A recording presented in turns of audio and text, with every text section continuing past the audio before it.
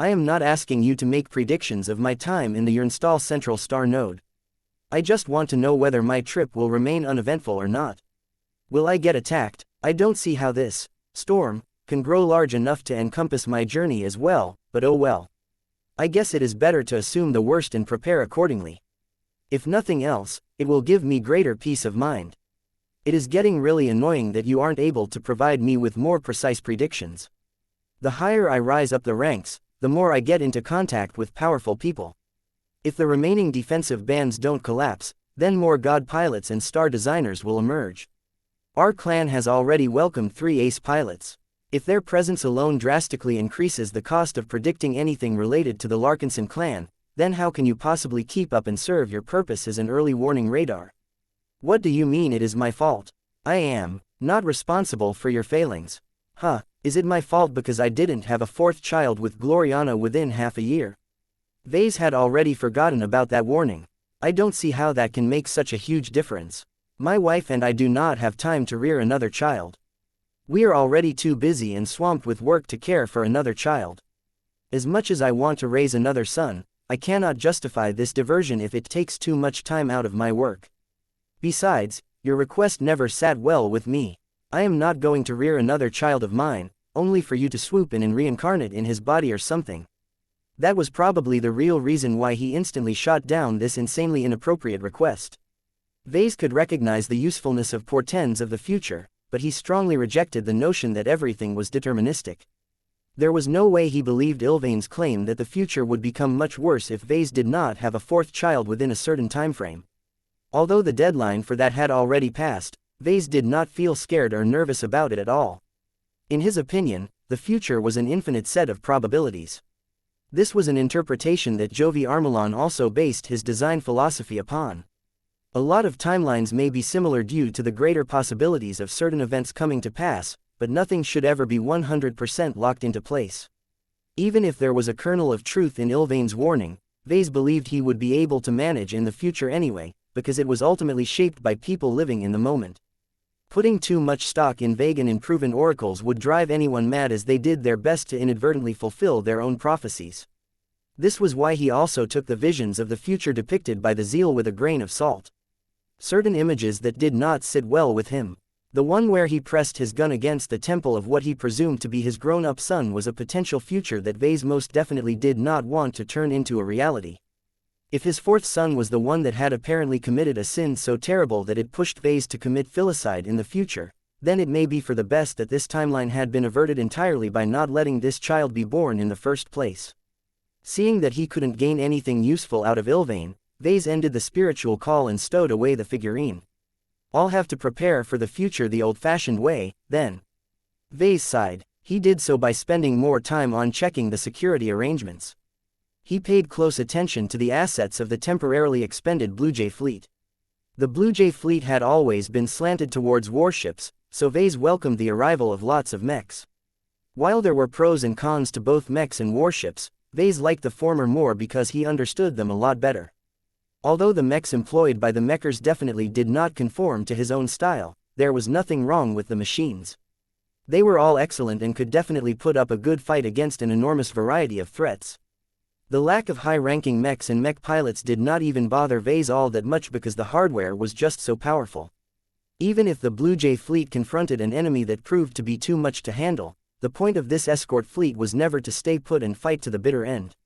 Many warships included in the Blue Jay fleet possessed better mobility and advanced interdiction braking capabilities. They were excellent at running through blockades and speeding away as fast as possible. So long as Vase could quickly be brought away from any ambush, then the attempt on his life had already failed. Of course, he also recalled Saint Tusa in order to obtain additional insurance during his business trip. The Ace Light Skirmisher had been going on a tour in the past half-year or so. He stuck with the Dostoevsky ancient clan for a few months and learned a heap of valuable lessons from the Messenger of Silence.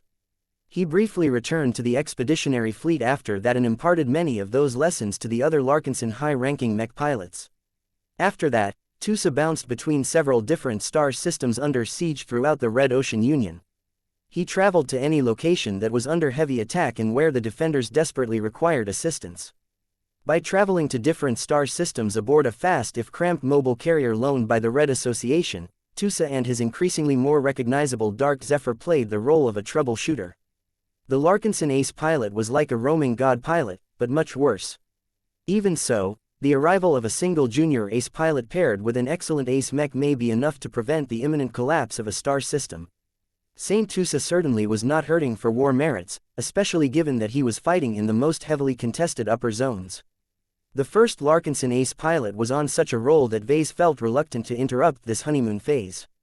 However, Vase really could not imagine entering a snake pit like Urnstall without enjoying the protection and lie detection capabilities of an Ace pilot. Suffice to say, Saint Tusa was not in a particularly good mood after he and his Ace mech arrived in New Constantinople. As a transport vessel delivered the Ace pilot and his battle partner to D&D base, both Vase and Gloriana stood at the edge of the landing zone to welcome the return of the most powerful pilot of the Larkinson clan. How magnificent! Gloriana sighed as she admired the Dark Zephyr Mark III Revision 2. I have studied this mech many times by remote, but this is the first time I can observe this edition of the Dark Zephyr in person. Our masterwork has truly found a balance between subtlety and heroism. The Dark Zephyr conveyed a heroic feel due to his masculine lines, his flighty glow and the instinctive sense that this machine had been tempered in war. The Ace Light Skirmisher also possessed an understated demeanor due to his predominantly black coating and the vastly dampened energy emissions. Well, Vase said, our creation has certainly experienced a hefty amount of growth. Perhaps there is more we can do to upgrade the Dark Zephyr than we initially thought. Let's bring this over to our private workshop so that we can examine the mech frame in detail. He could not count on any other Ace mechs during the trip to Urnstall and back. As much as he wanted to bring along the Minerva Mark I Revision 2, she was still a quasi-first-class expert mech. It would be too much to request Saint Commander Casella services when her machine was plainly not ready to wage combat at a higher level. Vase did not want to risk her life and the life of her battle partner. The Dark Zephyr was the only Ace mech that Vase could rely upon to have his best interests at heart, so that made the Larkinson mech designer all the more determined to improve this machine in the short term. Vase already had a good target in mind. He spotted a very interesting change to the Ace mech's Ascension runes. Chapter 6332. Pushing hard. Vase and Gloriana specifically cleared their schedule in the following few days so that they could devote enough time on the Dark Zephyr. As the first Ace mech of the Larkinson clan, the machine held great significance to the Miracle couple. The Dark Zephyr received a lot of experimental design applications. Neither Vase nor Gloriana had been entirely certain that their solutions would work out. As anticipated, now that a bit of time had passed since the birth of the current version of the Ace mech, the two seniors expected to gather a lot of useful data from the lightly used machine. The first-class Ace Light Skirmisher had gone through multiple major battles. The Dark Zephyr had fought against both lesser and greater phase lords, destroyed a multitude of alien capital ships and eliminated thousands of alien phase fighters. The Dark Zephyr did all of that while getting targeted by lots of enemies. Though his soulless gas integration made it a lot harder for enemy systems to target the elusive machine, the machine still incurred plenty of hits in a time when the third defensive band increasingly crumbled apart. Fortunately, the Dark Zephyr managed to resist most of the damage by relying on a combination of a Saint Kingdom, an Azure Energy Shield and a physical frame that was strengthened by Architect. None of the damage managed to inflict any critical damage onto the Ace Light Skirmisher. The Dark Zephyr owed much to Saint Tusa's skills as well as the pilot's strong determination to keep his machine as untouchable as possible. Though it would have been an interesting challenge for Vase and Gloriana to examine and learn about how the Dark Zephyr performed in a much more degraded condition, neither of them could stand the thought of their precious creation incurring so much damage. The pair of mech designers had begun to activate their diagnostic tools and scanning tools. They quickly found out that the Dark Zephyr's mech frame resisted most of the attempts to scan his interior. All of the soulless gas particles integrated into the mech frame is turning this step into a nightmare. Gloriana complained, our only effective means of deep scanning the interior of the Dark Zephyr is to disassemble his mech frame. That will add so much more work to our schedule. We will have to skip sleep in order to remain on schedule. Then let us do that, Vase said. Examining this mech is important. We can't plan out any quick improvements if we do not possess a full overview of the current state of our pride and joy. That was how they ended up partially disassembling the Dark Zephyr. Naturally, there was no need to break the Ace mech down into his individual components entirely. That took too much time and may actually kill the living mech. They just peeled off a lot of exterior plating and archimetal components so that they could get a good enough glimpse of the internals. It was important for the pair to observe every corner of the Ace Light Skirmisher because Master Benedict Cortez was the last mech designer to work on the machine. As much as the two Larkinson mech designers trusted their older and much more experienced friend and business partner, it was always a good idea to verify the work done by another party. So far, neither Vase nor Gloriana saw any need to conduct a very awkward conversation with Master Benedict. The Cross Clan's lead designer had upheld his word and did not take advantage of his access to the Larkinson clan's most powerful machine to slip in any suspicious devices. Although there were aspects about Master Benedict's fabrication methods that did not sit well with either Vase or Gloriana, the older man had tried his best to respect the original intention of the Dark Zephyr. His work was fairly clean and very tight for the most part. Gloriana finally shut off the projected screens from a workstation. I have seen enough. Master Benedict has indeed done a good job at upgrading the Dark Zephyr to the current edition.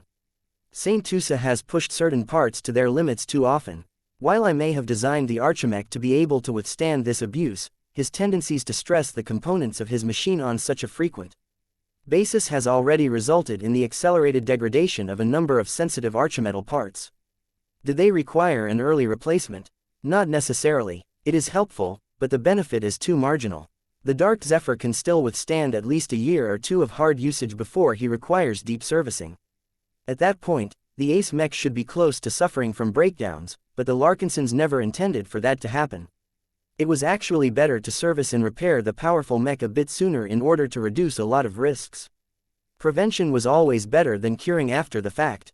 Though the Dark Zephyr was no longer in his best physical condition, most of his archimetal parts held up well enough that Vase and Gloriana simply didn't think it was worth their time to replace them so early. They instead brought out their tools and quickly made a pass on them.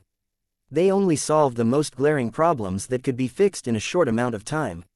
All of these hasty repairs should restore a bit of the combat power that the Ace Light Skirmisher had lost after participating in so many chaotic battles.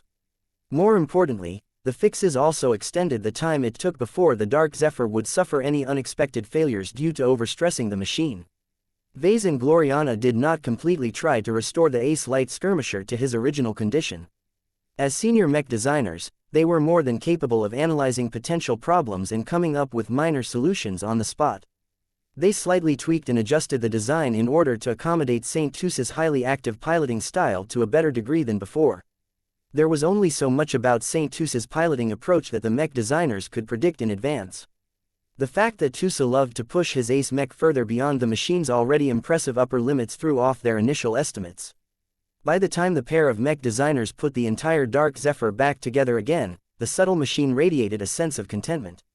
I feel good. In human terms, it is as if I just received a massage.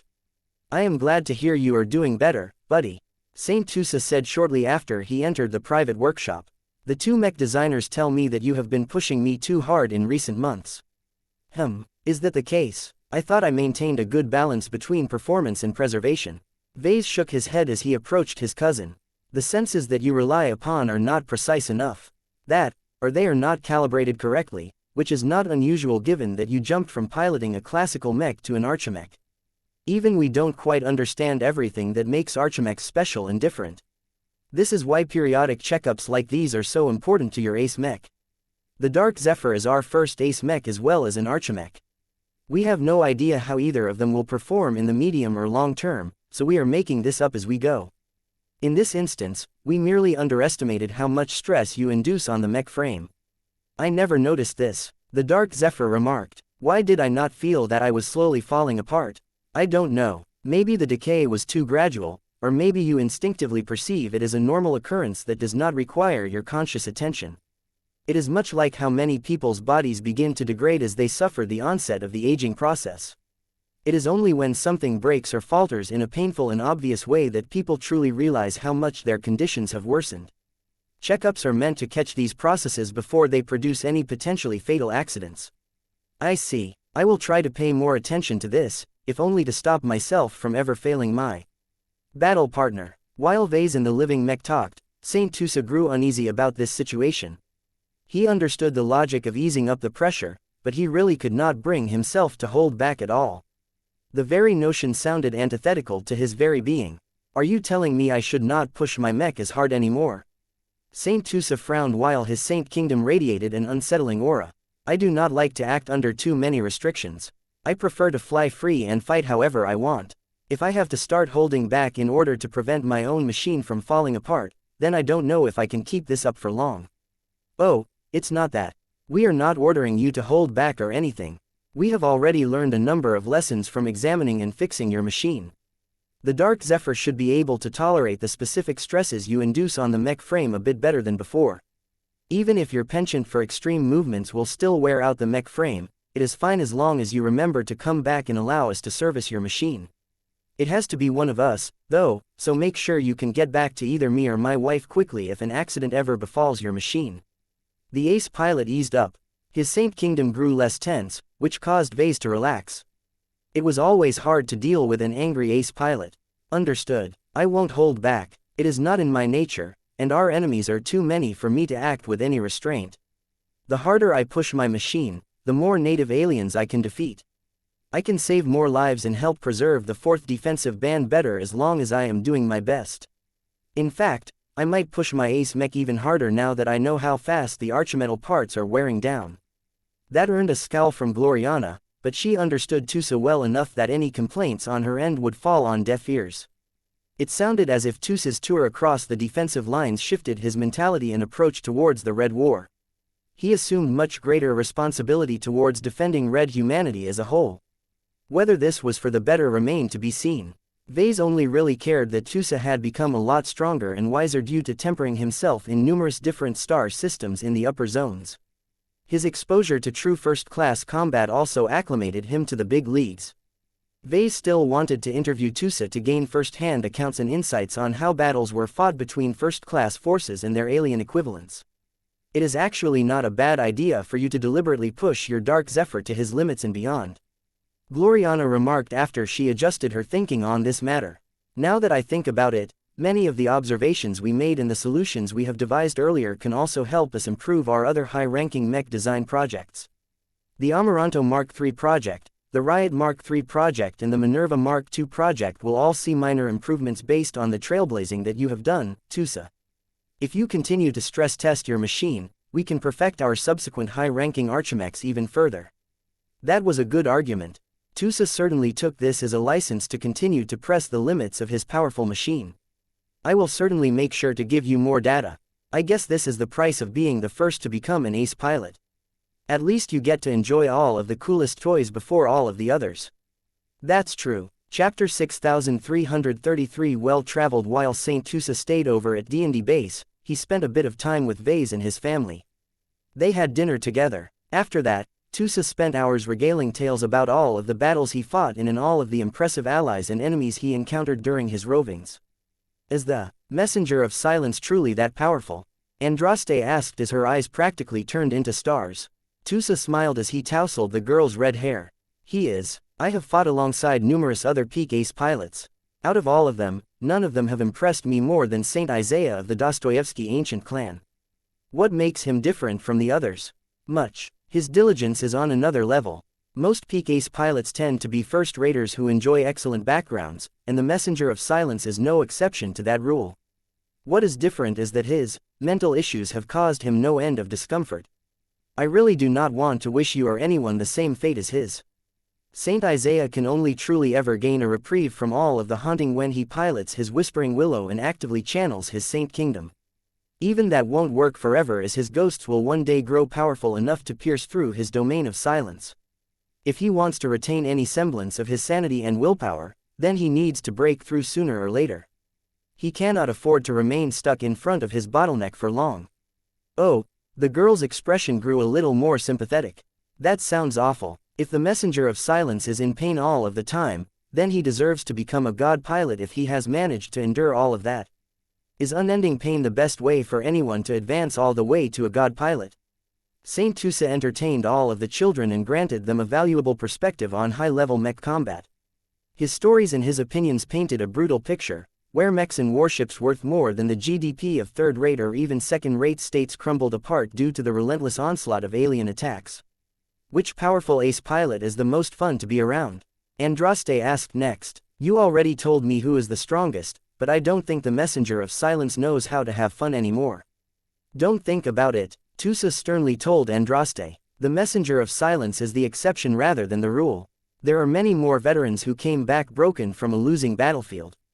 Far too many of them failed to pick themselves up and regain their courage to fight. What makes Saint Dostoevsky different from all of the others was that he managed to endure his emotional distress far better than practically any other mech pilot. While I am not saying that you are weaker or less able to endure all of this pain, the messenger of silence told me himself that he would never want to wish this treatment onto his worst enemies. If you want to become as powerful as him one day, you should work hard and do everything properly. Shortcuts are more trouble than they are worth. Oh, the Larkinson ace pilot thought for a moment. I know what you mean. There are numerous ace pilots that are fun, I suppose. Let me tell you, the one that is known as the gamer is as eccentric as the rumors say. He's not the most respectful to others, but it is understandable given his condition. I like his optimism, though. He is definitely the most positive of all of the peak ace pilots I have met. His confidence is probably greater than his peers. I don't know if he will be able to bridge the ultimate gap, but I have a good feeling about him. If not, then at least he has made sure that a lot of people will never forget about him. He will live on in our memories as the ace pilot who constantly strives for self-improvement. He sounds cool. Which ace pilot is the prettiest? The true diva, Tusa replied. Every ace pilot is handsome or beautiful. They can afford it given how wealthy and powerful they have become. Not that they need any additional treatments as they are all designer babies like you. They were born beautiful. Aurelia looked intrigued. If that is the case, shouldn't all female ace pilots be as beautiful as each other? You would think that, but beauty encompasses more than your skin or what you are wearing. It is your personality, your charisma, your ability to connect with others and your willingness to lift others up with your presence that also forms a part of your inner beauty. The true diva shines above the rest in this regard, Tusa wistfully said with a reminiscing smile. Aurelia and Andraste both adopted admiring looks. It is so cool that you got to meet and fight alongside all of those powerful heroes. Each of them has a chance of becoming a god pilot. How awesome would it be to be acquaintances with a future god? Tusa chuckled at that. It is in your nature to look up and admire them all, but don't look down on yourself. Each of you are amazing as well, especially at your age. I was still running around throwing mud balls at my cousins and stuff when I was a boy. As inspiring as it is to bask in the presence of all of these ace pilots, if you want to become one of them one day, then you need to believe in yourself first and foremost. If I acted like you two and turned myself into their fans, I would have already lost the confidence and belief in myself that I need to bring me up to their level. If you yearn for greatness, you cannot admire anyone else's greatness aside from your own. Remember that, girls. Once Tusa was done with entertaining and giving life lessons to the kids, he finally met up with Vase in his office. Now that the two had entered a more private setting, they could speak more candidly with each other, though with the obvious caveat that the Red Association was likely eavesdropping on their conversation. You've picked up a lot during your travels. Vase spoke first. Yes, I opened my horizons to what was taking place outside of the Larkinson clan. So much is happening that I never paid attention to until now. It makes me feel smaller, in a way.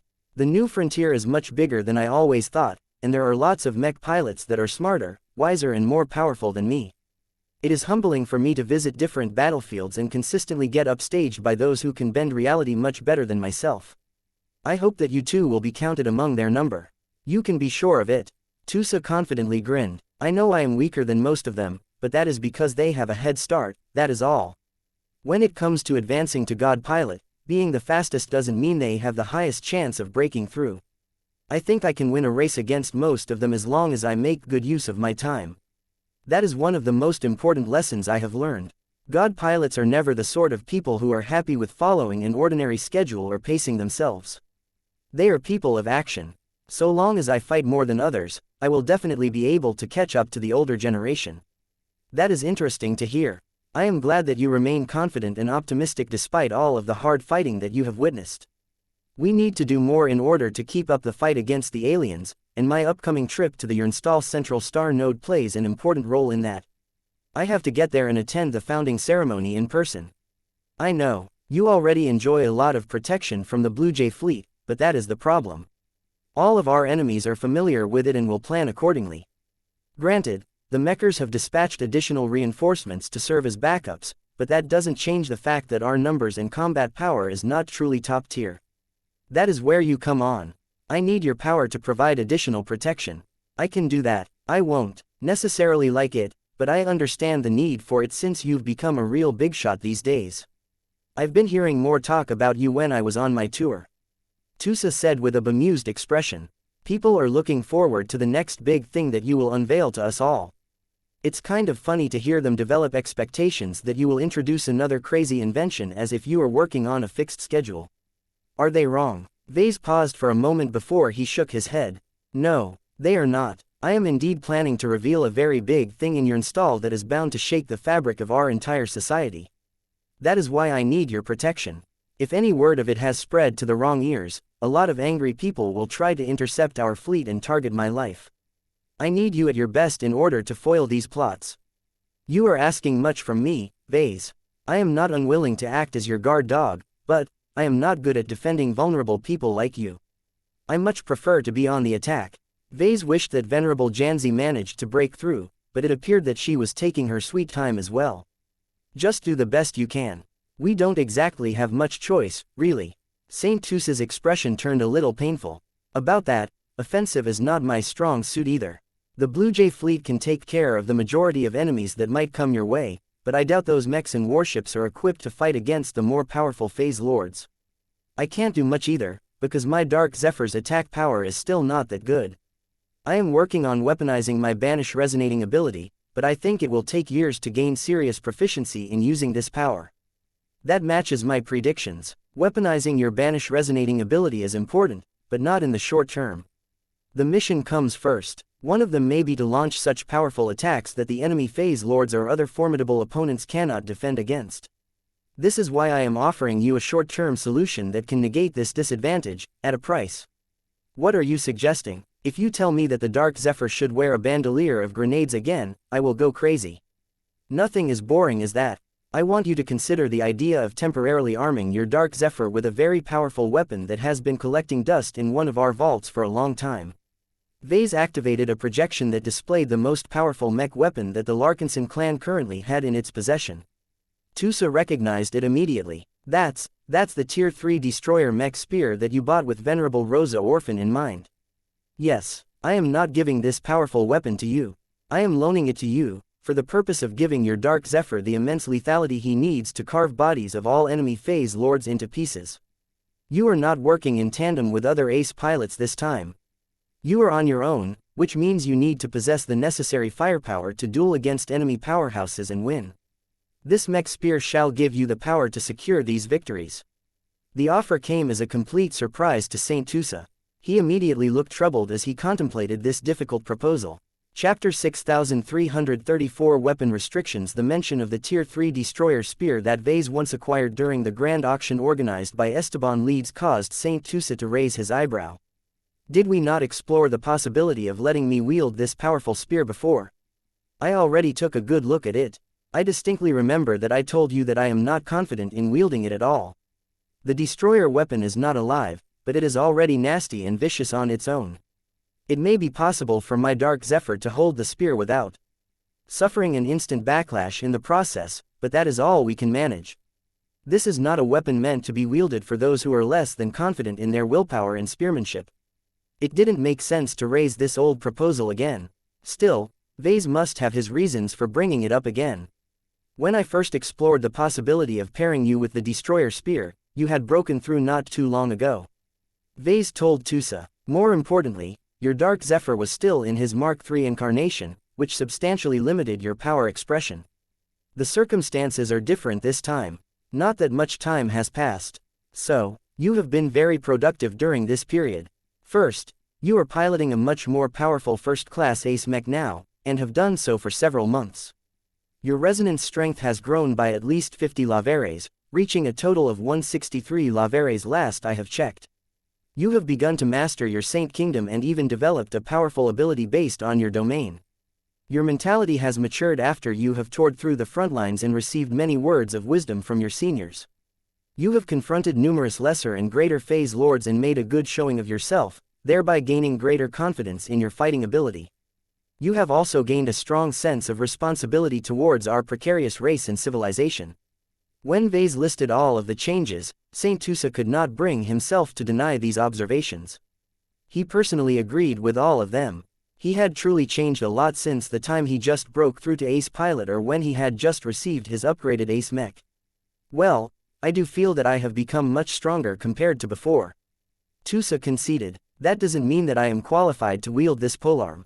Those Terrans must have been cooking something suicidal for them to come up with such a ridiculously dangerous weapon system. It is not unusual to hear stories about expert pilots and even ace pilots overestimating themselves and causing half of their precious mechs to disintegrate because they failed to tame their own destroyer weapons. And you think you will join their ranks if you try to make use of the Tier 3 destroyer spear? Saint Tusa adopted a more serious demeanor. I have learned a lot more about how the Terrans treat their destroyer weapons. There is an entire subculture around their usage. Only the most elite Terran mech pilots are eligible to make use of destroyer weapons.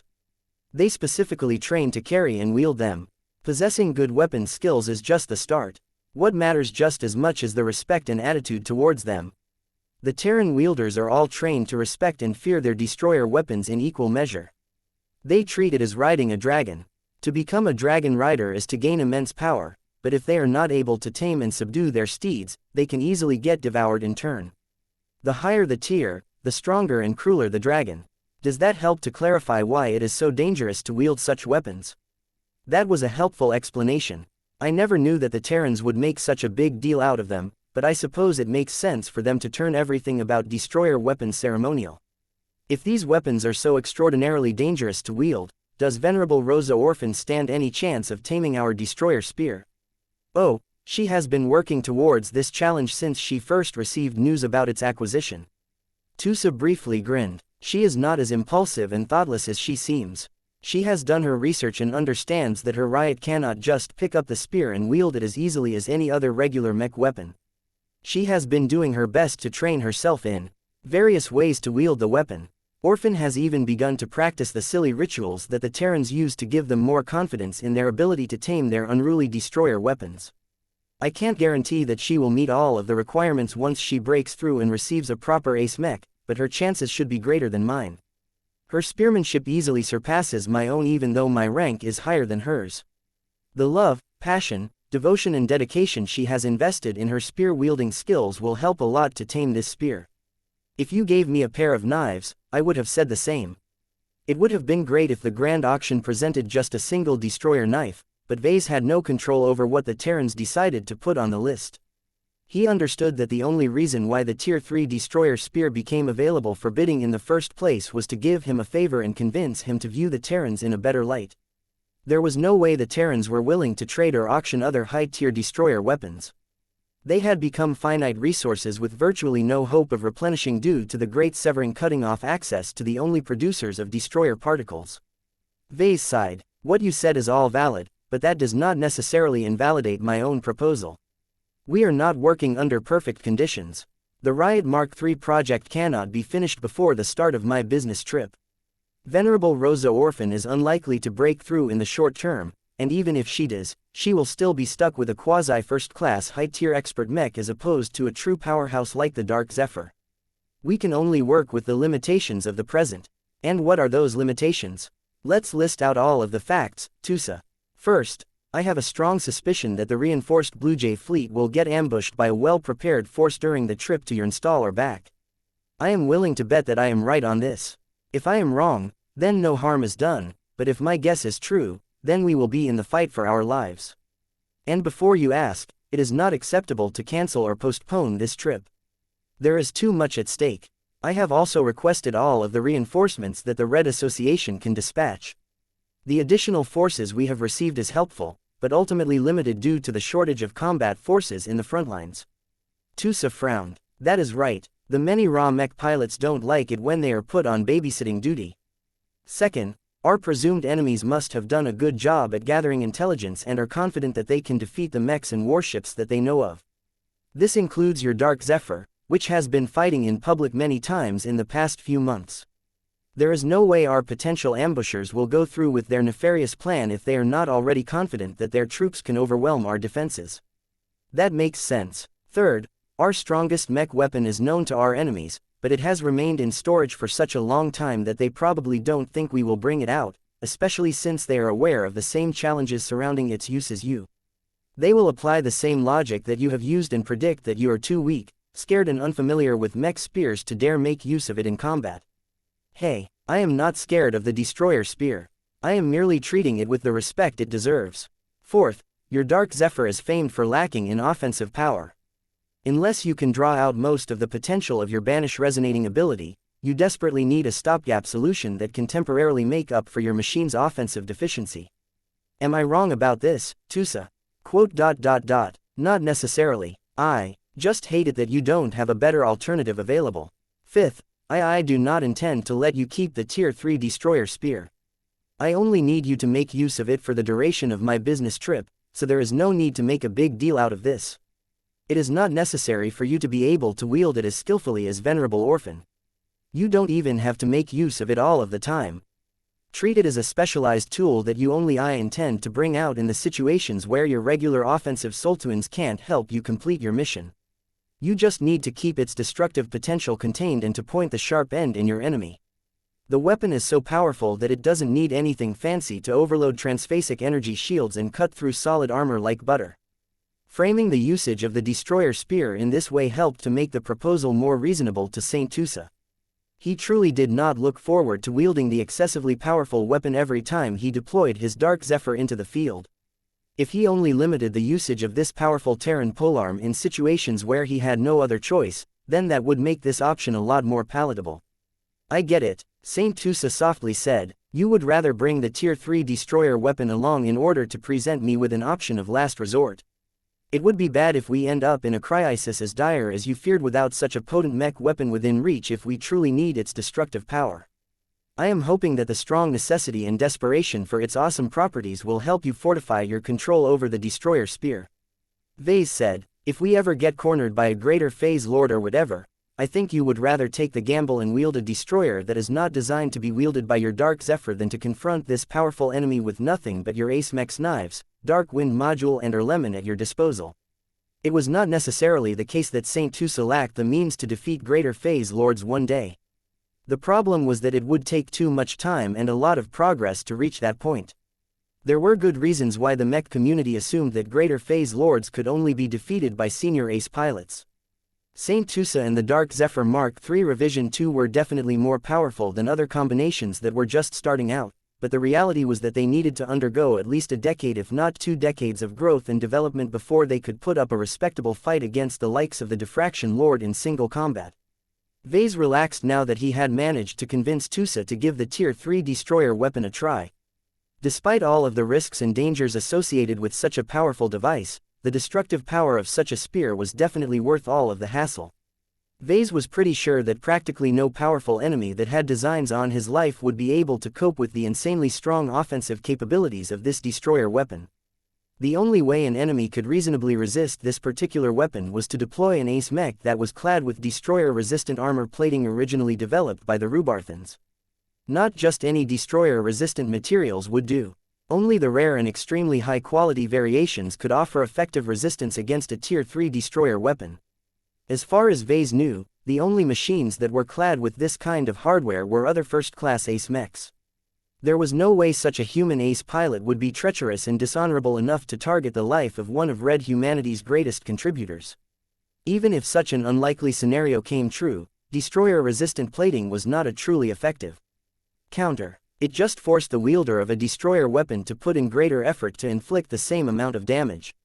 Chapter 6335 Meddling. Which Saint Tusa may have reluctantly agreed to wield the Tier 3 destroyer spear in combat as a last resort, but that did not mean that he and his battle partner could start to practice with it right away.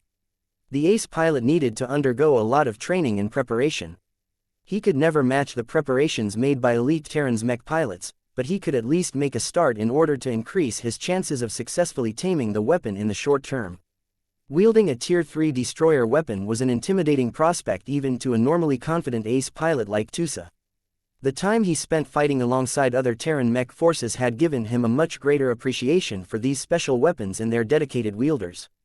The discipline and fanaticism of the Terran wielders reminded Tusa of the Sword Maidens and the Heavenswarders in the Larkinson clan. They had all dedicated their lives to mastering their chosen weapons and weapon styles. The difference was that the Terrans who earned the right to wield destroyer weapons were a lot more specialized. Saint Tusa was very different from these kinds of soldiers and warriors. He was not necessarily lazy or undisciplined, but his mentality and attitude towards weapon mastery was a lot different. It was not necessary for him to completely overhaul his attitude and so on in order to effectively wield the Tier 3 destroyer spear. However, he did have to make an earnest attempt to adapt to the burden of wielding this powerful destroyer weapon if he did not want to get disintegrated by it in turn. This was not an easy task for Tusa. Most Terran wielders tended to start with wielding a low-tier destroyer weapon and steadily work their way up if they successfully managed to break through. Doing this step by step massively reduced the risks as the wielders never came in touch with weapons that were way too prone to exploding in their faces. When Vase learned about Tusa's initial difficulties, he quickly arranged a solution by relying on his connections. Tusa, I have good news for you. There is no need for you to do a lot of studying, meditating or whatever. I found a much more effective way for you to get used to wielding destroyer weapons. Oh, what did you manage to arrange? The Devos ancient clan has stationed an elite mech unit in New Constantinople that is armed with a mix of Tier 7 and Tier 6 destroyer weapons. The Devosans even have an expert mech that is armed with a Tier 5 destroyer sword. They are willing to loan you these arms and let you get used to harnessing destroyer particles at a much lower intensity. The only problem is that you can only make use of these weapons while you are still in New Constantinople. Once we depart, you will have to relinquish the destroyer weapons to the Devosans. Saint Tusa's eyes lit up when he heard about this offer. This will definitely help. There is only so much I can do without actually touching and wielding a destroyer weapon myself.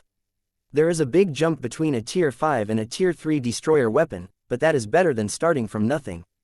The ace pilot did not waste any time after he learned about this development. He entered the cockpit of the Dark Zephyr and flew straight towards a nearby military base owned by the Devos ancient clan so that he could begin to practice with wielding the weaker destroyer weapons right away. With that taken care of, Vase sought to look for additional ways to strengthen his protection during the upcoming trip to Xianxia. Unfortunately, few if any of his allies had any forces to spare. Well, they could technically loan out more troops to him, but that would result in weakening their own defenses, thereby making themselves more vulnerable to targeted attacks and such. They all needed to guard against their own enemies. Vase could not ask his friends to prioritize his needs over their own unless he gave them a strong enough incentive to change their minds. In the end, he only managed to gain relatively small concessions from multiple different parties. The Red Fleet agreed to place 4 frigates under the command of Captain Zonrad Rees. The frigates possessed very limited armaments, but they were fast and excellent at scouting adjacent star systems. They could also potentially be used to evacuate Vase if the worst-case scenario occurred. The Devos ancient clan agreed to send 3 combat carriers, each containing 20 first-class multipurpose mechs for a total of 60 machines. The Strian ancient clan was located further away, and could only divert 1 combat carrier containing the standard amount of 20 first-class multipurpose mechs. The Gaia Coven was able to call up and transfer 1 combat carrier with 20 first-class multipurpose mechs on short notice as well. The Pantheon of Modern Gods also transferred a single combat carrier with 20 first-class multipurpose mechs. The difference with this particular troop of first-class mechs was that all of the machines happened to be significantly lighter and faster than usual. They all hailed from the Temple of Light that was devoted to the worship of the Light of Sol, hence why all of the machines emphasized mobility. The first-class multipurpose mechs fielded by the other groups all had their own quirks. Vase could study their individual properties at a later time. For now, Vase quickly exhausted a large amount of social capital just to obtain this help. He appreciated the assistance a lot, though he found it regretful that certain other parties declined to render him any assistance. Vase was pretty sure that most of them had the forces to spare. They just did not want to give him any favors or secretly wish that he suffered a mishap. It was times like these that Vase truly learned who he could count upon when he was in trouble. Do not blame them too much. Professor Vector Loban told Vase a few days before the highly anticipated departure date. Ever since the 3rd Defensive Band collapsed, the Red Association and the Red Fleet pushed all of these parties to send out as many of their remaining combat-ready forces to the front. They had to hollow out their planetary defense units, their elite bodyguards and their reserves in order to reinforce the 4th Defensive Band so that we could finally force the native aliens to slow down their operational tempo. The forces they have left in the hinterland of human space are already inadequate. That was all true. The Red War had affected human space in increasingly more intrusive and obvious ways. Vase was isolated from most of these changes as he spent most of his time in D&D base nowadays, but he was not entirely unaware of what was happening outside. I still feel a bit upset about this. Vase frowned. I mean, can't you really spare 1 or 2 ace pilots? I may be technically a Tier 3 galactic citizen, but with the stuff I have been involved with lately, surely I have earned a promotion several times over. It is inexcusable to deny me the right to promote to a Tier 2 galactic citizen. For what it is worth, I agree with you, Vase. The problem is that the block that forcibly prevents any of us from doing so is still in effect. So long as the evolution witch's directive is still in place, your galactic citizenship may not rise any higher than Tier 3 unless you have successfully realized your design philosophy. Damn it, that woman is putting me in a lot of unnecessary danger because of her demand. Doesn't she realize how much our future hinges on my continued safety and survival? If anything happens to me, you can say goodbye to Carmen Mechs and a lot of other cool stuff. Removing me from the board will be just as devastating to red humanity as losing access to the polymath. Perhaps Vase was exaggerating a bit, but he still stood by his point. His current level of importance far exceeded the standards of Tier 3 galactic citizens. He knew about plenty of other people at the same tier, and they were practically nobodies in comparison to Vase. Unfortunately, nobody possessed the courage to confront the evolution witch and tell her to remove her block on Vase. As a transhumanist, I believe I can deduce a part of her motivations why she has continued to maintain this block despite the fact that you are under greater threat than ever before. Vase crossed his arms. Let me guess, she wants to encourage me to waste as little time as a senior mech designer as possible and do my best to break the polymath's record by advancing to the rank of master mech designer as quickly as possible. That is certainly one reason. Another reason is that she believes that the true potential of any human can only be drawn out through intense self-preservation. Just as the evolution witch worked hard to stay at least one step ahead of her demise resulting from her congenital deficiencies, she may hold the belief that you will only do your very best if you are under serious threat and strongly desire to gain more strength to remedy this problem. Vase let out an exasperated sigh. I am not unfamiliar with that reasoning.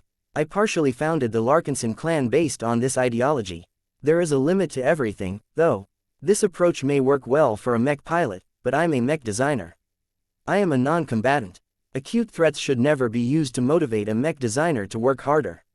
I agree with you, Vector said. My life is on the line as well, as all of the designers of the Swarm project are obliged to attend the product reveal as well. I cannot say that the evolution witch is strictly wrong on this matter. You have a history of ending up in trouble, only for you to rise above the occasion. This has occurred often enough that it has become an established pattern rather than a chain of coincidences. I thought I already left that kind of life behind me. My value to society is no longer in question anymore. This is the reason why you mechers insisted on relocating me to a safer star system like New Constantinople. Why contradict that by imperiling me? It doesn't make any sense. It makes sense when you understand that the Red Association is divided. The Red War has failed to unite us all.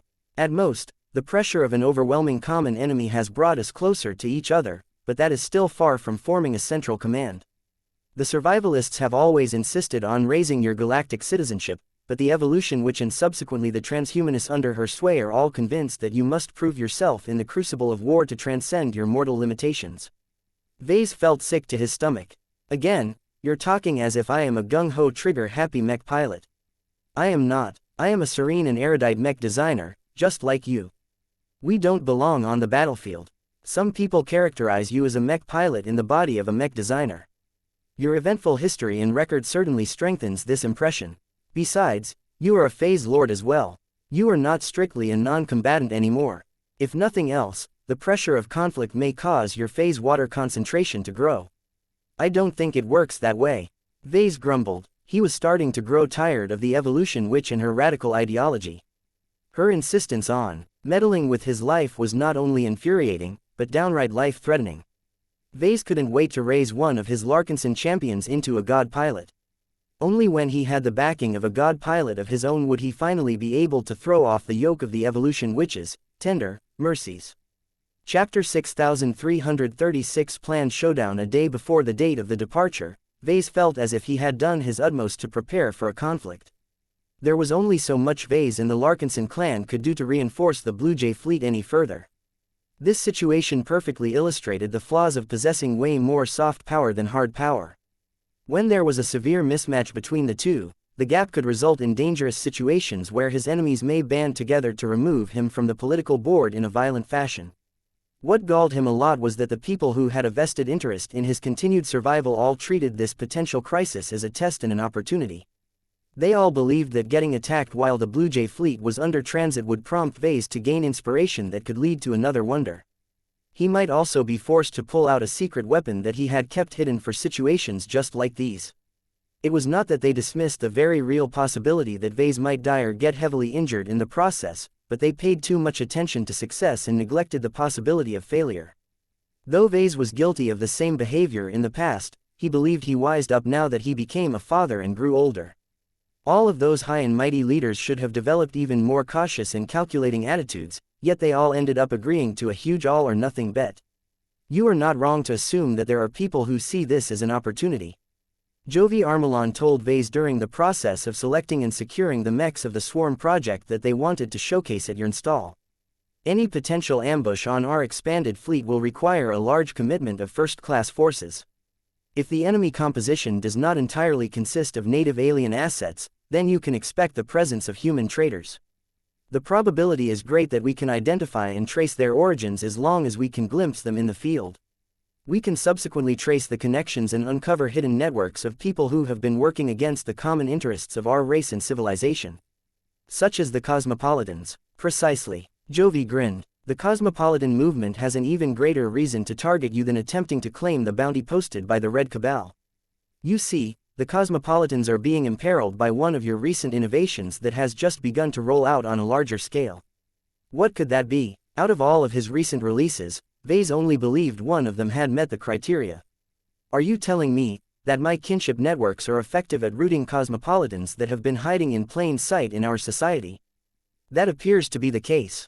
Jovi affirmed. We do not have proof that kinship networks can identify all members of the cosmopolitan movement, but in the past half-year, the new kinship networks managed to detect hundreds of potential members or sympathizers of the cosmopolitans. That alone cannot be used as proof that they are traitors, but it at least gives us a lead. When we captured the potential cosmopolitans and proceeded to conduct more expansive examinations of their lives, we found corroborating proof that confirmed their treasonous affiliations. It is regrettable that those caught were placed fairly low on the cosmopolitan totem pole, and each of their contact persons have disappeared. We believe that their cells deliberately offered them up to the kinship network to test the effectiveness as well as the possible limitations of your kinship networks.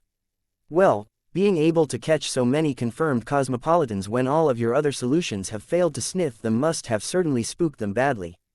Badly enough to raise the priority of your assassination, Vase. The cosmopolitan movement has put you at the top of their list. Entire cells are suspending their existing plots and schemes just to prepare for an attempt on your life. If the cosmopolitans fail to eliminate you, they believe with good reason that your kinship networks will deny them any opportunity to operate in the highest levels of power. Vase should have thought about this sooner. One of the original reasons why he created the Larkinson network in the first place was because he was paranoid about letting traitors into his clan. The effectiveness of this creation more than vindicated his decision.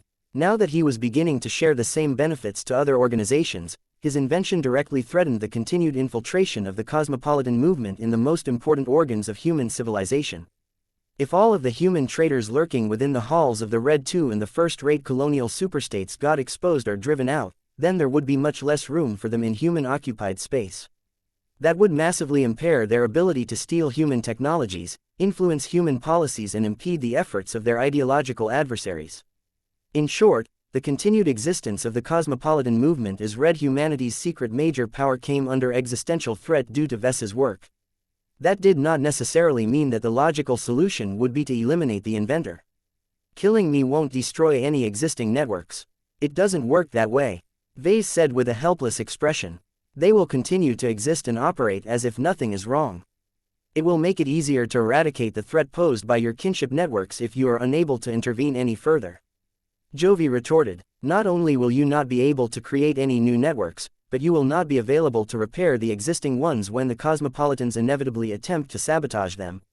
The Terran network, the Rubarthan network, the Human War network and possibly other ones will come under heavy attack right after your elimination. The Cosmopolitans have no other choice.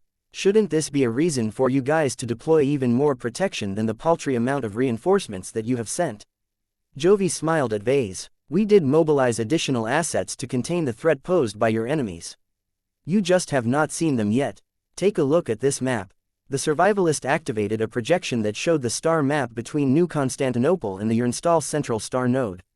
A line appeared which showed the most direct route between the two important star systems. The New Constantinople-Urnstall route is a busy trade channel. Many cargo vessels circulate between the two star systems, so this route is highly monitored. The unoccupied star systems located further away are not as closely monitored. These are all potential hiding places where a hidden enemy fleet may be lurking in an attempt to ambush our Blue Jay fleet. Now, we are not going to travel along this direct route. Our plan is to randomly divert our course and take unplanned detours in order to make it harder to intercept us. Any enemy fleet must be stationed in star systems that can give them good access to other locations that we may possibly pass through. Our association has dispatched warships to many of these strategically located star systems. Dozens of star systems lit up, showing a sample of star systems that the Mechers paid extra attention to in order to detect the passage of any hostile fleets. What if you guys manage to find a hostile fleet? Then we dispatch our nearest fast response fleets to intercept the threat and finish it off as best as possible. Additional star systems lit up. These were more fortified locations where the Red Association stationed numerous potent warships and carriers filled with highly effective first-class multipurpose mechs. Multiple nearby fortress systems could dispatch a part of their own forces to join forces and defeat the enemies that dared to skulk about in human-occupied space. Vase looked a lot more intrigued after learning about this. This is a much more elaborate setup than I thought. In fact, it looks increasingly clear to me that you don't want to reinforce my fleet too much, or else that will deter my enemies from making any move. The real purpose behind all of these stupid decisions is to force the Cosmopolitans and other enemies to expose themselves. They want to initiate a showdown with the parasites that have been festering in human society for a long time. In other words, the big shots actually intended to use Vase as bait. So long as the Cosmopolitans exposed plenty of traces, their entire cells might get wrapped up during a future crackdown. Jovi at least chose to be honest. I personally do not agree with this attitude, but there are leaders who think otherwise. The fact of the matter is that the Cosmopolitans can still abandon their posts and flee before they are obliged to connect their minds to a kinship network. That will never give us the satisfaction we need. We want to catch them in a single surprise sweep, but that requires us to wait for them to make the first move. This plan sounded more and more sketchy to Vase. While it seemed logical enough to actually work, he doubted that it was a simple matter of getting it done. Vase rubbed his hairless chin in thought. All of the additional monitoring around the route will significantly limit the amount of assets our enemies can bring to bear. They are not necessarily meant to catch and destroy any unauthorized intruders. Their primary purpose is to increase the difficulty of sneaking an excessively large force past all of their patrols. Our enemies have a better chance of successfully intercepting our Blue Jay fleet with a leaner and faster ambush force. It especially makes it difficult for the native aliens to sneak hundreds of warships past our front lines and move them deep into human-occupied space without escaping detection. This was good news, because it meant that his enemies wouldn't be able to bring a humongous force of mechs, phase fighters and warships that vastly outnumbered the Blue Jay fleet. However, a slimmer force that successfully bypassed all of that monitoring would definitely be competent in other ways. I am happy that you are beginning to understand the deep game that has started around your life, Vase. This is your crucible that people behind the scenes have meticulously prepared for you. Multiple ambitious plans may come into fruition while many others will have to be erased due to changing circumstances. Your performance during your business trip can directly change the course of history. Vase already carried a lot of responsibilities. He did not need to add one more. Why can't these damn Cosmopolitans leave me alone? It is your fault, Vase. You chose to embrace this difficult life. You are the only person who can create a kinship network. You understand its strengths and flaws the best out of all of us. If you had been gracious enough to relinquish your monopoly on the creation of kinship networks and taught others how to produce similar works, then you will no longer become a critical priority target to be Eliminated according to the cosmopolitans. Once the secret has spread far and wide, the cosmopolitans have already lost. They cannot kill everyone that has learned the secret to creating kinship networks, nor can they waste so many resources to bring refugees back on track. They can only start by taking you and all of your works on this matter down. If Jovi thought he could persuade Vase to relinquish his monopoly on kinship networks, then the Raw Senior was sorely mistaken. I am not going to change my mind on holding onto my monopoly. Vase decisively stated, I don't have much leverage to convince groups like your survivalist faction to help keep me alive. If the price for this decision is to force the cosmopolitans into a showdown against our Blue Jay fleet, then so be it.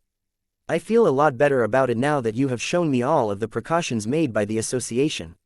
Chapter 6337 Chaos Armor and Diverness Alloy. Before Vase was ready to leave D&D base and embark on his business trip, he wanted to make sure he remained up to date on the progress of the most important mech design projects of the Larkinson clan. He met up with Gloriana in the design lab and checked the progress on completing the designs of 3 high-ranking mechs. The Riot Mark III project is the closest mech to completion. Gloriana told her husband in her professional voice as she tapped the projection of the design. The major hindrance is that the design's unusual combination of materials result in effects that are impossible to simulate. The simulation programs can't make heads or tails out of the sheer quantity of chaos factor that we have infused in the high-tier expert mech. On the one hand, this is tentative proof that the experimental armor system that I have designed in collaboration with Jovi Armelon is already capable of obfuscating analysis and prediction. On the other hand, we have been forced to conduct much more prototype testing with scale models in order to gather usable empirical data. Vase liked the Riot Mark III project a lot. Though he hadn't been able to put in as much of himself as before, it was fine since it was an upgrade to an existing living mech. The most interesting aspect by far was that his wife and his survivalist liaison actually succeeded in developing a crazy combination of unstable exotics and hypers that appeared to be stable, at least as far as they could tell. It was precisely due to the unusually high energy activity and quantum shenanigans that caused the Riot Mark III design to be so incompatible with simulation programs. Sure, it gave Gloriana a lot of grief, but that meant that it would confound their enemies even more once they tried to wrap their minds around this illogical machine. This is a mech that literally defies prediction, she said in a slightly more appreciative tone. No matter whether our enemies attempt to deduce the Riot Mark III's performance through electronic systems or more mystical means, they will all fail without a doubt. Anyone who thinks their methods are good enough to know for certain how the Riot Mark III will behave or perform are fools who are blinded by their overconfidence. Jovi has done extremely good work in that aspect, as expected of an RA mech designer. Vase smiled after hearing that. I hate prophecies. I also hate being calculated against. There's definitely a lot of both going around in my upcoming business trip. It would have been great if I had the Riot Mark III by my side in order to ruin all of the predictions that people are making of me. When will this mech be done? We need to conduct further testing in order to make sure that the new chaos armor that we have developed for the Riot Mark III does not inadvertently cause the machine to collapse in on himself. We will wait until your return from your install before we begin the upgrade process. Gloriana said, All right, that's great. I don't want to miss this opportunity to get my hands on this interesting machine. What about our other expert mech design project? The Amaranto Mark III project has proven to be an interesting puzzle for me. Gloriana said, much of the development was initially stalled due to my search for a key hypermaterial that can help me realize the concept of an all-hypermaterial archimech frame. I told you before that none of the light-attributed hypermaterials satisfied all of my demands. The hypers that are able to grant the strongest offensive boost to the Amaranto are too brittle and fragile to serve as the main armor and structural support of a high-tier expert mech.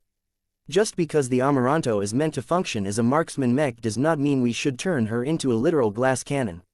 There is a limit to how far we can pursue this extreme. It is for this reason that I decided to compromise on your initial vision and opted to use a combination of 2 different hypermaterials. You got your wish and found an excuse to apply Solarium back into the Amaranto. Vase half accused. It is not an excuse. It is a logical and appropriate design choice based on the variables that I have to work with. Look, Solarium is too good to pass up. It is the most effective defensive light-attributed hyper that Red Humanity has discovered. Its toughness can increase to up to 300% when exposed to strong light. As long as we apply Solarium to both the exterior and the structural internal components of the Amaranto Mark III design, her physical toughness will become deceptively high. Not only that, but her ability to resist energy attacks will reach an absurd level, making her perfect for countering enemy snipers armed with energy weapons. I suppose it helps a lot that the Amaranto Mark III can produce the strong light needed to power up all of that Solarium. Yes, now that the use of Solarium has largely negated the demand for a physically tough and damage-resistant hyper materials, I could choose from multiple high-grade hypers that can turn the Amaranto into a long-ranged menace. I experimented with different samples to see how they synergized with Solarium and ultimately decided to settle on a hyper material called Divernus alloy. A projection appeared that summarized the basic properties of this artificial alloy. Divernus alloy is rare and just as expensive as Solarium, but it is worth it as other parties have already begun to integrate this hyper into their own ace mechs. Its main effect is to amplify all forms of electromagnetic radiation, with a particularly strong emphasis on visible light and infrared. It lights up when active like no other light-attributed hyper alloy. According to my experiments, it has good compatibility with luminaire crystal technology and is highly effective at amplifying the power of laser beams and light beam-based attacks. What I find interesting is that other groups do not value it as much because they have little use for amplifying visible light. The only weakness other than its cost is that the alloy is relatively fragile and brittle. Which means that the Amaranto cannot do without Solarium. Precisely. This is why the Amaranto Mark III design has so much of it. Despite the use of so much Solarium, there is still plenty of capacity devoted to archimetal components that are largely comprised of Divernus alloy. I have blended the two hypers in such a way to leverage the defensive properties of Solarium as much as possible with the lowest possible footprint. I do not think that I can reduce the use of this hyper material any further without introducing a critical weak point. The design of the almost complete Amaranto Mark III certainly reflected Gloriana's attempts to establish a balance between defense and offense. While Vase disliked the fact that her work deviated from his original concept of extreme offense, he did not blame her for doing so. Dreams often had to bow down to reality. He really could not excuse a mech design that tried to convert the Amaranto into an all-Divernus alloy archimech. The resulting expert mech may barely be able to get by when fighting on a second-class battlefield, but she would become woefully vulnerable if she ever attempted to fight on a first-class battlefield. The insanely strong power boost that the Dark Zephyr received upon upgrading to a first-class ace mech was a powerful indicator that first-class forces really did not mess around. The power of all of the attacks they threw at each other was a lot stronger. Even if Davia Stark managed to advance to the rank of ace pilot, her leap in strength would not strengthen the defenses of her Amaranto all that much.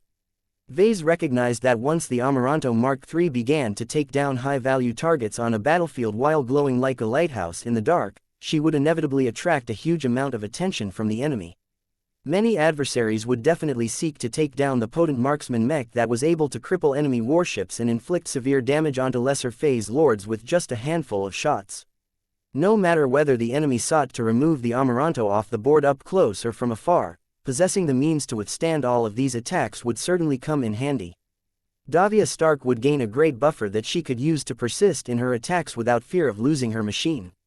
That may ultimately translate into better offensive performance than to make the Amaranto into a much more threatening but also more fragile machine.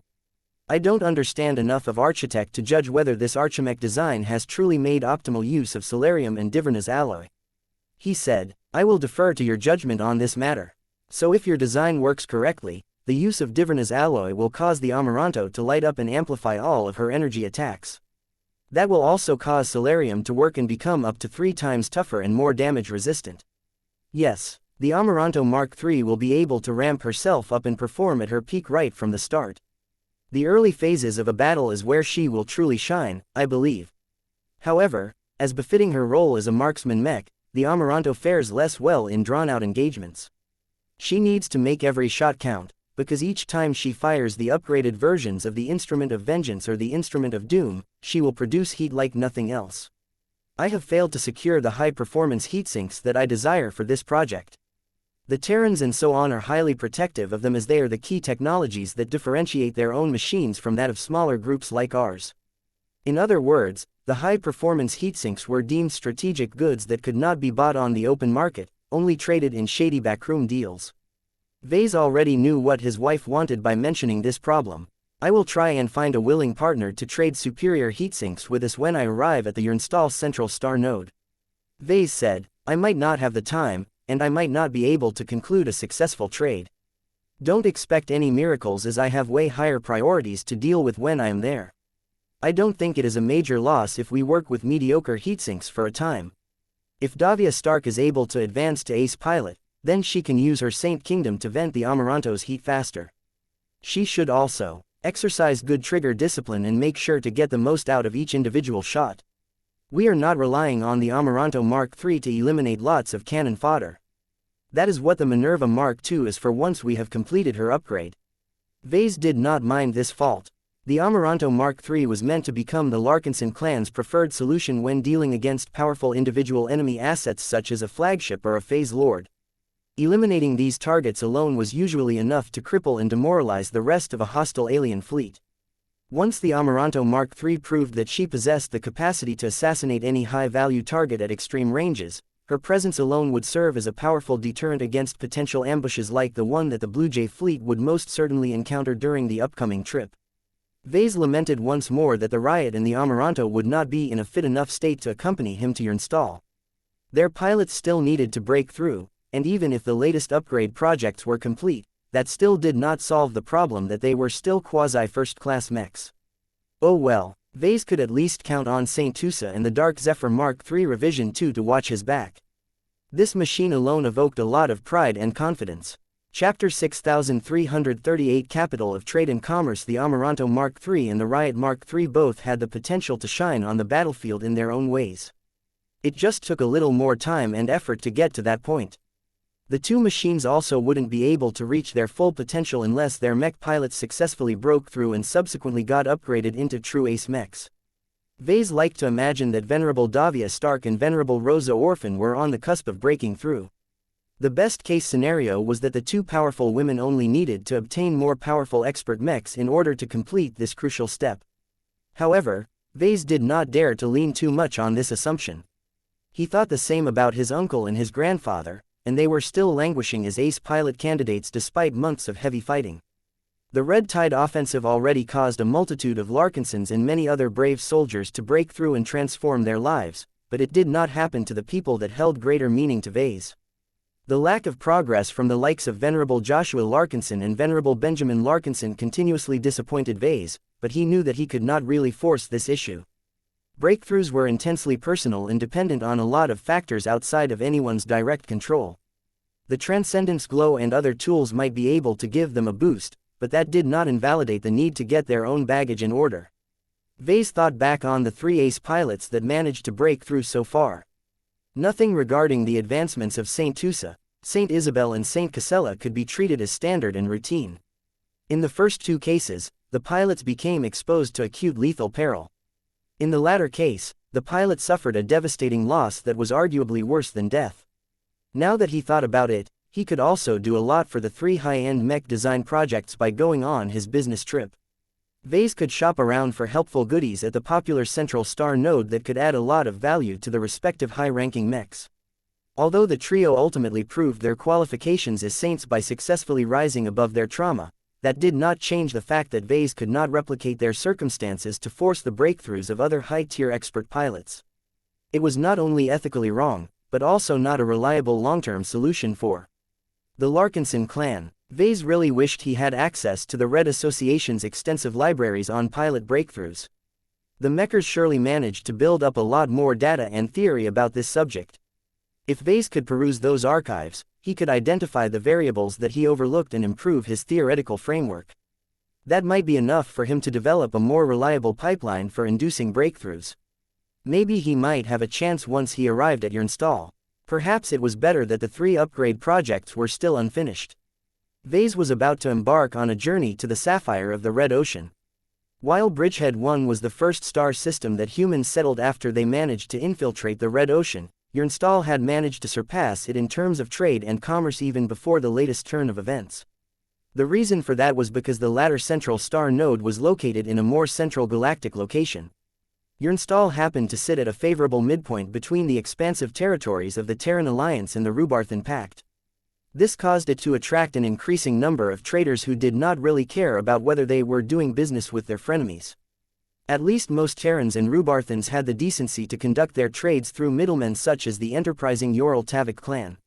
Whatever the case, the removal of Bridgehead 1 from the board had accelerated the economic development of Yrnstal and turned it into the most prosperous star system in human-occupied space. That meant that Vase could practically find anything he wanted at this central star node. If Vase wanted to get his hands on strategic goods such as mentalist crystals, high-performance heatsinks, restricted high-grade exotics and hypers, intact phase water organs and more, Yrnstal was the place to go if he wanted to obtain such a large variety. Of course, not everything was fine and dandy in this busy central star node. The prices of everything had shot through the roof. It was extremely expensive for people to live there as a mountain of fees and taxes made every transaction vastly more expensive than it should. If not for the protection of the Red 2, the presence of both Terrans and Rubarthans, the favorable location and the strong networking effect, Yrnstal wouldn't have been able to become Red humanity's foremost capital of trade and commerce. Vase eagerly discussed the potential to pick up more potent upgrades for the works in progress with his wife. I can procure far more useful goods than a bunch of high-performance heatsinks. Just think about it, I managed to secure the Tier 3 destroyer spear through a grand auction. I bet I can obtain a weapon or component that is just as extravagantly powerful if I work hard enough. We'll probably have to make heavy concessions, but I can make a lot of promises due to my growing political power. Vase would rather owe heavy favors and go even further into debt than he already was in order to empower his champions even further. The planned showdown between his Blue Jay fleet and his most ardent enemies had reminded him of the importance of investing in his mech forces. If he hadn't been so complacent about his security as of late, he wouldn't have to feel so nervous about provoking this inevitable confrontation. Although it was too late to compensate for this mistake, Vase could at least make up for lost time and remedy this issue so that he would be in a better position next time. His wife looked receptive. If you are willing to procure more strategic goods for us, then pay attention to the items in my wish list. I have great use for them, so try to obtain them if possible. She transmitted a very long shopping list to Vase. He quickly skimmed through the list with his cranial implant and promptly shoved the file to the back of his memory banks where he stored all of his other junk data. I will keep a lookout on some of these items. Good. Do remember to buy gifts and toys for our children as well. We have pampered them with so many Terran goods that it would be good if we expose them to Rubarthan equivalents as well. That's a good idea. As evening rolled in, Vase and Gloriana finally retired from the design lab and returned to their home where they spent one last family moment together. Meow. Lucky luxuriated on Andraste's lap like usual. Meow. Clixie meanwhile purred as Aurelia gently brushed her fur with a comb. Why can we not come with you Yrnstal, Papa? Andraste asked. We can still keep up with our schooling by remote. There are children of other important Terran leaders that can apply for dispensation for this. They can make up for their absence in gym classes and other practical classes when they return to school. Both Vase and Gloriana exchanged glances. It's not about school, Vase gently answered her excitable daughter. I know that all of you want to go on a holiday and go sightseeing at the Sapphire of the Red Ocean, but it is too dangerous for you to go there. Yrnstal has become a focal point of a lot of dangerous machinations. A large number of powerful people are converging on the star system, and who knows how they will get along with each other. Besides, I have very good indications that our journey to Yrnstal will likely encounter an ambush. I cannot in good conscience let you come along in one of the toughest battles that I have to win.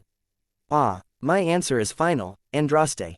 It doesn't matter how much you whine or how cute you look. If you want to enter a battlefield, then first wait until you have grown up and completed your military training. All three children looked unhappy. They all wanted to take part in the excitement and visit the unofficial capital of human civilization in the Red Ocean for themselves. However, there were good reasons why Vase characterized this visit as a business trip as opposed to a vacation. Fun and leisure should never be the first priority if he visited another location for business and official purposes. Vase felt a bit worried about the safety of his wife and children that he would be leaving behind in New Constantinople. This was why he also decided to leave behind the rudimentary beginnings of a first-class mech force behind. The initial first-class mech pilots hired by the Premier Branch were not too reliable, but that was what the Larkinson network was for. Vase did not dare to hire too many as it would become too difficult to assimilate them into the Larkinson culture. It was already difficult to convert the new hires into proper Larkinsons due to the lack of existing members at D&D base. Vase just hoped that he did not misjudge them too much and that they would do the jobs that he hired them to do. The pilots could hardly be called elites, or else Vase would never have been able to hire this batch. He was banking a lot more on the protection provided by the Mechers anyway. It was ultimately the Red Association that determined how well his immediate family remained safe from external threats. A less charitable interpretation of this situation was that the Mechers implicitly held his wife in hostage. Vase knew that he could never make any decisions that seriously damaged the interests of the Mechers, or at least the factions that he was currently associating with. Perhaps people like Jovi and Vector never harbored any ill will towards him, but it was way too naive for him to disregard this underlying dynamic. This was why his clan needed to pick up steam in building up a true first-class mech force. It would have been nice to have another ace pilot around at the very least. If he was willing to resist the temptation to bring that second ace pilot along his journey, he could leave the powerful Saint behind in D&D base and give him a lot of peace of mind. Oh well, Vase continued to chat with his children about what he intended to accomplish in Xianxia. He did not share everything he had in mind, but what little he shared already made them excited. You can have a shipyard build any ship you want, even ones like the Spirit of Bentime that has a cat head as her prow. Not quite, haha. Vase chuckled as he tousled his young son's hair. Starfarer Berth is only a relatively small first-class shipyard. It is capable of constructing a top-of-the-line raw combat carriers every 3 months or so as long as all of the conditions are met. I am relying on it to produce the beginnings of the sub-capital ship of our first-class mech force. However, this can only be done if all of the financing, technological licenses, permissions, specialized manpower and most importantly supply of resources are in order. All of these factors and more make it very difficult to run a successful and profitable first-class shipyard in a location as expensive as Xianxia. This is why I have to visit Starfarer Berth in person and make sure that it will be able to play its part in my plan. Will you mount cat heads on the front sides of all of the sub-capital ships? I will see what I can do. I am not opposed to this as long as it doesn't compromise the structural integrity of those vessels. Chapter 6339 Contributors at risk. On the date of the departure, Vase bid goodbye to his wife and children before he reluctantly left them in order to go on a life-changing business trip. According to his schedule, the magnitude of the events that he intended to participate in was just as massive and impactful as the events that took place on his last travels. The good news was that these major events were a lot more foreseeable this time. Vase did not expect to encounter too many surprises along his journey. The bad news was that the Cosmopolitans hated Vase so much that they were probably more than willing to expose their selves and burn a lot of assets just to claim his life. Vase had done what he could to bolster the Blue Jay fleet. Shortly after he teleported to the Tarask, he called up a projection that showed a majestic view of the core fleet surrounded by additional warships and combat carriers loaned out by various different groups. There was a clear and obvious difference in quality and capabilities between the hulls of the Red II and the vessels owned by other groups. The former boasted superior tech and materials. The most prominent technological edge was support link technology. The warships and carriers of the Red II were able to withstand a lot more damage and coordinate their actions a lot more effectively due to benefiting from the signature technologies developed by the Web Mistress. Vase found it rather stupid that the Mechers and Fleeters still refused to share this tech with the other major powers. Shield link technology was especially a game changer in many battles. Oh well. The Mechers and Fleeters must have their reasons. Perhaps this may be the only way to keep this restricted tech out of the hands of the Cosmopolitans and subsequently the native aliens. As the Blue Jay fleet slowly began to distance itself from the orbit of New Constantinople 8 and make its way over to the nearest Lagrange point, Vase began to settle in the familiar heavy cruiser. He met with 2 of the collaborators of the Swarm project, both of whom had taken up residence in adjacent staterooms. Lady Romonda DeVos, Lord Richard Brownstone. So both of you have decided to accompany me on this dangerous journey. The Terran and the Rubarthan senior mech designers both looked nodded. When the 2 first arrived at New Constantinople in order to collaborate on the Swarm project, they understandably did not manage to get along. Yet months of continuous collaboration had caused them to become more accustomed to each other's presence. They found that they had far more in common as mech designers. The rivalry between Terrans and Rubarthans still prevented them from becoming too close to each other, but they at least managed to find a balance where they could get along without starting any conflicts.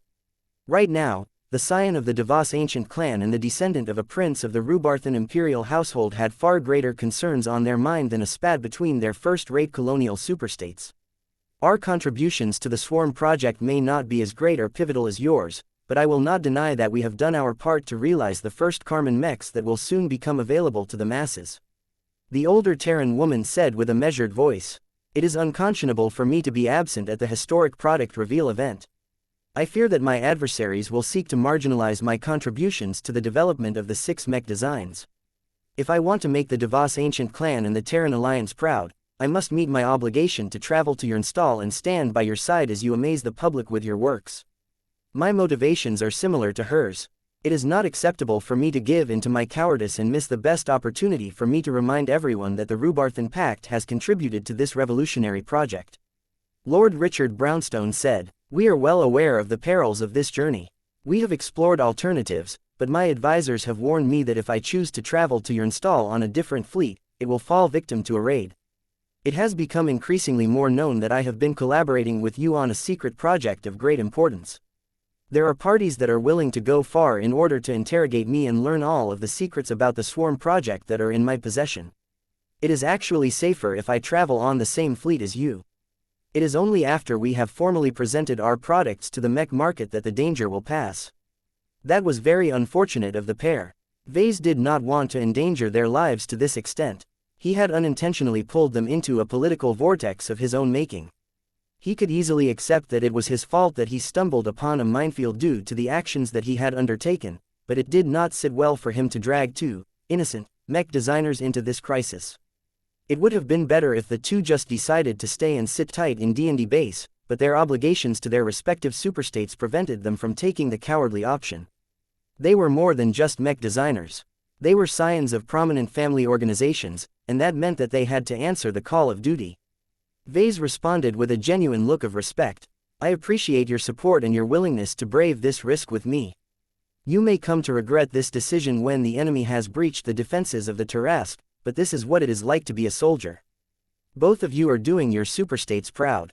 I do not want to miss the moment where I can finally vindicate my lifelong pursuit for ultra-large enhanced cockpits on the grandest possible occasion."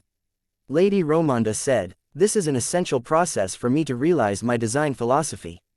I cannot become a master unless the market at large finally understands and accepts the utility of my work." Although the subordinate mechs of the Swarm project were only mounted with organic versions of her characteristic ultra-large cockpits, the basic concept still remained the same. Lady Romonda had taken a lot of ownership over the Karman mech designs and practically considered them to be her babies. There was no way she wanted to miss out on the grand reveal. As for Lord Richard Brownstone, his personal motivations were not as profound. "My contributions are admittedly not as unique and indispensable as that of my Terran colleague here. Still, I have to be present in your install as well in order to prove to my doubters and critics that I am more than a leech of the Brownstone Principality. I have spent my entire life so far spending far more money and resources than I can earn back through my work. I have never truly made my grandfather proud for this reason. Publicizing my contributions to the Swarm project will definitely show to everyone that I can finally justify all of the investment put into my education and work." This was not a particularly unique desire. Many scions of wealthy and powerful families struggled to reproduce just a fraction of the glory of their greatest ancestors. It was hard for them to rise above mediocrity and truly make their mark in society. "I don't think you will be short on credit." Vase smiled encouragingly at Lord Richard. "The modular kinetic armaments that you have designed for the subordinate mechs are fantastic. They are not necessarily the most powerful, but the sheer versatility in calibers and projectile choices allows them to be useful to both cheapskates and high-end clients." He initially did not have the best opinion on kinetic range weaponry, but Lord Richard managed to develop prototypes that thoroughly impressed the design team. Specialized ammunition that was laced with volatile exotics and hypers could produce a myriad of useful effects. St. Tus's tales of what the Messenger of Silence was capable of with his unique Stella also increased Vess's appreciation of kinetic weapons. "The journey to your install won't take too long, but don't get complacent," Vase told the pair of seniors. "We may receive challenges during the product reveal. Our Karman mechs must be fully prepared to confront any possible threat. The greatest emphasis should be put on the first-class subordinate mech. This will probably be the machine that the major powers will pay the greatest attention to. It presents the opportunity for many powerful figures to pilot a real mech and fight side by side with professional mech pilots in the greatest battles of our era. Think about the great figures that will finally be able to realize their long-cherished dreams. The three briefly smiled at the thought before the Terran mech designer mentioned an interesting possibility. I think that the influence of Karman mechs will extend far beyond what you can imagine, Vase. The attraction of a Karman mech is great to many people, but I think the most enthusiastic group by far will be mech designers such as ourselves. Lord Brownstone immediately nodded in agreement. It is no secret that many mech designers were originally children who remained unreconciled that they do not have the right genetic aptitude to pilot mechs. We cling to mechs so much that we were willing to study hard to learn how to make them. Now that we are capable of designing and fabricating these powerful machines, we can much better appreciate the act of piloting mechs, especially if they are derived from our own designs. Vase never really put as much thought on this angle than he should have. Now that I think about it, mech designers are probably the most suited to pilot Karman mechs than anyone else. Not only do their vast technical expertise complement their control over their own machines, but their non-combatant status means that the greatest shortcoming of Karman mechs doesn't affect them as much. They can purely pilot their own Karman mechs for testing and for recreation. If they are high-ranking mech designers, then there is no need for them to risk their lives and fight in the trenches alongside professional mech pilots. What about the low-ranking mech designers? Lady Romonda de Vos critically asked. They are more expendable, I suppose. Vase frankly admitted. I think this is a great opportunity for novices and apprentices to learn what mechs are truly about by volunteering for frontline service. Perhaps it is best to make it an obligation. Only mech designers who have experienced true mech warfare firsthand have received the tempering they need to take their work a lot more seriously than those who never stepped foot on the battlefield. There are far too many of them around in my opinion. They spend all day designing machines of war without truly comprehending anything. Lady Romonda de Vos and Lord Richard Brownstone technically fell under this category, but that would soon become different if this journey became as dangerous as everyone thought. We should think about the repercussions of letting mech designers pilot their own personal Karman mechs on a lifelong basis. The consequences are much larger than you think. Lord Brownstone SAS equals id. Our work may even trigger the rise of a new class of hybrid mech pilots and mech designers. An entirely new breed of warriors will rise up that solely learn mech design to constantly improve and perfect their personal Karman mechs. That sounded rather dubious to Vase. He was a big believer in specialization. He found it difficult to imagine that anyone could master both mech piloting and mech design at the same time. It took a huge amount of work and effort for anyone to excel in one profession. There was no way they could shine in both occupations at once. Vase refused to believe that anyone was talented and capable enough to do the impossible. Chapter 6340 Destroyer Practice. Are you sure you are ready for this, Tusa? I am. I have trained for this. I would have liked to spend more time on getting used to wielding destroyer weapons, but we are already underway. Battle can theoretically break out at any moment. I want to be certain that my mech can grab the Tier 3 destroyer spear and not get disintegrated right away. By the way, calling this weapon this way is getting tiresome. Have you thought about giving it a name of its own? A destroyer weapon of this caliber certainly deserves one. I think the Terrans who previously owned it must have already given it a name. They probably removed the name etched into the shaft after they put it up for auction. The Dark Zephyr stood before a long container that was made out of destroyer-resistant alloy. Vase manually transmitted an encrypted code that caused the container to unlock and slowly open up, revealing the powerful treasure contained within. The nameless Tier 3 destroyer spear did not beckon the Ace Light Skirmisher at all. Instead, its deadly speared IP began to flare destruction energies, as if taking offense at the Saint Kingdom that had enveloped the weapon. How is it going so far, Tusa?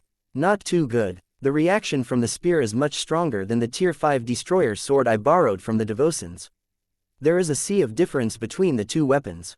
The concentration of destroyer particles in this Tier 3 weapon is so much higher that I can't even imagine what the Terrans have done to make it. I feel as if this weapon shouldn't even exist. Oh, why would you say that, Tusa? Well, from what little I can perceive through my Saint Kingdom, I kind of get the impression that the speared IP is like a shuttle that is rated for 10 passengers, but is suddenly forced to contain 50 passengers. There isn't enough space inside to fit all of the extra passengers, so they have to squeeze in so tightly that they have to be compacted into compressed meat cubes or something. Well, That is certainly a disturbing image that you have painted. Thanks for that, cousin. It's even worse than that. Somehow, those meat cubes don't stay in place, but have instead begun to merge or react with each other in a way that is making all of them stronger and more active than before. They are constantly bouncing energies off each other, egging each other on until they evolve into more dangerous versions of themselves. Oh, and they are still packed tightly against each other, making it very easy to set them off and explode. The challenge of wielding a weapon of this power is to make sure that whatever destructive forces they unleash must be pointed towards the enemy rather than oneself. That sort of matched the descriptions that Vase had heard and read. Destroyer weapons of his caliber were no longer as safe and controllable as their less powerful variants. Their great might came at even greater cost, thereby ensuring that no mortal machine could ever wield them safely. It was only the existence of high-ranking mech pilots and their extraordinary willpower that made these weapons viable. If expert pilots, ace pilots and god pilots did not exist, then there was no reason to go through all of the trouble and expense of making high-tier destroyer weapons. Are you ready to proceed? Give me another moment. I need to get a better feel for this spear. It is much more intimidating to handle this weapon in reality, you know. All of the reading and preparation I have done doesn't compare to the real thing. You have truly managed to obtain a weapon that exists in a league of its own. I can't imagine that the Terrans are willing to let it go so easily. Well, my friendship and gratitude are good enough reasons, I suppose. Vase boasted. After I complete my business trip, they will become even more grateful that they spent the effort to earn so much goodwill from me. Besides, a Tier 3 destroyer weapon is not even the best of what they have in their possession. There are also Tier 2 and even Tier 1 destroyer weapons, though I am not sure if there are any of the latter present in the Red Ocean. Tusa had a clear answer to that. I am pretty sure that the Light of Sol has a destroyer sword or knife at his disposal. There is no reason for him to not have one. He never showed it off in public because he is probably treating it as a trump card. Once his enemies grow powerful enough, I think he will be able to amaze everyone by how well he can carve up even the strongest enemies with his blade. If a Tier 3 destroyer spear like the one we have is already this scary, think of how much worse a Tier 1 weapon would be. I really can't imagine how many compressed meat cubes have been packed inside such a tiny weapon. After a few more moments, Saint Tusa eventually psyched himself up to try out the intimidating weapon. The secure cargo hold of the Tarask where they were conducting this dangerous trial went into lockdown. Not only was there a total communications blackout, but multiple transphasic energy shields came online in order to contain any accidental outbursts of destructive energies. Vase remained in the same compartment despite being aware of the risks. He wanted to witness the Dark Zephyr grappling with the destroyer spear with all of his senses in order to gain a better understanding of destroyer tech. Muro. Blinky was already prepared to make detailed observations with his spiritual senses. He was easily able to observe the destroyer particles contained within the Spirit IP, even though they were not purely spiritual in nature. Vase actually had no idea what destroyer particles were supposed to be. So far, he ascertained that they were neither purely physical or material. Instead, they appeared to be particles that fell under a third and much less familiar category. This category of matter possessed properties of both material and spiritual substances, but blended them in a unique way that Vase was not familiar with. He did not even have a clue how they could be produced outside of god pilots using their god kingdoms to essentially will them into existence. In any case, the Dark Zephyr was on the cusp of wielding this spear. The proportions were clearly off. The Ace Light Skirmisher was a little too small and too thin to wield a spear of this size and thickness. It was still possible for the machine to grip it, but the mismatch in proportions would prevent the Dark Zephyr from handling it as well as a smaller weapon. Lifting the spear, Vase intoned as he inputted a command on his workstation.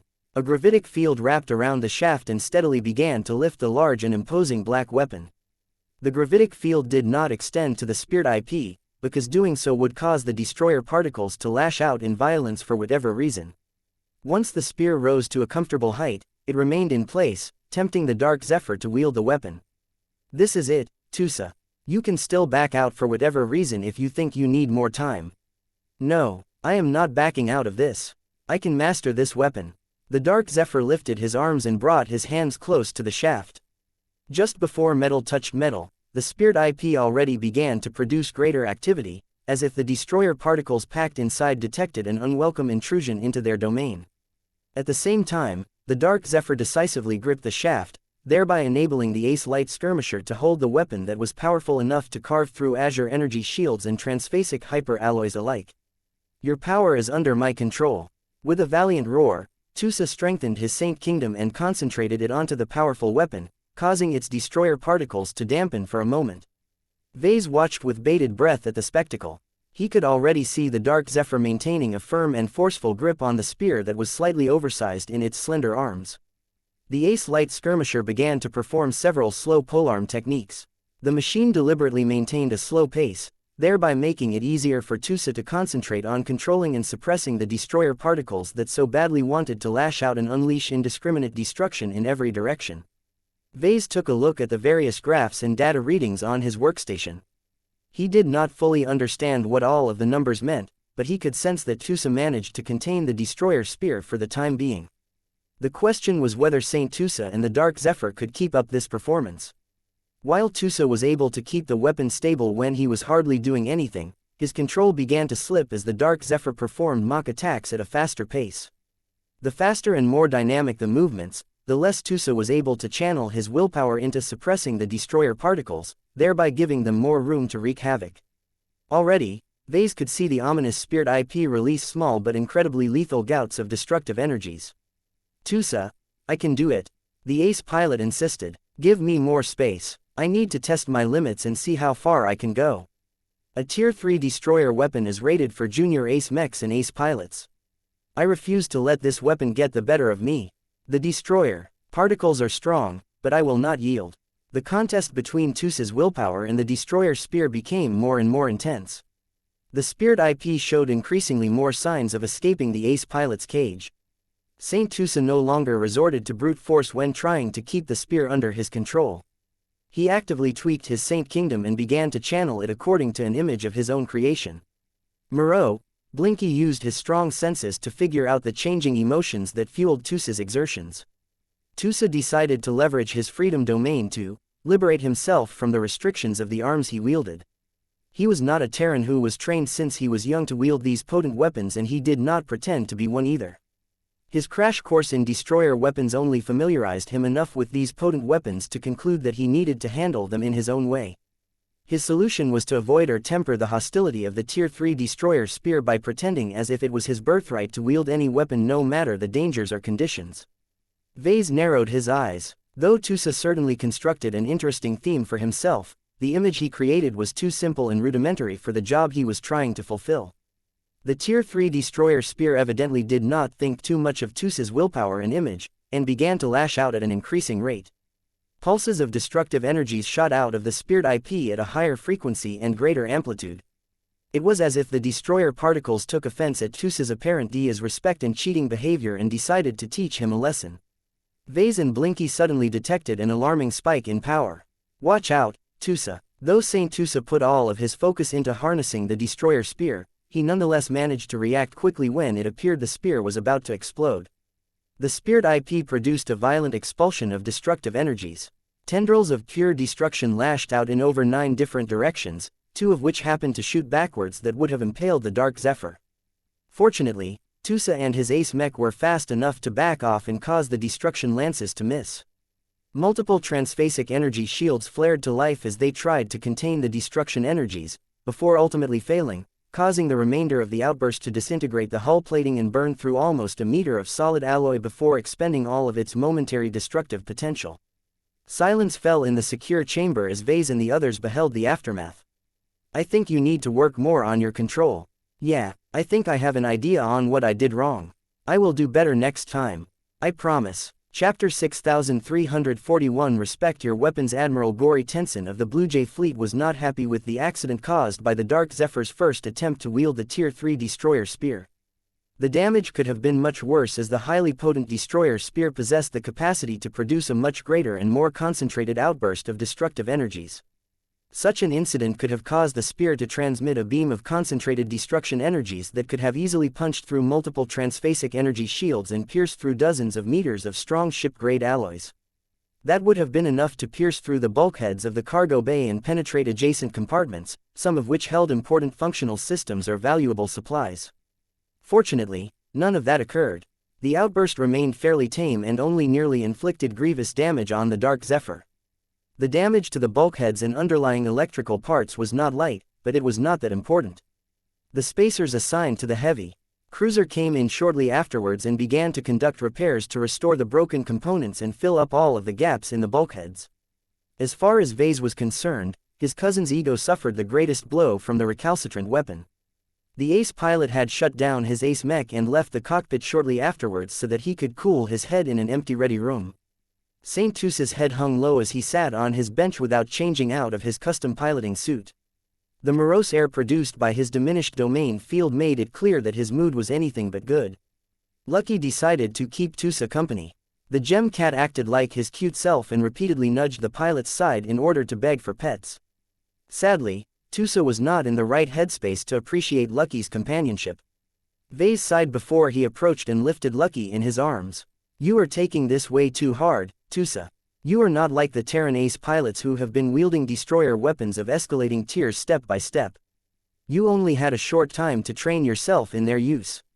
It is unreasonable to expect you to be able to harness a Tier 3 destroyer spear with so little preparation. It is actually quite impressive that you managed to hold it for a short time without actually harming yourself in the process. That was because my machine and I were fast enough to push away from the spear before it produced a backlash," Tusa said in a bitter voice. "That wasn't supposed to happen. I was supposed to be able to maintain a grip on it at all times. It was easy enough for me to do so when my mech did nothing but hold it still.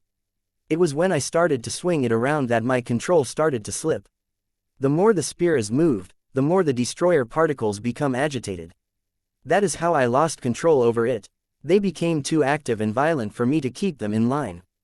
Vase sighed and sat down on the bench next to the ace pilot. He idly petted Lucky's back as he thought on how he should address this problematic situation. "I put you up to this task with the awareness that it would not be easy for you to control the spear. The outcome that happened today is not outside of the bounds of expectation. I know that ace pilots like yourself make a living off defying such stuff, but you can't win every game. Wielding destroyer weapons is so far outside of your expertise that failure is not a big deal." His discouraged cousin let out a deep breath. "I know. I am not stupid, you know. I know that I am not supposed to be ready to handle the spear yet, but I don't like it when others think that I am weak and unable to do something. I see it as a personal test to wield this weapon effectively enough that I can use it in battle. Obviously, I did not pass my test. Tusa, ambition is good, but that does not mean you can fulfill your goals right away. Mastering a destroyer weapon of this tier takes a lot more dedication than this. If you want to do better, then moping around like this is definitely not the way to go. Time is of the essence, so you need to get your head back together and get back to focusing on more productive thoughts." His cousin obviously agreed with that sentiment. The ace pilot consciously tried to shove away his disappointment in himself and reset his mentality as best as possible. "Okay, let's figure out how I can do better next time.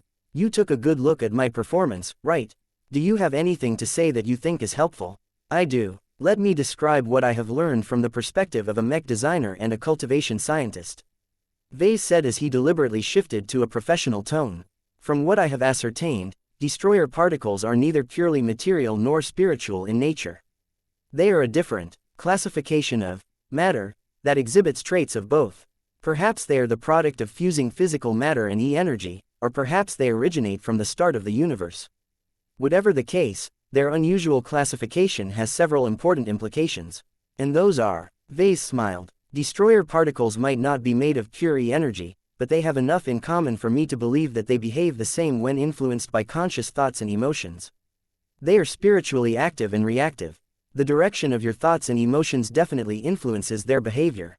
While the destroyer particles are inherently volatile and prone to lash out at anything, I think that there is a more elegant way to harness the power of the spear." That caught Tusa's interest. He had tried it his way before, but that obviously yielded less than desirable results. That put him in a mood where he was more open to outside advice than usual. "What is this elegant solution that you are proposing? Earlier, I stated that destroyer particles possess at least some of the traits of E-energy. That immediately leads me to wonder whether destroyer particles are either alive or part of a living entity. I keenly observed the spear and its volatile particles in order to pick up clues that could help me determine the answer." "And what did you find out, Vase?" I don't think the destroyer particles themselves are alive, at least not in a traditional sense. Vase stated, take it from an expert in this field. The individual particles are lifeless. However, that does not necessarily mean that the collection of destroyer particles stuffed inside the spirit IP is lifeless as well. Tusa struggled to comprehend what the mech designer just said. I don't get it. You first tell me that it is not alive, but then you claim the opposite. You are not interpreting my words correctly. You at least took basic biology lessons once upon a time, right? The body of a typical human is made out of a huge number of individual organic cells. These cells are all alive and can sort of sustain themselves on their own. However, the cells are made out of molecules and atoms. These particles are definitely not alive, as they do not meet the criteria of such. It is only when they are mashed together in specific ways that life emerges. I think that exposure to E-energy radiation has fueled this tendency. You shouldn't blindly follow the advice of Terrans.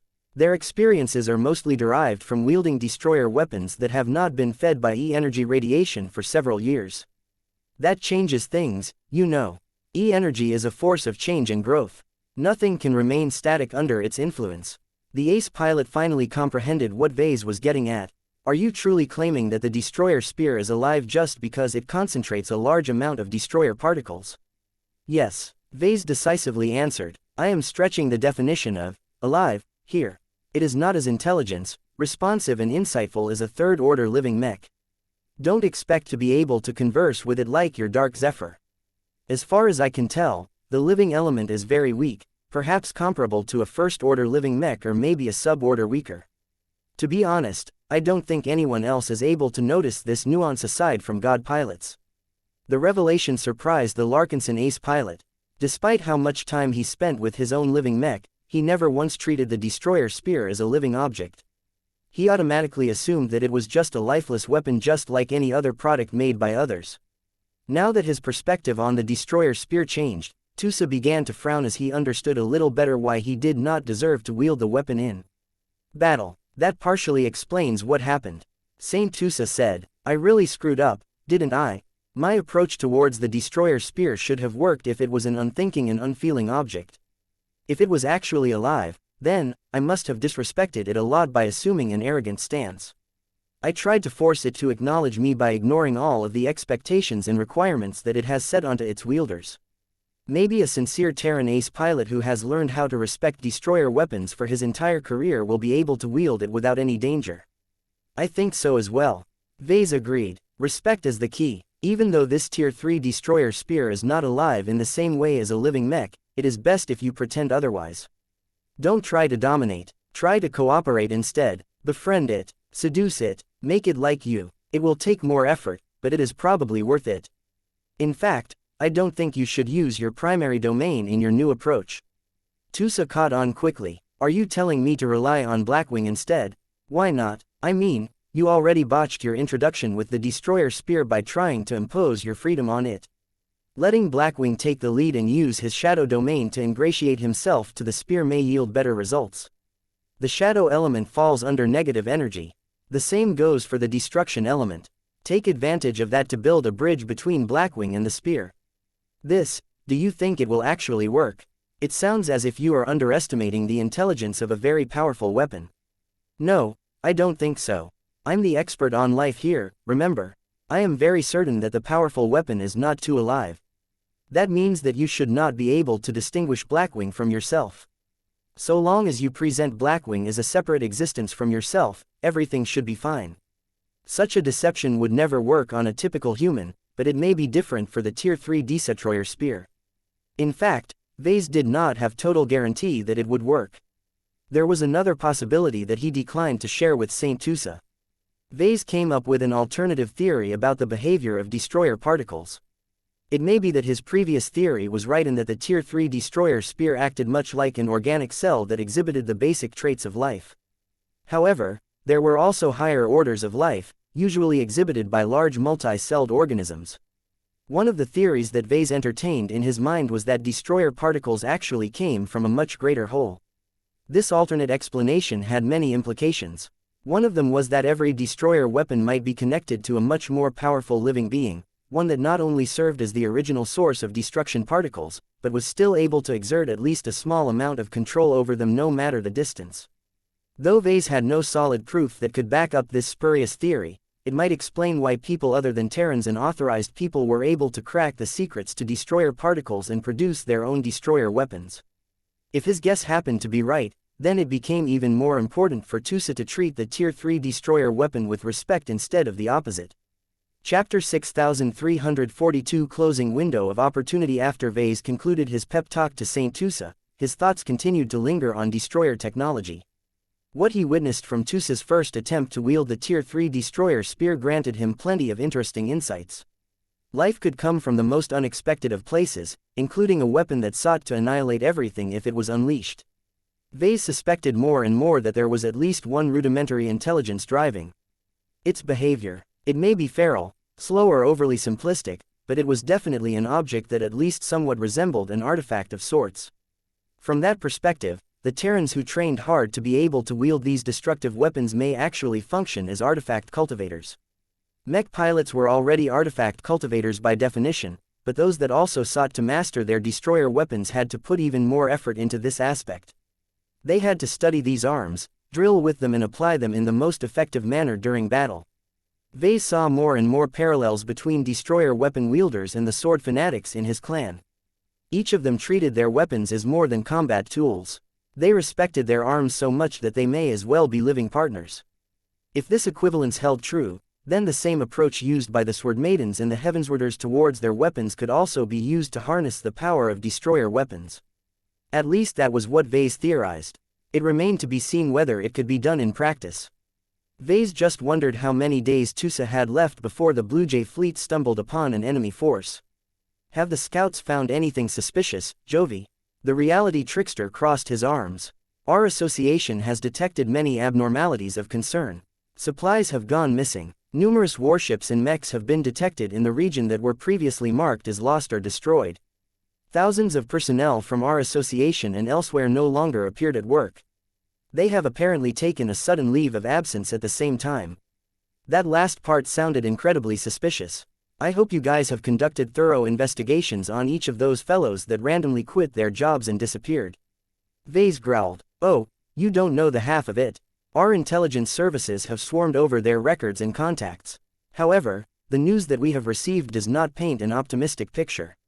The disappeared personnel have not left behind any clues that could help us root out other cosmopolitans hiding in our society. The terrorists are far too experienced and professional to present such vulnerabilities. The missing individuals were always waiting to be activated for any reason. They were deliberately kept away from any of the cells of the cosmopolitan movement for that reason. Then we can't expose and drive out the cosmopolitans unless we actually deploy kinship networks throughout our entire society. It seems that way, Jovi responded. It is currently not politically feasible to make it mandatory for every human to connect to a kinship network, but after learning more about how well the cosmopolitans are able to infiltrate our upper ranks, it has become increasingly more attractive to mandate our leadership as well as the personnel working for our most important research institutions to subject themselves to this additional form of supervision. Back during the age of mechs, the cosmopolitan movement had always been an afterthought for us. Not so in the age of Dawn. The cosmopolitans are partially responsible for triggering the Great Severing, and they have leaked so much human high technology to the native aliens that they are indirectly responsible for the deaths of far too many red humans. We truly cannot tolerate their continued infiltration in our highest halls any further. The big shots were finally beginning to recognize the enormous threat posed by these human traitors, but perhaps they had done so a bit too late. The cosmopolitans helped the native aliens so much that the Red War had already swung heavily in their favor. Red humanity was on the back foot. It would take a huge amount of effort to regain the advantage and launch a counterattack. So what we currently know is that the cosmopolitans are definitely up to no good, right? Vase went back to the previous topic. The clues that you have found indicate that they will definitely participate in the fighting themselves. We should expect hostile mechs and warships, correct? Jovi nodded. Maybe starfighters as well. We do not have information on what the cosmopolitans that have infiltrated the Red Fleet have done. Great, and this does not preclude the possibility of aliens joining the party as well. The cosmopolitans are the only human group that get along well with them, so it makes sense for them to team up and combine the strengths of both human and alien methods. Jovi nodded. That appears to be increasingly more likely. We project that the cosmopolitans do not have the strength needed to challenge our expanded fleet by themselves. They have to resort to outside help. They will seek a means to smuggle a sizable alien force all the way to their chosen ambush site. It will be difficult for them to do so given how extensively we are monitoring the surroundings, but the cosmopolitans and the native aliens can probably overcome our monitoring networks if they combine their respective means. There was no certainty whether that would happen, but Vase felt it was safer to assume the worst. Do you have any indications how soon we will meet their ambush? Their window of opportunity is closing. It was already relatively small to begin with, as all of the ships of our fleet are equipped with superdrives. A journey that used to take weeks can now be completed in days. Your enemies must act with haste in order to intercept us before we arrive in your install. Their only other opportunity to strike at your life is when we depart from the central star node, but by then your adversaries have acted too late to prevent you from damaging their interests. In other words, the cosmopolitans and the native aliens must definitely act sooner rather than later. Vase grew more unsettled as he became intimidated by the surprises that the cosmopolitans and the native aliens had in store. The two were quite powerful, and would never resort to average means in order to take away his life. However, Vase had already committed himself to this path, so there was no use entertaining any second thoughts.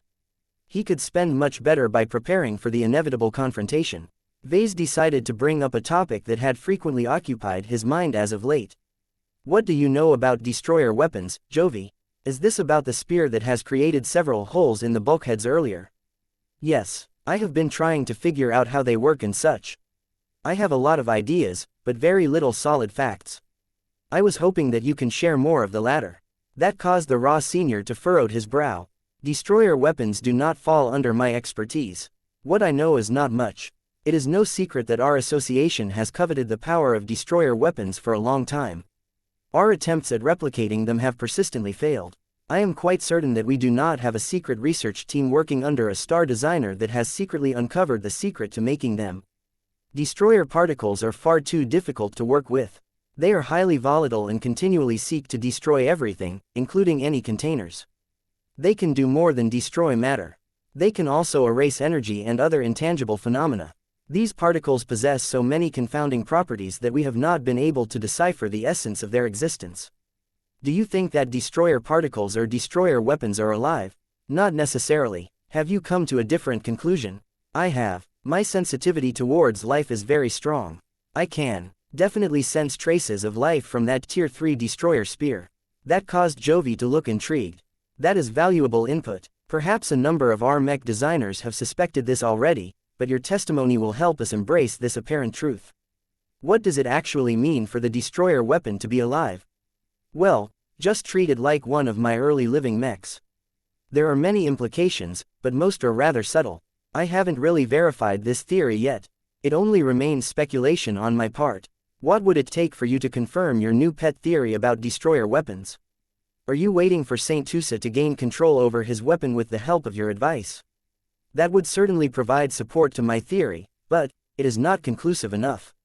I am actually thinking about wielding the spear myself. Are you serious, Vase? You are talking about a Tier 3 destroyer spear here. This is a weapon that is so dangerous that only ace pilots and stronger can wield it without receiving harm in return. Their strong willpower is essential to keeping the destroyer weapons under their control. You may have the raw physicality to wield a spear of this size, but you do not possess the corresponding willpower. Vase smirked back at Jovi. If a few of my theories about the nature and mechanisms of destroyer weapons and destroyer particles are correct, then it may not be necessary for me to possess willpower as strong as that of an ace pilot in order to safely wield the spear. Are you seriously thinking about participating in the next fight in person by fighting as a Phase Lord armed with the Tier 3 destroyer spear? Vase laughed. Ha ha ha, that's a funny idea. I am not that eager to test out my theories. I know my limitations. I am not a soldier.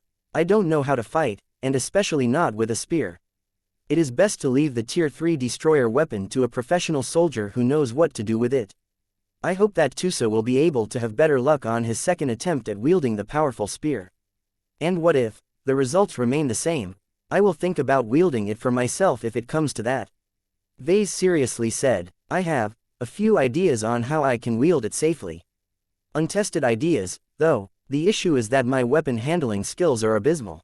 Sure, I know how to stab a spear forward, but there is no way I can use this spear as well as a specialist such as Venerable Rosa Orphan.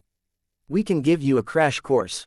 Jovi offered. There has to be at least one soldier in our fleet that specializes in spearmanship.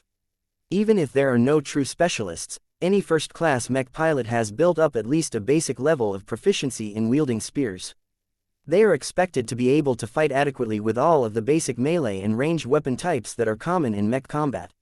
Vase usually rejected the notion that he should spend his time on weapons training. He usually considered it a waste of time because he could leave the fighting to professional soldiers. Instead of trying to branch out to become something he was not, he was better off devoting his time to designing mechs. This was different, though. Vase was not sure whether the protection of a single ace pilot was enough to handle all of the major threats approaching in his direction. If he had no choice but to enter the field in person, then it would be better if he knew how to handle a polearm. Even if his plan with the Tier 3 destroyer spear did not work out, he could always wield a regular transphasic hyper spear that the mechers had in stock. He could even choose to whip out his ocean collar and wield it in a similar fashion. I accept your offer, Vase said, which actually caught Jovi by surprise. I can use a bit of weapons training. I fear I may actually need it very soon. Well, let us all hope that you are mistaken. Chapter 6343. Too old to fight. Vase and many other people serving in the expanded Blue Jay fleet grew increasingly more nervous. The spacers and mech pilots all knew what they had in store. Their superiors did not dare to keep them in the dark about the extremely high possibility of encountering an ambush along the way. Though the scouts sent ahead of the Blue Jay fleet had not yet discovered the passage of any fleet of obviously hostile enemies, it was only a matter of time before an incident would occur. All of the warships raised their alert level to yellow or whatever local equivalent they used. This forced the crew members to maintain a higher state of combat readiness than normal and constantly be on the lookout for enemies lurking in the vicinity. The mechs residing inside their combat carriers all began to load up on ammunition, fully charged energy cells and other essential supplies, all to ensure they could instantly deploy into the field in their peak conditions. St. Tusa Billingsley Larkinson did not rest either. He continued to improve his ability to wield the Tier 3 destroyer spear and harness its potent might. Ever since Vase gave him a suggestion on how he should change his approach, St. Tusa no longer neglected the destroyer weapons, feelings, and tried to treat it as a genuine partner. Together with using Blackwing's shadow element as a bridge, Tusa's revised approach yielded immediate results. The Dark Zephyr began to sway back and forth in the cramped cargo hold. A hint of shadow and destruction wafted off the mech frame, causing it to appear more ominous and mysterious than normal. The transphasic energy shields that were meant to mitigate the damage in case of accidents only had to act to protect the Tarrasque from internal damage a few times. This was a massive improvement compared to the prior situation. Although St. Tusa was not able to fully tame the hungry and irritable destroyer spear, he at least managed to find the right track that gave him hope of fully mastering the weapon one day. Unfortunately, it would take a lot longer for him to reach this point. The enemies of Vase were unlikely to give Tusa the time he needed to wield the spear without any risk of self-injury. In the meantime, Vase engaged in his own form of weapon training. Unlike his powerful cousin, he began to wield a very basic practice spear that possessed a number of surprising properties. The speared IP was rather hefty, but as soon as it stabbed into an object, it would turn into a putty-like substance. The entire spear was made out of smart metal. This allowed it to morph into the exact right configuration that was suitable for the wielder. Its edge remained sharp when it needed to, but instantly became dull and flimsy if there was no hostile intent driving the weapon. This made it the perfect practice weapon, if somewhat an extravagant one due to the cost of such a product. Since Vase signed up for a very brief crash course on spearmanship, the dour-faced mech pilot that served as his instructor only really taught him how to stab in several different ways. You are too old to become a qualified soldier. The gruff mech pilot obviously did not think much about a mech designer's attempts to gain proficiency in a spear. Your physicality is fantastic, but it is purely because you are a phase lord, not due to any focused training and conditioning. Raw strength is not enough to outfight an opponent who knows what he is doing. Your complete lack of muscle memory and serious combat training is making you slow to react and execute your techniques. You hesitate too often as you are trapped by your own excessive thinking. Vase frowned. Though he went into this crash course with the knowledge that he could never equal a true professional warrior, he couldn't help but entertain illusions. He was a descendant of the Larkinson family. His grandfather, father and uncle were talented mech pilots. The blood of soldiers had long characterized his entire lineage. Surely he possessed at least some talent in this area, right? Is there a way to speed up my progress? No. Aside from being born as a designer baby that is specialized in combat, there is no substitute for hard work. Not even the best implants can turn you into a natural warrior. This is why mech cadets begin to train in swordsmanship and spearmanship in their first year. It literally takes years of persistent drilling to turn all of these conscious moves into subconscious actions. That is the level that every trained soldier has reached, at minimum. It is also a level that you can never hope to attain, either tomorrow or in a decade. You are not young anymore. Even if you had the talent and aptitude to become a master in the spear arts, your brain development has developed towards strengthening your intellectual pursuits. It would have been better if you practiced fencing or any kind of physical sports throughout your youth, but that is not the case. The fact of the matter is that you are a nerd. Obtaining the body of a phase lord hasn't seemed to change much. You have just become a nerd with a giant body. Your intuition towards danger is quite good, but it doesn't help you find the right opportunity to strike in an offensive capacity. A true soldier who enjoys the same degree of physical endowment as you can easily defeat several of you in a spar. That was the difference that combat skills and more rounded combat intuition could make. As much as Vase wanted to argue against his instructor that he should not be that bad, the results he produced so far did not support his optimism. Vase truly started out too late, and plainly lacked the time to ever get close to catching up to the level of the weakest first-class multi-purpose mech pilot in the Blue Jay fleet. However, there was one point where the mech instructor was mistaken. A shortcut did exist, it was just not available to anyone aside from two people as far as he knew of. Only Vase and Kedis had access to the mech designer system, and only they could access the juicy fruits produced by the Tree of Enlightenment. Vase had managed to complete a chunk of missions in the last half year. His existing commitments did not leave him much time to satisfy the system's demands too much, but he at least managed to make his reserve of ascension points look less pathetic than before.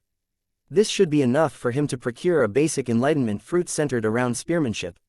Although there was no guarantee that the Tree of Possibilities would offer such fruit, Vase could still make do with obtaining an enlightenment fruit that taught him how to wield staves or maybe even swords. From what Vase had observed from Saint Tusa and other recipients of enlightenment fruits, the proficiency they gained went far beyond stuffing their minds with pure knowledge on weapon techniques. They also gained the corresponding muscle memory and other intangibles that were necessary for them to exercise their newly gained skills in a competent manner. Vase was currently very reluctant to spend his AP on an enlightenment fruit that did not directly improve his capabilities as a mech designer. He still hoped that Saint Tusa would be able to gain enough control over the Tier 3 destroyer spear that there was no need for another wielder. Though Vase possessed near unending stamina due to his phase lord physique, he could not spend all of his hours in the training room. He had other obligations and he also needed to take his mind off the very boring act of repeatedly stepping forward and stabbing his spear in a specific fashion. As Vase freshened himself up and returned to his stateroom, he unexpectedly encountered a mech designer waiting outside the entrance. "Lady Romonda de Vos, you did not notify me that you wanted to meet with me in advance." The slightly older Terran senior mech designer dressed herself in an impeccable outfit as always. Her expression looked graver than usual, indicating that she was not here for a casual chat. "I need to speak to you about an important matter in private." The descendant of the DeVos ancient clan spoke. "The subject I wish to address with you is exceedingly sensitive, so it is important that we are not overheard by anyone, including your mecher partners." Vase frowned. He was starting to have a bad feeling about this. "Can you tell me what this is all about? Is it a matter concerning the DeVos ancient clan, the Swarm Project or the Red Collective? Are you seeking to defect to the Larkinson clan or whatever?" The woman shook her head. "I cannot reveal the actual reason to you at this location. Please arrange a secure meeting place for us. If you cannot find one here, then we can relocate to the combat carrier dispatched by the DeVos ancient clan." "That won't be necessary. Come, let's go inside first. It's not the most secure place on the Tarask, but it is not necessary for us to go elsewhere in order to have a private chat." The pair entered Vess's assigned stateroom.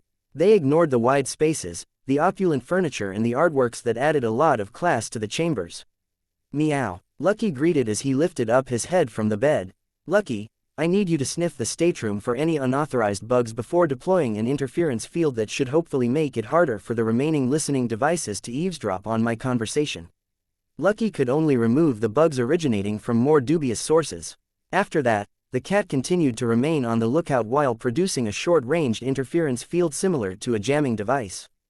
Just do it, I will make it up to you later, alright. There are so many goodies for sale in your install that there are definitely minerals available that will sat your appetite. Now that Vase promised the gem cat a concrete reward, Lucky finally moved into action and began to use his highly developed senses to do his job. The stateroom was under constant monitoring, and it was not possible to remove them without pissing off the mechers who ran the heavy cruiser. Vase deployed his own devices in order to produce additional interference while also making sure there was a sufficient degree of redundancy. He employed one more measure that he only recently came up with. He never utilized it before, but actually possessed the capability to perform it a long time ago. It was rather embarrassing how much time had passed without making this realization.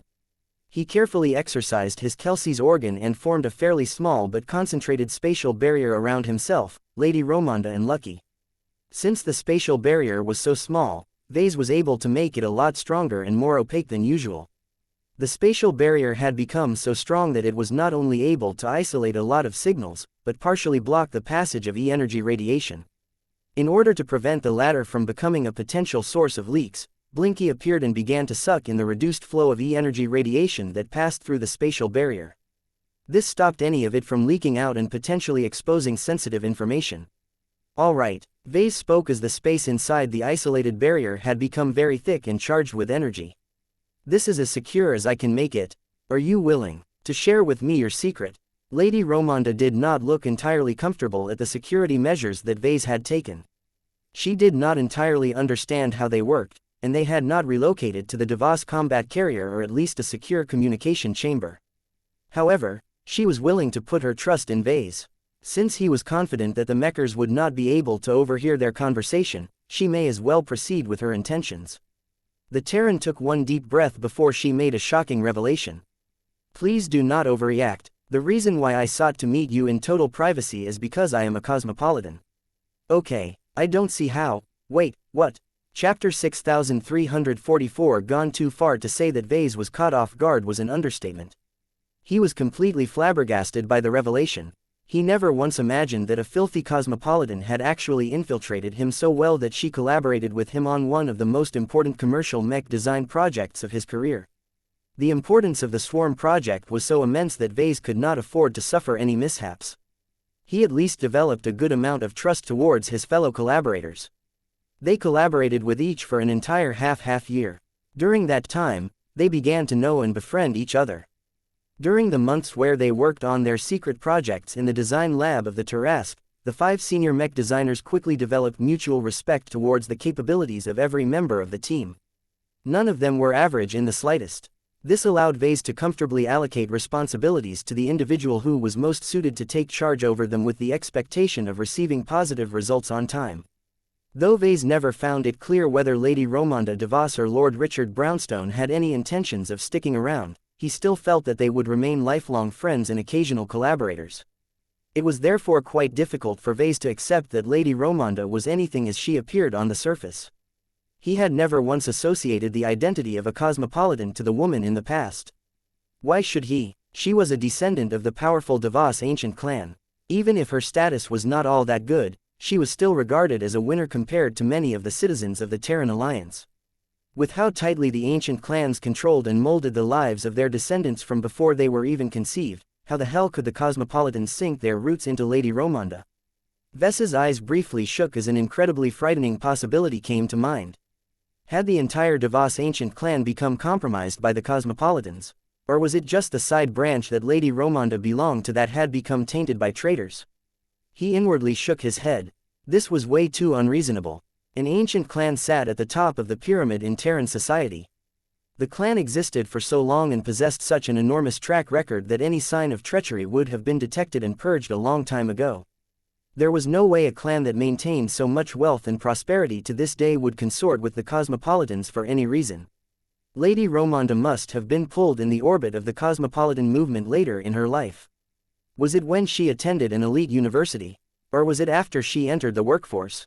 As Vase quickly recalled what he learned about Lady Romanda's record, he soon fixated on a very suspicious entry in her record. Shortly after she graduated and became a novice mech designer, she quickly found employment at a secret Terran research institution. This was not an unusual phenomena. Research institutions allowed states like the Greater Terran United Confederation to maintain its technological lead. They preferred to hire fresh graduates because the novices had yet to work for other employers, which meant that there was a much lower likelihood that they would leak confidential research results.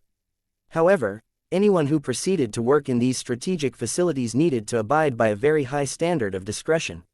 In order to prevent them from leaking any sensitive research that took a huge amount of money and resources to attain, employees such as Lady Romonda had received a cranial implant that specifically made it impossible to extract the secrets she knew without causing her head to explode. Though these cranial implants obviously existed to protect confidential research results, Vase could also foresee that they were a fantastic way for cosmopolitans to hide their true allegiance. These cranial implants must have been good enough to prevent the Red 2 from cracking their security measures. Combined with other specialized methods and solutions, the cosmopolitans may even be able to fool the intuition of ace pilots. That explained why Lady Romonda was able to avoid exposure for so long.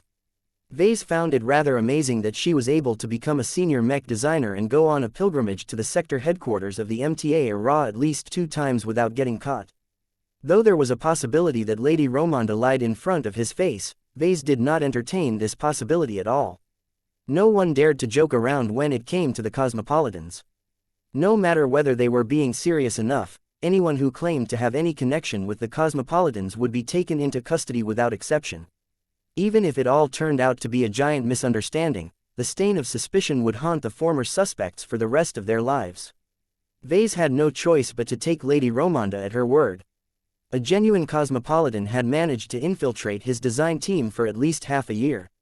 During this period of time, the Terran had managed to earn Ves's trust and appreciation, so much so that she had plenty of opportunities to get close. Even if she was unable to smuggle any obviously dangerous weapons aboard the Tarask where they secretly worked on the Swarm project, the cosmopolitans mastered so much impressive high technology that she could have harmed or sabotaged him in many different ways. The most likely possibility was that she somehow managed to leak the secret details of the Swarm project to her fellow cosmopolitans. If that was the case, then that was definitely a disaster because the cosmopolitans could use the information to gather a sizable group of adversaries that were all united in their opposition to Carmen Mechs. As Vase struggled to accept the reality of the situation, his posture subtly shifted as he became on guard against his friend and collaborator. Lucky was not stupid either. Though the cat completely failed to ascertain the Terran mech designer's true allegiance, he could at least make up for it by clawing out her face if she did anything suspicious. Strangely enough, Lady Romonda maintained a harmless posture. Though she was anything but relaxed, there was a sense of acceptance and resignation in her body language. She did not look as if she was about to detonate a bomb or shoot Vase in the face. Romonda, Vase said as he finally managed to regain a semblance of his composure. I have so many questions that I do not know where to begin. Explain to me succinctly how you became a cosmopolitan and whether you are a true believer in the movement. Please help me make sense of your actions. Very well, I shall keep this as simple as possible. As you may have already deduced, I was not born among cosmopolitans. I grew up as a typical Terran scion of an ancient clan, and only came into contact with the cosmopolitan movement after I started to work at a secret research institution. Before you ask, it is not filled with cosmopolitans, but it is relatively easy for us to infiltrate them and conduct our actions in an environment that is already filled with secrets. As for how I joined the movement, my supervisor slowly eased me into it. I did not become a cosmopolitan against my will. I became one of my own volition because I truly believe that there is a better way for humans to survive in our universe than to make enemies and attempt to exterminate every alien race and civilization we come across. The emotion that Lady Romonda put in those latter words instantly convinced Vase that he was dealing with a true believer. There was no way that Romonda was faking it. Not when she spoke so proudly of an ideology that most normal humans vehemently hated. Vase grimaced. If this is the case, why are you exposing yourself to me? Shouldn't sneaky cosmopolitans like you continue to infiltrate our society while secretly continuing to plot our downfall at the hands of the aliens that you love so much? The alleged cosmopolitan shook her head in disappointment. You have an overly simplistic understanding of our movement. I do not blame you. We are not eager to publicize our internal situation. The truth is that your description only applies to certain cosmopolitans, but not others. What do you mean by that? The cosmopolitan movement is old. It has originated from the age of stars and has managed to stay active for multiple millennia. We can never truly remain fully aligned with each other over such a long period of time. So many cosmopolitans have emerged that they inevitably formed their own cliques and factions, just as what has taken place among the Mechers and the Fleeters. In our case, every cell is different from each other. They operate in relative isolation from each other in order to prevent the exposure of one cell to spare the other cells from the same fate. I understand that. What makes yours different, Romonda? There are many cells under the movement. Even I do not have an accurate count of how many of them are still active in the Red Ocean. Perhaps you may be aware that all cells can be roughly divided into two categories, radical or moderate. I have learned at least that much. I take it that the cell that you hail from are part of the moderates. If you were a radical, you probably would have attempted to assassinate me before ever revealing your true alliance. Just so, I can tell you that the radical cells mostly tend to operate outside of mainstream human society. That makes it easier for them to become out of touch with normal humans, which they regard as an advantage. They tend to radicalize much easier for that reason, as they are not in touch with enough people to entertain opposing opinions. The fact that they most often consort with aliens does not help either. In comparison, our moderate cells are much more in touch with the needs of ordinary citizens. We do not seek to collapse the current human order in its entirety in order to rebuild a new one from its ashes. We are much more open to initiating gradual cultural and institutional changes over time. If we are allowed to fulfill our plans, then we can initiate a bloodless revolution. That doesn't automatically mean that you moderates are friendly and sympathetic towards our current society. Vase retorted, radical and moderate is an artificial division. Moderate cells can be just as crazy and extreme when they hatching their ambitious plots. Besides, even if you are part of the cuddliest and most pacifistic cell, it does not change the fact that you and other moderates always provide strong support to the radical cells that share your ultimate goals. Lady Romonda actually looked ashamed after hearing that. This is unfortunately true in many circumstances. The radicals among us have gone too far in my opinion. Their goals are noble, but they have become so radicalized that they cannot conceive of an instance where the human race has become the weaker and more vulnerable side again. According to our mission statement and policies, we should have never given the Red Cabal so much active assistance. The radicals should have stopped as the balance of the Red War has turned against the human race, but still they continue to increase the probability of our own extinction. That is exactly why everyone hates cosmopolitans. They have degenerated into the lapdogs of our alien foes. That is not what our movement should be about. Romonda said through gritted teeth. We seek equality and co-prosperity between humans and aliens. It should never be about making either humans or aliens superior to one another. It is just that we have lived through far too many years where humans have maintained absolute dominance. The radicals have tried to assist and strengthen the alien underdogs for so long that they cannot control themselves anymore.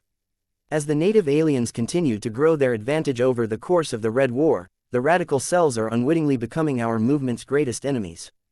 If they persist in their actions, they will eventually contribute to a total alien victory, thereby ruining any chance of building a cosmopolitan society where humans can live alongside aliens as friends and allies. What Romonda said about the cosmopolitan movement resonated a lot with Vase. He held many of the same thoughts about these bunch of filthy traitors. It was nice for the female senior to confirm much of his speculation on the cosmopolitans. That sounds interesting and all, but what does this have to do with your own actions? There are moderate cells that have decided that our radical colleagues have done too much damage. She explained. In order to prevent their misguided actions from ruining our ultimate purpose, we have decided to compensate in the other direction. Our cells have chosen to proactively assist the human race. I see. Chapter 6345 Compensating Actions. Vase almost couldn't believe that Lady Romonda de Vos was a cosmopolitan. In his mind, the cosmopolitans were all raving fanatics who believed so much in working together with the aliens that they were willing to murder an unlimited number of humans in order to achieve their supposedly utopic goals. Her descriptions of her radical counterparts sounded exactly like how Vase imagined the cosmopolitans to be. Their resistance against the human order had ceased to be a purely intellectual and ideological pursuit. Instead, The exiled and hated cosmopolitans had huddled together into cells that had practically degenerated into tribes. Unlike a more civilized organization, a tribe was mostly held together by superstition and irrationality. The problem became so bad that the cosmopolitans even went as far as forgetting their original purpose. The fact that Vase currently had to fear for his life because cosmopolitans were plotting to remove his head from his body was a characteristic decision on their part. Vase had risen up to become one of the more prominent contributors to Red humanity during these difficult times. Now that the native aliens were gaining so much ground, he was one of the few influences that had any chance of reversing the tide. If the radicals were still as reasonable as Lady Romonda, then they would have recognized a long time ago that they had already done more than enough to grant parity to the native aliens. Yet these stupid cosmopolitans were so stuck on what they had always done for multiple millennia that they could not imagine doing anything else anymore. They were going too far this time. It made no sense for them to continue to boost the native aliens and tip the Red War even further into their favor. This was why Lady Romonda and the cell she belonged to finally became fed up with their radical cousins and decided that they needed to act in the opposite direction. Though Vase found it difficult to process the truth, he was finally able to grasp the logic behind Romonda's actions and apparent motivations. He looked at the woman with a bit less suspicion than before. If she was speaking the truth, then she was technically on his side, at least for the time being. That did not mean she had become his friend again. You cosmopolitans are so despicable that it is hard for me to trust you guys. Vase plainly admitted, I have encountered multiple situations where the cosmopolitans directly tried to screw with me. I am a victim of the many larger plots and machinations of your movement. The Great Severing wouldn't have happened if cosmopolitans haven't spooked the Red Cabal into activating their emergency escape plan way ahead of time. I really want to believe in your goodwill, but the reputation of your organization as a whole is so terrible that I am struggling to tolerate your continued presence. Lady Romonda remained calm and tried to present herself as harmless as possible. I am not a threat to you. I willingly approached you and revealed myself to you in order to seek genuine cooperation. I am aware that it will be difficult to earn your trust, but for your sake as well as that of Red humanity, we must try, or else the extremists among my movement shall have the last laugh. She raised a good point. Vase and the cosmopolitan movement might not exactly get along, but if the latter was split between nutcases and deranged nutcases, then it was better for Vase to cooperate with the lesser evil in order to eradicate the greater evil. The issue was that the lesser evil, in this situation, might not be all that different from the supposedly greater evil. Don't think I am fooled by you and your so-called moderates, Romonda. Don't think I haven't forgotten that your goal, the original goal of the cosmopolitan movement, is to achieve a pan-racial society where humans and aliens can live together in peace. That is a goal that is completely opposed to the ideology of human supremacy that still remains dominant in our society. You don't want to help me because you want to support me. You only want to help our side because we are losing too badly at the moment. Once we have become as strong as the aliens, your help will cease, for fear of tipping the balance too far in the other direction. To her credit, the cosmopolitan did not deny this rationale. I have my own goals, and so do you. Our differences are not important at this time. At this point of time, our goals happen to be aligned. Cooperation is much more beneficial than the alternatives. You may do as you wish with me after my cell has provided enough assistance to Red humanity to promote lasting peace between the races. You may expose me to the Mechers, take me prisoner so that your own agents can interrogate me or kill me outright. It doesn't matter as long as I have completed my mission. Yup, she was definitely a cosmopolitan. Vase crossed his arms. He was still angry about the fact that a cosmopolitan managed to get so close to him without exposing her true allegiance at all. This incident exposed a massive flaw in his security arrangements. However, the situation was too dire at the moment for Vase to get hung up over these issues.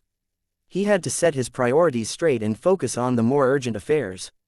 I take it that you have taken the dangerous and risky decision to tell me you are a cosmopolitan in order to inform me about the ambush that your radical compatriots are plotting, correct? That is correct, she said. I am a yellow shell of the Horizon Cell. It is one of the few moderate cells that have recently decided to oppose the radical cells that have gone too far. We have secretly decided to overturn our prior plan and goals and adopted the Human Resurgence Plan instead. Its name is an accurate description of what we seek to accomplish. We recognize that red humanity is falling so far behind that we must actively facilitate its resurgence in order to fulfill a dream of a society where there are still humans left alive to become a part of a true multi-racial galactic community. Vase noticed an important detail in her explanation. Are you sure that you managed to keep your change of heart a secret from your radical colleagues? We are fairly certain, Romonda said. I cannot explain to you why I think so, or whether our methods are reliable, but this is the assumption that we are working with. What is important is that the other cosmopolitans, which includes moderates as well as radicals, are not aware of our secret shift. This has allowed us to receive important clues and information about the ambush that they have prepared against this fleet. The brown mandibles that personally deliver the details of the plans as well as instructions meant to progress them should not have been able to detect our change of heart. Now that certainly caused Vase to become interested in what Romonda had to say. Can you share all of those plans with me? It would be incredibly helpful to know exactly what they have in store. I cannot do so. I do not have access to the files, and the communication method that I rely upon to maintain contact with the Horizon Cell cannot transfer so much data. I have only received a minuscule amount of information that is relevant to your immediate situation. Okay, tell me what you can share. I hope it is not a waste of time. I can assure you that this is relevant and pertinent information.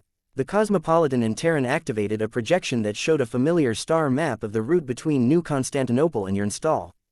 The projection zoomed into the Blue Jay fleet's current location as well as the next FTL travel stops. At our current junction, there are 3 likely destinations that the Blue Jay fleet will travel to next in order to reach Xianxia in a timely manner. They are the Tiela system, the Nilhart system and the Mazepan system. The radicals have predicted this as well and made preparations to waylay your fleet in each star system. Vase narrowed his eyes. Our route was supposed to be fuzzy and random enough to prevent what you have said. How could the Cosmopolitans have known this in advance? I am not certain. I do not have the answers. What I can tell you is if you visit one of these 3 star systems, your fleet will fall into a disadvantage. Okay, then shouldn't our response be simple? We can just take a detour. There are way more star systems that we can move to instead. Sure, the route will become so suboptimal that we may arrive at our destination at least a day or 2 late, but that beats getting caught in a trap. I do not advise you to do so, Vase. The Cosmopolitans have prepared other measures if you take a detour that will delay your arrival by such a large extent. It is better if you pass through one of the 3 aforementioned star systems and spring the trap on your terms. That doesn't make any sense. Isn't this exactly what the radicals of your movement wish to see? Romonda lifted her finger and pointed at the Nilhart system. Not precisely. Whatever source of prediction they have consulted, the radicals believe that there is a 60% likelihood that your fleet will pass through this particular system. Vase could see why that was the case. Passing through the Nilhart system was faster and more convenient than moving through any other star system. That means that the Cosmopolitans have put a lot more eggs in this particular basket. That is one way of describing it. Romonda responded. Your fleet will become under assault by the strongest coalition of cosmopolitans and aliens. Your chances of surviving this battle are poor. What about the other 2 star systems? The cosmopolitans and the aliens they are cooperating with have prepared ambushes in these star systems as well, but they are not as overwhelming. Your adversaries will still maintain a slight advantage in the Tiela system and the Mazepan system. For this reason, if you wish to pass through the gauntlet prepared by your foes, I advise you to run through the easiest gauntlet and defeat one of the comparably less numerous opponents arrayed against you. As long as you defeat this enemy force fast enough, you can quickly depart and make your way to your install while preventing the much larger force lurking in the depths of the Nilhart system from catching up to the Blue Jay fleet. Avoiding contact with this fleet is your greatest priority. That sounded serious. Though Vase did not know what the Cosmopolitans had managed to scrounge up in the Nilhart system, if Lady Romonda's warnings could be trusted, then he had a much higher chance of suffering defeat if the Blue Jay fleet moved to this star system. So let me be sure about this. You, a Cosmopolitan, do not want to see other Cosmopolitans succeed in their plot against me. You therefore warn me that we should absolutely avoid the Nilhart system, but not avoid confrontation entirely. Instead, in order to keep our fleet moving forward quickly enough, we should instead pass through the Tiela system or the Mazepan system. Once there, we can blitz through the relatively weaker opposition and move on quickly enough to avoid the executioners arriving from Hillheart. Correct. That is the gist of it. I cannot guarantee the veracity of all of the details that I have shared, but I am willing to stake my life on the message that I have been instructed to share with you. Please believe in our sincerity. We are not your enemy. Our Horizon Cell never sought to become an enemy of the human race. We have not forgotten our own humanity, which is more than what I can say for the radicals. Chapter 6346. The reach of treachery. Of all of the possibilities that Vase envisioned, he never imagined that he would get confronted by a cosmopolitan in his own ranks. Especially a cosmopolitan who plotted to work against her own ilk. Funnily enough, Vase did not have that much trouble understanding her desire and willingness to hinder the plans of her fellow cosmopolitans. He had colluded with one group of Fredamen in the past for the express purpose of weakening another group of Fredamen. No organization was truly fully united. As long as they grew large enough, they always splintered into factions, each of them led by egotistical maniacs who thought that their vision was superior to others. This was a little different in Ves's opinion. Perhaps the biggest difference was that the members of different cells were all strongly aligned towards diverging interpretations on how to achieve their ultimate aims. Because the vision of the most moderate cells just happened to contradict the vision of the radical cells, an internal contradiction came into being that had grown severe enough that they had become outright enemies. It was only under such an exceptional circumstance that it became acceptable for the moderates who wanted to bring the cosmopolitan movement back to its original purpose to collaborate with their erstwhile enemies. Vase inwardly shook his head. This was a silly situation, but it was also a situation that benefited him a lot, so there was no reason for him to reject this development. Lady Romonda de Vos understood him well enough that he would not turn her in for being a filthy cosmopolitan. However, that still left open the question of what Vase needed to do with all of his information after the immediate crisis had passed. When he spoke to Lady Romonda, he already had a feeling that she, or at least the Horizon Cell, did not intend to collaborate with him on a one-time basis. Okay, he said, I will figure out a way to make use of this information without tipping off the Mechers.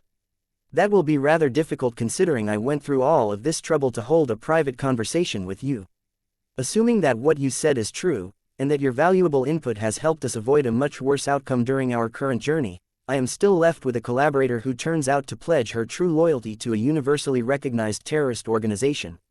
A terrorist who managed to contribute one of the key technologies that defines the most revolutionary mech design project of this era to date.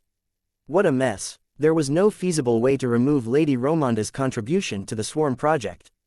Unlike Lord Richard Brownstone, whose work on modular kinetic weapon systems could easily be replaced or removed while preserving the essence of his Carmen mechs, it was impossible to remove the Cosmopolitan's contributions to the same mech designs without gutting them into pieces.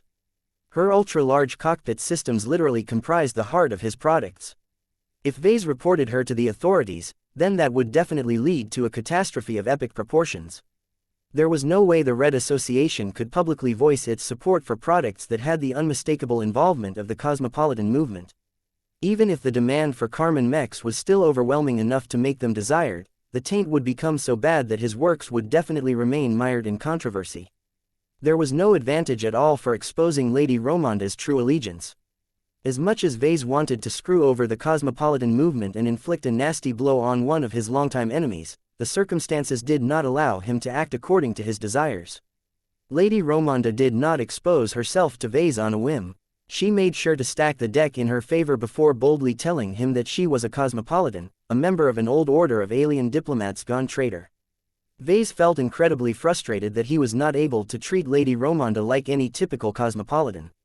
He hated it when others plotted against him, but that was exactly what the so-called Horizon Cell had done. The fact that it worked left an especially sour taste in his mouth.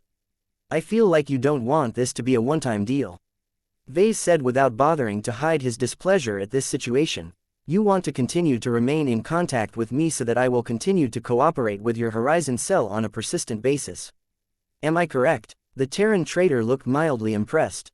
I intended to lead you to this proposal, but it is best that you have deduced my purpose in advance.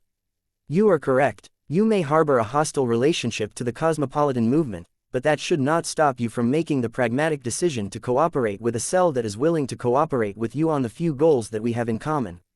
I can't trust you guys at all. Vase shouted back. I believe you when you and your cell want to push back against your radical cosmopolitans this time, but what about the future? I can't put my trust in you guys. The credibility of your movement is terrible. Perhaps there are certain cells that are more upright than others, but I have no knowledge of that. As far as I am concerned, all cosmopolitans are backstabbing traitors. I would be a fool if I forget why you guys are all terrible human beings and merely cooperate with you as if you are just another interest group.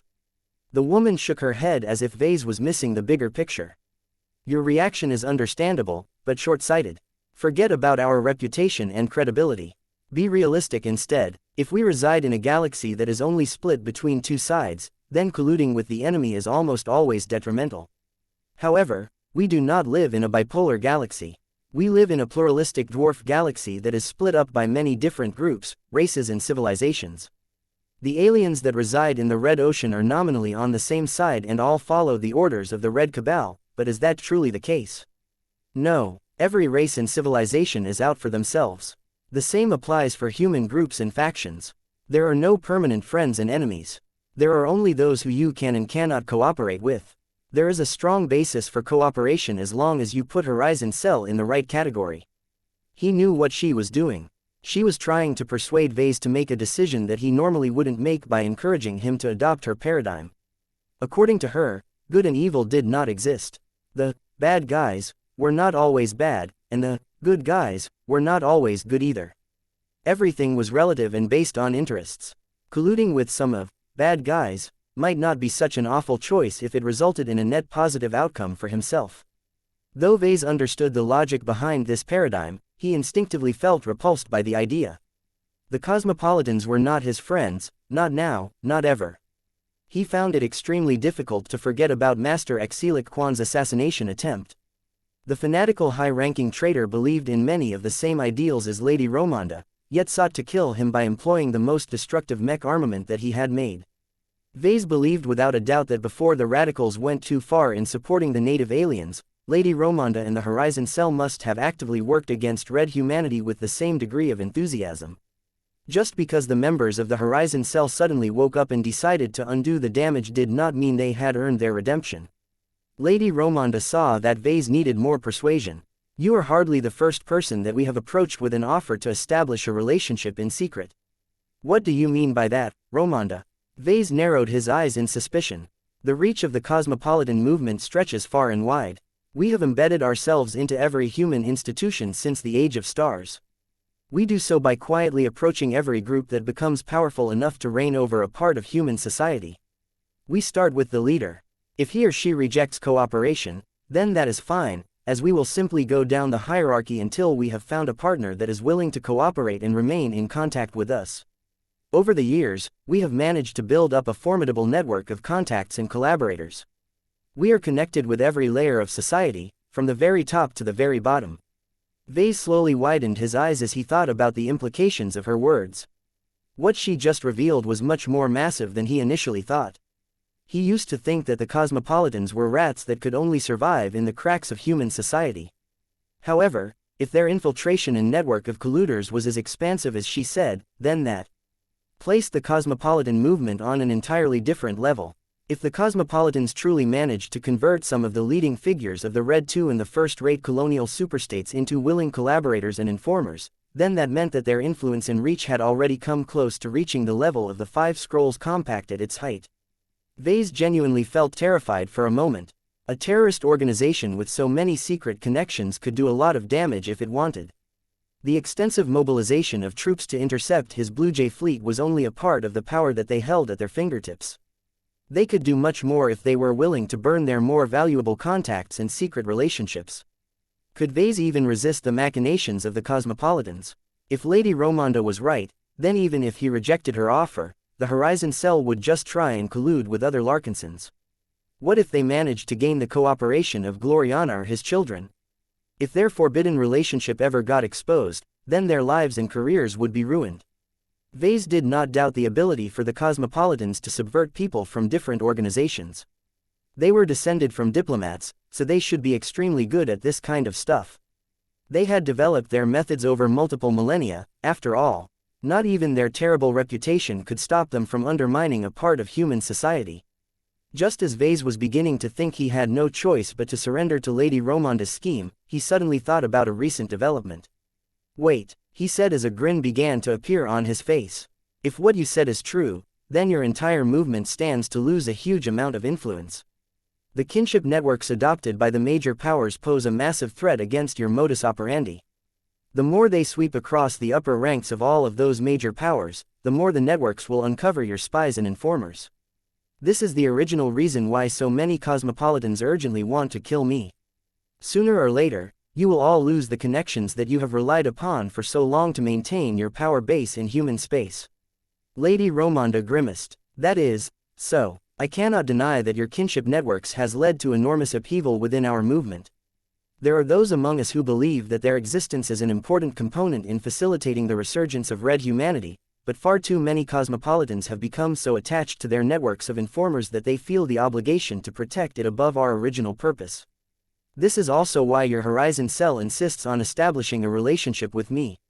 Vase figured out, your entire modus operandi will gradually become invalid. However, I am one of the few people that you can continue to collude with, because this relationship won't get caught up by the ongoing sweep. We have reasons to believe that to be the case.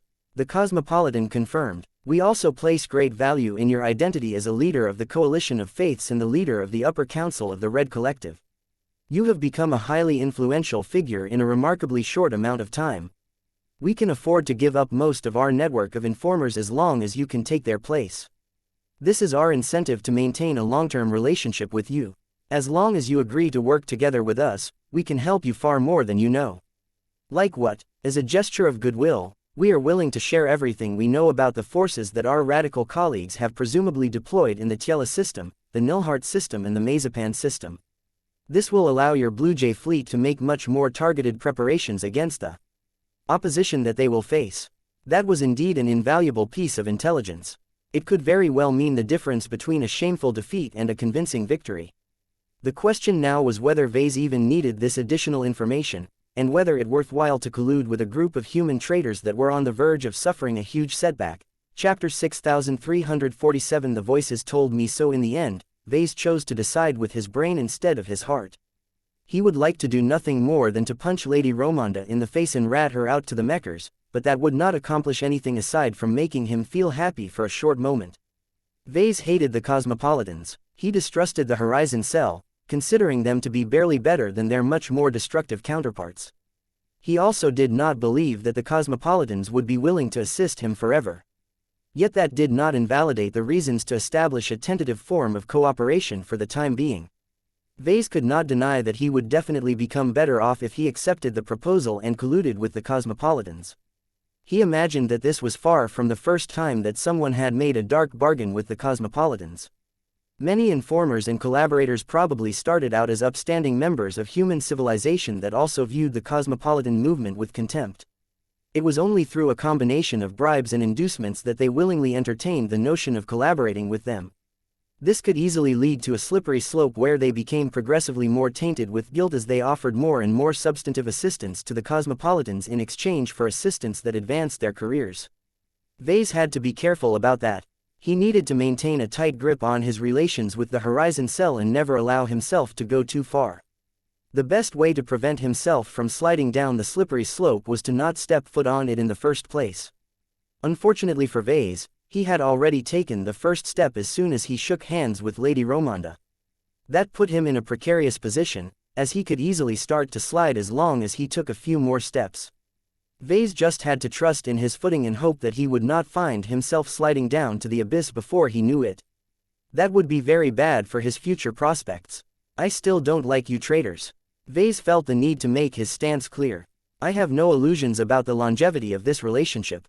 As soon as my continued existence becomes a detriment to your plans, I have no doubt that you will stab me in the back. I will be ready for that. I may even take preemptive action in order to deny you the first move. However, I am not an ungrateful person. So long as you remain sincere with me and leave me out of whatever nasty schemes you are plotting, I am willing to act with restraint and leave you guys alone. I am just a single person. I cannot take care of every problem that has befallen red humanity. If you do not mess with me, then taking care of you guys will rank low in my long list of priorities. Have I made myself clear, Lady Romonda? We are fully cognizant of your stance on our cell and movement. The Terran traitor seriously said.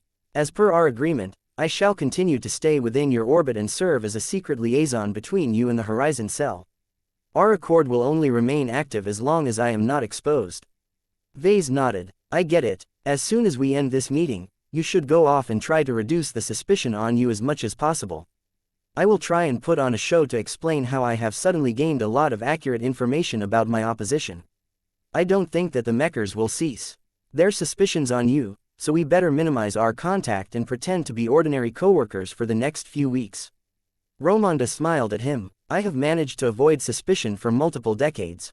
You do not need to lecture a cosmopolitan on how to escape notice. She was right. It was a waste of time for him to worry about her exposure. He just needed to keep his mouth shut and figure out how to present the information he learned to the Blue Jay fleet. After his meeting with Romonda came to an end, the cosmopolitan nonchalantly exited his stateroom, leaving Vase alone with his cat. I know. Let's get back to what is important. I am having a really bad feeling about what may unfold in the next few days. Vase knew that he was under intense scrutiny at the moment, so he tried to put up an act that would hopefully look convincing enough. He first sat down behind his desk terminal and began to access various information channels. He paid attention to the news published by regional organizations. He also accessed the Larkinson clan's internal communications and paid close attention to the reports submitted by the Black Cats. It helped that he assigned the Black Cats to monitor what was taking place in the surrounding regions a while ago. While the spies of the Larkinson clan did not really have a strong presence in the upper zones, they were still able to keep an eye on the middle zones that surrounded the former. Vase then proceeded to contact his extensive crowd of friends and allies. Not all of them replied in a timely manner, and only a few provided any helpful information. This frustrated him a lot, to the point where he began to seek information from more mystical sources. He rose from his seat and began to pull out a collection of small handmade totems from the Vault of Eternity. Ilvain, he spoke, how likely will my fleet get attacked once we arrive in the next star system? What sort of enemies will we face if that happens? The totem began to glow as the prophetic design spirit descended onto the totem. Just like before, Ilvain could hardly tell Vase anything due to his inability to predict the movements of beings who were more powerful than himself. He was only able to share a bit more vague premonitions of danger due to looking much closer into the future than before. Vase grimly smiled. Though Ilvain was not able to provide any detailed information, he at least managed to corroborate the intelligence that the Cosmopolitans set up a much greater trap in the Nilhart system. If nothing special happened, Nilhart would likely become the Blue Jay fleet's next stop, which meant that they would be falling straight into the trap of their enemies. Ilvain vaguely sensed that the Tiela system and the Mazepan system were less dangerous, but could not provide any further details. That was fine. Vase could just fill up the gaps with the information provided by Lady Romonda. In order to do his due diligence, Vase proceeded to contact a bunch of other design spirits. They had nothing useful to say. For all of their power, the Superior Mother and Gaia had no influence over the human or alien forces that were waiting in ambush. Vase frowned. He was pretty disappointed with the lack of information on what was lurking in the depths of those 3-star systems. Those places had to be under monitoring. The Blue Jay fleet did not transit to a stop that had not been scouted beforehand by a vessel that had traveled ahead. Still, it shouldn't be too difficult for the Cosmopolitans and the native aliens to hide their presence in most star systems. Their assets could be hiding inside an undiscovered pocket space, or they could have entered an asteroid belt and shut down most of their systems in order to minimize their emissions. There were far too many high and low-tech solutions that could hide their presence from the scouting vessels. The Cosmopolitans understood human technologies too well, and knew exactly how to exploit both common and less common detection systems. That had always been the most troublesome aspect about fighting against the Cosmopolitans. They possessed a huge intelligence advantage. They were always the ones that took their enemies by surprise.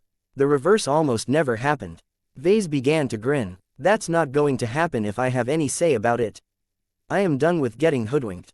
After Vase had cycled through all of his design spirits, he put his totems back into the Vault of Eternity, causing them to magically disappear from view. He acted his calm. Jovi, I need to see you at the bridge. Tell Admiral Gori Tensen to expect my presence. He needs to hear what I have to say as well. Vase was glad that the Mechers respected him enough to hear what he had to say. He had already developed an extensive bond of trust with them, or at least the ones hailing from the survivalist faction and the transhumanist faction. Come, Lucky, The gem cat grew more alert as both of them became more alert towards danger. The two half expected to get jumped by cosmopolitan agents that had managed to infiltrate the Blue Jay fleet, but their journey to the bridge thankfully remained uneventful. After enduring a brief but intensive security inspection, the two entered the expansive bridge of the heavy cruiser. Vase was not in the mood to admire the grand and militaristic interior. He strode straight to the center where Admiral Gory Tenson, Jovi Armelon and the projections of a couple of other important figures had gathered. Vase nodded at the Admiral as well as the projection of Major Simon Yankovsky. The latter still remained stuck as an expert candidate, but he may very well gain an opportunity to break through in the next battle. It would be great if this happened, as Vase would gain another strong protector. Speak. Admiral Tenson was clearly not in the mood to entertain an idle story. I have consulted my sources and gained a bunch of scattered but useful information. Vase pretended as if Ilvain and his design spirits fed him a lot of surprisingly detailed information about the enemies that were waiting in ambush up ahead. Everyone began to frown as they heard what the cosmopolitans and their alien partners might have in store. Do you have any information that can confirm and corroborate your claims? No, Admiral. My design spirits tend to get their information through mystical means. I cannot even begin to explain to you how Ilvain is able to see future timelines. All I can do is relay what they have told me. I cannot determine how reliable they are, but I am willing to believe them in absence of information that can disprove their claims. The leader of the Blue Jay fleet clearly did not wish to make decisions based on dubious sources of information, but he knew that Vase had good reasons to be successful. There was at least one aspect about his story that was correct. I have already chosen the Nilhart system as our next destination, he said. I was minutes away from ordering the navigators on every ship to calculate their route to this star system. If the cosmopolitans have managed to make this prediction and acted on it, then we should avoid it out of precaution. That's the thing, Admiral. We can't avoid our enemies entirely. I don't know too much about navigation, but I know that if we take an enormous detour, we will only make it easy for the enemy's main force to intercept us midway. Ilvain happened to identify two star systems where our enemies have posted slightly weaker forces. As long as we make enough preparations in advance, we should be able to smash through the enemies posted in the Tiela system or the Mazepan system and continue straight to your install. It sounds as if you have already drafted a battle plan on our behalf.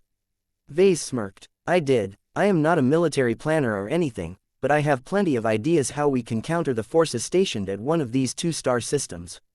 I personally recommend the Mazepan system.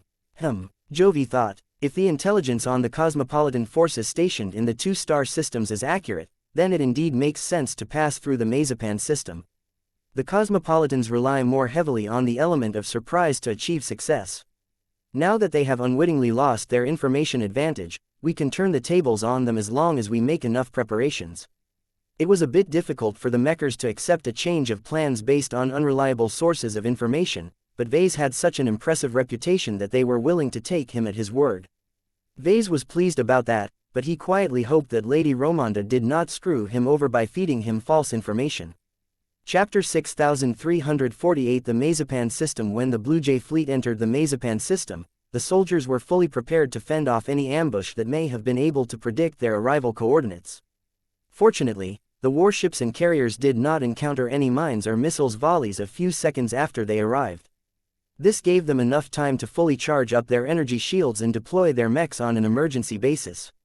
Initiate Plan A-13. Activate the secondary superdrives and enter into FTL travel on my mark. Not every starship in the expanded fleet possessed a second superdrive. First-class superdrives tended to be very expensive in terms of phase water and exotics, but they were powerful enough to overcome weak to moderate forms of interdiction depending on their exact specifications. The Red Association and the Red Fleet rarely skimped on this priority, but other organizations such as the Gaia Coven and the Devas Ancient Clan were less extravagant in this aspect. This was why not all of the starships were able to dial in the next destination and prepared to transition into FTL travel right away. As the Turask and most of the more expensive and higher quality vessels were about to shift back into the higher dimensions in a hurry, the enemies lurking in the Mazepan system had very little time to respond. 10, 9, 8, 7, 6, a loud alarm rang throughout the bridge. Sir, our superdrive has encountered a block that it is not able to overcome. The other ships report that their secondary superdrives are suffering from identical issues. We cannot engage in FTL travel anymore. Our quantum entanglement nodes have malfunctioned as well. They have lost all of their connections to the central hub of the Redcom consortium. These were two severe setbacks that would have concerned the Blue Jay fleet a lot more if they came without warning. What was worse to Vase was that the sudden blockade also cut him off from his own support network. I have lost contact with many of my spirits. Vase openly reported as he personally retrieved the Larkinson mandate in order to confirm its condition. Aside from the Golden Cat who has always remained close by my side, I cannot establish contact with Ilvain, the Superior Mother, Gaia and so on. This is not a good sign. Investigate the cause for these errors. Admiral Tenson tersely ordered, tell our engineers to verify that our superdrives have not malfunctioned due to internal sabotage. Sir, our preliminary analysis is that the simultaneous malfunction is due to a common external change. A science officer reported, we have detected subtle shifts in the gravitic readings of this star system that appear distressingly familiar to us. We are urgently making contact with the listening posts and listening devices that our scouts have planted throughout the outer system. It took a few more minutes for the science officer to finally be able to confirm his fears. We have confirmed that the cause for the simultaneous malfunctions of our secondary superdrives and our quantum communication nodes is due to a blockade erected around the Mazepan system. Our listening posts have detected the activation of a smaller and weaker version of the same spacetime bubble that has enveloped the Bridgehead 1 system. Despite the forewarning, everyone's hearts still beat faster after receiving this unwelcome news. No one wanted to get trapped and isolated in a spacetime bubble, especially one where time progressed 100 slower than the rest of the galaxy. Give me a breakdown of the spacetime bubble. How strong is the exterior barrier? How much is the temporal difference factor? The science officers and experts worked hard to parse the relatively low-resolution data from the listening devices planted throughout the outer system as if they were seeds. We have tentatively determined that the spacetime bubble erected around the Mazepan system is only a fraction as large and powerful as the one that has been used to isolate Bridgehead 1. The spacetime bubble trapping us inside this small and uninhabited star system is inherently unstable and will collapse on its own in approximately 84 hours. That news came as a massive relief. Whatever the enemy phase leaders pulled off this time, it was clear that they could not possibly replicate the extremely costly feat of isolating Bridgehead 1. This was a bootleg version of that legendary feat. The phase lords or phase whales responsible for creating this bubble were far weaker. Not only that, they also had to exert a lot of energy to maintain the blockade, which meant that they could not contribute to the fight. Vase shared a good look with Admiral Tenson. So far, the intelligence appeared to be true. Suspend our attempts to enter into FTL travel. Dispatch our scouting units and remain on guard against the presence of enemy stealth units. Send our frigates to the nearest planets and conduct scans on their surfaces as fast as possible. Be on the lookout for any spatial anomalies. The bridge of the Tarask became incredibly busy as the officers coordinated their pre-planned actions. It was unlikely for the enemies to be able to predict the Blue Jay fleet so well that they were able to strike a blow immediately after arrival, but it was better to be safe than sorry. When the initial patrols made it increasingly clearer that they were safe for the time being, the soldiers felt relieved, but still remained on high alert. The hidden enemies had 84 hours to strike at Vase. If they did not show up during this time, the spacetime bubble would dissipate by itself and enable every starship to depart from this star system, either through boosted FTL travel or warp travel. In other words, time was on their side, and that was an important realization. Proceed with Plan B02. Admiral Tenson instructed, not C-12 or C-13. Vase questioned, the risks are too great, Professor. It is irresponsible to divide our strength. Plan C-12 entailed launching the Dark Zephyr from the Tarask. The Ace Mech would subsequently travel to the edge of the star system in an attempt to hunt one of the greater phase lords that was maintaining the spacetime bubble. Plan C-13 was almost identical to C-12, but the difference was that Vase would be joining Saint Tusa in the cockpit of his battle partner. Plan C-12 and C-13 were two of the more harebrained schemes that Vase came up with based on the intelligence provided by Lady Romonda. There were at least 3 greater phase lords involved with blockading the Mazepan system. This was a heavy commitment, and one that forced each of the greater phase lords to not only spread out across the star system, but invest their full energy into maintaining the bubble. An easy way to break the bubble would be to hunt one of them down and force the alien into a fight, which would most certainly cause an interruption that would prematurely end the blockade. The reason why Vase preferred C-13 over the other ones was because he actually felt safer if he continued to enjoy the protection of the Dark Zephyr. He would rather entrust his life to a single ace mech of his own design than the rest of the expanded Blue Jay fleet. However, he could understand why Admiral Tenson would want to keep him here. Instead of making a reckless gamble that would only work if a lot of specific assumptions became true, it was safer and more rational to stay put and concentrate all of their strength in a single location. Doing this would cede the initiative to their ambushers, but it would enable the Blue Jay fleet to maintain the numbers and versatility to respond to many different scenarios. Right now, the enemy units had not made an appearance, but that was no reason for everyone to grow complacent. The current assumptions were that the cosmopolitans and the native aliens were either lurking under active stealth or holing up in a pocket space. In order to prevent the enemy from teleporting straight in the middle of the Blue Jay fleet and launching an all-out strike on the Tarrasque, all of the warships and many of the mechs had already activated their interdiction field generators, space suppressors and similar devices.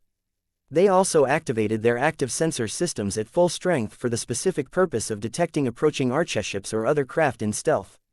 There was no real expectation that they would catch any enemies.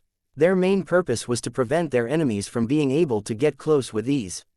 This would force their adversaries to approach the Blue Jay fleet from afar and in the open. There were still 83 hours left for the enemy to make their move. The cosmopolitans and the native aliens still retained the initiative since they managed to remain completely hidden. It would be detrimental for the Blue Jay fleet to remain in the open and continuously remain on high alert for this entire duration. If the enemy was smart, they would wait for at least a couple of days to pass in order to stress out the mech pilots and other soldiers and wear down their alertness. Perhaps the hidden enemies might only choose to strike in the last 6 hours. In order to prevent this nightmare scenario, the planners already came up with a countermeasure. Initiate Plan F-01. Let us build a makeshift orbital space fortress. The main elements of the Blue Jay fleet began to move to the nearest comet or space rock of an appreciable size. There were always asteroids and other assorted space junk flying around in open space. Smaller star systems with fewer planets such as Mazepan tended to have an abundance of them due to the lack of big cleaners in orbit around the local star.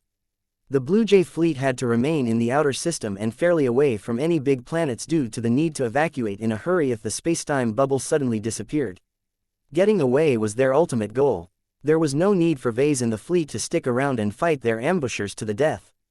While Admiral Tenson rejected the plan to hunt down whatever phase lords were responsible for maintaining the spacetime bubble, the current plan was pretty good as well.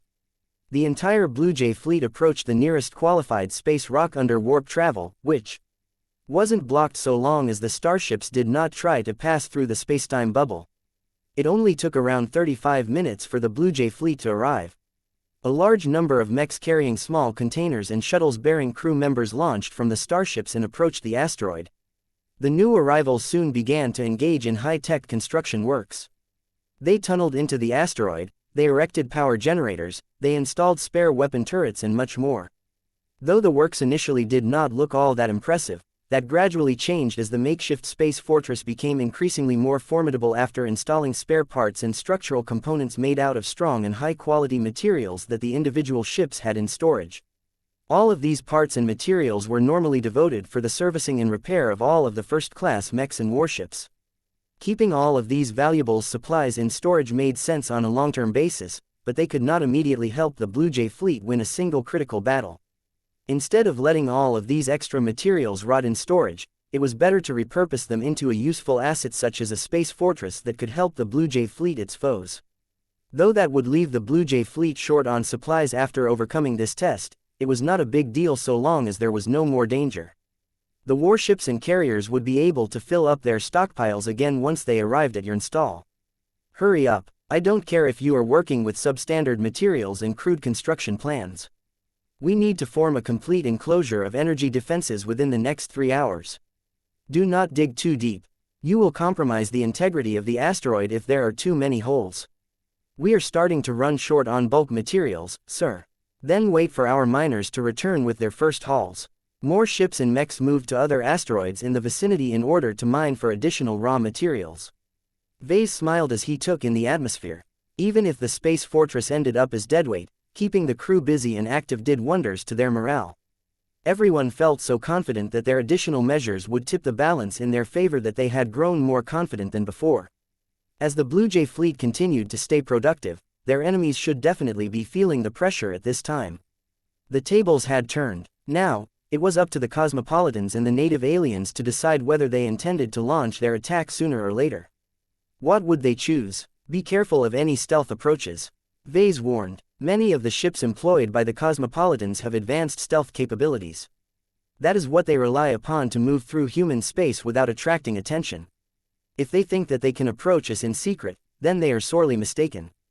Our construction crews will soon complete the installation of high-powered sensor arrays on the surface.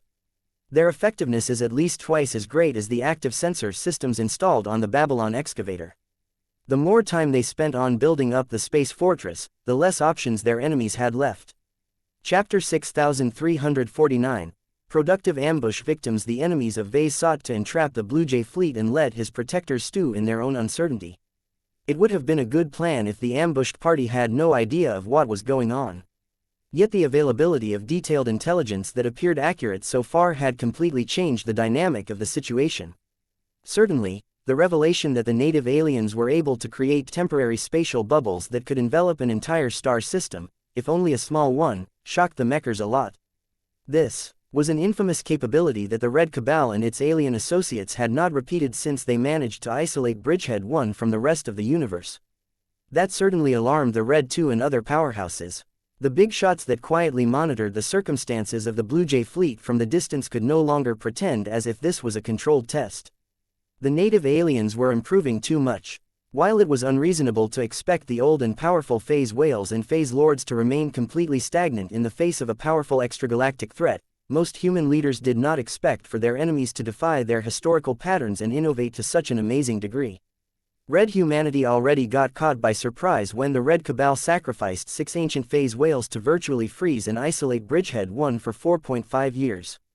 Now, the upper echelon of human civilization grew even more concerned when it became known that the native aliens were able to replicate this capability to a lesser degree.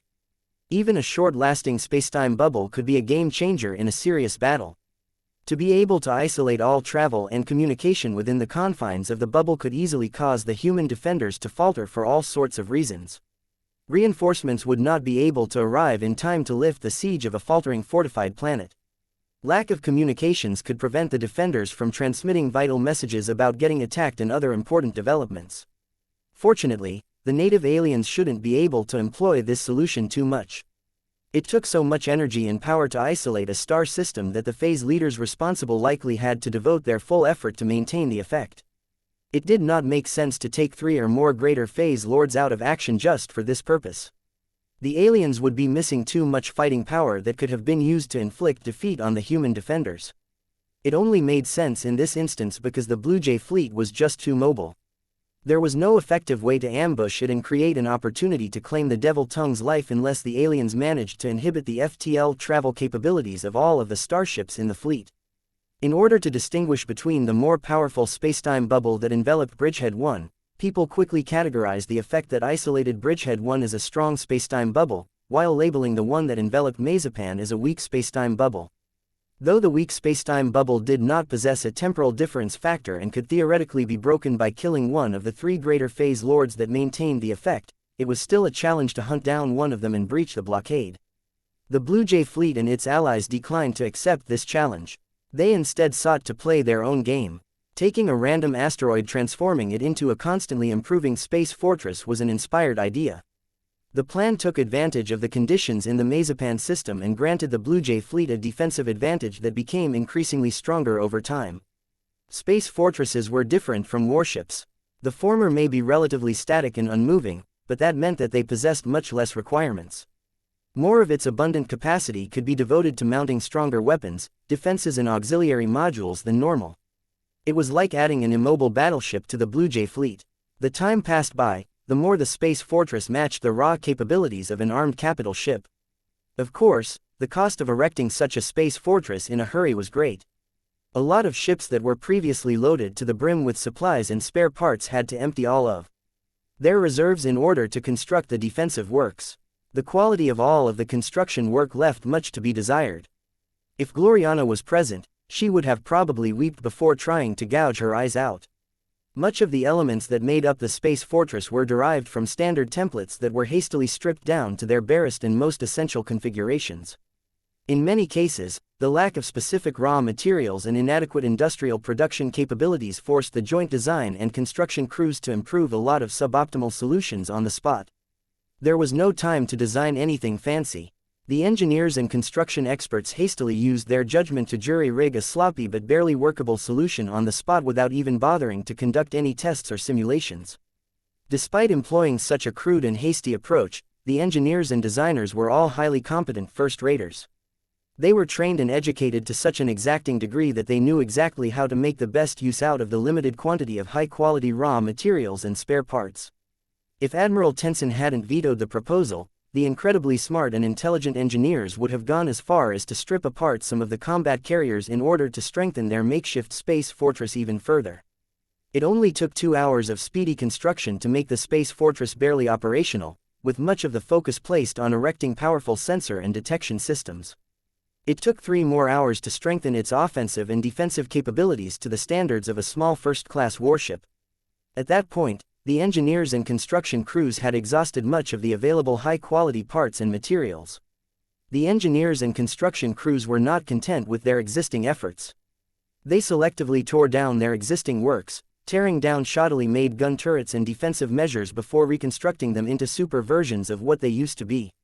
The additional time and care spent on the reconstruction effort gradually caused the makeshift space fortress to look more solid and menacing. The Blue Jay fleet did not attempt to hide this at all. The workers were even proud to show off their constantly improving work, as if they were afraid that their peeping enemies would not be able to get the message. The space fortress basically transmitted a giant, "Attack US," signal to the ambushers who thought they had the Blue Jay fleet in the palm of their hands. Hehehehe. Vase regularly grinned and laughed as he worked on producing and installing a large missile launcher system. "This is going to be fun, hee hee hee. Those filthy cosmopolitans and native aliens will regret giving us the time to build all of this up. The longer they delay, the worse they are making this for themselves." Meow. Lucky looked increasingly more frightened at all of the massive weaponry that the members of the Blue Jay fleet had built up in such a short amount of time. One of the more unfortunate realities of compressing months' worth of construction work in a matter of hours was that the workers had to skip a lot of prudent safety measures. There was a disturbing lack of redundancies, buffers, inspections and other safety measures that had long turned into standard industry practice. The heavy reliance on repurposed materializers and other repurposed high-tech production equipment presented additional risks as they were never designed to work at this scale and intensity. Nonetheless, Vase and the other workers could not afford to worry about these insignificant problems when they remained stuck in the middle of an isolated star system. The enemy could come at any time, so they needed to make the most out of every single second and make their space fortress stronger. This is such a good idea. It's too bad we did not include any factory ships or auxiliary ships in our fleet. We could have built a much better space fortress if we had access to an actual industrial ship. The Blue Jay fleet consisted entirely of combat vessels in order to keep it lean and mobile. Vase could appreciate the merits of this composition, but he already missed the versatility of the expeditionary fleet. The inclusion of support vessels added a lot of depth to a fleet, enabling it to fare better in situations that did not require direct fighting. This reminded Vase to make sure he added at least one sizable factory ship to his upcoming first-class fleet. His most ideal solution would be to upgrade the Spirit of Bentheim to true first-class standards. Vase had already made a head start in this by laying the groundwork during her last refit, but it took a lot more work than that to bring her up to modern first-class standards. Fortunately, the 2 largest warships of the expanded fleet possessed enough versatility to partially make up for the absence of a factory ship. The Raz Tarask and the RF's Babylon excavator both possessed enough mining and production capabilities to make the plan feasible. I do love it when a plan comes together. Vase grinned and chuckled as he continued to supervise the construction of the large missile launcher bay. He had been the first to propose the construction of a makeshift space fortress. Such an idea did not come naturally to Admiral Tenson and other career soldiers as their mindsets were predominantly fixated on making use of their existing combat assets. It took an outsider who was able to think outside the box to remind them that they could theoretically build up an improvised space fortress with their existing capabilities. The Mechers and the Fleeters quickly took charge once they realized the potential of this strategy. They fleshed out the tentative design of the space fortress and undertook most of the construction work. However, the inclusion of 5 senior mech designers added extra flair to the design plan of the fortress. Sure, their expertise mainly centered around mech design, but they could still transfer much of their expertise to fortress building. They just had to scale up much of their existing works, allowing them to play with toys that were much more powerful than they normally utilized in their mech designs. It was incredibly fun for Vase and the others to stop repressing themselves and arm the space fortress with all kinds of incredibly potent solutions. Lord Richard Brownstone suddenly became the most valuable expert that the Blue Jay fleet had on hand. His extensive expertise in first-class kinetic weapon systems allowed him to design highly adapted kinetic gun turrets that turned the space fortress into a punishing battle station. Vase just knew that the Rubarthan Scion must be feeling a lot more exhilarated than himself at this time. This was like a dream come true for the kinetic weapon specialist. Lady Romonda DeVos had opted to employ her less relevant specialization to beef up the space fortress, defenses and damage control systems. Jovi Armelon and Vector Loban possessed a stronger grasp of high technologies typically used by the Red Association, so they busied themselves with assisting the design and installation of the most high-tech solutions. That sort of left out Vase, whose expertise on living mechs and limited grasp on first-class technologies left him unable to help with much of the advanced construction work. This was why he decided to devote his time to a relatively low-tech but devastating weapon system. Vase decided to design and construct the largest possible missile launcher system that he could get away with under the circumstances. Of course, since Vase had taken charge of this project, he refused to create a bog-standard weapon system. He had tried his best to apply his unique touch to it in order to make it more difficult for his enemies to deal with when they finally decided to launch their attack. Ha ha ha ha, I almost can't wait. Chapter 6350 Slow to respond. Our enemies have yet to make an overt move. Admiral Tenson said during a quick virtual meeting. The Admiral, the 5 senior mech designers along with a bunch of other officers were far too busy to leave their stations and gather in a conference room. This was why they decided to hold a virtual meeting instead. The use of wired connections and laser communication arrays should make it as secure as possible under the limited circumstances. Captain Zonrad Rees looked thoughtful as he voiced his guess. We have not made any efforts to hide the execution of our chosen strategy. We have laid out most of our cards on the table. The Cosmopolitans most definitely have the technical capabilities to observe what we were doing in the last 9 hours. They should understand our intentions well enough to understand that time is against their side. They have little to gain by persisting in their delays. If I was in charge of their force, I would have ordered an attack much sooner. The fact that the enemy forces declined to do so and opted to stay quiet and out of sight made no sense in a situation where the enemy possessed complete information and rational decision-making capabilities. There were 2 possibilities that could explain why the enemies had yet to make the move. The first one is that the assumption that their enemies had a clear grasp on what the expanded Blue Jay fleet was doing was false. The second possibility was that the enemy was unable to exercise rational and efficient decision-making.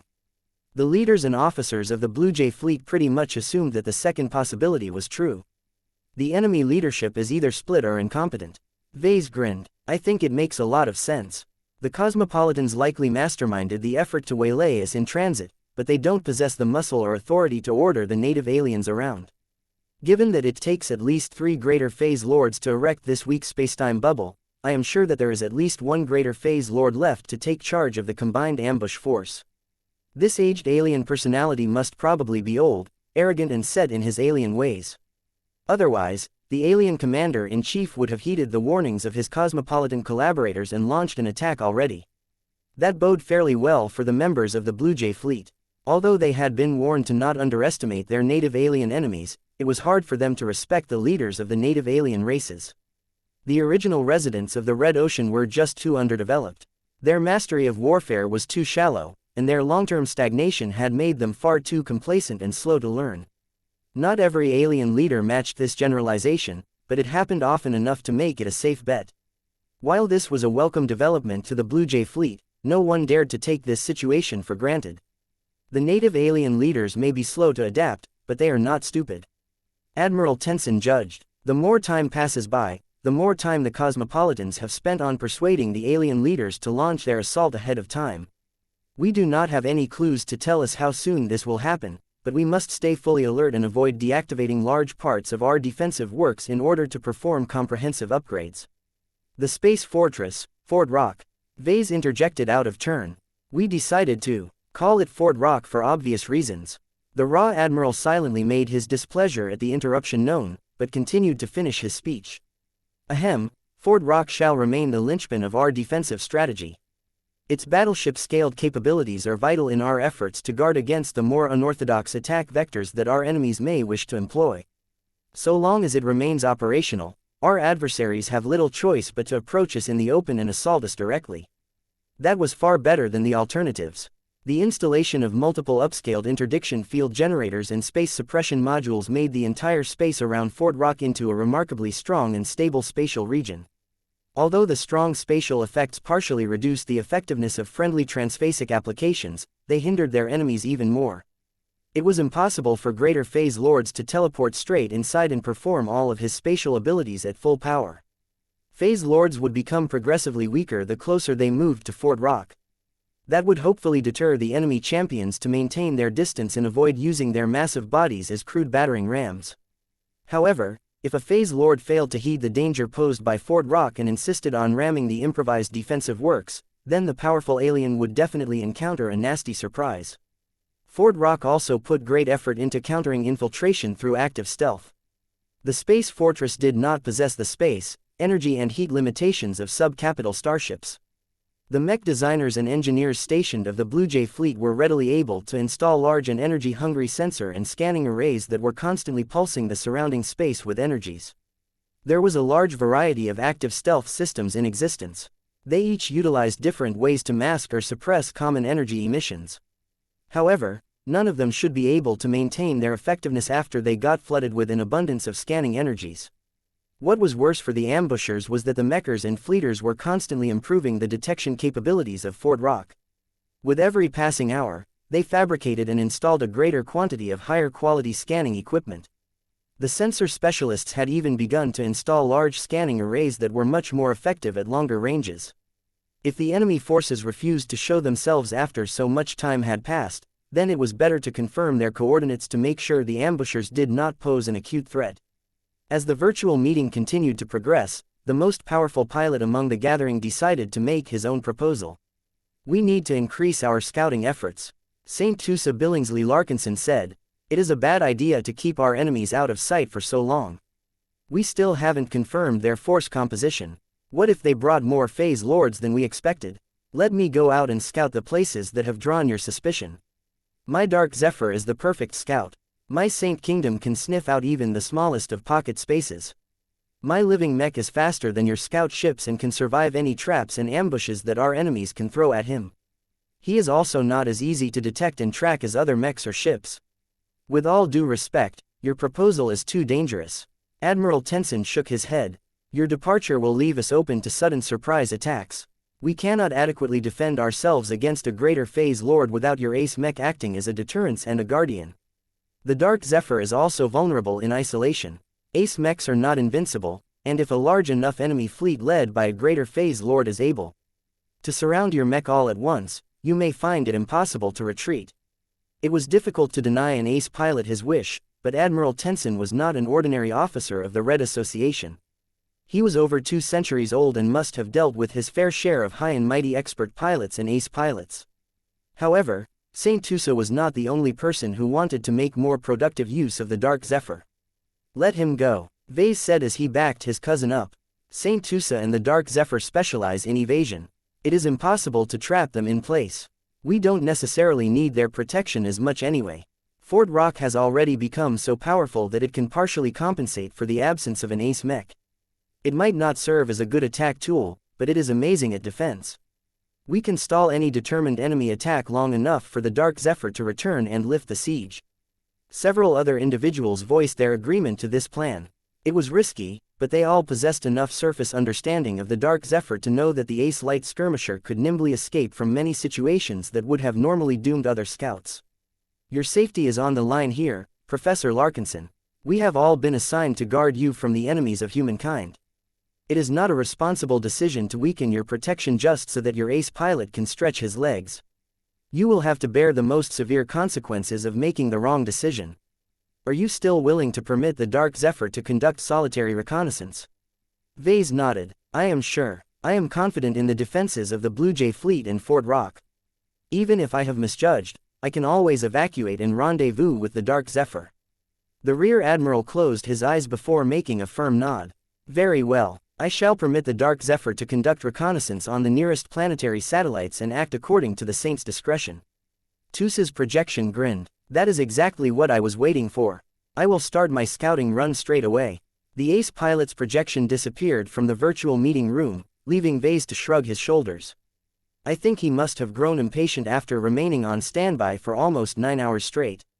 He is not the sort of person who likes to stay in one place all of the time. Understandable. He is a light skirmisher specialist, after all. Staying mobile has become a compulsion to a pilot with his inclinations. They discussed a few more important topics after that. The virtual meeting room became a lot more tense when Vase raised a controversial topic. I know you guys have weapons of mass destruction in your vaults, he said to the Mecher and Fleeter officers. It is a necessary precaution in case the enemy does not play by the few rules that you and the native aliens have established. Are you suggesting that we should take them out of our vaults and deploy them preemptively at our enemies? Admiral Tenson frowned. Not straight away. Vase awkwardly coughed. I just think it would be great if we take them out of their troublesome vaults and have them ready to launch as soon as the enemy has escalated first. We don't know how far the cosmopolitans and native aliens will go, but if I was in their place, I would pull all of the stops to kill me. We need to be ready and eliminate the enemy forces as quickly as possible to prevent them from unleashing stuff that is worse. Those remarks raised the tension in the virtual meeting room. Nobody wanted to entertain this idea. Humans had suffered too much in the past when they threw around weapons of mass destruction left and right. The legacy of that trauma still haunted contemporary humans to this day. I agree with Professor Larkinson. Captain Zonrad Rees of the RF voiced his support for this controversial proposal. The procedures needed to retrieve them from our vaults and ready them for deployment can take minutes at the very least. That is too much of a delay in a fast-paced battle. We should have them ready for use at all times. The Rear Admiral still looked reluctant, but he understood the logic behind this decision. Very well. I will authorize the retrieval and arming of the less dangerous and more controllable weapons of mass destruction. The remainder shall stay in their vaults unless there is enough cause to bring them out as well. That was not exactly the answer that Vase wanted to hear, but it was better than nothing. He made another proposal. Since that is the case, can you move as many of them to Fort Rock as possible? My newly created Doomspreader torpedo launcher is the perfect launching vehicle for them once I have loaded their warheads into my custom torpedoes. Chapter 6351 Doomspreader torpedo launcher. Letting Saint Tusa and the Dark Zephyr go on a trip might cause the enemies to launch their attack sooner rather than later. If the Dark Zephyr managed to sniff out the hiding place of the ambushers, then that may be enough to drive them into action. The departure of a powerful ace mech from the Blue Jay fleet may also lure the cosmopolitans and the native aliens to take advantage of the situation and go on the offensive. While time was technically on the side of the Blue Jay fleet, there was not much point to waiting around any further. Fort Rock had come online. While there were still many areas of improvements, the engineers and construction crews had already plucked the low-hanging fruit. They were spending gradually more time on reconstruction efforts that yielded increasingly smaller gains in return. They had already exhausted all of their stockpiles of high-grade materials and parts. They could only improve existing systems as opposed to constructing new ones. The low-grade materials mined from nearby asteroids were only useful for bulking up the asteroid and adding more physical buffers to the existing defensive works. Since this was the case, the Blue Jay fleet might as well make it a little more enticing for their enemies to launch their attacks sooner than normal. Just as the delay was buying time for the Mechers and Fleeters to cook up more defensive solutions, their adversaries could also make use of the downtime to improve their sieging capabilities. This was also why Admiral Tenson agreed to let the Dark Zephyr out. They needed to get a clear view of the enemy fleet's disposition and verify whether it was preparing a counter to their defensive strategy. Many people were waiting for Saint Tusa to stumble upon the enemy and peel back the surprises that they might have in store. Vase checked the status of the Dark Zephyr. According to the system map, the Ace Mech had already arrived at the closest planet and begun to scan its surface and orbit for anything hidden. This was a lengthy and time-consuming process. The scouting vessels of the Blue Jay fleet had visited it before and found nothing interesting in and around the small, lifeless rock. The Dark Zephyr's sensor systems were not necessarily better. They were smaller and lower tech. Their only saving grace was that Tusa's powerful true resonance boosted their performance to an unnatural degree.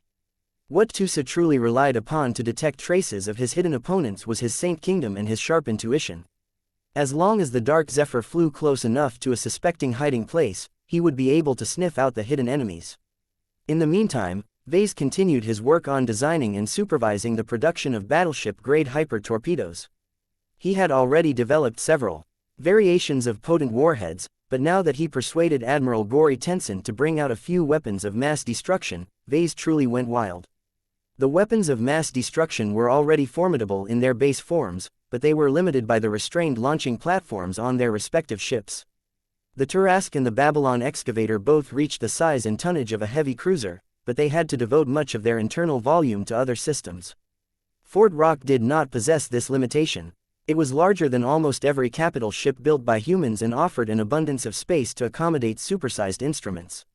Lord Richard Brownstone's Rossfield cannons was a typical example of this.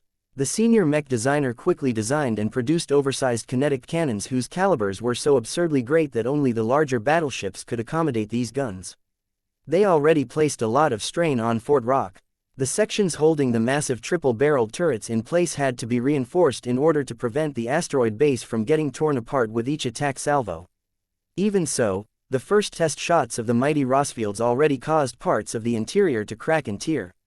The power of these cannons were so great that Lord Richard eventually had to reduce their power in order to make them more sustainable. Meanwhile, the upscaled weapon system that Vase whimsically named the Doomspreader Torpedo Launcher generated its own controversies. The launcher system itself was not that impressive. Vase just made sure that it was robust and protected enough to not accidentally detonate the torpedoes in its launcher tubes if it ever received a firm tap. Even so, no one serving on the temporary space fortress felt comfortable staying in the same base as dozens of extremely dangerous torpedoes. Yes, torpedoes. They ceased being missiles when Vase scaled up their physical dimensions and equipped them with their own dedicated Azure energy shields in order to increase their resistance to intercepting fire. The tamest torpedoes that he had prepared were the Hyper X-ray torpedoes. These were merely warheads that contained a lot of energy that Vase expressly designed to unleash their power in the form of X-rays in a forward cone. Their legality in human warfare was already questionable, but the ambiguity regarding their permissibility allowed Vase to get away with producing them right away. He was quite happy with what he managed to whip up on short notice. Since he had designed and assembled the torpedoes by hand, he was able to make each of them alive. It was a lot easier to do this when he managed to lace the torpedo with hyper materials. Vase was not quite sure whether there was any point to making the torpedoes alive, but that made this such an interesting experiment. He created several variations of living torpedoes, with the aim of figuring out which one would inflict the greatest damage on the enemy. The second variation of torpedoes that he managed to create were based on the radical idea of weaponizing unstable superdrives. Yes, Vase sought to turn superdrives into the most powerful spatial weapons of the Blue Jay fleet. It was extremely likely that they would eventually confront at least one greater phase lord. This was a formidable opponent that could not be hindered through quantity alone. If the Dark Zephyr was not available to stop this potent enemy, then the Blue Jay fleet and the newly built Fort Rock had to overcome the formidable defenses of such a large and massive opponent as quickly as possible. Vase had seen what unstable FTL drives could do in the past. Although he did not understand all of the complicated science behind them and their more modern superdrive versions, he was confident he could turn them into effective counters against spatial defenses. When Vase fleshed out his proposal and presented it to Admiral Tensen, the naval officer and his advisors called him crazy. It took a lot of begging and persuasion for the stiff admiral to eventually give Vase a limited allowance. "We have 3 backup superdrives of different classifications in reserve. You may repurpose them to build your hyperspatial crusher torpedoes, but only if you do not step foot on Fort Rock any longer." "Great," Vase grinned. "You won't regret this decision." The stability and the engineering behind his hyperspatial crusher torpedoes was rather dubious, but even if it did not produce the effect that Vase desired, it should at least be capable of giving a greater phase lord a nasty blow. "I certainly do not want to get anywhere close to these warheads," Vase muttered. He could vaguely sense the threat posed by the 3 torpedoes that the automated manipulators had carefully placed in storage. The next 2 torpedo types were based on the Tamer weapons of mass destruction that the 2 heavy cruisers secretly stored in their vaults. The hyper-nanomachine plague torpedo was just as ominous as it sounded. The warhead was filled with an especially virulent type of nanomachines that were designed to devour everything and self-replicate at blinding speeds until they reached a certain time limit. They were similar to the nanomachines used to make up most of the mech frame of the Seaman, but with all of the safeties removed. As purpose-built weapons, the nanomachines contained within the torpedo were not designed with defense and control in mind. They were designed for pure malice, and that showed in how difficult it was to stop their spread and disable their activities. Aside from their time limits, they were hard-coded to cease their operations after receiving only one of 2 specific signals. One signal was unique to the Babylon excavator that originally carried the nanomachine plagues. The code only disabled the specific batch that the warship carried in her vault. Another signal was in the hands of the Red Fleet. If the Babylon excavator was no longer able to stop the uncontrolled spread of nanomachine plagues, the higher-ups of the RF at least had their own solution on hand. Although the hyper-nanomachine plague torpedo was not effective against targets protected by energy defenses, Vase had great hope for these warheads in the later stages of a battle. The more straightforward weapon of mass destruction was the relatively boring hyper-antimatter torpedo. The technical sophistication of this weapon was not all that great. Vase merely stuffed multiple smaller antimatter warheads into the much larger torpedo body to increase their potency a bit further. Numerous engineers argued that this was a waste of firepower, but Vase did not agree with this assessment. More antimatter equals greater boom. Simple as that. Vase needed no other reason to stuff multiple extremely dangerous antimatter warheads in the same torpedo. As high-quality raw materials finally began to run out, Vase was left with only one final torpedo. This one was arguably the most special one, because it was not designed to deliver an explosive payload to the enemy. Instead, it was designed to deliver a feline payload to the enemy. Mio, stop complaining, Lucky. If the enemy force is as formidable as I anticipate, then we need to pull out all of the stops. That includes making use of your impeccable infiltration, sabotage and assassination capabilities. I don't care that you are not designed to make your way across the battlefield inside a giant torpedo. You will do your part, or you may just die alongside everyone else once the cosmopolitans and the native aliens have their way. There were subtler and more low-key ways to deliver Lucky to an enemy warship or whatever, but Vase had little confidence in their viability. A stealth shuttle trying to approach an unsuspecting enemy warship would probably get shot to pieces or detected in advance on a busy battlefield. Vase believed it was better to cobble together a tough delivery system even if the enemy could clearly see it coming. Just as Vase put the finishing touches on his Lucky delivery system, an alarm quickly sounded in his design lab.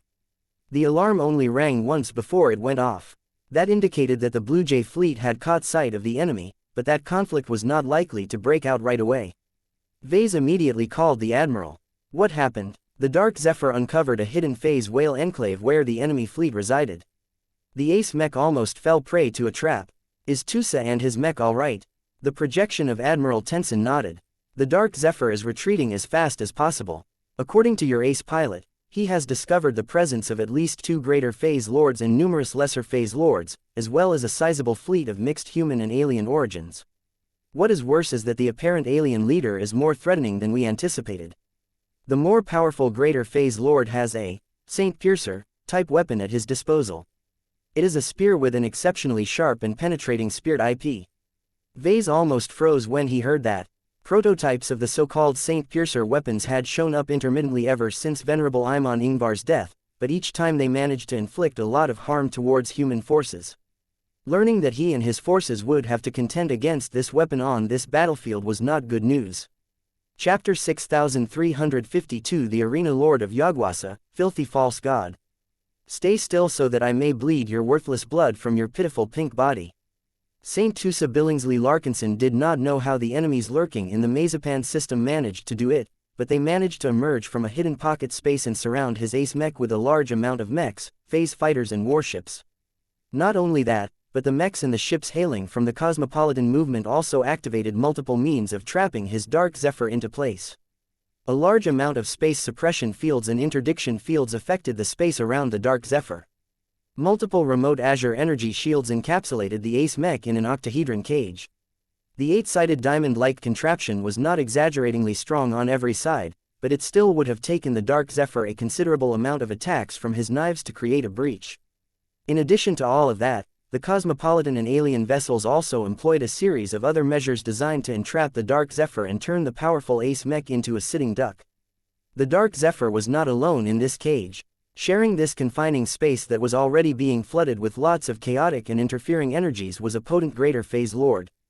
Saint Tusa did not recognize the alien, but then again he did not bother to memorize the record of all known Greater Phase Lords that participated in the Red War up to this point. Fortunately, his Ace Mech contained an extensive database that frequently received updates in order to ensure the Ace pilot would not be caught by surprise. The living mech immediately retrieved the relevant information and fed it to Tusa through the man-machine connection. This was how Tusa immediately managed to identify the Greater Phase Lord and learn to fear this formidable opponent. According to his living mech, the Nunzer Greater Phase Lord that sought to land a killing blow on his Dark Zephyr bore a title that, loosely translated as the Arena Lord of Yagwasa. As his name suggested, the Arena Lord was the leader of a famed planet that hosted a lot of bloodsport in the native alien community. He used to be a former champion himself, and used the prizes he won in many tournaments and competitions to transcend his own mortality and grow step by step as a native god worshipped by many. The Greater Phase Lord even managed to win his current title by defeating the previous Arena Lord in single combat. Such a formidable Nunzer Phase Lord was definitely an all-around duelist and fighter. He may not have chosen to develop his remote spatial abilities all that much, but he made up for it by persistently training and augmenting his physical fighting capabilities with supporting phase water organs. This was the least desirable opponent that Saint Tusa and his battle partner wanted to face. Their offensive power was not that great, so they faced an uphill battle if they wanted to defeat a Greater Phase Lord that not only possessed a thick and heavily resistant body, but also a huge amount of actual combat experience. If that was not bad enough for Tusa, the weapon held in the Quadruped Phase Lord's upper limbs increased the Arena Lord's threat level even further. This was because Tusa also managed to identify the spear that oddly did not register as anything unusual. If not for the fact that Tusa had studied the archival footage of Venerable Imon Ingvar's tragic death dozens of times, he might have dismissed the formidable Saint Piercer weapon as a piece of junk. The Larkinson Ace pilot already figured out that the native aliens went through a lot of trouble to smuggle this experimental but highly effective weapon behind enemy lines not to claim his life. The opposing force instead sought to make absolutely certain that they would be able to kill Vase. The infamous mech designer of the Larkinson clan had already accrued a notable reputation for being a troublemaker, an innovator and also a consistent winner. His ability to snatch victory from the jaws of defeat was almost legendary at this point. He had faced many life-threatening crises, and managed to unravel all of them through one miraculous solution or another. In order to prevent this from happening, the ambush force lurking in the Mazepan system brought enough capital to kill even the most stubborn of human cockroaches. The Distance Shaper was an old Orvan Phase Lord that heavily preferred to develop his remote spatial abilities over his brawling capabilities. He was known to stay in the rear and manipulate the battlefield from afar. And this was just one of the lesser forces that the cosmopolitans and native aliens had smuggled into human-occupied space.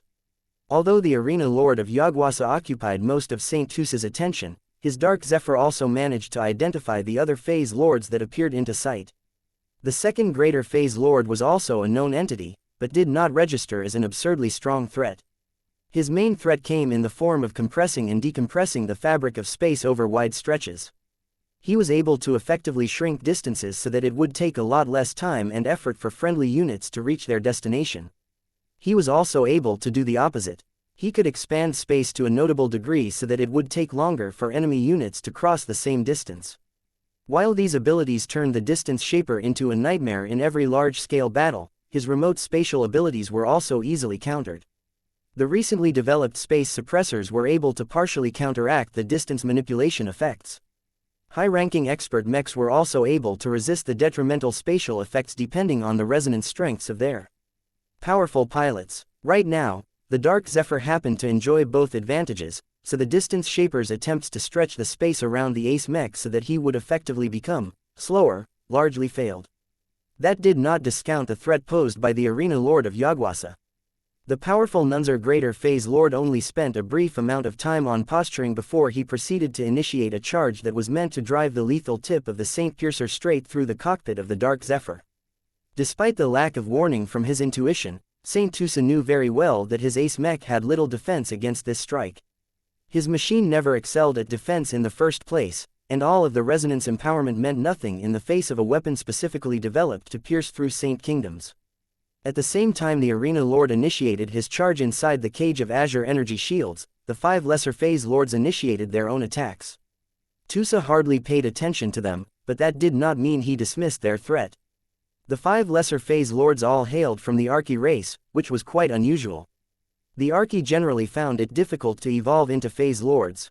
Even if members of this race managed to luck out, they faced much greater challenges trying to grow stronger because their Arch's hells had to increase in size and quality for them to grow larger. Compared to ordinary Phase Lords who just needed to strengthen and enlarge their bones, the Archie had to do all of that as well as upgrade their huge Arch's hells. That took a huge amount of Phase Waters and other precious materials, making it so that most Archie Phase Lords tended to remain stuck at the lesser stage for a disproportionately long time. However, Archie Phase Lords also enjoyed a few advantages over their peers. They were much tougher and more massive than Phase Lords at similar stages of development. Their defenses were usually top-notch, enabling them to survive strong beatings that would have felled any other native god.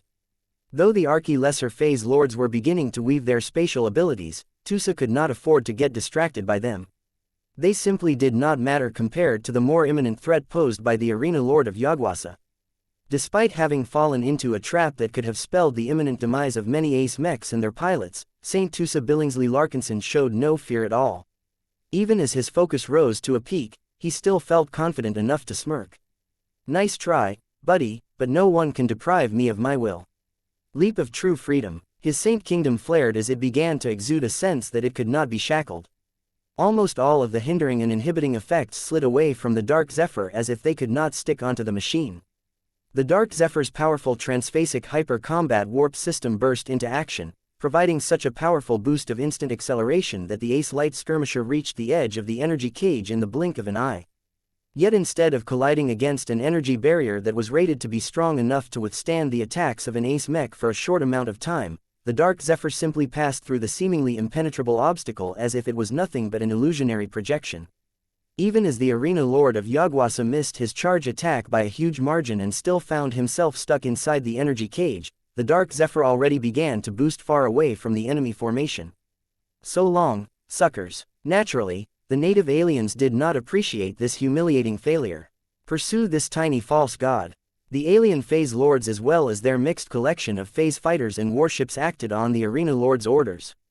Right away, the most senior and powerful native god's orders were absolute. The human-built mechs and starships that obviously belonged to numerous hostile cosmopolitan cells responded a lot slower. Their leaders were evidently a lot less reluctant to engage in a spontaneous pursuit, but they had no choice but play along if they wanted to stay in the good graces of their alien allies. Thus, the chase kicked off. The Dark Zephyr readily took advantage of his superior mobility to stay in the lead, but his enemies were able to keep up surprisingly well. The Distance Shaper was not known to excel in direct combat, but his ability to manipulate the fabric space over a large area was quite impressive. By constantly compressing the space in front and around all of the friendly starships, the Orvan Greater Phase Lord was effectively able to speed up the forward progress of the combined cosmopolitan and alien fleet. It was as if the Distance Shaper had generated a huge warp bubble. This granted a surprising degree of mobility to this force. It may have been one of the reasons why the native aliens managed to pass through humanity's defensive lines and reach the Mazapan system unnoticed. Whatever the case, the native aliens weren't able to overtake the Dark Zephyr, but they were moving fast enough to take potshots at the Ace Mech. Many warships began to open fire on the Ace Mech. Energy cannons and kinetic cannons attempted to strike the elusive machine in great numbers. Even though most if not all of the attacks ended up missing the evading Dark Zephyr, they nonetheless succeeded in sapping Tusa and the Dark Zephyr's energies. The Arena Lord of Yugwasa had fought against human ace pilots before. The Nunzer Greater Phase Lord knew just enough about these confounding opponents to understand that their energies were not unlimited. Is fleeing all you can do? No wonder your metal suit is so fast. All you can do is run from your betters. You are the most cowardly false god that I have fought against in my long years of life. I am ashamed to fight against an enemy that is only good at fleeing rather than fighting. Saint Tusa grimaced as he continued to hear the arena lord's translated taunts. The ace pilot knew that it made no sense to turn around and fight, but he still felt bad about the fact that he did not dare to fight the greater phase lord head-on. He simply did not have the confidence to confront the powerhouse that not wielded a Saint Piercer weapon, but was also surrounded by plenty of supporters. The only way that Tusa could regain his courage was if he evened the odds. He needed to return the Blue Jay fleet and retrieve the Tier 3 destroyer spear right away. Only with a powerful weapon and a group of supporters of his own would Tusa be able to equalize this duel. Chapter 6353a, Prediction. Ever since the Dark Zephyr managed to draw out the hidden enemies and expose them to the sight of the Blue Jay fleet, Vase and the others immediately started to analyze their opposition. Several facts immediately stood out. The enemy composition was anything but normal. There are not a lot of warships in the enemy fleet, but all of them appear to be stealth-capable. Vase immediately noted, all of them are sub-capitals, which makes sense as it is much harder for them to smuggle capital ships past our monitoring network. Admiral Tenson nodded in agreement. It becomes exponentially harder and costlier to apply active stealth to larger hulls. Any capital ship that can enter into stealth is a strategic asset that is almost as important as a dreadnought. It is unthinkable for the cosmopolitans to be able to secretly build or steal such an extravagant vessel, especially in the Red Ocean where they do not enjoy several millennia's worth of material accumulation. The native aliens also cannot afford to build such large stealth vessels. Professor Vector Loban noted, the native alien contingent consists of 5 archeships of different sizes, but none of them are larger than light cruisers. There are likely more archeships in this star system, but may currently be hiding under active stealth. The native aliens have probably dispatched larger and more formidable ships to other star systems, but it is unlikely. The risk of losing them as soon as they cross into human-occupied space is far too great. The threat posed by these archeships are not that great as long as they are operating in the open. Vase smirked. Archeships are quite strong due to their reliance on architech, but their modest sizes also limit the caliber of weapons that they can carry. Archeships often tend to compensate by carrying weapons of mass destruction, which they often like to launch on unsuspecting targets under stealth. We need to increase our anti-stealth measures to prevent the Archie from bombing us to smithereens. We are already in the process of diverting resources as soon as we have received confirmation of a sizable presence of archeships. The Mechers and Fleeters were already familiar with the devious nature of the Archie. The turtle-like aliens and their special archeships had been infiltrating human-occupied space for a long time. The vast majority of alien stealth vessels never got detected because the powerful equipment necessary to uncover their presence at longer ranges were very limited in quantity. What is the probability that the cosmopolitans and native aliens have brought more warships, and whether those hulls are more suited for open combat? Vase queried. We cannot rule out the possibility that our enemies have additional battleships of fleet carriers hiding inside an asteroid belt. Admiral Tenson stated, the probability that this is the case is low. We are deep in human-controlled territory. Squadrons of patrol vessels dispatched by the Red Association and the Red Fleet have been patrolling this entire region. None have detected the typical traces that denote the passage of a large number of capital ships that we have not accounted for. I also believe that the 2 greater phase lords are unwilling to travel aboard sub-capital archeships when there are larger and more prestigious alien homeships available. The fact that a proud greater phase lord such as the arena lord of Yaguasa has deigned to travel on a small and cramped vessel signifies that he does not have a better choice. The only way these phase lords managed to cross the border and sneak so far into human-occupied space unnoticed was if they took advantage of the excellent stealth capabilities of those handy archeships. The Larkinson clan already retained possession of a small archeship of their own for a while now, so Vase was much more familiar with their stealth capabilities than most people. So long as these archeships did not drift too close to any bases and warships that were on guard against stealth infiltration, they could easily roam across all human colonies so long as their development level has not reached an advanced stage. It was only in highly developed star systems such as the Urnstall and Vullet central star nodes that the Red 2 deployed more advanced long-range detection systems that could catch these sneaky bastards. Although the tech was highly effective at making sure the Archie did not sneak into the most important strongholds of human civilization, the tech and materials were so expensive and high-end that it was not feasible to install them everywhere. The Blue Jay fleet did not possess the capability to deploy these powerful sensor systems. The ones installed on Fort Rock were much inferior and could only guarantee detection at fairly close ranges. That was still better than what the starships of the Blue Jay fleet had at their disposal. Vase and many others thought about all of the anti-stealth measures they prepared in the past and did not entirely feel confident about their solutions. The scarcity of high-grade resources limited their options. There was not much they could do to detect hidden archeships at longer ranges. At least our preparations are much more effective at countering the abilities of the Distance Shaper, Jovi Armelon said with a smile. His abilities are famed for being able to affect large areas, but that also indicates that his power applications are dispersed. The lack of power concentration means that our spatial countermeasures should be especially effective at dampening his spatial abilities. The space surrounding Fort Rock should be especially resistant against his manipulations. If we had not invested in this temporary space fortress, then our Blue Jay fleet would have been much more susceptible to the Orvan Greater Phase Lord's spatial manipulations. That doesn't mean we should underestimate or dismiss the threat posed by the Distance Shaper. Vase noted, he can still do a lot of crazy stuff further away from Fort Rock. Aside from that, I am sure he has other means of attack that doesn't rely on widespread battlefield manipulation. We need to be on guard on what he will do. We can't forget about those 5 Archi-Lesser Phase Lords. I think it is safe to assume that the enemy warships are not really that impressive as long as they are not hiding in stealth. Our opponents are clearly relying on their greater and lesser phase lords to get the job done. They are the main fighting force that we need to worry about. That was a good deduction. The cosmopolitan sub-capital ships were physically fragile, making them much less suitable for direct combat. The archeships did not suffer as much from this problem, but their lack of big guns severely limited their ability to wear down the defenses of human starships.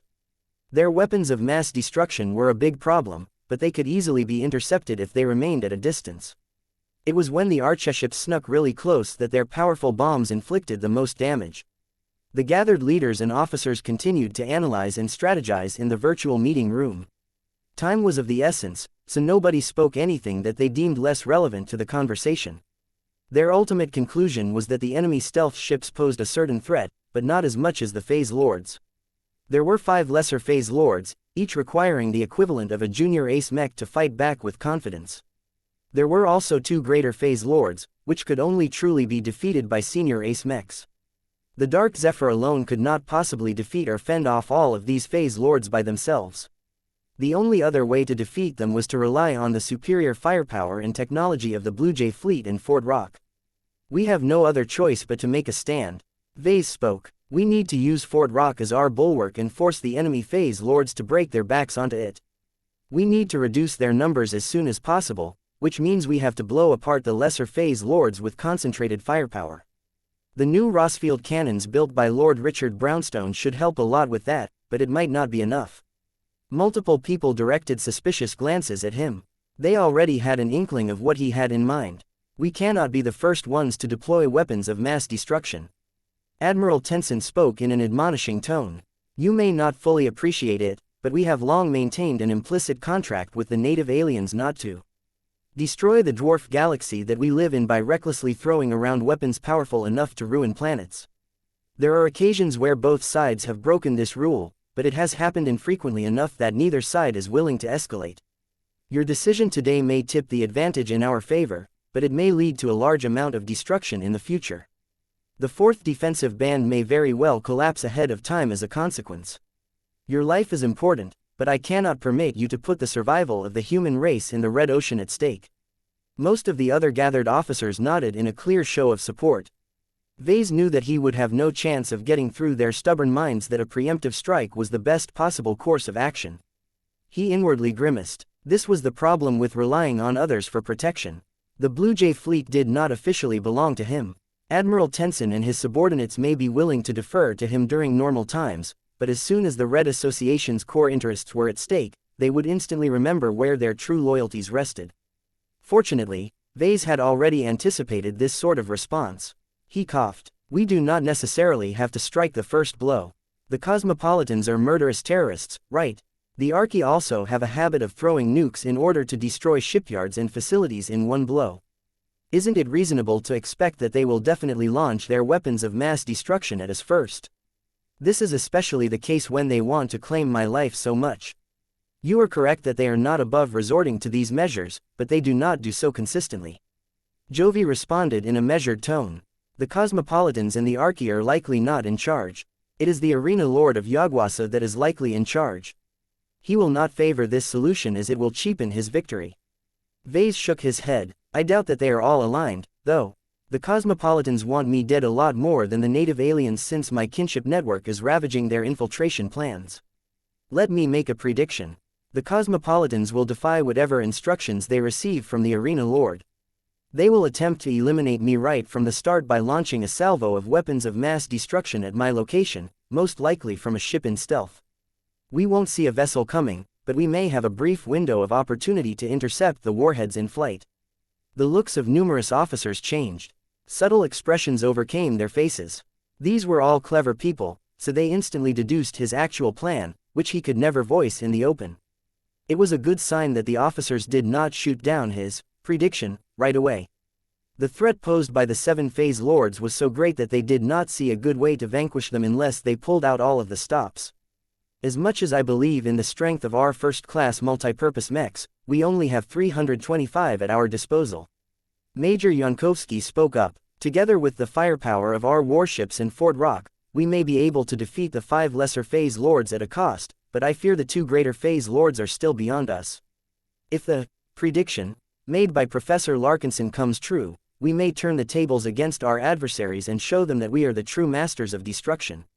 Chapter 6354 Dark Tidings. Despite the silent controversy generated by the dramatic prediction made by Vase, the leaders and officers of the Blue Jay fleet ultimately judged that it was plausible.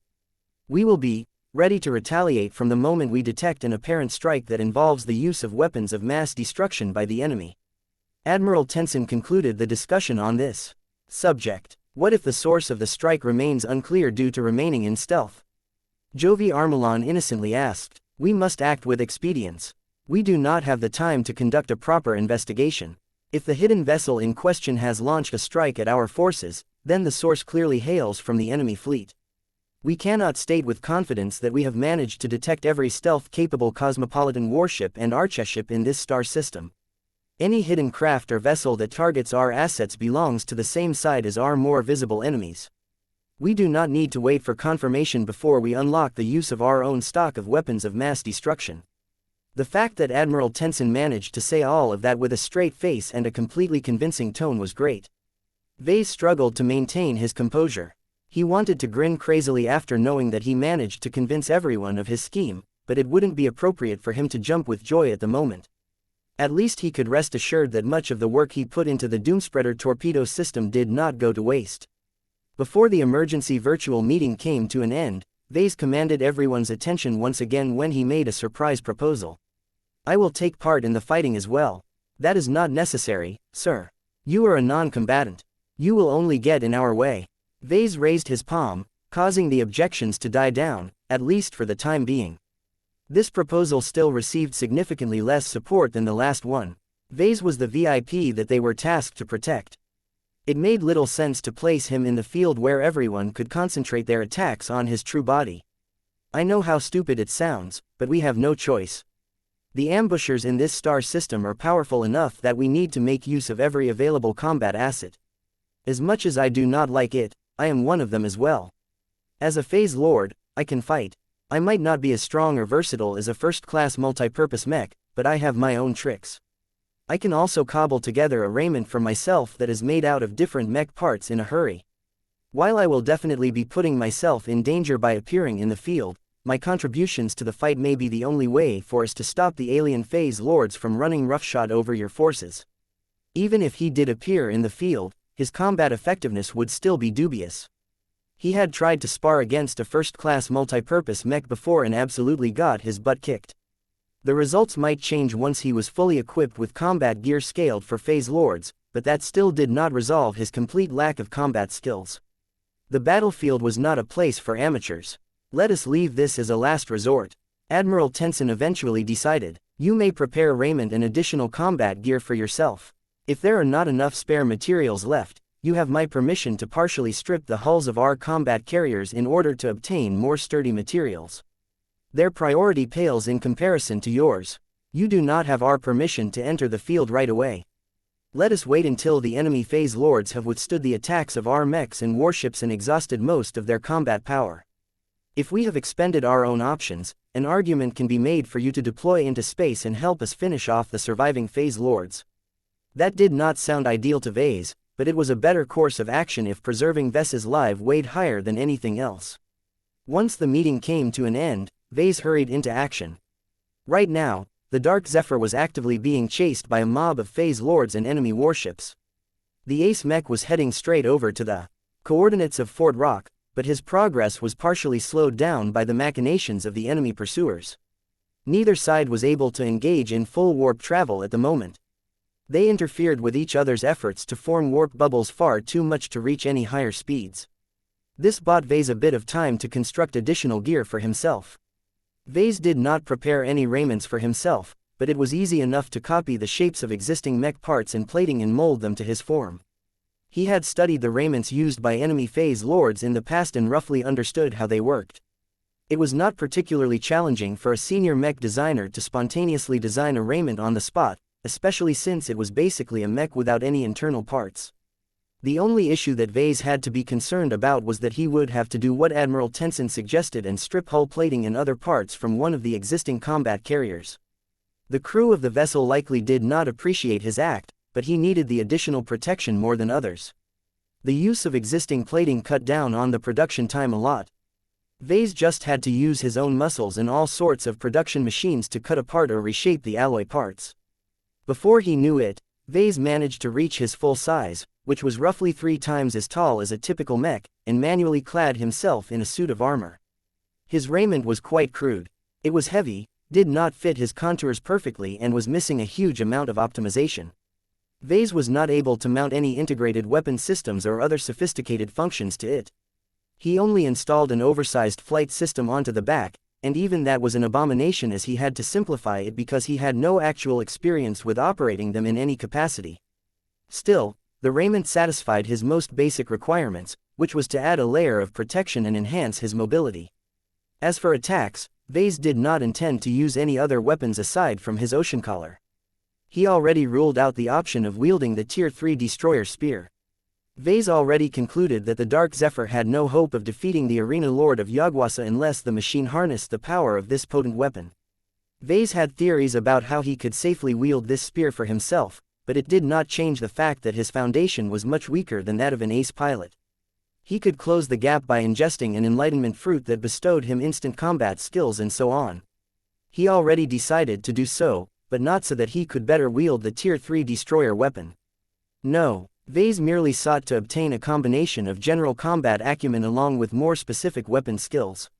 He already decided to wield the ocean collar as a staff, so it would be ideal if he could ingest an enlightenment fruit that taught him how to wield these specific weapons. Vase would probably still be able to manage if all he could obtain was an enlightenment fruit that taught him how to wield spears, halberds or even shorter weapons, but it was best if he could get exactly what he needed. Even as he remained on standby while wearing his raiment, Vase silently activated the system and entered the system space. He was curious to see what form he took when he emerged inside the system space. I did not expect this to actually work. Vase entered the system space in his full size while also wearing his raiment. He half expected to be forced back into a semblance of his human-scaled body, but the system evidently abided by different rules. It was incredibly awkward for him to navigate the mountaintop with a body that towered over mechs. Vase cautiously removed his raiment pieces and shrunk himself back to human size. He had already memorized how he looked just before, so he was confident he could recreate his exact appearance once he was done with the system space. Now that he had returned to his normal form, he immediately began to ascend the steps. He briefly paused when he passed by the route that led to the wishing fountain. I still have a radiant lottery ticket and a bunch of golden lottery tickets in reserve. He recalled, he could use any of these tickets to draw a powerful weapon or a very useful enlightenment fruit. As tempted as he felt to make use of the lottery tickets since he had fallen into a crisis that was severe enough to make use of them, Vase did not want to be too wasteful. Let's see what the tree of possibilities has on offer first. He passed by the wishing fountain and continued to move up until he reached his intended destination. Last he checked, he had 213 ascension points in total. He managed to replenish his reserve by completing a few generic missions with the help of his clan wherever possible. For example, completing alien relic hunt was as simple as ordering his procurement department to pick up a bunch of alien relics from different auction houses. Vase also managed to complete the Consume 100 Beasts mission with ease by ordering his clan to deliver a lot of exo-beast carcasses to D&D base. It wasn't pretty, but Vase felt it was worth it to gain a lot of ascension points in return. A spending budget of 213 ascension points was not a lot, but Vase believed he should be able to afford a single medium-priced enlightenment fruit. Let's hope that the Tree of Possibilities can accommodate me this time. Ever since Kedis became a user of the system, the Tree of Possibilities started to produce a lot more combat-oriented enlightenment fruits. Vase previously felt annoyed by that because this shift reduced the amount of fruits that he was typically interested in, but this time was different. His eyes rapidly scoured through all of the fruits until he finally managed to find a single candidate that tentatively matched his requirements. Dark Apostle Self-Defense Manual price, 200 ascension points bestows the skills and related theory to execute the techniques of the Dark Apostle Self-Defense Manual. As a herald of darkness and a believer in the nihility of this universe, a dark apostle is often unwelcome among others when he begins to proselytize his dark tidings. In order to defend himself against the violent reactions that his controversial speech often evokes, a dark apostle must master the basic skills to wield a staff and channel a minuscule aspect of the power of darkness that will one day engulf the universe. Requirements: Strength must be 4.0 or higher. Dexterity must be 4.0 or higher. Endurance must be 6 or higher.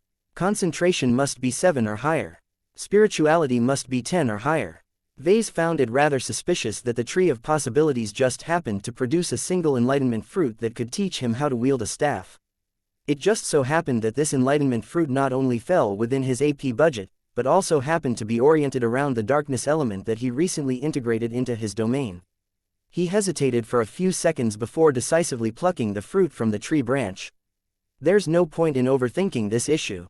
I need it, and that is enough. He ingested the enlightenment fruit without any further doubt or hesitation. Chapter 6355 The Source of Darkness. When ingested the Dark Apostle Self-Defense Manual enlightenment fruit, Vase did not really think about the implications of each word in its lengthy and multifaceted name. He should have. He really should have. The fighting style was created by an ancient cult. Yes, a cult in the truest sense, that was based on the premise that darkness would eventually devour everything in the universe. While there were plenty of scientists and other clever people that accepted the premise that the current universe had a finite lifespan and that all stars might get snuffed out one day, they argued a lot about the exact causes and mechanisms that would lead to this outcome. The cult that spawned the so-called Dark Apostles possessed a very particular belief on the darkness that would supposedly engulf everything one day. Their beliefs were not as superficial as believing in the power of dark energy, a power that was very difficult to grasp and harness due to only showing up in the more desolate places of the cosmos. The cult believed that there was a reason for dark energy to exist. They assumed without question that dark energy was either the byproduct of an unimaginably powerful, dark god, or may even be the unfathomable body of that demonic entity itself. The members of the cult possessed many interpretations of the nature of dark energy, but they were all united by the central premise that there was an immensely powerful dark entity and that he acted on the universe through dark energy and maybe even dark matter. Vase shook his head in utter confusion and disbelief. The enlightenment fruit dumped all of the possible theories that the darkness cultists had come up with, and many of them consisted of a confusing blend between pseudoscience and superstition about darkness. Even though the members of the cult clearly had a few screws loose in their heads for worshipping a personification of darkness of all possible choices, there was a reason why the cult managed to persist for a long period of time. Their prayers and worship actually produced feedback. No matter what variation of dark god they believed in, they all received a definite if vague and mixed response. Most of the time, they only received vague injections of darkness energy from a source that was incredibly powerful, but also distant to the point where it probably resided in a faraway dimension. Whatever the case, this dark entity seemingly affirmed the cult's superstition and encouraged its members to dedicate their entire lives to the interpretations that may or may not have any relations with this mysterious source. Perhaps the cultists who joined this club since they were young never saw any reason to question all of the dubious explanations, but Vase could not bring himself to ignore all of the holes and wildly irrational beliefs mixed between more reasonable observations. Vase did not really care too much about this forgotten cult. He also had no interest in worshipping this mysterious dark entity. However, the staff fighting method taught by the Enlightenment fruit was intrinsically designed for practitioners who could actively draw upon the power of this mysterious dark entity. Many of the more extraordinary techniques relied upon leveraging the power of concentrated dark energies of a much higher quality than was available from the environment. Unless the staff wielder himself was already a true god-level entity that possessed a good grasp on the power of darkness, his only choice of executing his strongest fighting techniques was to borrow it from the mysterious entity that was supposedly fated to devour the universe by engulfing it in darkness. There was a reason why the Enlightenment fruit cost a whopping 200 ascension points. Much of the value of the Dark Apostle Self-Defense Manual was invested in the extraordinary techniques that enabled Vase to fight beyond the limitations of a mortal warrior. It reminded Vase a lot of the flashy techniques of the Shadow Dance dagger style acquired by Saint Tusa. The difference was that Tusa was only able to augment his beautiful and flowing fighting techniques with a modest amount of shadow energy that originated from himself and the environment. Vase on the hand instantly learned the methods to draw upon a much more powerful but also dangerous source of energy to massively increase the effectiveness and lethality of his own staff blows. The Dark Apostle Self-Defense Manual is not entirely based on chi cultivation. It is also based on contract cultivation. Vase welcomed the former, but felt disgusted by the latter. It was as if he suddenly opened the curtains that blocked the view of a window for the first time, only to see that there was a gigantic black worm with a frighteningly large mouth sleeping right outside his house. Ignorance was definitely bliss in this case. Vase really preferred to remain blind and ignorant to the apparent fact that there was an ancient dark god lurking in the darkest depths of this universe. Yet now that the Enlightenment fruit forced him to open up the curtains and take a glimpse at this primordial entity that may or may not devour the cosmos one day, Vase could not get rid of this cursed knowledge. Yes, it was definitely a curse. Vase knew a thing or two about them. It sounded crazy, but gaining awareness of an incredibly powerful but also malevolent entity that was at least as powerful as a god king may actually constitute a curse. After absorbing this Enlightenment fruit, he unfortunately gained a faint sense that he could easily reach out to the dark entity that the cult worshipped in ancient times at any time. There is absolutely no reason for me to do this. I would rather die than get marked by this existence. The good news was that the Enlightenment fruit may have forcibly made him aware of the existence of this dark deity, but was unable to do so the other way around. So long as Vase did not actually pray to the dark god, this primordial sleeping giant would have no reason to cast its terrible gaze in his direction. As much as Vase desired to unlock the full potential of a brand new extraordinary fighting style, he would never want to obtain it at the cost of selling his soul to a cruel and uncaring entity. That was just a terrible deal. It was a pity that not everyone could make such a sober cost-benefit analysis, mostly due to the lies and manipulations spread by the Dark Apostles. The fear that this ancient dark god might wake up and devour the souls of the depraved cultists was a strong reason why the Dark Apostles frantically and fanatically offered their allegiance to this mysterious entity. Fear as well as awe not only drove the Dark Apostles to worship this dark deity, but also wander around the ancient cultivation community in order to convert more people into the same beliefs. After all, if the pool of cultists expanded by a lot, then the probability that this dark entity would eat your own soul decreased. Isn't this basically an attempt to spread bad luck towards other suckers in order to save yourself from misfortune? How cynical. As the de facto leader of the Interim Leadership Council of the Red Collective, Vase had engaged in numerous discussions about how to make sects more benign and productive. There were plenty of ways for an organized gathering of cultivators to become a force of good in human society. However, there were also plenty of ways for sects to degenerate into dens of iniquity where every member turned into opportunistic killers and robbers. The cult that spawned this manual definitely fell into the latter category. As much as Vase hated the origin of the staff fighting style, he could not afford to forget about it and never make use of it. The many blemishes did not succeed in drowning out the stuff that was genuinely useful. As Vase became immersed in the more basic and neutral staff fighting techniques, he couldn't help but call up his ocean collar and increase its size until it reached the proportions of a typical staff. The way he gripped the lengthy relic had changed. His mind already began to think about the myriad of techniques he could execute with this weapon. From blocking incoming attacks to sweeping the legs of his opponent from under him, Vase suddenly gained a lot of confidence in his ability to fluently pull off moves that required at least 2 decades of focused weapon training. The enlightenment fruits offered by the Tree of Possibilities never granted total mastery of a weapon style. However, They did not infuse the minds of their users with the bare basics either. The fruit that Vase had just eaten had basically simulated the gains of dedicated training and mastery up to the threshold of the initiate level. This was the point where practicing standardized moves no longer produced as many gains as before. A qualified initiate had not only grasped the fundamentals of a weapon style, but also began to adapt it to serve his own needs and inclinations. That was a process that an enlightenment fruit could not bestow in an instant. Vase would have to dedicate long hours of practice in hope that he would gain an epiphany that would allow him to reach a new level of staff weapon mastery. Vase did not have a strong desire to do so. He already became enamored by the fact that he had become a qualified weapon wielder all of a sudden. He understood much more extensively why his weapon instructor expressed so much disgust towards his previous attempts to learn how to wield a staff. The enlightenment fruit was so thorough that it instantly reformed his entire body, mind and spirit to acquire the developed muscle memory, the brain chemistry rearrangement and the intuition honed through hundreds of sparring sessions. This not only allowed him to perform the basic staff techniques efficiently, but also judge which techniques he should employ in different situations without needing to put too much conscious thought behind his actions. It doesn't necessarily turn me into a qualified soldier or warrior, though. The enlightenment fruit did not bestow him with actual combat experience or anything like it. The gains were merely equivalent to Vase attending a weapon school for a long time. It did not teach him how to fight on a battlefield by himself or part of an organized army. Vase still wouldn't be able to fight alongside the soldiers of the Blue Jay fleet in complete coordination. That was fine. Vase at least gained enough proficiency in wielding staffs and maybe other polearms to be able to pose a serious threat to others with such weapons.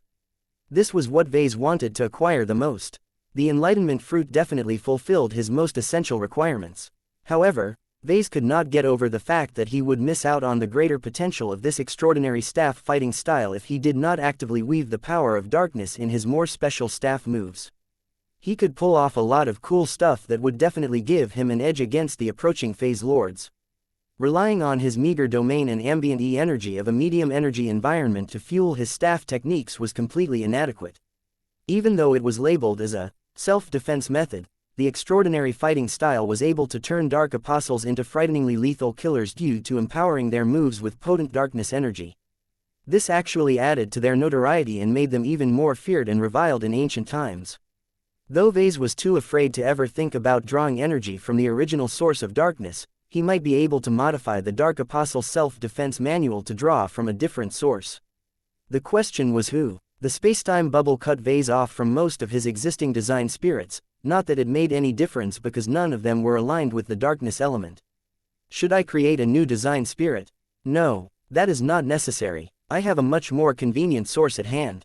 Vase quickly figured out that there was no need for him to do anything elaborate. Blinky could serve as a weak but barely adequate source of darkness energy. Chapter 6356 Vase the incompetent Dark Apostle. As far as companion spirits were concerned, Blinky was not the strongest in terms of direct combat. The companion spirits of the expert pilots and most notable ace pilots of the Larkinson clan could easily beat up Blinky if they wanted. Their power was partially derived from their principals, who happened to possess a lot of extraordinary willpower. Vase on the other hand was a mech designer. He did not have any direct way to complement his companion spirit in battle. The most he could do was to dive deeper into E-technology and craft different forms of equipment for the Star Cat beforehand. This was fine. Vase did not create Blinky with the intent to empower him. Blinky existed to assist and complement Vase instead.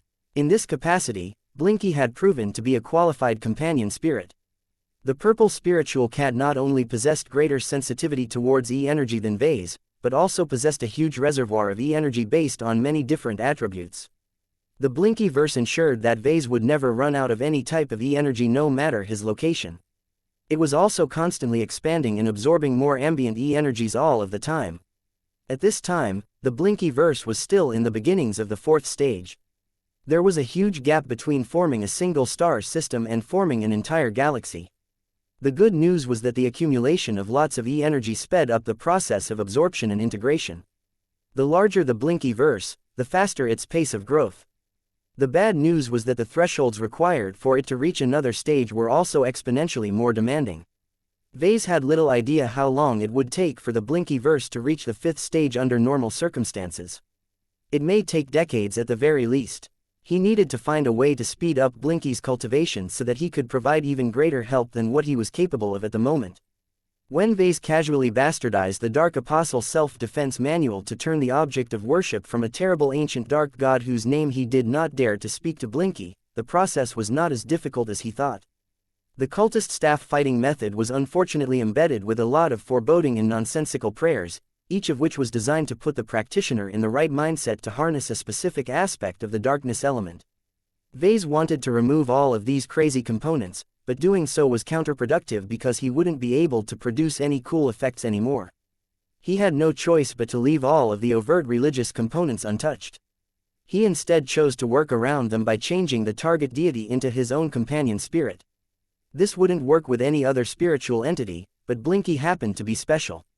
As Vase began to replicate the more advanced techniques with the ocean collar, he actively put himself in a special mindset while trying to draw from Blinky's darkness energy reserves. O mighty Blinky, I beseech you to bring forth your terrible gaze so that you may drown these souls with your dark embrace. Vase adjusted the grip of his ocean collar and began to perform a horizontal sweep. This attack was different than usual due to the darkness energy that launched from the relic. The wave of darkness energy crashing against the side of the mountaintop did not particularly look impressive, but it was enough for Vase to gauge the effectiveness of his hasty modification work. I knew it wasn't so simple. A proper Dark Apostle with this level of skill would have been able to call forth a much wider sweep of corrosive dark energies that would have inflicted much greater harm. Vase already knew why his bootleg version of this move paled in every aspect. First, he used the wrong language. The original techniques were supposed to be performed alongside prayers with the use of a long-dead language. Vase assumed that intent alone was enough to generate greater harmony, but this assumption turned out to be inaccurate. Second, changing the subject of contract cultivation to a much different entity messed up a lot of different stuff. The Dark Apostles fine-tuned their fighting methods to the specific brand of darkness produced by their ominous deity. Blinky's variation of darkness was like a very cheap and poor quality version. The disparity in strength, quality and accents threw the original extraordinary staff techniques completely out of whack.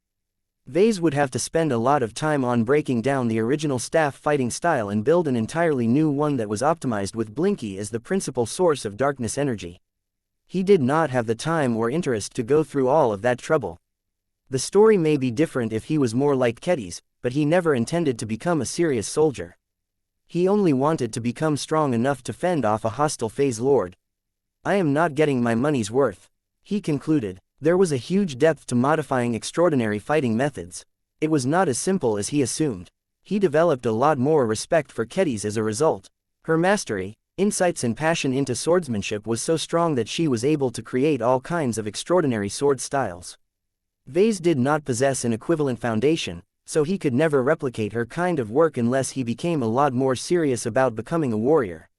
If he wanted to increase his combat power in the short term, he could think of only two viable options.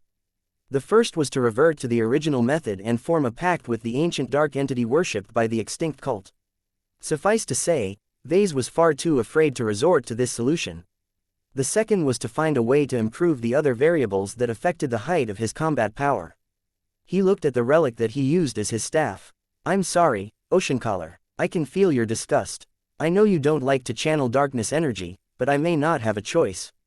The replica of the Ocean Collar was a flute that was largely aligned towards the water element, with a special focus on oceans and other related sub-attributes. Even though the mistress of the oceans used the original relic to murder the populations of entire planets to satisfy her greed, the Ocean Collar did not actually possess a relation to the darkness element. It was not designed to channel this power, and trying to do so anyway not only displeased the high-level relic, but also reduced the efficiency of his actions. However, Vase had no other choice. There was not enough high-quality materials left for him to design and fabricate a large staff that would be sturdy enough to stay in one piece in a clash between phase lords. It would have been great if I learned a staff fighting style that is based on the water element instead. He sighed. Unfortunately, he could only make use of what the tree of possibilities had on hand. If changing the staff was not an option, then maybe he could improve Blinky or his own darkness qualifications. Vase briefly thought about whether it would be possible to pluck the iron resonant crucifix crown from Vulcan's divine core and place it on his head. He immediately shook his head. I'm not that crazy. Besides, The crown was a relic that was obviously biased towards the metal element, so even if it made him stronger, it wouldn't synergize with his new fighting skills. What else could he improve? Maybe I can increase my own comprehension of the darkness element. He already gained a lot of admittedly unwanted insights and understanding of the power of darkness. That subsequently affected his domain, causing darkness to become slightly more prominent in relation to life in mechs. If he strengthened the darkness component even further, Vase would be able to channel the power of this element a lot more efficiently than what he was capable of at the moment. In fact, compared to real Dark Apostles, Vase was incredibly incompetent in comparison. How can I do that in a hurry? I have already exhausted my AP for the time being. Only one solution came to mind. His lottery tickets. The golden lottery tickets were highly inconsistent, but Vase was bound to obtain at least a decent prize from his radiant lottery ticket. While he still felt the urge to keep them in reserve so that he could save them for a rainy day, his current circumstances could already be characterized as such a terrible occasion. Given that the Dark Apostle self-defense manual did not give Vase the confidence he needed to fight and win against an enemy Phase Lord, he was seriously thinking about whether he should expend those lottery tickets. It's not necessary. Sure, Ves's hastily modifications to the staff fighting style may have caused him to lose a lot of power, but that did not mean he lost all of his combat effectiveness. He had already turned into a competent staff wielder, and that was enough for him to hold his ground against an equal opponent. Vase was not actually a Dark Apostle or a soldier. He was a mech designer who just happened to be a lot more versatile than usual. The right approach that he should take was to stop thinking about replicating the strength of others, and develop his own combat system based on his own unique qualifications. He was a Phase Lord, for example. Was it possible to blend in the power of space with the power of darkness to produce a stronger compound effect? He also had other means such as Blinky and his first chosen envoy. He was sure he could employ Blinky in another fashion as well. The remnants of Imon Ingvar had already recovered a decent bit after resting in the sacred temple. His raiment and other external equipment could also provide him with additional advantages. He just wished he had more time and resources at his disposal so that he could have built a proper Phase Lord-sized suit of armor for himself. I also can't forget that I am not alone. He could count on the support of plenty of friendly mechs and warships if he chose to deploy onto the battlefield. This was useful in many ways. If he was weak at offense, then he could just focus on defense and do his best to create openings for his comrades in arms. In short, Vase may still be relatively weak as far as lesser Phase Lords were concerned, but he should no longer be a liability on the battlefield. It would have been great if I had access to a virtually unending source of E-energy like the time I fought to preserve the dominion of man during her tribulation, but was it possible that he could obtain a substitute from a radiant lottery ticket? Vase did not have complete confidence that he would be able to draw such a prize. The random and uncontrollable nature of lottery draws still deterred him from using up his radiant lottery ticket. In the end, Vase decided to bet on his current strength and decided to leave his lottery tickets in reserve. His mentality drove him to challenge himself on the battlefield. The Enlightenment fruit was so powerful that it had hardened his bones and strengthened the muscles of his gigantic true body. The changes were not drastic, but it was as if Vase had turned from an erudite Phase Lord to a martial Phase Lord. This allowed Vase to perform movements and withstand shocks a lot better than before, even if his physical attributes had not actually changed. This wave of optimization not only tuned his body into a much finer organic combat machine, but also boosted his confidence in a way that Vase could not resist. He was not a true soldier or warrior, but his newly gained fighting skills granted him a sense of courage that he previously lacked. It's no wonder that high-ranking mech pilots like to push their limits all of the time. They must be subjected to much stronger impulses. Chapter 6357 Direct Assault. Before Vase exited the system space, he made sure to transform back into his actual size and put his jury-rigged raiment back onto his body. He even made sure to adopt the exact same posture before he finally returned to real space. Perhaps a careful observer might still be able to spot a few incongruities between his former and current state, but people had better things to do than to investigate such an important incident. Despite his attempts to make it seem as if nothing had changed, Vase could not hide his sharper and more condensed edge. He had spent a lot of time with mech pilots, so he was quite familiar with how extensive mastery in any combat arts could harden one's posture and demeanor. The entire way in which he viewed reality had shifted. For example, he no longer gazed at a first-class multipurpose mech with the attitude of trying to understand what made it tick. He actually began to estimate whether he could beat it up in a duel. His newfound sense of confidence and courage even gave him the illusion that he could win this bout, thereby validating his strength and making him feel more secure in his own martial might. Vase tried to temper these strange and foreign impulses. He was not a warrior and did not intend to become one. He tried his best to stick to his original goal of becoming proficient in self-defense. He only needed to fight well enough to preserve his life. There was no need for him to degenerate into a muscle-brained idiot who wanted to seek insane challenges in an attempt to overcome his limitations in a fighter. Even so, when Vase tracked the progress of the Dark Zephyr and his pursuers, his oversized Jutland organ couldn't help but beat harder in anticipation of participating in his first proper battle as a Phase Lord. The previous times did not count. He may have relied upon the power of a Phase Lord to fend off different threats in the past, but he definitely did so as an amateur as opposed to a competent fighter. Now that he knew his way around a staff, Vase should be able to contend against enemy lesser Phase Lords on a much more even playing field.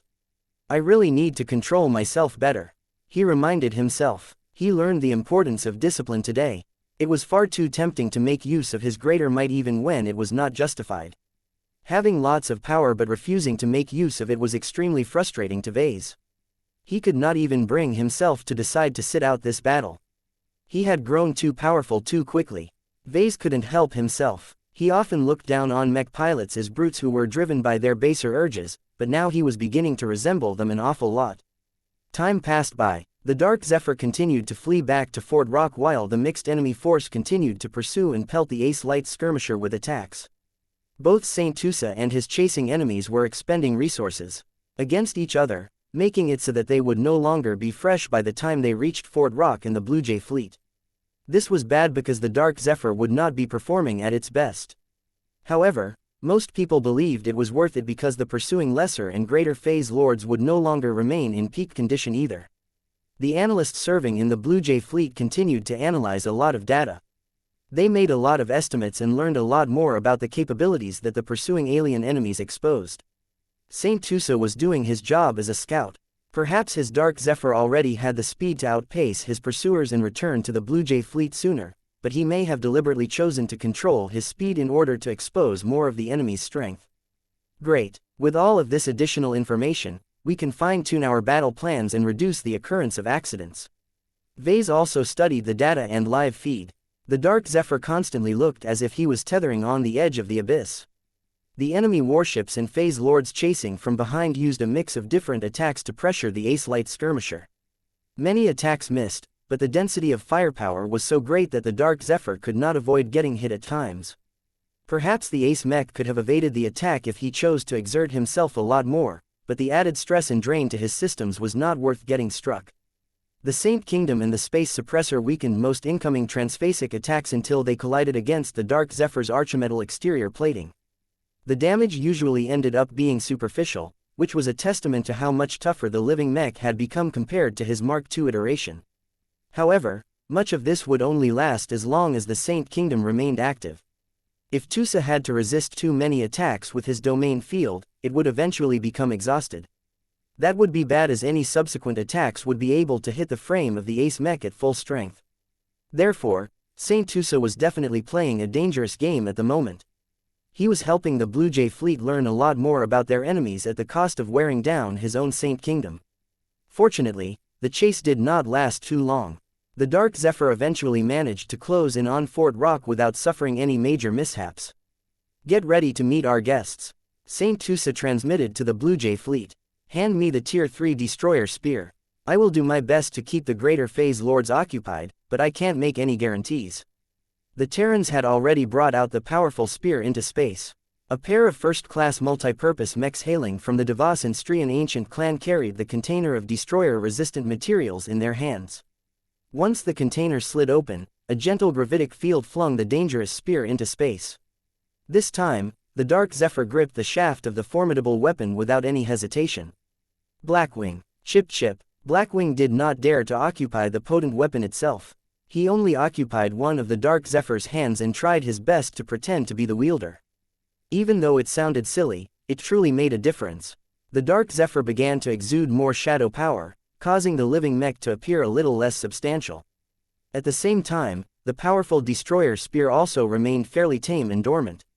The weapon still exerted a lot of pressure towards Tusa and the Dark Zephyr, but it was a lot calmer than the first attempt to wield this polearm.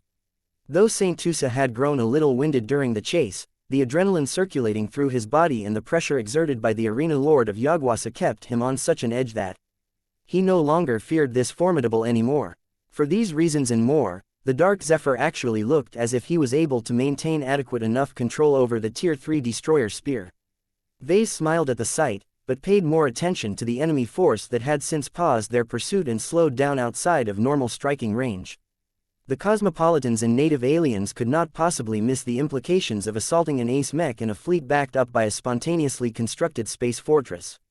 Just the strong active sensors and spatial suppression fields produced by this fort was enough to inform the enemies that their most useful solutions would probably lose a lot of effectiveness if they tried to get any closer. Vase expected for the arena lord to posture and hold a self-centered speech, but the alien leader was quite rational and decisive when it counted. The powerful Nunzer phase lord pointed the tip of his Saint Piercer towards Fort Rock and issued a single directive. Charge, split open their feeble castle and grind their minuscule pink bodies to dust. So that is how they want to play it. Admiral Tenson noted on the command channel. Be prepared to go all out. Be on the lookout for weapons of mass destruction. They may decide to launch them to finish us off in one fell swoop. A direct assault was extremely risky. The enemy force could have chosen to linger at a distance and besiege Fort Rock. The space fortress did not possess any mobility and could easily be ground down by bombarding it from afar. However, this exchange was likely to disadvantage the attacking side a lot more. They had less warships and their phase lords would all have to expend significant energies to produce underwhelming results due to the prevalence of strong space suppression fields. It actually made a lot more sense for the enemies to take advantage of their superiority in phase lords and use their immense physical bulk to crush Fort Rock by relying on pure mass and momentum. Fort Rock did not have the energy of physical defenses to withstand multiple collisions from large and heavy phase lords. The defending side needed to repel the phase lords and keep them at bay somehow. Warships, open fire on your designated targets. Their formidable primary transphasic gun batteries unleashed volleys of warship-grade positron beams, kinetic rounds and plasma bolts at the approaching phase lords. The enemy champions did not bother to evade the attacks. They all resisted the potent attacks with their spatial barriers. While their defenses incurred a bit of losses, the attacks were not strong and plentiful enough to break them down anytime soon. The Turask and the Babylon excavator opened fire first. That changed a little when the Rossfield cannons opened fire. The triple-barreled cannon unleashed a trio of enhanced hyper-Gauss rounds that crossed the distance in an instant and slammed against the spatial barriers of the distance shaper with great force. The resulting impact and explosions of energy were so violent that the Orvan Greater Phase Lord couldn't help but become a little frightened. The second alien leader couldn't help but slow down as he was not the sort of Phase Lord that liked being in the thick of action. Great job. The Rossfield cannons should focus on suppressing the distance shaper. If that is not possible, try and pressure the arena lord. What about the lesser phase lords, Admiral? Let our first-class multipurpose mechs take care of them. We cannot afford to divert other assets to slow them down. The fight began to commence in earnest as more warships began to open fire on the cosmopolitan warships and alien archships. The vessels of both sides engaged in destructive exchanges of firepower that initially collided against transphasic or Azure energy shields, but only for a certain duration. The first ships that lost their energy defenses were liable to get bombarded into pieces. The Dark Zephyr, now armed with a destroyer spear that was not much less threatening than a Saint Piercer spear, confronted the arena lord of Yagwasa with confidence. The Ace Light Skirmisher did not try to do anything fancy and initially circled around and tested the enemy's spatial barrier with brief contacts with the destructive spear. In the meantime, alien phase fighters swooped closer, only to get intercepted by first-class multipurpose mechs. The contest between the two was uneven as the humans dared to send only a fraction as many first-class multipurpose mechs against a swarm of hundreds of phase fighters. The fight was not even fair.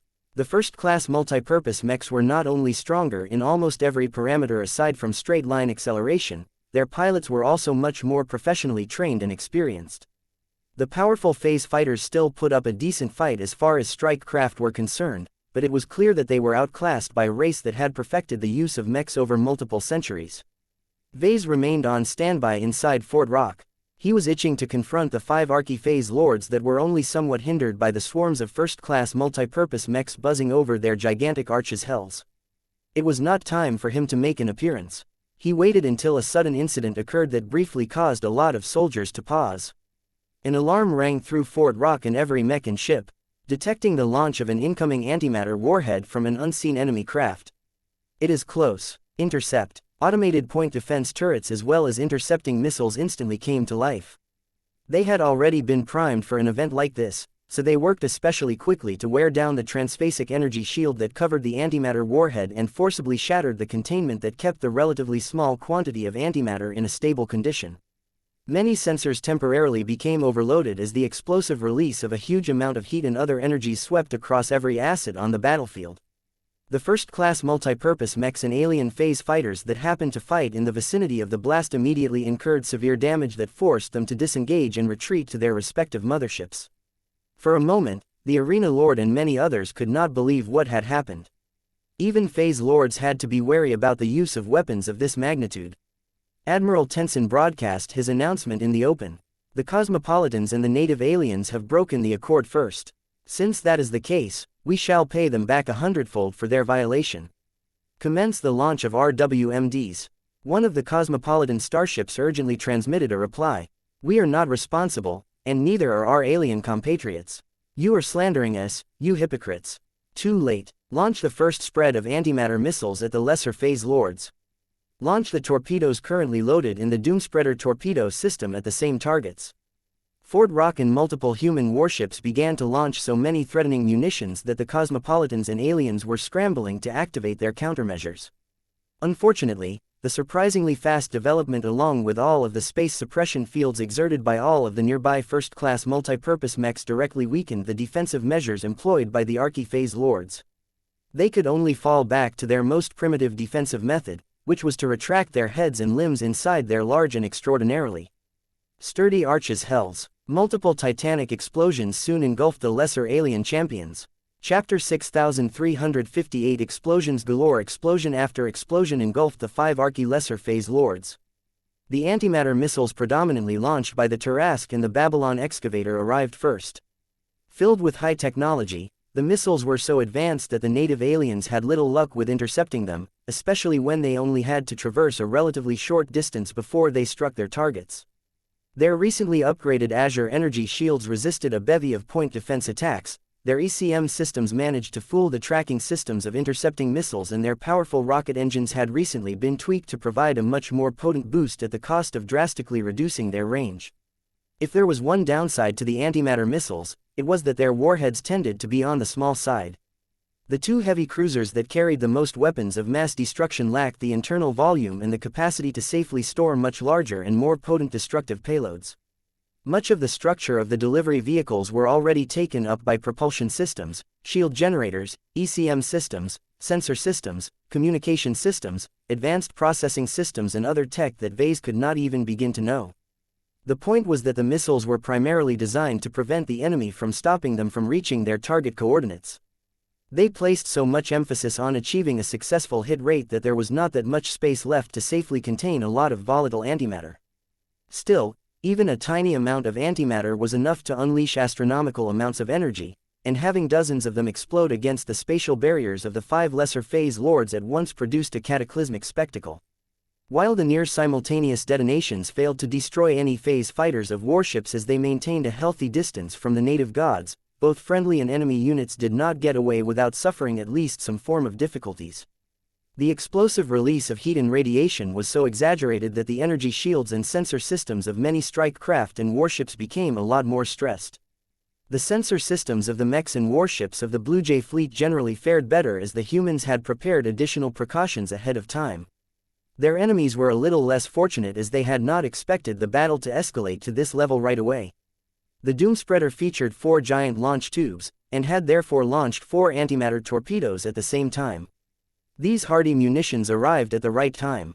They were tough enough to resist the remaining energies unleashed from the previous wave of weapons of mass destruction and exploded just after the first layer of defenses of their targets had taken a beating. Before everyone and everything could recover to get a clear view of the damage, the much larger antimatter torpedoes launched from the Doomspreader had pierced through the expanding energies and struck whatever was located in the center. All of the sensor systems became blinded once again. Heat, radiation and other intense sources of interference swept through the battlefield and prevented anyone and anything from doing anything productive. The warships that had just begun to slug at each other with their primary gun batteries had been forced to suspend their fire. As the optical sensors of most craft gradually recovered from the first and second bursts of intense release of high-energy radiation, both humans and aliens beheld the damage that all of those antimatter warheads had wrought. No way, the Arch's hells are still intact. The Phase Lords hardly look hurt. Vase grimaced as he gripped his upsized ocean collar. He knew that Phase Lords were unusually resilient, but the 5 Archi-Phase Lords were much tougher than the norm. The 5 lesser Phase Lords had lost their azure energy shields as intended, but their large and thick transphasic Arch's hells did a marvelous job of resisting the remainder of the energies unleashed by all of the explosions. The Arch's hells at least showed signs of being fallible by showing at least a bit of surface damage. The Archi-Phase Lords had invested so much into growing their Arch's hells, so Vase knew that even minor damage represented the loss of a lot of phase water and high-grade exotics. It's not enough, though. Vase sighed. Although the antimatter missiles did not possess any phase water enhancement due to conflicting properties, the magnitude of energies they released upon detonation was still immense. Perhaps the antimatter missiles and torpedoes would have been able to generate greater cracks in the Arch's hells if they were able to unleash their explosive might in a single direction, but that was beyond red humanity's technological capabilities. The human defenders had already used up a huge amount of firepower, but more was needed to eliminate the lesser Phase Lords before they could get close enough to use their immense bulk and physical might to their advantage. Load the remaining 2 antimatter torpedoes in tubes 1 and 2. Vase instructed. He would have liked to load more antimatter torpedoes, but he knew that there were not enough of them left to use. Load 2 hyperspatial crusher torpedoes in tubes 3 and 4. It took a relatively long time to load in the torpedoes because they were large, heavy and makeshift creations.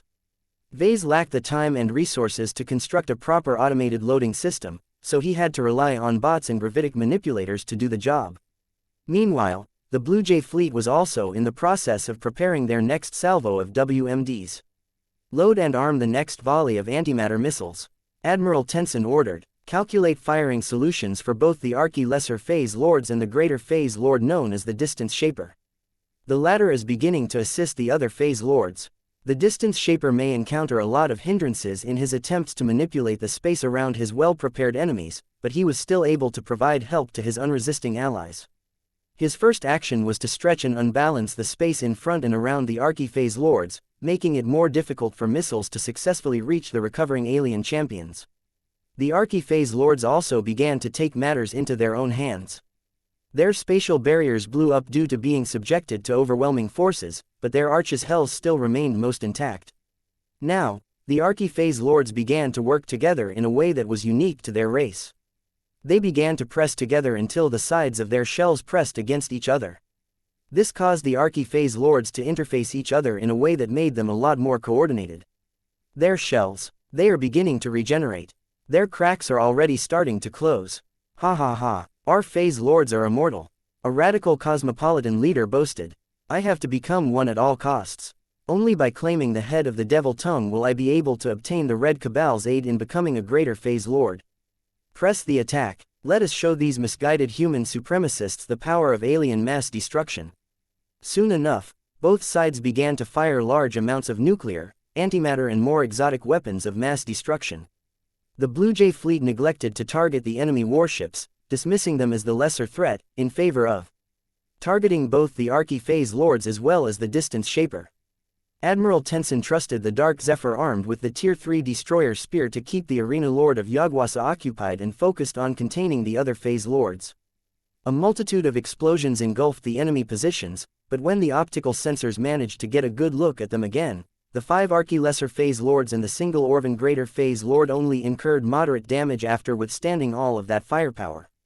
The enemy Phase Lords were hardly ideal targets for relatively powerful but dispersed weapons of mass destruction. It was almost useless to employ these mundane means towards the Distance Shaper. The Blue Jay fleet had no choice because they needed to keep the powerful Orvan Phase Lord occupied and distracted to reduce his manipulations. Even so, The antimatter missile sapping the integrity of his spatial barrier did not stop him from helping the Archi-Phase Lords cope with the powerful explosions and help them limit the damage to their precious arches hells. In the meantime, the weapons of mass destruction launched by the enemy had begun to strike Fort Rock and the larger ships of the Blue Jay fleet. Vase braced his giant true body as he could almost feel the space fortress rumbling. The absurdly strong latest generation Titan shields tried their best to do their jobs and withstand the explosive might of the weapons of mass destruction employed by the enemy. The Archi had invested a lot to develop better missiles with absurdly strong payloads. It was never safe to transport them without taking a huge amount of precautions, but all of the investment was worth it as the Archi somehow relied upon an alternate means of target guidance to keep the missiles on target. None of the sophisticated ECM systems employed by the Blue Jay fleet could divert the course of those dangerous missiles. What the? There is life in those alien missiles. I think an Archi has actually interfaced in those missiles. They are guided by sacrificial aliens. The Archi prioritized the downfall of Fort Rock the most. The space station had quickly turned into a huge annoyance due to its strong facilities, such as their constant active scanning and data processing capabilities. However, Fort Rock was designed to take a beating even if the mechers and the fleeters erected it in a hurry. One of two Titan shields got overloaded, but there was just enough redundancy to allow other Titan shields to resist the remainder of the explosive forces. The fact that Vase continued to remain on standby in Fort Rock was a strong show of confidence in the facility's defenses. It's my turn now. Even though the Blue Jay fleet still needed to prepare for the third volley of weapons of mass destruction, it was time for Vase to employ his own solutions. Wait for the Blue Jay fleet to launch their own WMDs. Fire tubes 1 and 2 seconds after the initial explosions. Both sides slugged each other with highly destructive warheads again. So many of them had already detonated on the battlefield that it had produced far greater interference than before. Hyper-technology started to behave wonky due to the unforeseen changes in the environment. Transphasic technologies and spatial abilities worked less well as the dimensional environment had turned into a temporary mess. Vase chose to add to the chaos by making his own contributions. Fire the torpedoes loaded in tubes 1 and 2. Wait 15 seconds before launching the torpedoes loaded in tubes 3 and 4.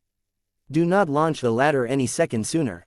The timing is crucial. Although the 5 interfacing Archi-Phase Lords were doing an admirable job at withstanding so much firepower, the third series of explosions began to produce even greater cracks to their shells. However, their thickness and resilience was beyond unreal. Their physical toughness easily exceeded that of the flesh and bone of a typical Greater Phase Lord. Though the latest series of antimatter warheads failed to make a good impression, the latter 2 torpedoes that had been launched after a brief delay arrived in front of the lesser Phase Lords and unleashed their power as well. This time, the warheads were much different than before. Instead of producing insanely powerful direct explosions, the warheads of the hyperspatial crusher torpedoes began to produce violent spatial fluctuations. The strong anomalous spatial activity did not hit the Archi-Phase Lords like a hammer, but instead seemed to shake and destabilize their resisting shells as if they were being subjected to a powerful earthquake. The massive Phase Lords began to look pained as the pair of hyperspatial crusher torpedoes did exactly what Vase intended, and that was to completely mess up the spatial abilities of the enemy Phase Lords. Not even the distance shaper was able to suppress the strong activity generated from the last 2 torpedoes. Chapter 6359 Hyperspatial Crusher Torpedoes. Vase almost felt sorry for his enemies for becoming the target of so many weapons of mass destruction. Both sides happened to stock them in abundance, but the problem was that the enemy fleet generally consisted of smaller and more cramped vessels. That meant that the weapons of mass destruction they were able to safely contain and deploy against their targets were generally less destructive on average. Fort Rock happened to become the focal point of enemy weapons of mass destruction because the cosmopolitans and native aliens at least figured out that its continued existence inhibited their greatest strengths far too much. So long as this space fortress was knocked offline, the enemy craft and vessels could unleash a much greater portion of their true capabilities. Unfortunately, Fort Rock was such an obvious target that the mechers and the fleeters had invested a lot of spare resources to fortify it in a short amount of time. The asteroid base practically welcomed the incoming nuclear and antimatter missiles with open arms, because there was more to the torpedoes than was apparent on the surface. Vase had tried to apply spiritual engineering to the munitions in an attempt to make them alive and see if he could make them more potent and destructive. Unfortunately, the results were mixed. The antimatter missiles generated a lot of energies, but had very little influence on E-energy. It couldn't be helped. They were simply containers for relatively minute quantities of antimatter. Their technological complexity was predominantly in their containment, safety measures, guidance systems, ECM and ECCM systems and other auxiliary functions. In short, there was very little Vase could do to augment the most important explosive components directly with the use of E-technology. It also didn't help that Vase had not been involved with the design and production of the original antimatter warheads. Vase silently lowered his evaluation on antimatter missiles. They were still useful, no doubt. Their production was relatively simple once a group was able to produce antimatter on a reliable basis. Antimatter munitions could easily be scaled from obliterating starships to cracking the crust of entire planets.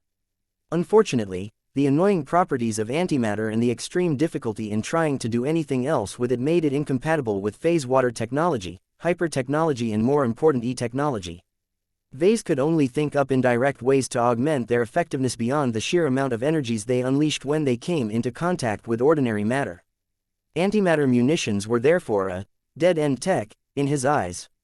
Perhaps a star designer like the missile Messiah might be able to come up with an entirely new paradigm that successfully blended antimatter weapons with the aforementioned techs, but this was probably a low-priority issue to him since neither side wanted to make too much use of weapons of mass destruction. The hyperspatial crusher torpedoes launched by the Doomspreader yielded much more fruitful results to Vase. Vase had hastily stuffed each of these special torpedoes with spare superdrives that he and a team of naval engineers had deliberately messed up. They removed the safeties, scrambled the settings and even inflicted physical damage on a number of subcomponents just to make them more volatile than usual. He then proceeded to stuff the torpedoes with a strong and compact but short-lasting power source as well as vaguely relevant hyper materials to amplify the instability of the warheads even further.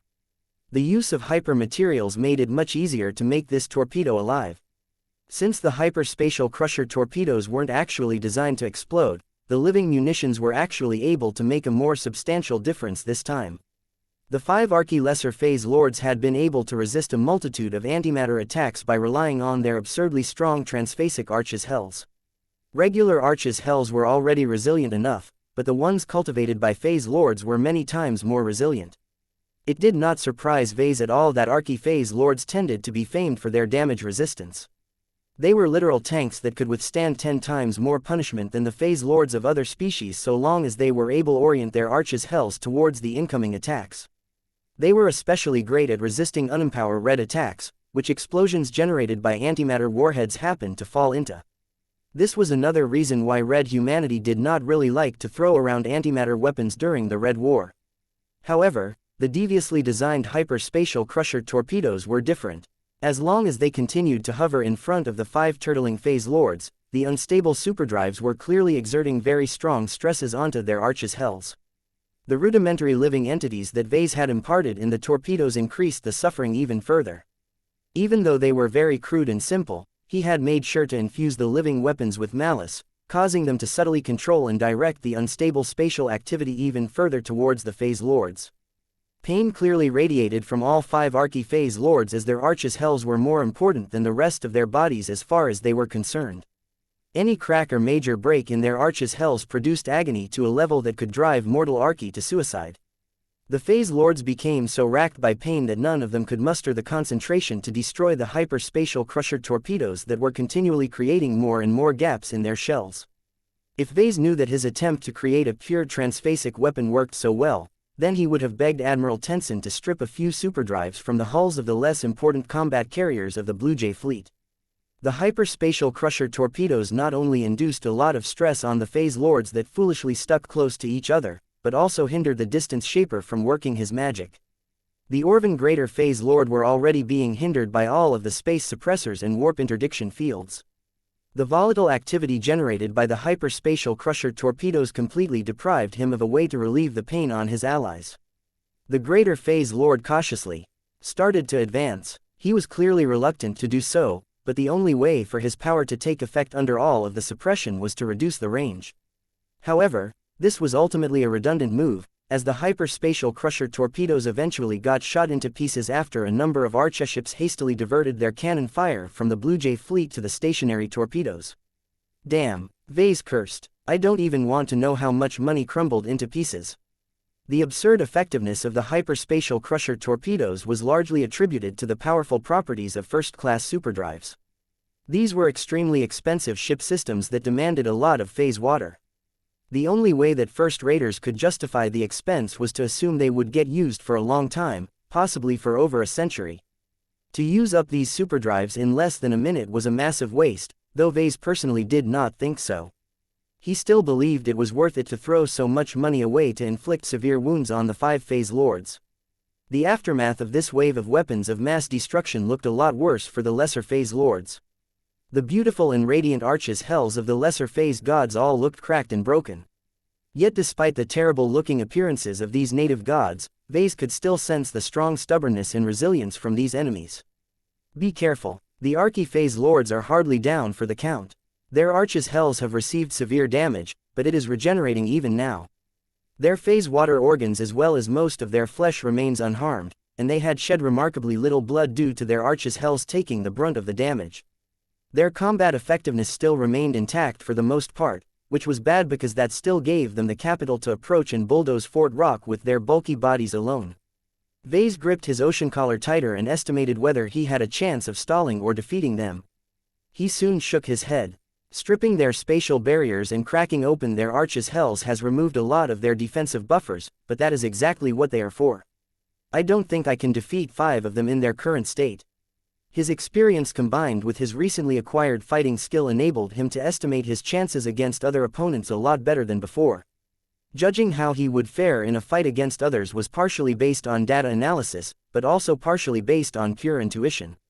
He just knew that he would get beat up by these seemingly injured but still ferocious phase lords. To him, the Archi-phase lords were just putting up an act.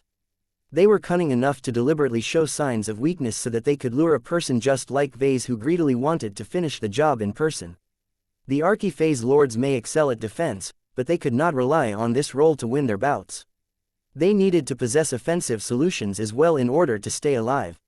Since that was the case, Vase tried to rein in his eagerness to confront them himself and instead focused on his doomspreader.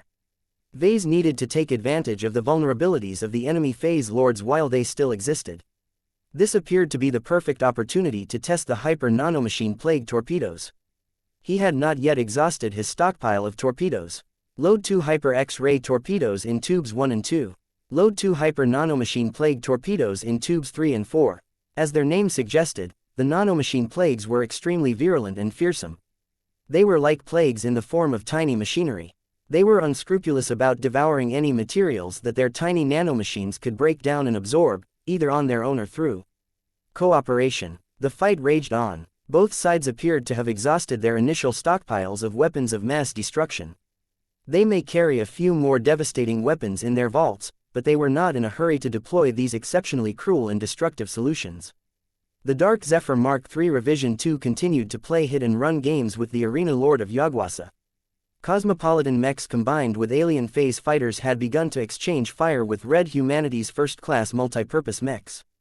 The warships hailing from both sides continued to slug each other with their gun batteries and missiles, though the hulls belonging to the enemy fleet were clearly faring worse in this contest. One of the most acute shortcomings of the enemies was that they did not employ support link technology. The warships and combat carriers of the Red Association and the Red Fleet had all linked up using the 3 common variations of support link technology. Shield link technology had massively helped the RA and RF hulls withstand the salvos of weapons of mass destruction sent in their direction. Though the shield link arrays had endured too much stress and no longer worked at full effectiveness, they had served their purpose and enabled the Blue Jay fleet to weather a part of the storm. Tubes 1 to 4 are loaded, sir. Target the Archi Lesser Phase Lords. Prepare to launch the Hyper X-ray torpedoes in tubes 1 and 2. Wait 7 seconds before firing the Hyper Nanomachine Plague torpedoes in tubes 3 and 4. We have dialed in the settings, Professor. Launch. 4 torpedoes launched from Doomspreader in a staggered pattern. The Archa ships crewed by aliens concerned about the state of their gods tried to intercept the torpedoes before they could reach their destinations, but the mechs and warships of the Blue Jay fleet did their best to run interference. Only a short time passed before the 2 torpedoes reached their programmed coordinates and began to pump concentrated X-ray radiation into the prepared arches hells of the alien phase gods. Chapter 6360 Giant Defenses. Our enemies have raised the threat level of the torpedoes. Their phase fighters are dying in droves in an attempt to get past our blockade and physically ram the torpedoes in flight.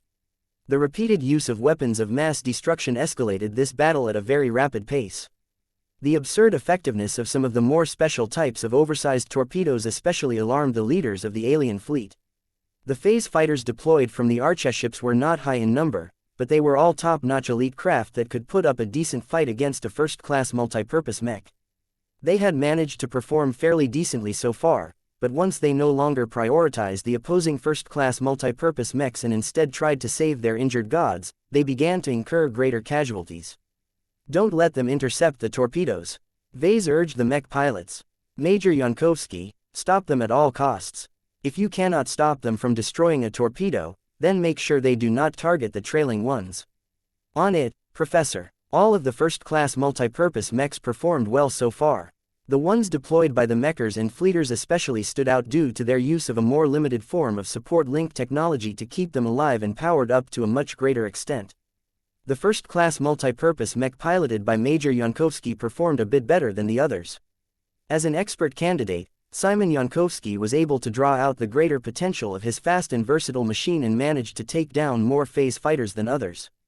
Even so, the single-minded determination demonstrated by the Archi-phase fighter pilots made it a lot harder to take down all of their craft before they opened fire at the torpedoes.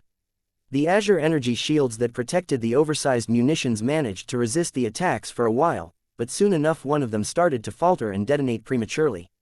Fortunately, the torpedo in question was pointed at the enemy phase lords, so more than a dozen highly concentrated beams of X-ray radiation struck the damaged arches hells and inflicted a variety of energy damage. The effectiveness of this attack was relatively limited, unfortunately. Arch shells resisted energy attacks especially well. At most, the gaps and holes in the more damaged shells caused a bit of X-ray radiation to damage the tissue underneath, but even that was relatively shallow. This was the only success the desperate alien phase fighters attained. The first-class multipurpose mechs finally managed to overtake the enemy craft. The more agile mechs then proceeded to use their space suppressors to drastically weaken their energy barriers before breaching them with overwhelming firepower, allowing them to carve up the surprisingly resilient but ultimately vulnerable alien craft. The second Hyper X-ray torpedo blasted concentrated high-energy radiation at the beleaguered Archi lesser phase lords. Though they had already been struck by this type of attack just before, the lesser phase lords rapidly adapted to this damage by filling the gaps of their shells with thick fluid.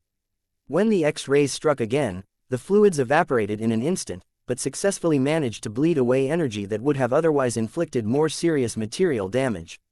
Even so, this response left the overly passive Archi phase lords ill-prepared to block the next two torpedoes.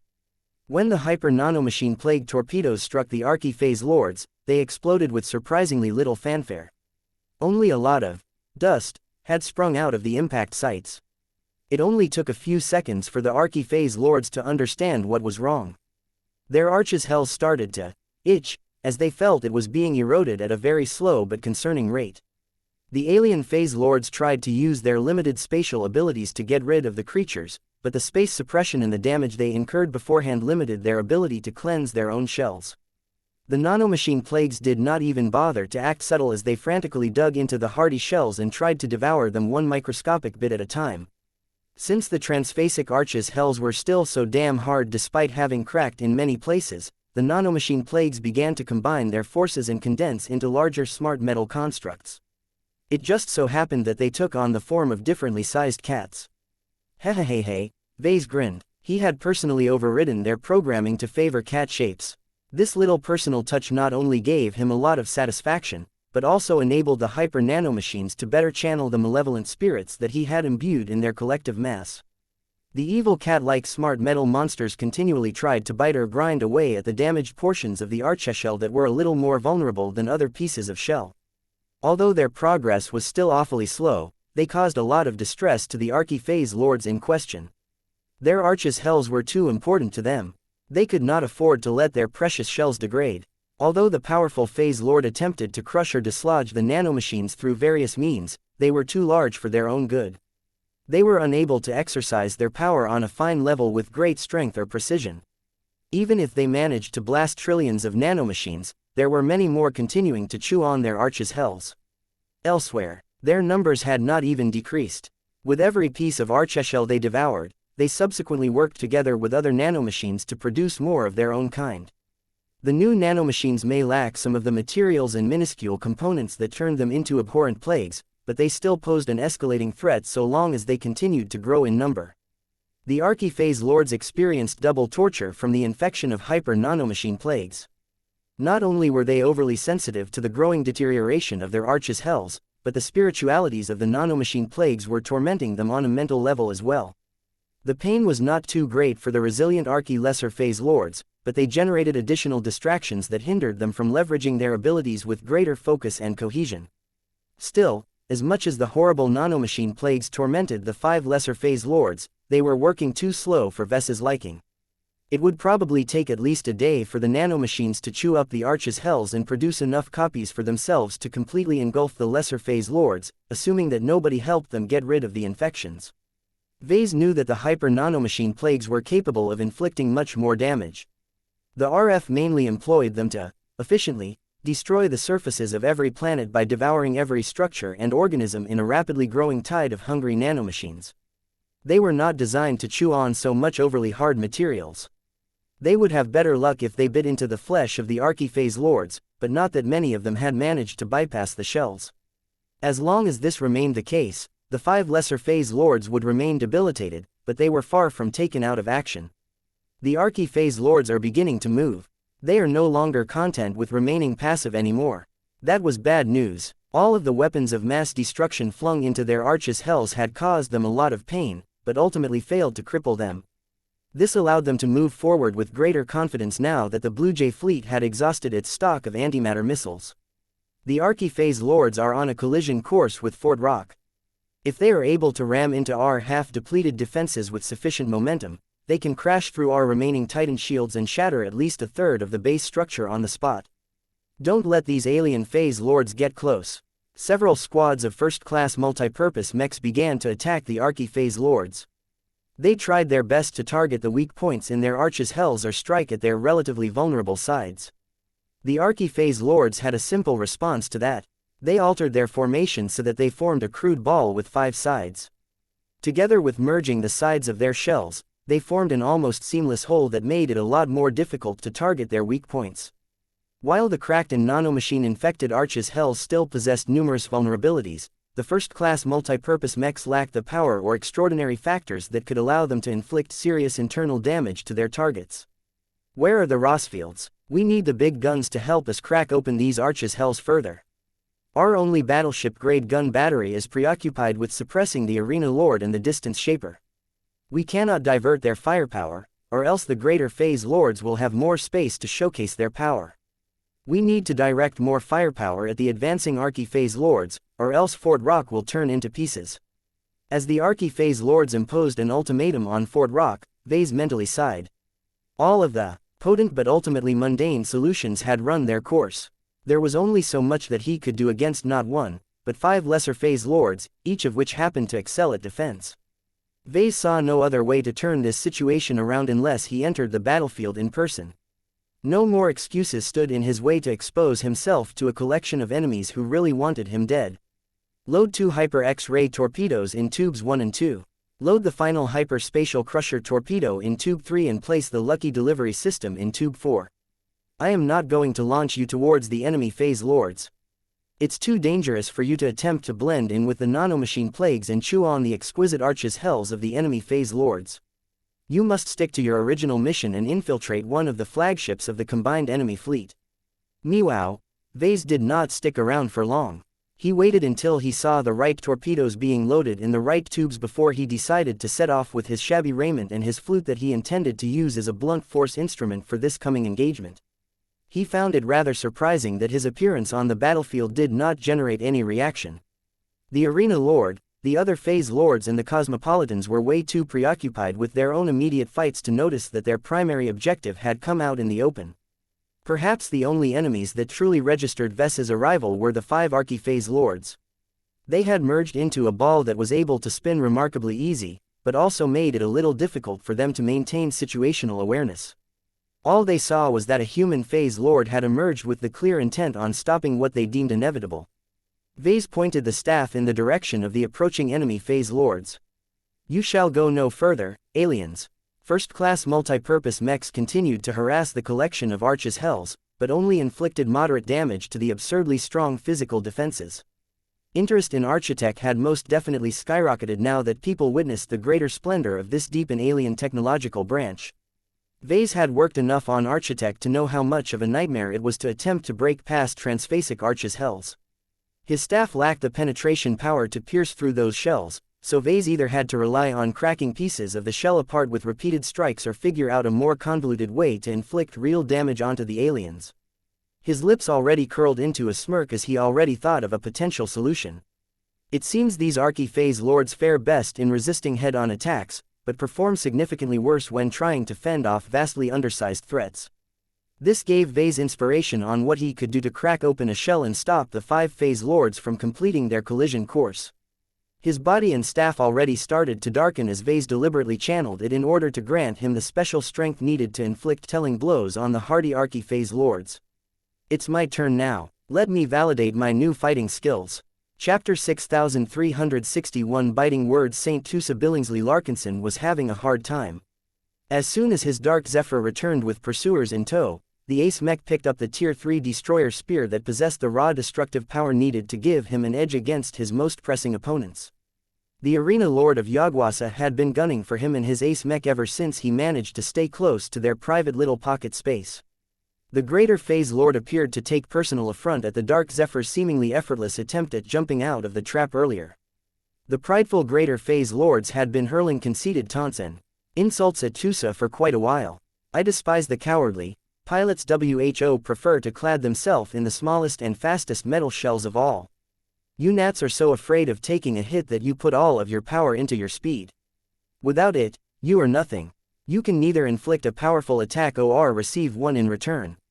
That is cowardice among our race. If your pitiful pink-skinned minions cannot recognize that, then that proves that cowardice is ingrained in your sorry little race. We're all Nunzer Phase Lords supreme bastards. How come they all possess the same level of arrogance and need to belittle the champions of the human race? Having toured throughout human-occupied space after receiving his first proper Ace Mech, St. Tusa was no stranger to chatty Phase Lords. He and the Ace pilots he fought alongside usually made sure to make the arrogant alien leaders regret their words. In fact, the resentment and impatience welling up inside his head had worked wonders in keeping the normally unruly Tier 3 destroyer spear under his control.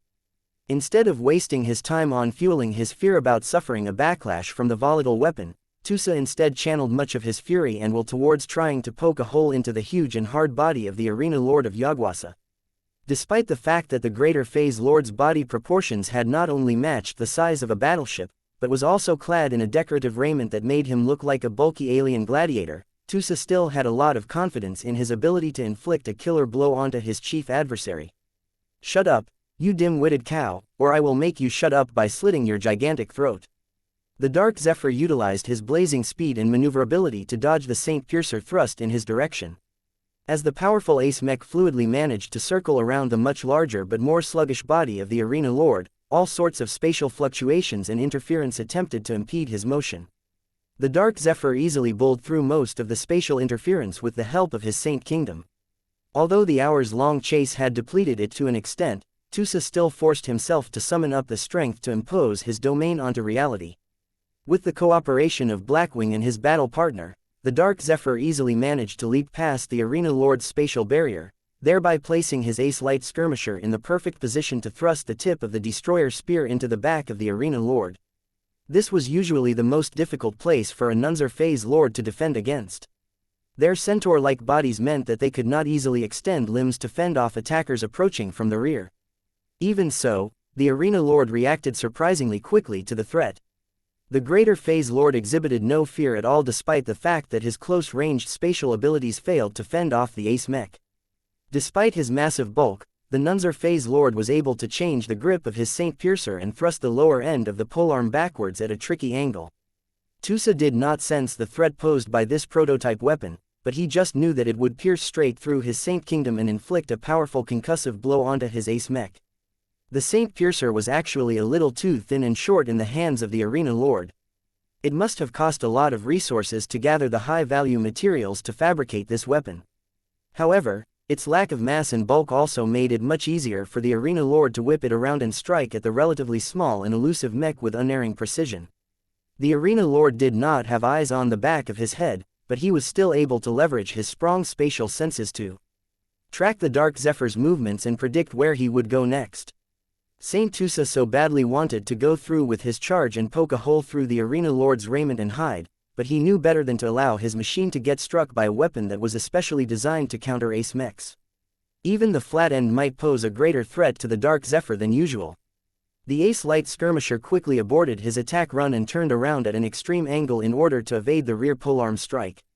As soon as the Dark Zephyr distanced himself from the arena lord, the greater phase lord seemed to blur in place before abruptly turning around.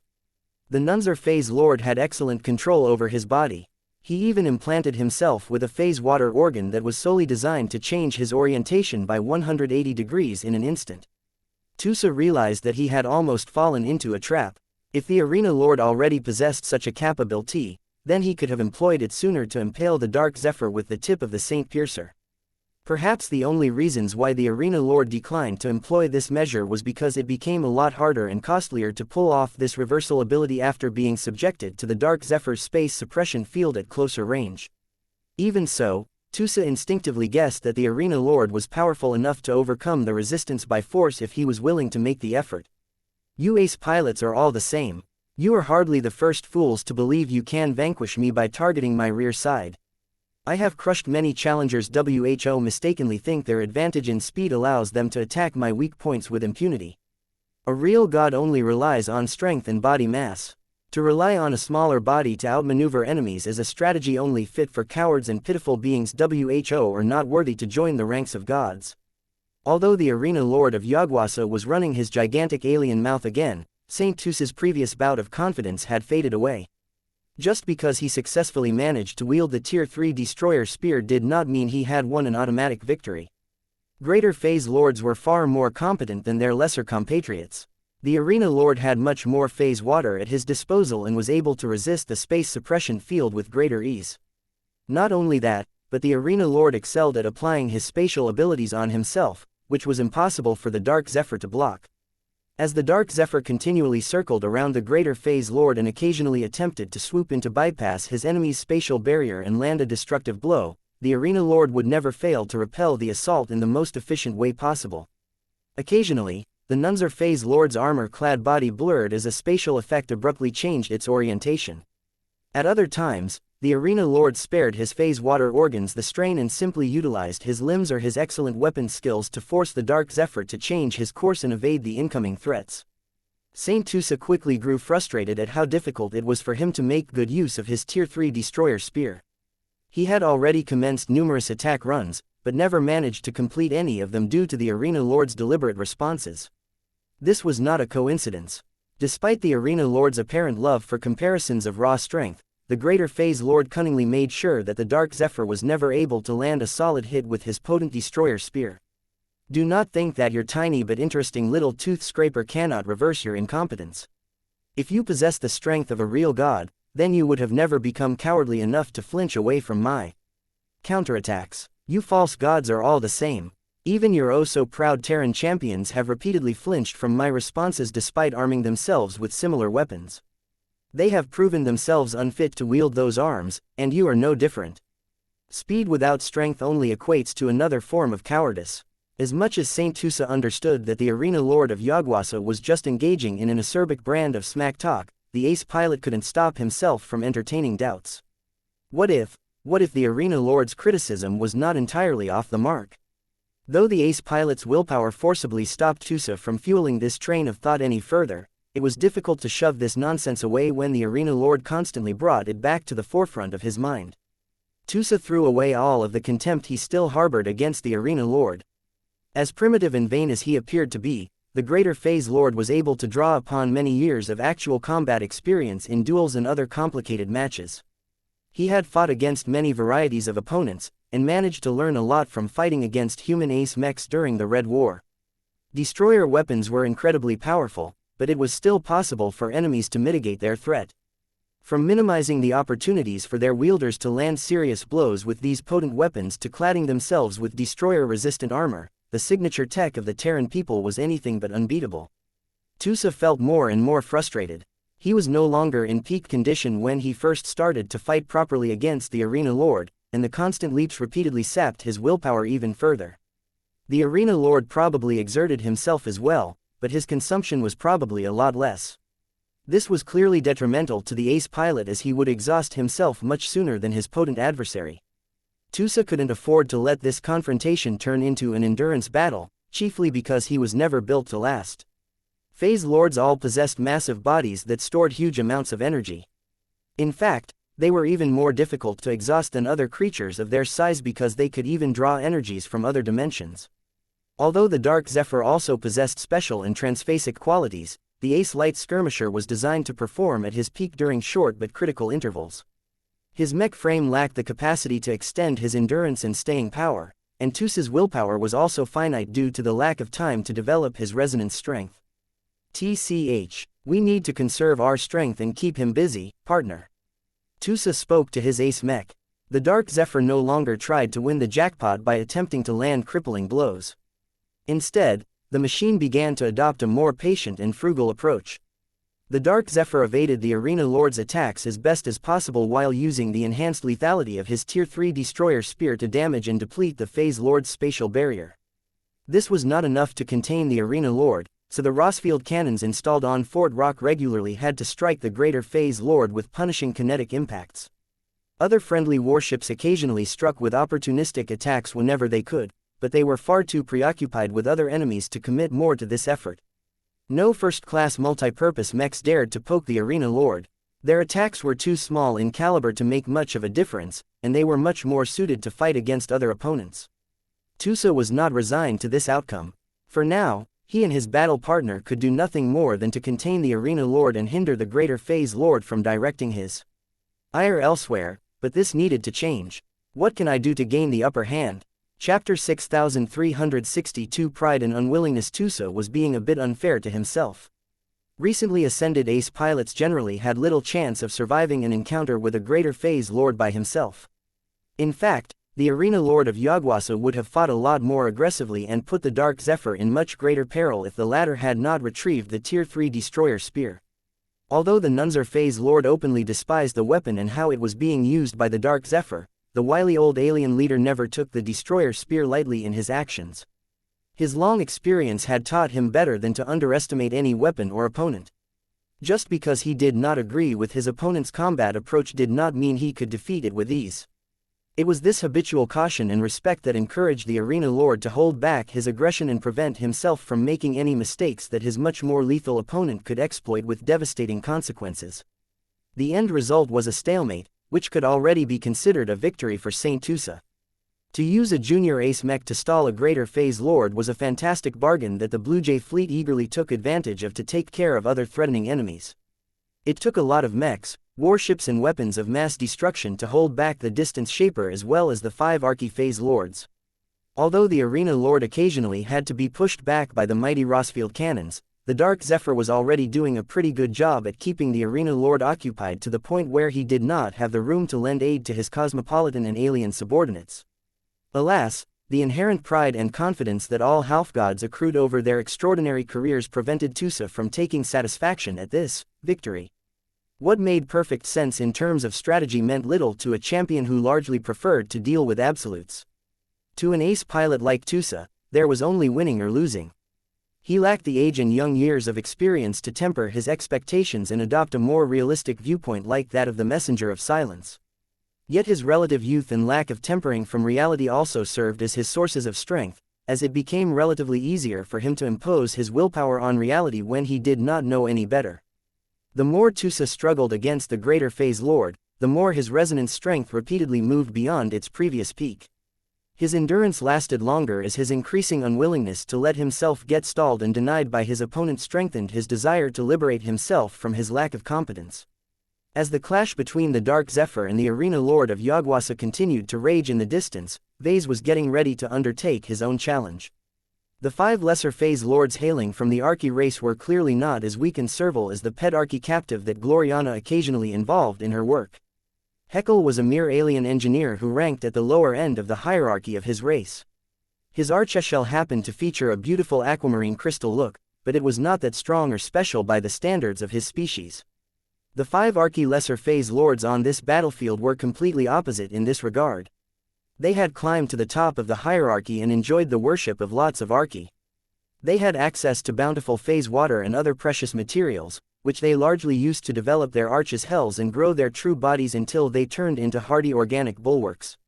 Vase had closely observed how much punishment they endured since they approached Fort Rock. The lesser phase lords had resisted far more damage than a typical battleship or protected city could withstand. They endured dozens of antimatter missiles and numerous horrible torpedoes by relying on the power of phase water and their unique biological gifts. It made sense for aliens that resembled turtles in a vague way to excel in defense, but the sheer amount of damage they managed to mitigate was frankly ridiculous. While all of the successive bombardment had stripped their spatial barriers and cracked their shells, the damage did not really go any deeper than that. It would take far more weapons of mass destruction to finish the job.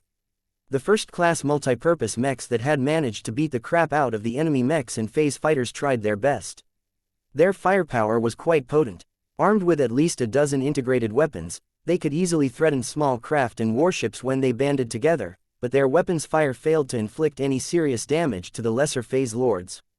It was only when they closed in and allowed their space suppressors to weaken the transphasic properties of the Arch's hells that they proved a little more effective, but there was a limit to how much they could accomplish. Phase lords were intrinsically merged with the phase water circulating in their true bodies. It was a lot harder to suppress their activity, especially by small mechs who could only produce relatively limited space suppression fields. What was worse was that the Archi phase lords were not completely defenseless. So far, they clearly showed that they had put all of their development opportunities into enhancing their defenses. They had spent very little time and effort on honing their offensive and maneuvering capabilities. That did not mean they had no defense against mechs. When a trio of first-class multipurpose mechs had activated their plasma swords and intended to swoop in so that they could carve new holes into the damaged Arch's hells, parts of the shell lit up before they emitted powerful laser beams that inflicted so much damage that the first-class multipurpose mechs quickly lost their Azure energy shields and started to suffer serious damage to their exterior. They only managed to get away with damaged but intact frames when other mechs with support functions quickly reinforced their defenses and helped them beat an emergency retreat. Vase twitched his lips. He did not look forward to getting blasted by those lasers. It was moments like these that separated true fighters from the amateurs. As far as he was concerned, Vase was in no way a pure amateur, but he was not a proper fighter either. He fell awkwardly in between, making everything about his decision to take to the field uncertain. It made sense for him to take action, though. The enemy phase lords might not have the weapons to break open Fort Rock, but their strong and hard Arch's hells already served as adequate tools to break open a space fortress. The 5 Archi phase lords continued to maintain their ball shapes while using parts of their shells to blast powerful laser beams at the circling first-class multipurpose mechs. The killing power of this self-defense measure was not too great, but they were powerful enough to deter me from first-class multipurpose mechs and keep them at a distance. This was not a good development. They needed more fire support, but everyone else already had their hands full with trying to contain or defeat the other enemy assets. The addition of an extra combatant could make all the difference. Vase felt an obligation to step up. If he did not possess the strength of a phase lord, then he may be able to excuse himself. That was not the case. Since he possessed the raw strength to play a useful role on the battlefield, he could not shirk his duty and allow others to die on his behalf without lifting a finger. Besides, the Blue Jay fleet may very well lose if he did not take action in person. This was what he told himself as he launched from Fort Rock in his giant, armor-clad form. He felt awfully vulnerable even though he attracted remarkably little attention. Even the confidence gained from receiving 2 decades worth of dedicated weapons training became awfully fragile when the reality of his actions truly sank into his mind. This was anything but his first time participating in a battle, but there were factors that made this situation different from others. Was it the lack of support from the expeditionary fleet and many other dependable Larkinsons? Was it because he was about to fight against 5 lesser phase lords that had already proven themselves to be more hardy and resilient than himself? Or was it because he wanted to prove his honor and valor, but feared he might not be able to uphold his own expectations. Vase gripped his relic weapon harder. The ocean collar proved to be far inferior to a third-order living mech in terms of cooperating with him. The cold and callous weapon never developed a strong sense of friendship or camaraderie with its current wielder, and felt no obligation to provide him with any moral support. His lips twitched again. He once again received a reminder that he did not deserve to wield the ocean collar. The replica of a once legendary ancient relic desired to be used by a more compatible and worthy wielder. Ancient cultivators would describe this as letting the precious relic be wielded by its destined user, but it all came down to the fact that the ocean collar did not like Vase, or to be more precise, his domain. The best possible wielder would be a woman who shared many of the same qualities as the mistress of the oceans. The probability that a person like that would show up one day and give Vase a reason to gift her the powerful flute was minuscule. Perfection does not exist in reality. Vase reminded himself. His wife may vehemently disagree on this premise, but this was what he believed. "You are mine," he said with a possessive tone. "I will take care of you later, but now you need to work with me. I am about to channel a lot of darkness energy through your body. Do not resist. Let it flow through your structure and help me unleash it towards our enemies. Do not shame your pedigree by adding a loss to your record." If he wanted to perform at his best, he needed to be in charge of the ocean collar. He could not afford the slightly willful and petulant weapon to dictate their relationship. Fortunately, his brief pep talk seemed to hammer home in the high-level relic. Its intelligence may not be as sophisticated as his living mechs, but he knew his way around them just enough to master the ocean collar for the time being. His greater sense of control over his weapon infused him with a shot of courage. Instead of letting it expire by procrastinating further, he decided to pull the trigger and go on the offensive. He charged forward and began to perform one of his recently acquired extraordinary staff techniques by holding it like a lance and flying forward with the single-minded determination to impale his target. As his giant armored form rapidly closed in on the ball of Arch's Hells, Vase silently executed the technique that would help him draw out more darkness energy from the environment as well as the blinky verse. His efforts yielded results as the forward top of the ocean collar already began to spawn a spirit IP composed of dangerous and corrosive darkness energy. Though Vase was not entirely certain how much damage it could do, he could not afford to back off at this point. Just as he was able to cross the remaining distance and drive his empowered weapon into one of the cracks of the Arch's Hells facing his direction, his opponents finally responded to his actions. The 5 Archi-Phase Lords simultaneously activated specific phase water organs and produced a strong spatial push that diverted Vese's charge at the last second. This not only caused him to miss his charge attack, but also collide against the Archeshell surface in an unanticipated collision.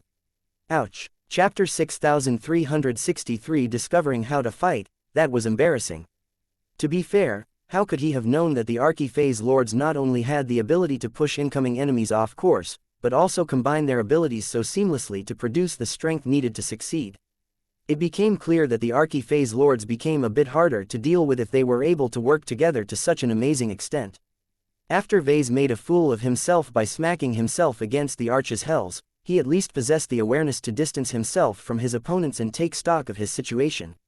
No matter how many excuses he used, Vase largely wasted his time and failed to stall the forward progress of the Archi-Phase Lords.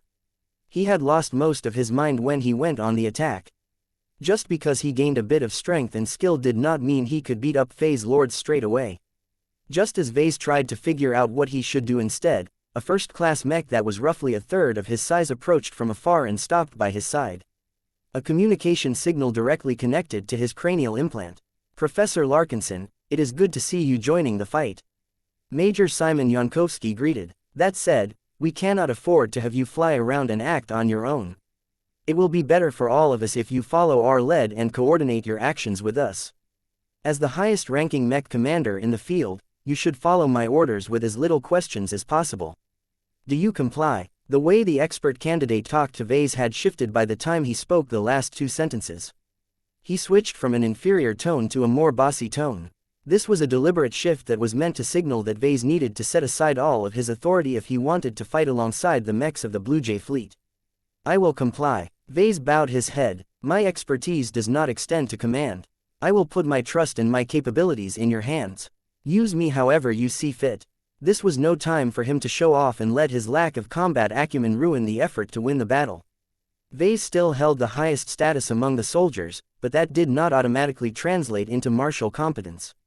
He had no problem with putting down his ego and letting Major Yankovsky order him around as if he was a minion. In fact, Vase welcomed the expert candidate's guidance. It was quite confusing for Vase to join the fray without knowing his place and what he should do at specific times. It was much better if Major Yankovsky and the officers back in the Blue Jay fleet did all of the analysis and strategizing. Vase just needed to act like a dumb grunt and do what he was told. That was good. That was exactly what he needed. He already had his hands full with trying to piece together a combat system that would allow him to combine his diverse but scattered advantages into a cohesive strength. Sections of Arcshell lit up and began to pelt the incoming human phase lord as well as his accompanying first-class multipurpose mechs with transphasic laser beams. 017 Major Yankovsky was pleased that Vase agreed to play along. Please hold on to your current attitude, Professor. I am not entirely aware of what you are capable of, but I can make reasonable guesses. For now, we need you to work with our mech units as an anchor and a linchpin of our offensive approach. Those arches hells are too good at forcing our mechs to maintain their distance. With your help, you should be able to buy us opportunities to get closer and weaken their spatial abilities. His first-class multipurpose mech quickly blasted off and rejoined a loose wing of other powerful machines. Vase followed suit as best he could, but did not really manage to fit into their formation. His mobility worked a lot differently from theirs, so he was not able to replicate their tighter turns and abrupt course changes. However, he was keeping up more or less, and that was enough. As the first-class multipurpose mechs circled around the Archeshell ball, they did not remain idle. They oriented their torsos towards their primary objective and opened fire with whatever integrated ranged weapons they had on hand. Professor Larkinson, do you have any effective means of attacking from range? No, not against enemies as tough as these Archi-Phase Lords. Then we will be swooping into attack. Do not try to overcommit. Just get in, use your staff as a club to attract the attention of the enemy Phase Lords and get out when we withdraw, understood? What if the enemy Phase Lords gather their strength and push me away again? That is good. The more energy they expend on keeping you at bay, the less energy they can spare for our mechs. Begin. The battlefield was no place for lectures or deliberations. Only action and timing mattered. Major Yankovsky evidently thought that this was the time to strike, because 60 or so first-class multipurpose mechs acted in unison and either closed in on the ball of Arch's hells, or stayed behind and coordinated their firepower. As Ves's true body along with a collection of mechs approached the ball from a single direction, the enemy Phase Lords already prepared to repel the obvious assault. The mechs were better prepared this time. They all hailed from the Red Association, so they were not only able to link their Azure energy shields with each other, but also received more potent support from the pair of combat carriers that had flown close enough to share their own energy shields. Even so, there was a limit to how much shield link technology could sustain the pressure. Vase repressed the urge to flinch when the laser beams struck his spatial barrier. It was incurring significant damage, but it was still relatively fresh, so he was not too concerned about getting his flesh burned right away. As Vase continued to keep up with the surrounding mechs, he noticed that they were not approaching at a faster pace. Instead, they controlled their velocities and made sure to evade the laser beams as best as possible. Vase did not possess that sort of maneuverability, so he straightforwardly tanked most of the incoming shots with his spatial barrier until he remembered he had a better option at his disposal. In the face of an incoming attack, the instinct of a Phase Lord was to summon a spatial barrier and let it resist the attack. However, an initiate in Dark Apostle self-defense had a better option at his disposal. Vase began to call upon the power of darkness once again while he began to spin his ocean collar like a propeller. His arms and hands moved by instinct. The skills he acquired through long practice that never actually occurred guided him into making the most effective movements. As the ocean collar spun around at such a speed that it looked like a blur in the eyes of most people, Vase began to draw upon the power of darkness from the surrounding environment and blinky and infused it all into his polearm. Ominous black energies spilled from his staff and quickly consolidated into a new barrier that successfully blocked the incoming shots. Let darkness become my shield. It helped. That Vase also flexed his spatial abilities and tried to add transphasic properties to the darkness barrier. Although a lot of darkness energy burned away after resisting the incoming transphasic laser beams, the barrier of darkness refused to admit weakness and stubbornly blocked the energy attacks, though at the cost of dispersing a portion of the darkness. Vase could feel the strain of trying to maintain the darkness barrier when actively being attacked. Strangely enough, Vase did not worry too much about whether he could sustain the effort. He was not really supplying this technique with his own relatively paltry darkness energy. He instead sourced the darkness energy from others, though it was arguable whether Blinky should be treated as a separate entity or a split personality that gained a lot more independence than usual. Whatever the case, Vase and the other mechs were able to get closer without straining their limited resources as much with the help of his stunt. The Archie-Phase Lords tried to repeat their old trick and push Vase away, but it didn't work as well this time because he was on guard and moving at a more controllable speed this time. Vase concentrated his mind and used his darkness barrier to resist the push. It worked. Some of the first-class mechs got pushed off course, but their mech pilots quickly readjusted.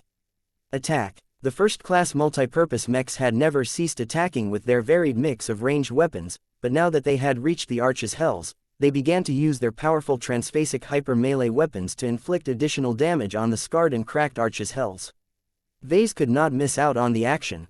He suspended his darkness barrier and no longer spun his ocean collar anymore. He instead began to stab one of the ends of his relic into a shallow hole. A few pieces of archimetal got loose, but that was all. Vase tried to leverage more strength from his true body and flexed his spatial power onto his weapon. He also borrowed the power of darkness to add more strength to his next strike. Darkness shall consume you. If there was anything Vase learned after learning how to fight like a dark apostle, it was that words always had meaning. So long as he wanted them to come true, then reality might be able to find a way to fulfill his desire. What happened next seemed to be an example of this. The staff strikes began to chip away greater portions of the Arch's shell. The alien whose shell was beaten into pieces clearly experienced a lot more distress. The Archie began to fire more transphasic laser beams, doing a better job at suppressing the closest first-class multipurpose mechs. None of them were immediately under threat as they continued to rely on shield link technology to avoid early retirement from the battlefield. Vase was not mindlessly hitting the Archeshell with a darkness-infused relic. He could not stop his mind from spinning. He was constantly trying to figure out how he could strengthen his attacks and inflict greater harm on the Archie-Phase Lord. As much as he was doing his part, this scale of damage was negligible compared to the large Archeshell. He recalled everything he knew about how high-ranking mech pilots fought and the rules he discovered about E-energy. Although Vase lacked the characteristic willpower and true resonance of an expert pilot, he was still a very potent cultivator, though he channeled most of his energies towards creation rather than destruction. This time he needed more of the latter, so he tried to think on how he could use his expertise to augment his blows further. He concluded that he needed to harmonize with the power of darkness in the environment. He was not drawing enough darkness from the ambient energies, so he tried to leverage the power of his mind and spirit. It was at this point that he began to harmonize with lots of small and unexpected malevolent spirits. He pretty much forgot about them, but that did not mean they had ceased to exist. The nanomachine plagues that the first-class multipurpose mechs carefully tried to avoid were still working to chew through the Arch's hells. Driven by the rudimentary evil spirits that Vase had managed to impart on them, they all took on the pre-programmed form of cats as they made their best impression of Lucky. Although these spirits were not pure beings of darkness, the fact that they were born with malice in their hearts and that he happened to be their creator allowed him to harmonize with them surprisingly well. It was as if he could commandeer them like how the Saint Commander blessed friendly troops with her true resonance. Chapter 6364 The Master of Plagues. When Vase reached out his senses towards the hyper-nanomachine plagues, he could feel them as if he was standing in front of an entire army of living mechs. No, it was different. He bestowed his living mechs with a noble purpose, and that was to help their mech pilots win their battles. From the moment they gained life, they already accepted their mission and committed themselves to serving their future partners, possibly even putting their needs above the demands of their creator. Vase did not have a problem with that. To reverse this order would be a violation of his professional oath as a mech designer, which was to serve mech pilots. Aside from a few rare exceptions, his machines should never harbor double loyalties. Surrendering control to an individual other than their own mech pilots was a fundamental violation of trust and professionalism. For this reason, his living mechs generally held great respect towards their progenitor, but never thought to ignore the needs of their own pilots and obey his orders. Even if the more clever and sophisticated third-order living mechs could largely fight by themselves as if they were battle bots, they never desired to do so because they valued their identity as mechs. Only by intimately cooperating with their human partners would they give meaning to their own existences. The hyper-nanomachine plagues produced by the Red Association were completely different. Vase did not possess any knowledge on their background or technical details, but he could paint a picture based on his observations and the little details that Captain Zonrad Rees saw fit to share. The earlier versions of nanomachine plagues were solely designed to destroy all life and construction on the surface of a moon or planet. They were largely employed in situations where the use of regular nuclear or antimatter explosives did more harm than good. They were used extremely sparingly because they were much more dangerous compared to immensely powerful bombs that just produced large explosions. There had been many incidents in the past where the careless use of self-replicating nanomachines turned into catastrophic grey goo scenarios where the damn tiny machines destroyed entire cities and maybe planets in order to replicate unending copies of themselves. Nowadays, such incidents did not happen anymore. Humans learned the hard way how to stop the plagues from devouring everything to fulfill their demented programming. People also implemented a lot of safeguard in subsequent smart metal products to ensure such doom scenarios never took place in human space. Even so, there were still people who came to appreciate the horrifying potential of nanomachine plagues. Instead of treating them like disasters, they preferred to treat the nanomachine plagues as weapons waiting to be used on legitimate targets. The Common Fleet Alliance came to embrace the use of nanomachine plagues in limited scenarios. They were much more handy to use on fortified planets and globes with highly divergent environments. The nanomachine plagues could also be programmed to ignore specific materials and targets. This enabled the CFA to cleanse a planet of all aliens with specific genes while leaving harmless organisms intact. In short, nanomachine plagues saved the fleeters a lot of time and resources.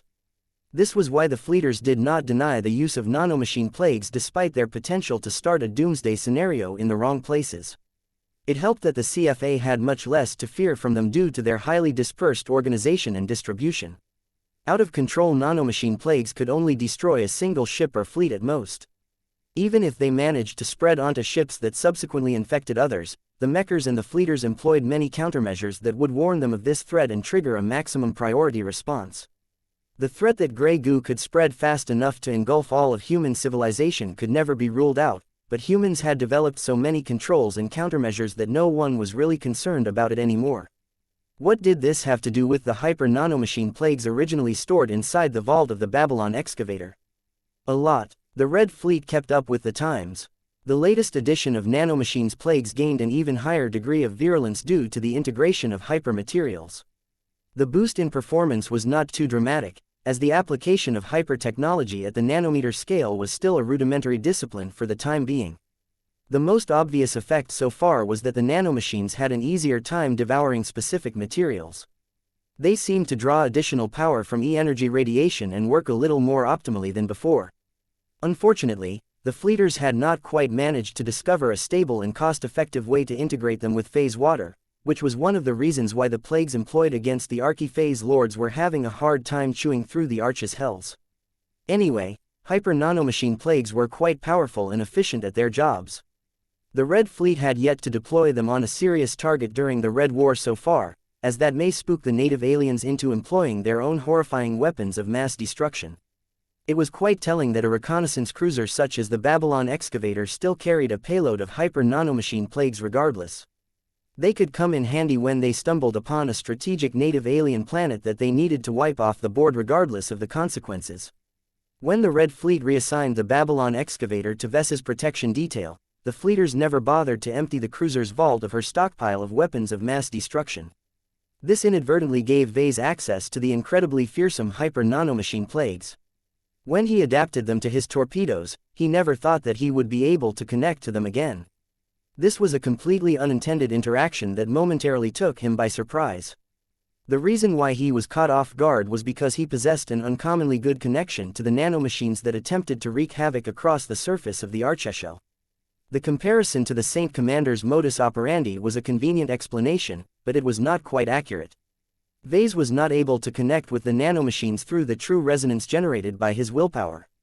Instead, he was somehow able to harmonize with the plagues due to two factors. The first factor was because he bestowed them with life. He took advantage of their hypermaterial integration and transformed their blank sheets into rudimentary life forms. These living nanomachines may be weak and barely cognizant, but they were still intelligent enough to recognize and respect their progenitor. This alone was not enough to gain their obedience, however. In order to make the nanomachines more effective, he deliberately infused them with malice and hunger. The living nanomachines were supposed to feed into their destructive instincts and act without any restraint. Coming into contact with them was like coming into contact with a huge amount of descendants that just happened to believe in the same ideals as himself. How could these naughty nanomachines hold any respect for their progenitor? This was why the second reason became a factor. Vase discovered that the hyper-nanomachines unintentionally matched the properties of his domain very well. From the perspective of cultivation science, the hyper-nanomachines were ruthless weapons created for the purpose of destroying and devouring entire populations. Their purpose cast their existence in darkness, for they could be used to inflict great harm and evil.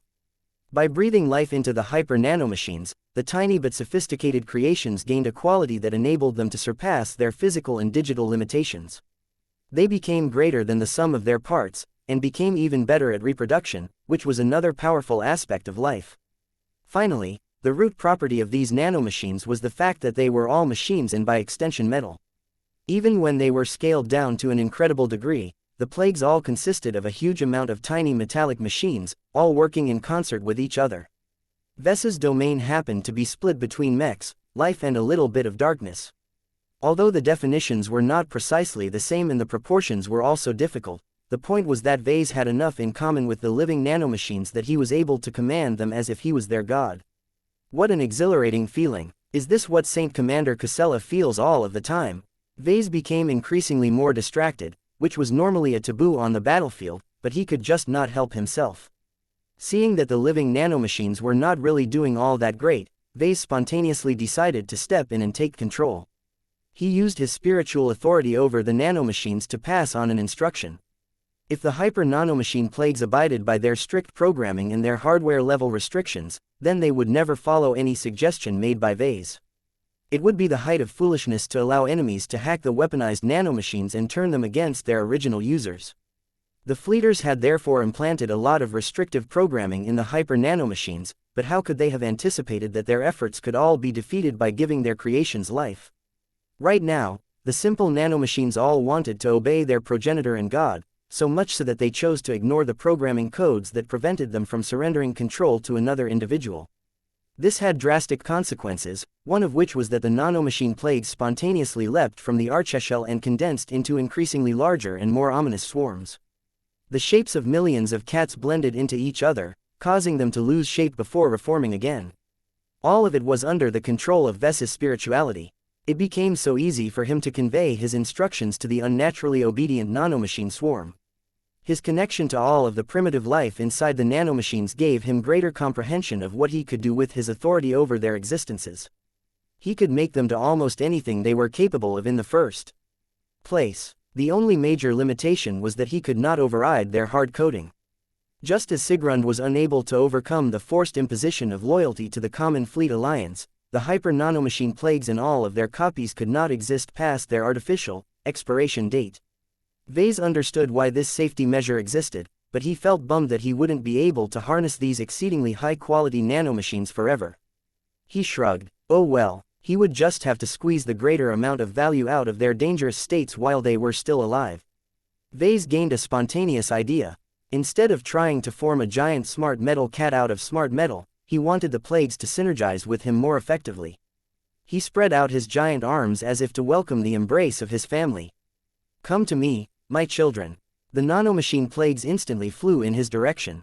This behavior alarmed the mechers so much that a few of their first-class multipurpose mechs started to unleash their firepower against the lethal swarm, but Vase quickly urged them to stop.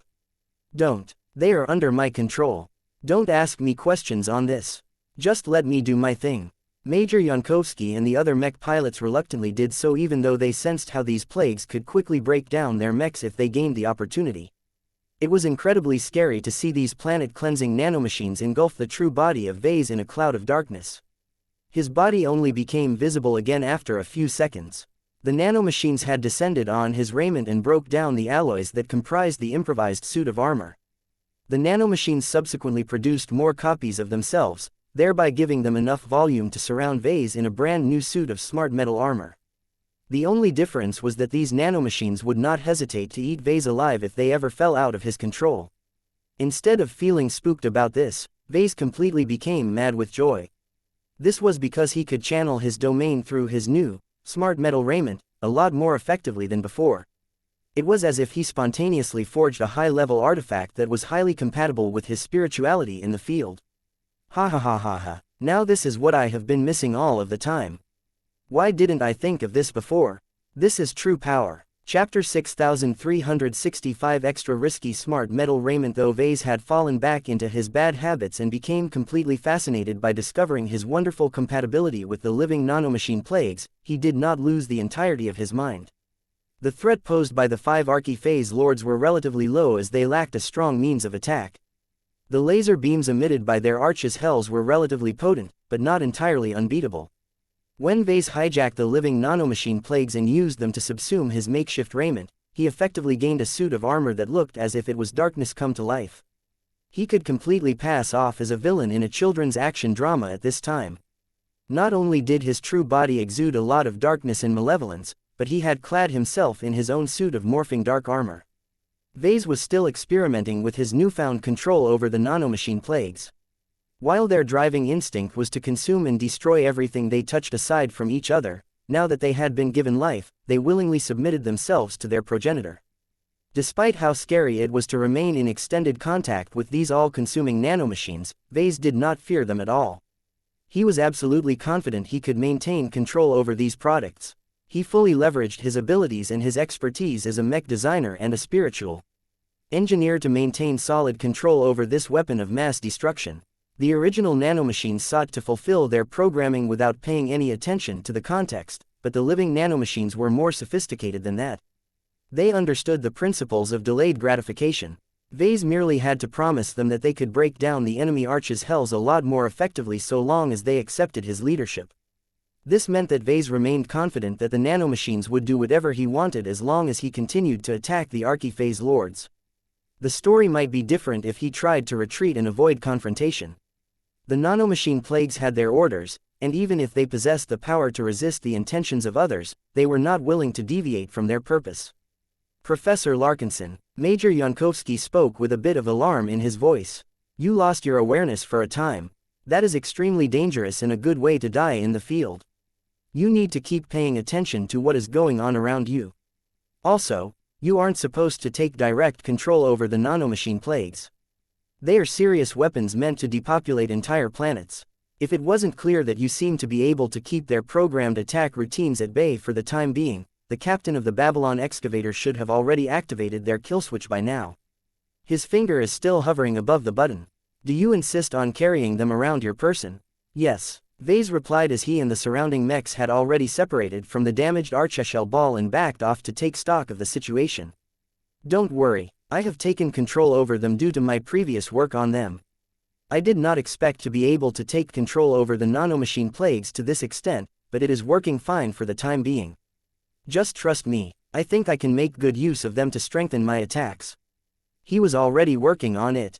By working together with the nanomachine plagues, he was able to attract a lot more darkness energy than before. An astronomical amount of living nanomachines was cooperating with him in the effort to draw more darkness energy.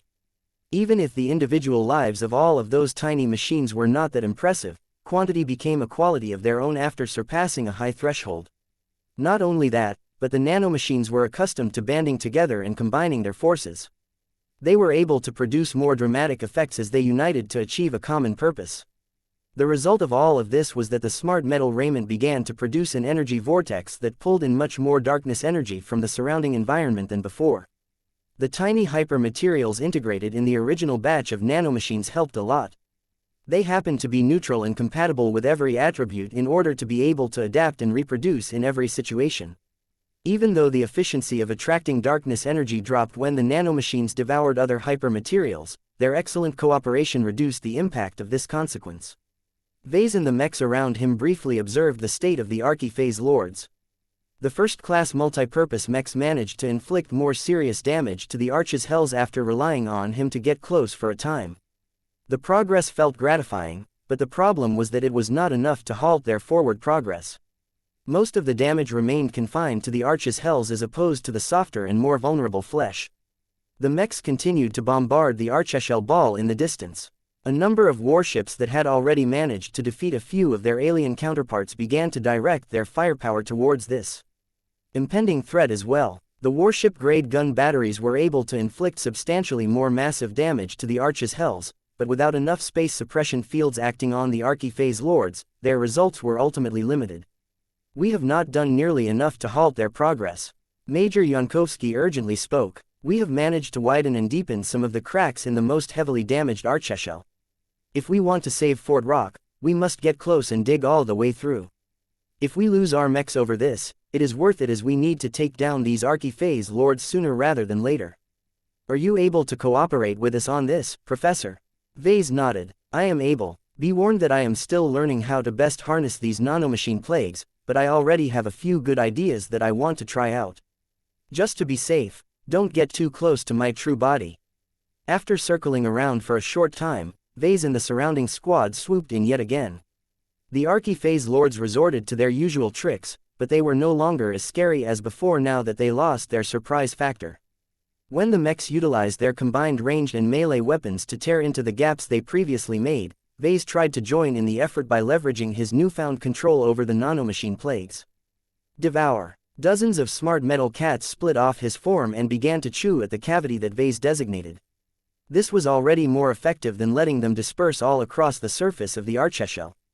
The nanomachine plagues were designed to inflict widespread destruction, so they lacked the impulse to concentrate their strength when encountering a tough target. Vase did not fear that this would happen as long as he maintained conscious direction over the living nanomachine plagues. He was not only able to concentrate them onto the same targets, but also managed to squeeze them deeper inside the deepest cracks that had almost reached the flesh of the archiphase lord. As the living nanomachine plagues eagerly sought to fulfill their new instructions, Vase lifted up his ocean collar and watched as a layer of living nanomachines gradually started to cover its surface. The flute felt anything but pleased by this. It was downright creepy to the weapon. Vase was sure that he had diminished his relationship with the high-level relic even further, but he felt it was a worthwhile trade-off as he gained a much more effective darkness staff in return. Compared to the previous impacts, Vase grew a lot more enthused when he saw that he was able to produce a much stronger effect this time. With the ocean collar acting as a virtually indestructible inner core, the outer layer of nanomachines enabled Vase to execute the extraordinary techniques of his recently acquired staff fighting style a lot more fluently than before. Vase truly began to look the part of a dark apostle as his darkness-infused form smashed a staff made out of malevolent nanomachines against the archeshell. The blunt force impact probably squished a lot of nanomachines, but they were quickly being cannibalized by the living ones in order to produce living replacements. The point of smacking the tip of his staff against a piece of archeshell was not to produce greater cracks. His real purpose was to infuse a concentrated jet of darkness energy into his target area. As he did so, Vase directed his strong intent to weaken the structural integrity of his localized target. The previous times he did so, the effect was minimal because the archeshell was just too damn tough. This time, the resistance from the archeshell hadn't changed, but because the injection of darkness energy was so much greater this time, it truly began to weaken the piece of archeshell in real time. In order to confirm the effect, Vase smacked his augmented staff at the same spot again. It cracked. Not only that, but the fresh injection of darkness energy seemed to combine with the previous injection that had not yet dispersed. The weakening effect grew stronger. Vase could feel the concentrated darkness energy express its corrosive and weakening aspect, causing the piece of archeshell to dull and lose its shine as if it became afflicted by a curse. This was not too far from the truth, as Vase also applied his insights on the withering curse on this particular technique. Although the withering curse was traditionally associated with the wood element, it also possessed a dark side that allowed Vase to transplant parts of it to his current techniques. Vase was constantly thinking as he repeatedly bashed the archeshell underneath him. The rapid accumulation of darkness energy successfully weakened the entire section of archeshell and allowed him to dig deeper at a surprisingly fast pace. His progress became so impressive that a pair of first-class multipurpose mechs joined him and used their own weapons to crumble the weakened portions of archeshell even faster. Whatever you are doing, keep it up, Professor Larkinson. We are making rapid progress. The mechers placed so much hope in Vase that they stuck around even as the laser beam emissions from the archeshell grew more desperate. More and more first-class multipurpose mechs lost their Azure energy shields and incurred severe damage. A few unlucky machines were even forced to eject their cockpits for fear of losing a precious human life. The Archi-Phase Lords definitely took notice of Vase. They put more effort into trying to push him away from the expanding weak point, but the human Phase Lord refused to budge. The ominous energies surrounding Vase grew more intense as he relied on both his spatial abilities and his cloak of darkness to keep him in place. The effort exerted a lot of strain on his mind, body and spirituality, but he felt more exhilarated than ever. Ha ha ha, with the protection of darkness, you can't do anything to me. You will have to resort to much stronger attacks if you want to push me away. That provoked the Archi-Phase Lord into shooting transphasic laser beams at his true body. Vase no longer smacked his ocean collar onto the weakening Archeshell, but began to spin it around with his hands in a familiar fashion. This time, he managed to produce a much larger and stronger darkness barrier. Even if half a dozen laser beams struck Vase in quick succession, the barrier still held on, though it became a lot more exhausted. Though Vase was no longer able to slam his staff at the Archeshell surface, Vase simply raised one of his enlarged legs and slammed his nanomachine-covered heel right onto the same spot he had previously targeted. Just as he expected, he was smoothly able to inject another dose of darkness energy within the compromised section. It crumbled apart even faster due to this move. Vase grinned wider as he made a lot of interesting observations on what a difference the nanomachine plagues had made up to this point. This should only be the tip of the iceberg. I feel I can do more. Chapter 6366 Vase Larkinson's Combat System, ha ha ha ha. Vase grew more and more enthused as he began to exert much greater power than before. It turned out that Vase had vastly underestimated the difference that good equipment could make. The hyper-nanomachine plagues were never designed to serve in this capacity, but because of a series of happy coincidences, they inadvertently served as the perfect base for his raiment. His successful experiments with the nanomachine plagues inadvertently caused him to figure out his own combat system. Smart metal was the best way to go forward. It was malleable, adaptable and could take on many different forms. In order to test this out, Vase raised one of his arms and replicated the enlarged fists that he had originally designed for the Sea-Man. With another thought, a tail of darkness extended from his backside, imitating the autonomous tail that added a bit of playfulness to the Devil Tiger. These quick experiments proved that Vase could practically replicate most of the design elements of his smart metal mechs. So long as the nanomachines were capable of replicating the smart metal configurations of his past mech designs, he could instantly use them to summon any piece of equipment that he wanted. There was a huge potential in this, but he was currently limited by time and lack of nanomachines. Engulfing his original raiment wasn't enough. He needed a lot more smart metal if he wanted to clad himself with a much larger and more versatile piece of equipment. Vase gazed at the Archeshell underneath him with greater hunger and desire. Though the nanomachine plague still found it difficult to eat through the shell itself, the flesh underneath should be a lot easier to devour and digest. As if driven by his growing desires, more pieces of his smart metal raiment fell off in order to speed up the effort to pierce through the thick Archeshell. With the help of a pair of mechs and the growing injection of darkness energy, Vase made such great progress that he was finally able to create a solid breach into the flesh barrier.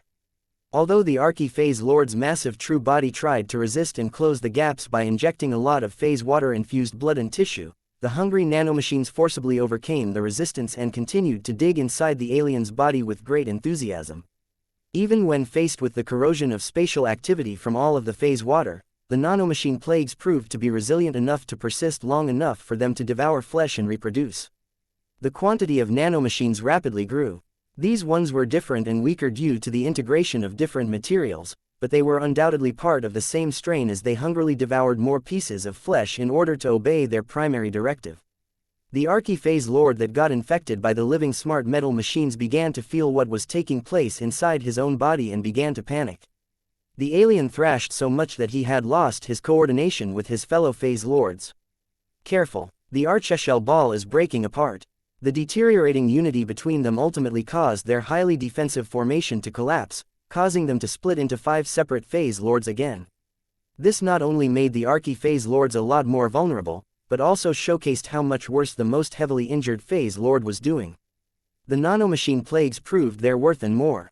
Though their continued incompatibility with phase water hindered their efforts a lot, it just so happened that the true body of a lesser Phase Lord was not too saturated with phase water, which meant that there was plenty of organic tissue that the nanomachines could safely devour.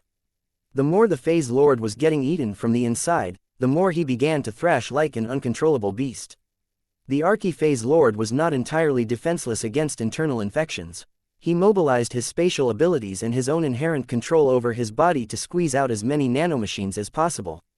Yet for all of the ones he managed to remove from his body, more seemed to take their place as the nanomachines spread through the other parts of his body doing their own thing. What is happening, Professor? The nanomachine plagues have settled into his body. Even now, his own alien blood circulation is spreading the destructive plagues into his gigantic heart and phase water organs. The damage is negligible for the moment, but it will become a lot more serious once the nanomachines have grown their numbers. The Phase Lord is doing his best to destroy or remove them in any way possible. We can't let that happen. We need to distract the injured Phase Lord and hasten his demise. The first-class multipurpose mechs began to assault the infected Archi-Phase Lord from every direction. Although his cracked and damaged archeshell was still able to resist a lot of damage, the front of his body was much less able to resist repeated attacks. The other 4 Archi-Phase Lords tried to help their colleague by surrounding him from multiple directions, but their efforts were not sufficient now that they had broken out of their earlier formation. In order to distract the infected Phase Lord from dealing with the nanomachines tearing through the softest pieces of his flesh as if they were at a buffet, Vase chose to charge forward and distract the enemy as much as possible. One of the healthier Phase Lords moved forward to block his attacks. Ves's smart metal-covered staff repeatedly smacked into the limbs of the lesser Phase Lord. The alien adversity uttered soundless hisses as the repeated injections of darkness energy caused the alien limbs to grow numb and weak. Although the Archi-Phase Lord did not launch any powerful attacks, Vase grew more frustrated. His attempts to break the limbs of his opponents achieved very limited success. The Archi-Phase Lord's limbs were definitely becoming more and more injured, but the rate of deterioration was so low that it was taking too long. Fortunately, the surrounding first-class multipurpose mechs lent him a hand by bombarding the Phase Lord with their formidable arsenal of weapons. The Archi-Phase Lord in question lurched as the concentrated attacks repeatedly targeted his weakest side. All of the distractions created by Vase and the first-class multipurpose mechs created gaps that enabled other mechs to launch attacks at the weakest and most injured of the enemy group. Professor Larkinson, yes, can you grapple or restrain one of these Archi-Phase Lords? No, my body isn't as large or massive as theirs. Then can you step up your offensive and keep the enemy in front of you occupied? The Archi-Phase Lords look as if they are about to resume their offensive against Fort Rock. I will try. Vase had been thinking about how he could flesh out his newly discovered combat system even further. With the nanomachine plagues at his beck and call, he should have a lot more options at his disposal. A thought came to mind. He stripped himself of his nanomachine plagues, commanding them to disperse in tens of thousands of smaller cat shapes. The nanomachine plagues no longer stuck by his side, but began to disperse across the battlefield in an attempt to devour any pieces of debris they came across. Vase needed more of them in order to unlock their greater potential. His current true body was quite large, which also meant he needed a lot more smart metal in order to create anything good.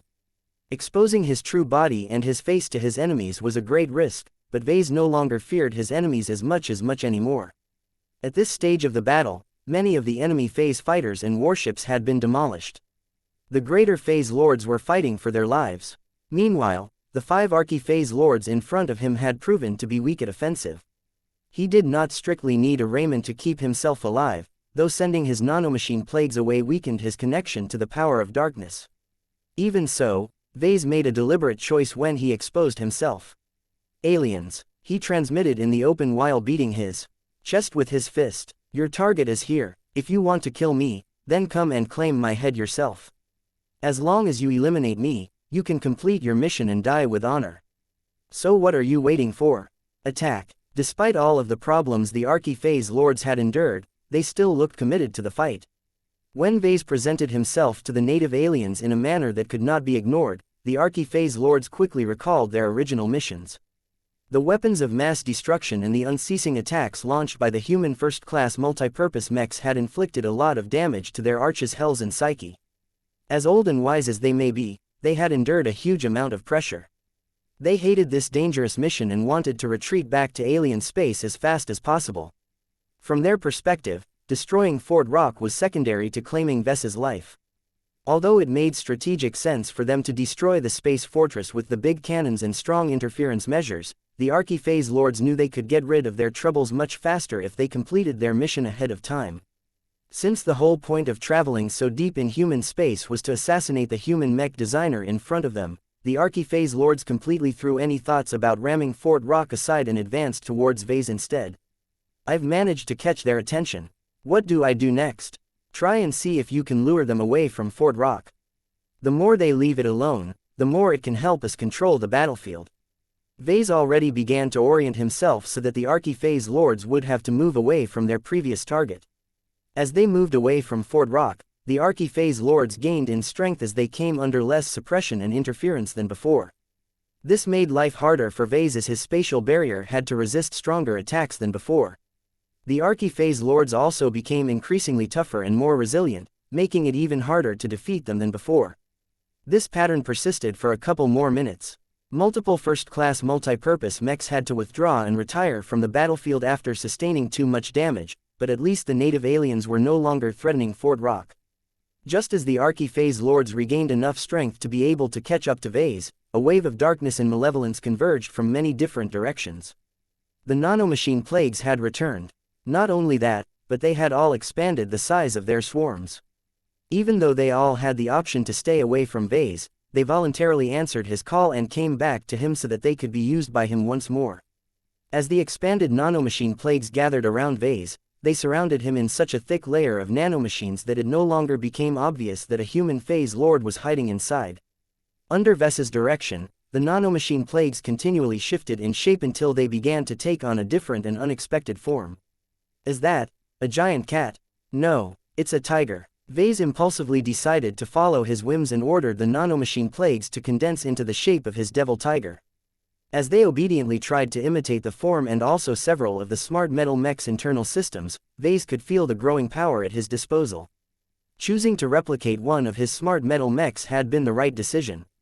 Compared to any other ad hoc shape he could form, the smart metal mech that he had meticulously designed and optimized once upon a time clearly offered superior combat performance.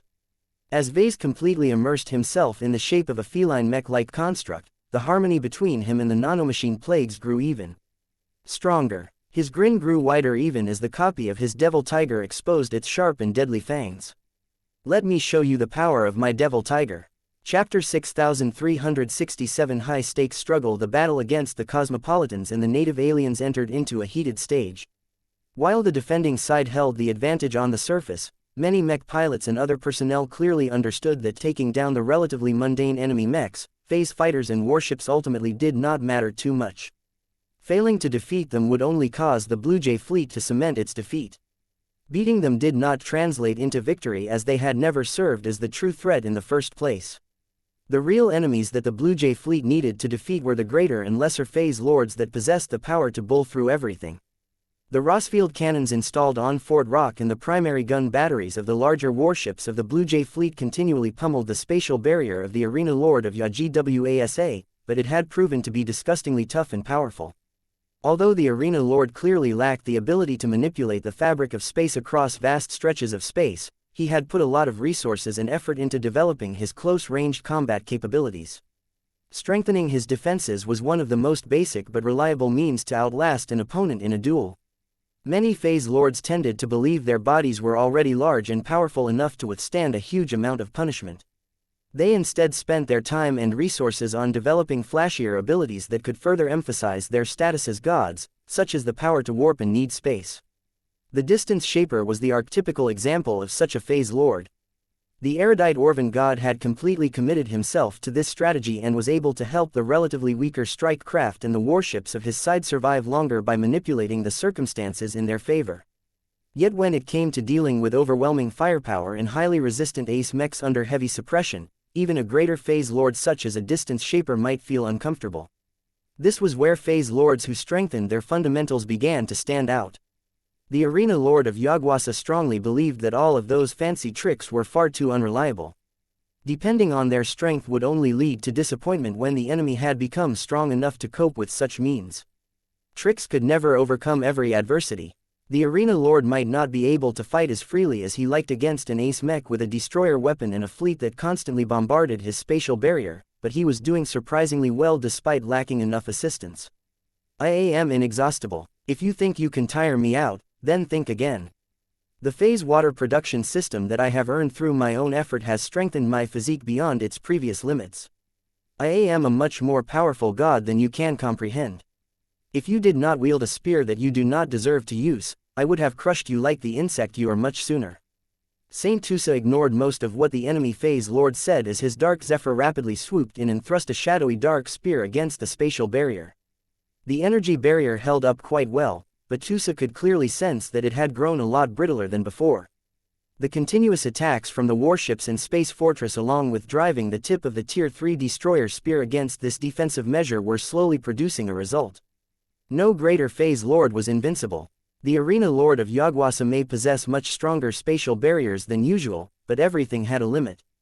As the Dark Zephyr continued to circle around in order to launch another attack, the Arena Lord clearly prepared to launch another counterattack. The Saint Piercer held in the alien's grasp had yet to pierce through the Dark Zephyr, but it was getting harder for Tusa to avoid a direct hit. Just as Saint Tusa was learning how to cope with the Arena Lord's fast and accurate reactions, the Greater Phase Lord had also taken his opponent's measure.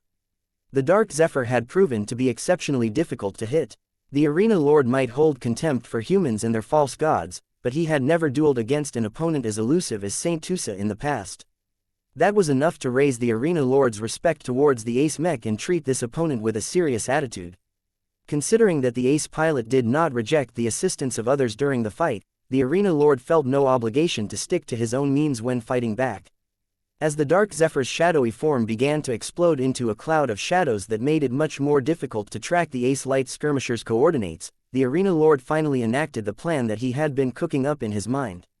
Now, the Distance Shaper immediately unleashed the spatial ability that he had been preparing after receiving the Arena Lord's silent signal. Though the Orvan Greater Phase Lord had been fighting under heavy suppression for a while, the powerful being still had ways to cope against this adversity. After raising his palm, he voluntarily separated a portion of his own phase water-infused flesh and blood and launched it toward the Arena Lord like an organic missile. The strong spatial warping around the flesh missile allowed it to resist the spatial suppression by a noticeable extent and fly forward at a much faster pace than it should.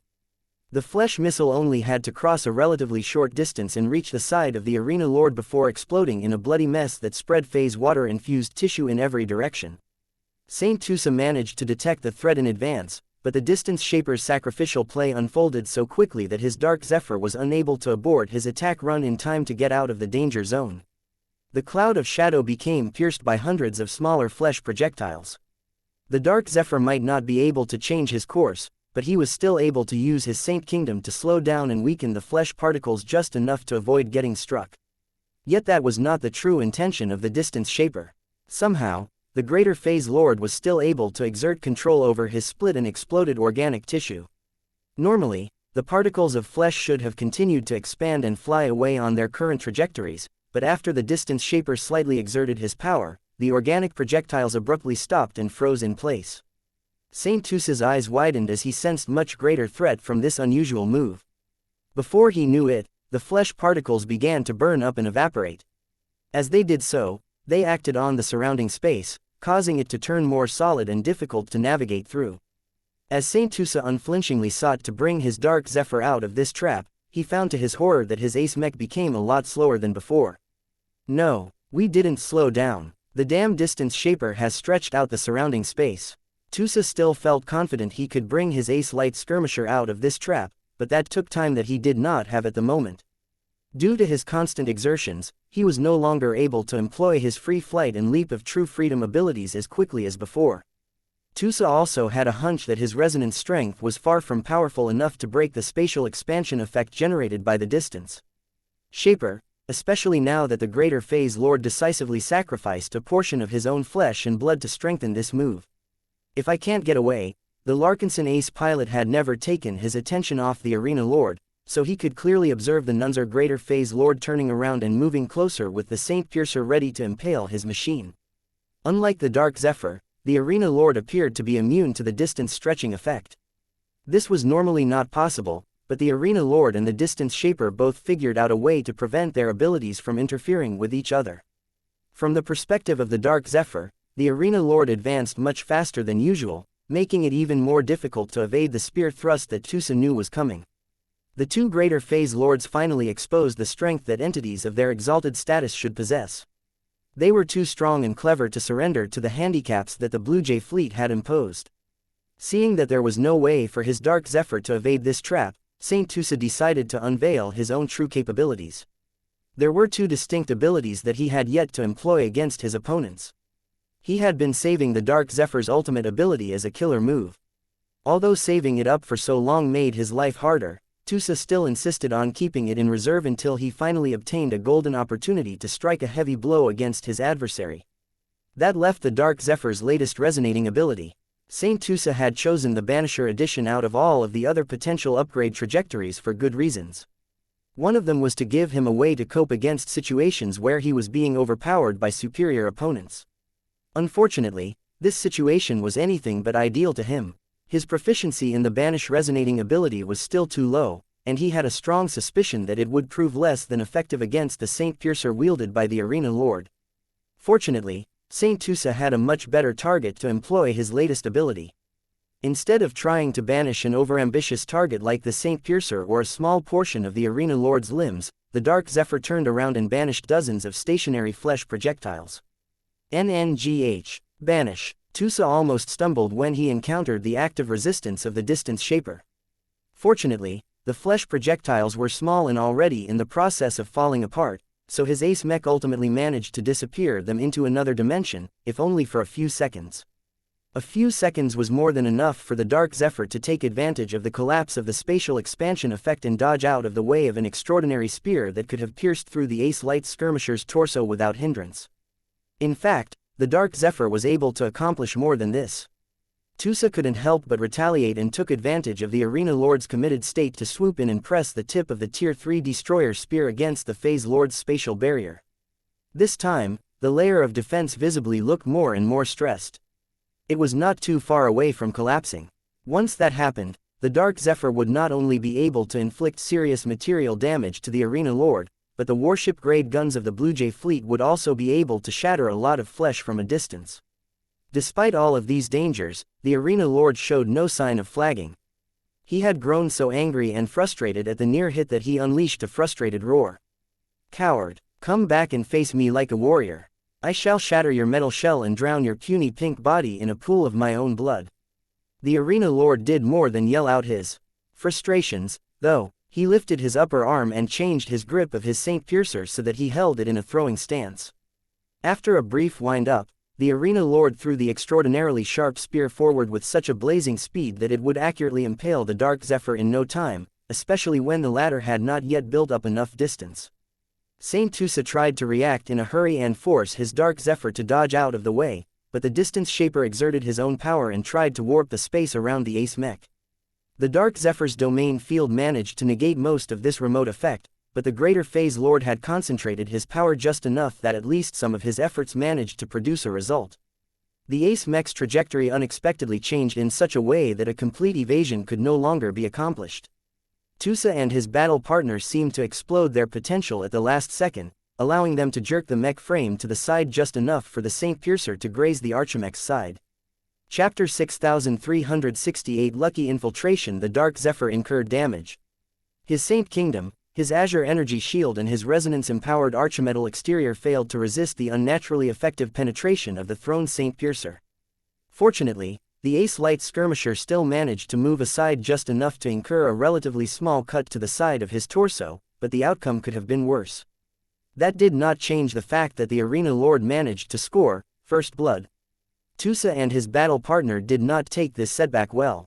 They may have been fighting against worse odds, but they placed so much faith in their evasion ability that they took this incident as a major failing. The damage to the Dark Zephyr was slight, but the minute drop in performance created a much stronger sense of urgency in Tusa. If the Arena Lord was able to strike at his Ace Mech with the Saint Piercer once, then the powerful alien could do so again. This stimulated Tusa's sense of danger and honed his willpower even further. His control over the Tier 3 Destroyer Spear increased by a small measure. He even felt as if he was getting more in sync with the weapon. The two both felt aggrieved at the Arena Lord and wanted to do nothing more than to destroy the Greater Phase Lord. The power of Blackwing flowed casier through the Tier 3 Destroyer Spear. Its decreased volatility along with Tusa's greater focus made it seem as if the weapon was about to burst with shadowy power. The Arena Lord's spatial barrier is almost gone. The Dark Zephyr spoke to his battle partner. Once that happens, we can begin the true fight. We cannot stick to evasion. If we want to defeat this Greater Phase Lord, we will need to go on the offensive. Get ready to make use of our ultimate ability. Won't Saint Tusa's expression grew strained. Are you sure it will work? I am afraid. Be able to pass through all of the way. The Arena Lord's true body is so thick and solid that our Dark Wind passage will deplete rapidly. Then do not try anything fancy, wait for an opening and aim for a limb. If we can sever one of his legs, we can strike a blow against his confident ego and make him fight more cautiously. Hopefully, that will give us more opportunities. In the absence of any other alternatives, Tusa decided to adopt this plan. Let's try, then. Maybe my new spear can help us pierce further. This destroyer spear is so powerful that should be able to cut through the alien's flesh even if we have shifted to another dimension or phase. Tusa had never tested it out in reality, but he had a hunch that he might be able to strengthen the Dark Wind Passage ultimate ability if he merged it with this deadly spear. As the Dark Zephyr continued to circle around the Arena Lord of Yagwasa, hardly anyone noticed that the Doomspreader torpedo launcher had flung a very special payload into open space. The playfully named Lucky Delivery System was finally being put to use. As a large and obvious torpedo, the native aliens quickly detected its presence. They already attempted to fire their weapons at the torpedo if they could help it, but the azure energy shield surrounding its shape prevented the attacks from producing any immediate results. The gem cat stuffed inside the well-protected cage still felt worried, though. Even though his successive meals had strengthened him to an amazing degree, he was still not capable of contending against ship-grade firepower. The torpedo did not shake whenever it got struck by a potent attack, but its energy levels constantly fluctuated. Lucky was able to detect these fluctuations and grew more and more worried when the activity grew more volatile. Lucky did not want to end up getting tossed into deep space, especially while incurring significant damage to his archimetal body. If the Blue Jay fleet lost the battle to the point where the survivors had to flee in a hurry, then there was a good chance that Lucky would get left behind. Worse yet, he may end up floating away in a random direction that made it difficult for the Gem Cat to alter his course and reverse his ballistic course. The Gem Cat therefore had plenty of incentives to fight for the Blue Jay fleet and help it defeat the Cosmopolitan and native alien fleet. The cat continued to huddle in his protected cage as the torpedo traversed across the battlefield. Vase had neglected to provide too many accommodations to Lucky, so the cat did not have a detailed picture of what was taking place outside. He did not even know where the torpedo was taking him. There were huge differences between trying to infiltrate a human warship and an alien warship. At one point, the torpedo finally collided against the hull of its target. This time, the azure energy shield was unable to dissipate the violent impact in its entirety, so Lucky's body smacked against the side of his cage. The Gem Cat hissed in frustration. He definitely intended to pay Vase back for all of this discomfort. The cat did not forget his mission, though. He had already altered his mechanical body parameters to reduce all of its emissions before phasing through the side of the torpedo. Once Lucky managed to phase out of the crashed torpedo and enter the starship, he immediately concluded that he had been delivered aboard a cosmopolitan warship. This puzzled the Gem Cat. He thought that Vase or whoever was in charge of controlling the Doomspreader torpedo launcher would send him to an archship instead. The torpedo began to transmit a subtle data signal that Lucky managed to pick up and decrypt. The cat received his mission. His primary objective was not to sabotage and disable the enemy warship. He instead had to invade the human vessel's data room and steal as much relevant intelligence of the Cosmopolitans as he could. The cat needed to retrieve any information regarding the identity of hidden Cosmopolitans, their list of informers, how they managed to organize this ambush beneath the noses of human civilization and more. More importantly than that, Lucky also needed to find information regarding the Saint Piercer weapons that vexed red humanity. There were rumors that the native aliens only managed to develop the Saint Piercers in cooperation with the Cosmopolitan movement. The Saint Piercer spear that was currently in the hands of the Arena Lord of Yagwasa may have originated from one of the cells that were currently in the fight. This may have been the only way for the radical Cosmopolitans to persuade such a formidable greater phase lord to take part in this dangerous gambit. Whatever the case, any information about how the Saint Piercers were made was crucial to Red humanity and perhaps the Larkinson clan as well. Lucky grew more serious and made sure to remain phased through the bulkheads of the human warship. The Gem Cat was not familiar with the layout of this particular vessel, but most human vessels adopted the same naval architectural design principles. For example, the ship that appeared to be the size of a heavy cruiser possessed a horizontal layout as opposed to a vertical one liked by the major alien races. The warship also appeared to be highly automated, which made sense as the Cosmopolitans were too much of a fringe group to attract a large amount of hardcore supporters. This made life easier for Lucky. His combined ECM and other stealth capabilities had grown quite a lot since last time. The cat also had the misfortune of being force-fed alloys infused with soulless gas. Those alloys left a foul taste in his mouth, but it had triggered a substantial upgrade to his archimetal body that naturally reduced its emissions, similar to the Dark Zephyr. Therefore, all of the advanced detection methods and monitoring systems that constantly checked the interior of the human vessel for intruders had no idea that a cat was lurking towards the center of the hull. Everything important about a ship was typically placed deep inside the citadel of the ship. Lucky managed to cross from the outer sections of the human warship and smoothly infiltrate the citadel without tripping any of the alarms that were highly sensitive towards intrusions. This was quite an accomplishment as the stuff inside the citadel was so sensitive that its walls were constantly being watched. It was here that Lucky started to detect the presence of more personnel. The Cosmopolitan spacers all looked concerned. Their fleet was not doing well, and they had already lost plenty of ships during this fight. However, the Cosmopolitans also retained a sense of fanaticism. Each of them felt confident that the greater phase lords that they managed to invite to this star system at great cost would deliver them victory in the end. Even if their ship and every on aboard her got blown to pieces, the sacrifice was worth it as long as the Cosmopolitan movement managed to preserve its footing among Red humanity. Lucky wanted to jump out and claw their necks out, but he restrained this stupid impulse and continued to sneak towards the compartments that were better guarded. The cat passed by Azure energy shield generators, smaller power reactors, life support systems and even a command center where Cosmopolitan officers frantically tried to direct the dwindling number of ships that were still persisting on the battlefield.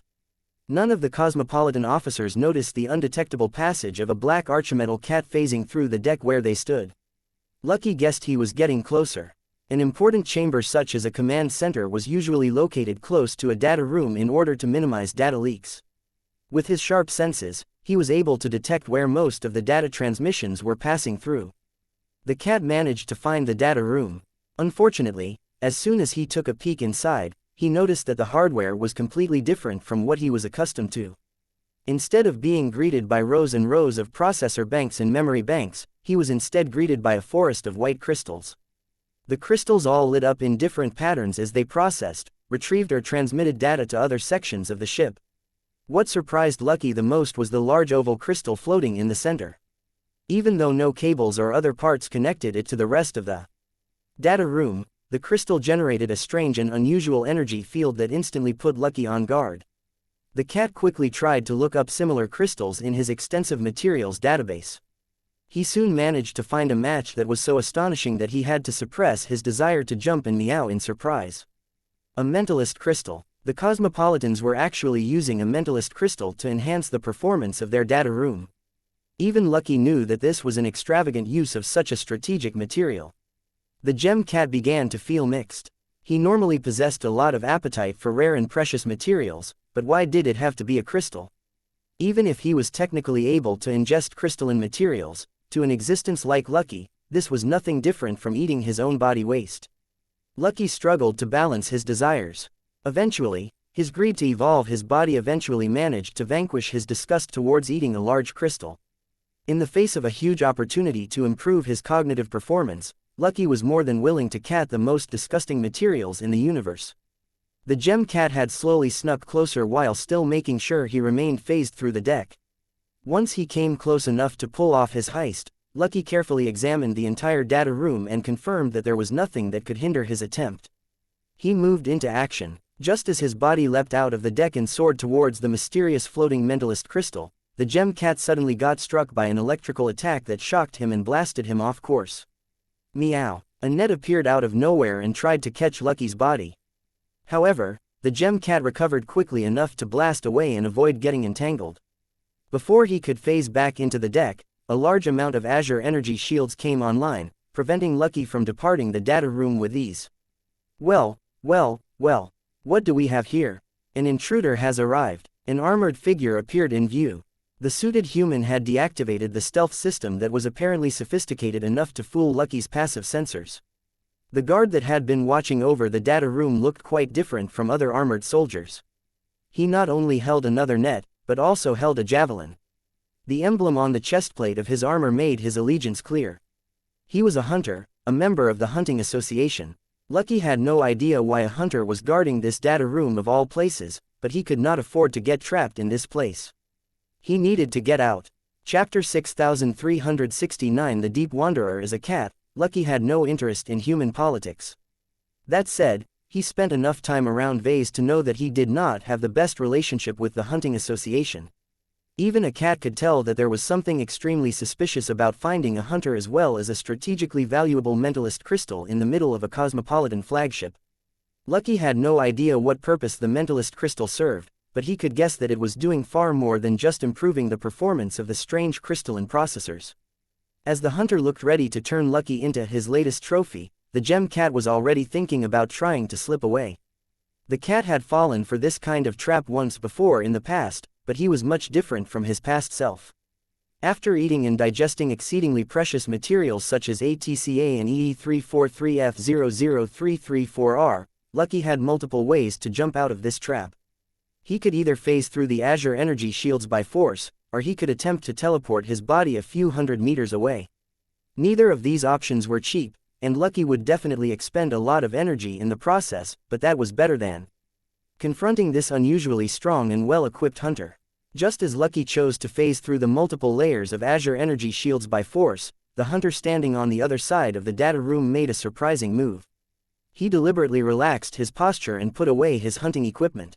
A wrist port in his armored suit automatically folded and sucked in the trapping net. The hunter also placed his javelin back in a storage port mounted on his back armor. You are Lucky, the mechanical pet that has accompanied Professor Vase Larkinson since he became a novice mech designer. Sensing that the hunter did not seek to turn Lucky into a trophy, the cat minutely relaxed. Though he was still vigilant for any tricks, the gem cat was willing to give the mysterious hunter the benefit of the doubt. That was especially when the hunter retracted his helmet, revealing a grizzled but confident human head. I am Soto Nil. I am a titled hunter recognized by the Hunting Association. My fellow hunters has seen fit to call me the Deep Wanderer, for my passion for solo hunting is so strong that I regularly cross into alien space in order to hunt exo-beasts while evading detection from the native aliens. You cannot understand the thrill of completing a successful hunt and returning to human space while evading alien detection and pursuit. Lucky tilted his feline head. Even for an adventurous cat like himself, that sounded crazy. Meow meow, I do not understand your speech, but I have hunted enough exo-beasts to infer what you mean. If you are asking why I am here, then I cannot offer you a straightforward answer. You will have to bring what you have learned back to your master so that he can attempt to solve this puzzle. I am willing to state that I am not your master's enemy. I may be riding on a cosmopolitan warship, but that does not mean I am a cosmopolitan myself. I am a guest, nothing more, nothing less. Meow. Lucky looked disbelieving. After all, no matter whether this hunter spoke the truth about his identity, it was highly suspicious for a hunter to guard the mentalist crystal aboard a genuine cosmopolitan flagship. If the so-called Deep Wanderer was part of a conspiracy, then there were probably far more people involved than himself. Soto Nil adopted a mysterious smile as he faced the famous cat of the devil tongue. I am not your enemy. I do not pose a threat to you, and I will not hinder you from doing what you have been tasked to do on this warship. After I pass on a message that you should deliver to your master, I will take away this mentalist crystal and quietly evacuate from this ship. You will do nothing to hinder my actions. Lucky did not want to let the mentalist crystal slip out of his grasp. Who knew when he would have an opportunity to eat such a precious material? Vase would certainly not reserve one for himself. Even though Lucky was a bit intimidated by this titled hunter, he was not that weak either. The gem cat never engaged in a proper fight for years. It was about time he tested his upgraded combat capabilities against a truly formidable opponent. Though Lucky obviously looked as if he was getting closer and closer to starting hostilities, the Deep Wanderer remained confident. If you want to beat the answers from my mouth and claim this mentalist crystal for your master, then you will have to fight me for it. Defeat me and claim your prize. If you lose, then you will be at my mercy. Are you certain you wish to challenge me to a duel? It is not clear who shall be the hunter and who will bear the identity of hunted in this matchup. Lucky possessed a lot of confidence in the strength that he had attained over the years. How could a hunter cope with his upgraded capabilities? Yet, hunters were not normal humans. They were cultivators who constantly gained more strength with each successful hunt. A titled hunter who dared to invade alien Ace just to hunt their exo-beasts should not be weak in the slightest. Hunters also posed a much greater threat than conventional soldiers because folk like the Deep Wanderer definitely had experience dealing with unusual and exotic creatures. When the Deep Wanderer stared into Lucky's glowing optic sensors, the gem cat keenly felt that he would likely end up as the prey in this confrontation. Lucky's tail nervously twitched as he decided to err on the side of caution. Meow meow, I take it that is your agreement with my proposal. That is good. As I have said, I do not mean to harm or impede you. Our goals are not aligned or compatible with each other. Our masters pursue very different agendas. That may occasionally put them into conflict with each other, but they also have shared goals. Trust that they have enough in common for there to be no reason for us to fight against each other. That confused Lucky. This completely flew above his archimetal head. He did not even know whether he should continue to fight or back off and let the Deep Wanderer take away the mentalist crystal. Even if Lucky could resist the temptation to nibble at it, he distinctly remembered that Gloriana badly wanted a whole mentalist crystal in order to implement a massive upgrade to the Minerva. For the sake of a future Ace Command mech, Lucky could not give up so easily. Seeing that the gem cat slowly assumed a prowling posture, the strange hunter let out a sigh. Can you contact your master? I take it you can, but doing so will expose your intrusion. Fair enough. Then consider this, my mechanical feline friend. The huntsman has been fighting diligently to preserve our defensive lines and stop the native aliens from overrunning human-occupied space. He has the blood of many alien soldiers on his hands, and he has turned the ancient phase whales he hunted last time into his personal trophies. There can be absolutely no reconciliation between him and the Red Cabal. Do you truly think that he and the organization that he has founded have turned traitor? That sounded far too crazy even for a cat. Meow. Lucky shook his head. As for our relations with the Cosmopolitans, you have to know that they are not entirely our enemies. As extreme and unusual their beliefs may be, they are still human, just as your Larkinsons. They may be our enemies, but unlike our alien foes, we still possess a shared identity with the Cosmopolitans. That gives us the possibility to maintain contact with them and occasionally conduct exchanges in secret. I will not deny that these clandestine transactions are dishonorable, but the rest of human civilization is not clean either. My presence aboard this ship is not meant to be a slight against your master. This is why I am willing to forget about your intrusion and leave so that you can do what you want. Meow. Lucky stared at the mentalist crystal. This, the Deep Wanderer said as he casually plucked the mentalist crystal from its central position and carefully placed it in a container that he had prepared in advance. Does not belong to you. It does not long belong to the Cosmopolitans either. They have served their use, and should be consigned to oblivion. I shall take back this crystal so that it can be put to a more worthy use, unless you wish to issue a challenge. There were metaphorical sparks in the air as the hunter spoke those last words. Lucky tried to measure his chances against this prepared human fighter and did not feel completely confident about his chances.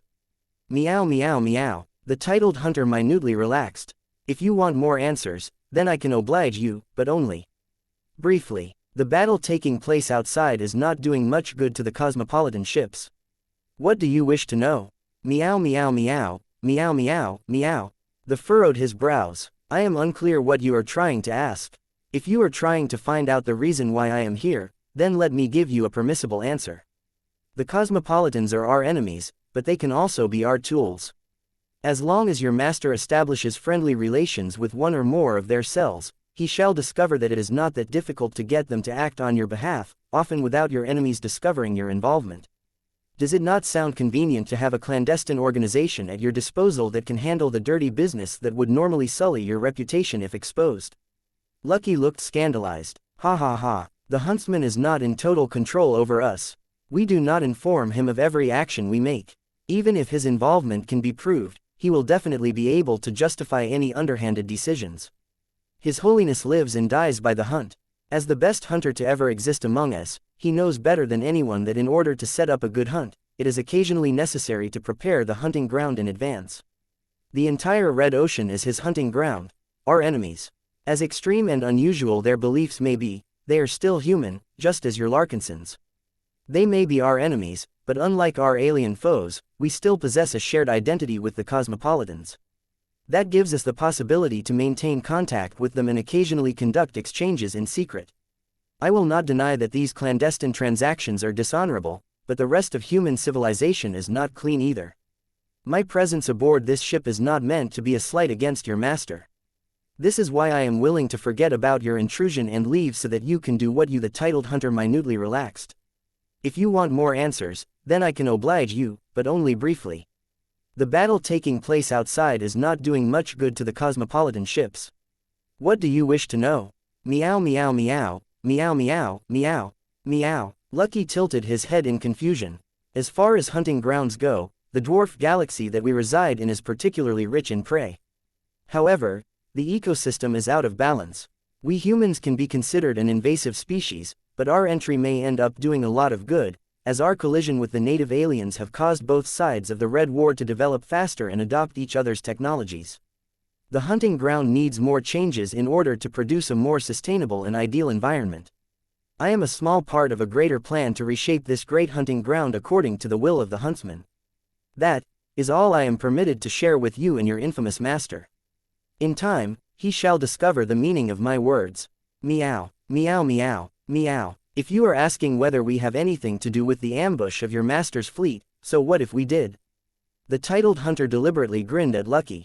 Let me reiterate that we are not your enemies. That does not mean we have no plans towards your master. For example, we may feel it is necessary for a future leader of Red humanity to undergo a serious challenge. We are curious to see whether we can draw out the inner hunter from his violent heart. We cannot accept the leadership of a human who possesses the mentality of a prey as opposed to a predator. If he has managed to complete this hunt today, then his ascension in your install will be a foregone conclusion. With that, the Deep Wanderer turned around and activated his remarkably effective stealth system. The data room fell silent. The surrounding crystal processors had dimmed as their activity had degraded after the removal of the mentalist crystal. Lucky felt tempted to go after the Deep Wanderer, but his caution had prevailed this time. The cat thought it was a bad idea to mess around with a powerful hunter who clearly possessed a mysterious purpose for being here of all places. Chapter 6370 Nanomachines and the Elements, corrected. While Lucky remained utterly confused in a chamber full of dull white crystals, the battle outside of the Cosmopolitan flagship was intensifying. The Cosmopolitan and native aliens fleet had already begun this battle on the back foot, but now that the largest Cosmopolitan sub-capital warship lost her mentalist crystal, her performance dropped by a noticeable margin. Her responses became slower, her predictions became less accurate, and she was able to provide less good directions to the surviving mechs and escort ships. Although the Cosmopolitans were far too radical to give in to despair, they nonetheless fought more urgently than before when they noticed that they were suffering losses at a faster rate than before. Our lives may be forfeit, but we shall ultimately prevail. There is no way a single junior ace mech can defeat the lesser and greater gods of the alien community. For a pluralistic society, if the native alien phase gods heard any of the cries made by the Cosmopolitans that died in droves, they exhibited no concern at all. They had more pressing matters to deal with. Not only were they being assailed by warship-grade gun batteries on all sides, they also struggled to deal with the human champions that stubbornly refused to acknowledge their inferiority. The Dark Zephyr should never be able to hold out against a greater phase lord, let alone two, but the cutting-edge first-class ace mech was not only astonishingly fast and agile, but also stuffed with so much advanced technologies that it was frankly ridiculous. Not only that, but Saint Tusa also became more adept with handling the Tier 3 destroyer spear. The Dark Zephyr held the weapon with greater confidence as he fearlessly threatened to disintegrate anything it touched. From the moment the arena lord of Yagwasa lost his strong but ultimately fallible spatial barrier, the duel began to enter a critical new stage. Tusa grinned at this development. Finally he was able to inflict real damage on this overgrown bastard. Your protective shell is gone. Will you still have the courage to persist in your attack now that your own body is on the line? To his credit, the arena lord of Yaguasa did not appear to back down in the slightest. The greater phase lord responded with his species version of a grin and smacked the side of his Saint Piercer against the side of his raiment. You and your mortal minions have fought so hard only to overcome a single layer of my defenses. For that, you have earned my recognition, young pink-skinned false god. However, it is a mistake to think you have driven me to defeat. It only takes one direct hit for me to end your life. You have already failed to evade my attacks once. It is only a matter of time before you fail again. As for you, your infernal weapon is too small to defeat me with a single blow. My tolerance for pain is far beyond what you can imagine. Keep boasting, you cow. As the Dark Zephyr began to use his Tier 3 Destroyer Spear to peel off the Greater Phase Lord's gigantic raiment in cooperation with many elements of the Blue Jay fleet, another confrontation started to heat up as well. The 5 Archie-Phase Lords had endured a huge amount of punishment, but still managed to rely on their abnormally tough constitutions to stay in the fight. Yet now that their main adversary had somehow turned into a metallic tiger-like creature surrounded by a clique of darkness, the Lesser Phase Lords began to feel much more oppressed than before. This was not a coincidence. When Vase recalled the much-expanded hyper-nanomachine plagues, he initially planned to mold them into a larger and more massive version of his previous raiment. He had sacrificed 200 ascension points to exchange for this fighting method. Yet if he was being honest with himself, he had no particular love or passion for this fighting style. He only exchanged the enlightenment fruit because his freely scalable ocean collar could moonlight as a staff. It was a choice made out of practical reasons. Though Vase ended up learning a lot of lessons on how he should harness the power of darkness like a martial chi cultivator, he never became fully satisfied with his performance. He had only just discovered his combat system, but did not have the time or practice to realize its potential. While Vase was grateful to the enlightenment fruit for instilling him with the fundamental skills and sensibilities of a warrior, did not feel all that confident in his ability to defeat all 5 phase lords by wielding the ocean collar as a staff. The high-level artifact was designed to act as a musical instrument, not as a blunt force instrument used to bash in skulls. As a mech designer, he always found it incredibly painful whenever people misused his products. He felt it was disrespectful if he continued to make use of the replica of the ocean collar as anything but a flute. The problem was that he did not have a lot of good options available. He would have preferred to wield a real staff instead of using this tool like one, but he did not have any large and solid rods on hand that possessed the same degree of physical durability as this seemingly indestructible artifact. The mismatch in attributes made him feel even less good about wielding the ocean collar. His control and affinity over the water element was too weak to employ it on a battle of this scale. Any water spouts he managed to launch towards his opponents could not leave even a single scratch on the arches hells of the enemy phase lords. Vase never expected that salvation would come in the form of a weapon of mass destruction. By hijacking and expanding the Red Fleet's infamous hyper-nanomachine plagues, Vase had not only managed to define a combat system that fit inclinations exceptionally well, but also liberated him from the limitations that hindered him before. Now that the nanomachine plagues had devoured a lot of fallen small craft and starship debris, they had reproduced many times over, causing them to expand to much more usable quantities. As Vase began to welcome the return of the expanded swarm and feel the intimacy of the dark and malevolent spiritualities that gave them a renewed life and purpose, he became so swept by his emotions that he chose to follow his whims. His logic told him to form an oversized mech out of smart metal. With so much more nanomachines at his disposal, he could attract a lot more darkness-attributed E-energy, thereby allowing him to execute the extraordinary staff techniques of Dark Apostle self-defense manual with greater potency. Yet, his heart was not in it. There was so much more potential to the completely obedient hyper-nanomachine plagues than that. The defining advantage of smart metal systems was that they could theoretically assume any shape. There was no reason for them to stick to a generic humanoid shape. There was no reason for Vase to force himself to disrespect the ocean collar any further just to harness the power of darkness. A Dark Apostle was not a fighter. Not truly. They were heralds of darkness, and gained the knowledge as well as the right to wield its terrible power in order to spread the glory of their ominous dark god. The point was that they did not have to insist on wielding a staff if they had to fight. It was just one of the many options available to them. If a Dark Apostle had no talent in the staff and preferred to approach his battles from a completely different angle, then that was completely okay. This was why Vase did not feel bad for abandoning the humanoid form. From the moment he forced the nanomachine plagues to form a larger and hollow copy of his old Devil Tiger design, everything just clicked. Whether it was because the nanomachine plagues assumed a replica of his earliest masterwork Mech or because the feline form just fascinated him, Vase felt more at home on the battlefield than ever before. The sheer sense of comfort and satisfaction for donning a raiment that assumed the properties of a tiger Mech clearly affected the living nanomachine plagues in turn. They became stimulated by his emotions and began to imitate the design schematics transmitted by Vase more accurately at this scale. They even managed to replicate the performance of more sophisticated parts of the later versions of the Devil Tiger. For example, energy claws began to extend from the paws. Infused with darkness energy, the energy claws not only threatened to inflict a lot of material damage, but also gained a corrosive component that made the original Devil Tiger so difficult to fight against.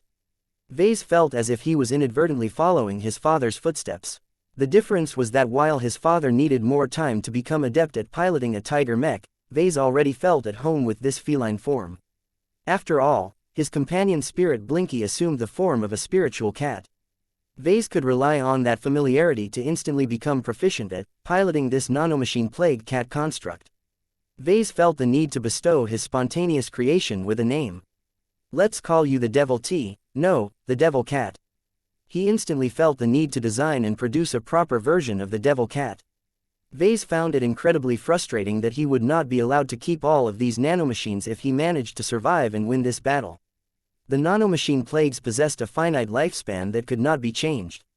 Even if he managed to get rid of this hard limitation somehow, the Mechers and the Fleeters would never allow him to retain control over a weapon of mass destruction that could easily wipe out an entire populated planet if he lost control over their unruly existences. Perhaps this was for the better. If Vase wanted to design a proper nanomachine raiment for himself, he could work to gather the high-quality materials that matched his requirements even better and design the nanomachines with many more useful features.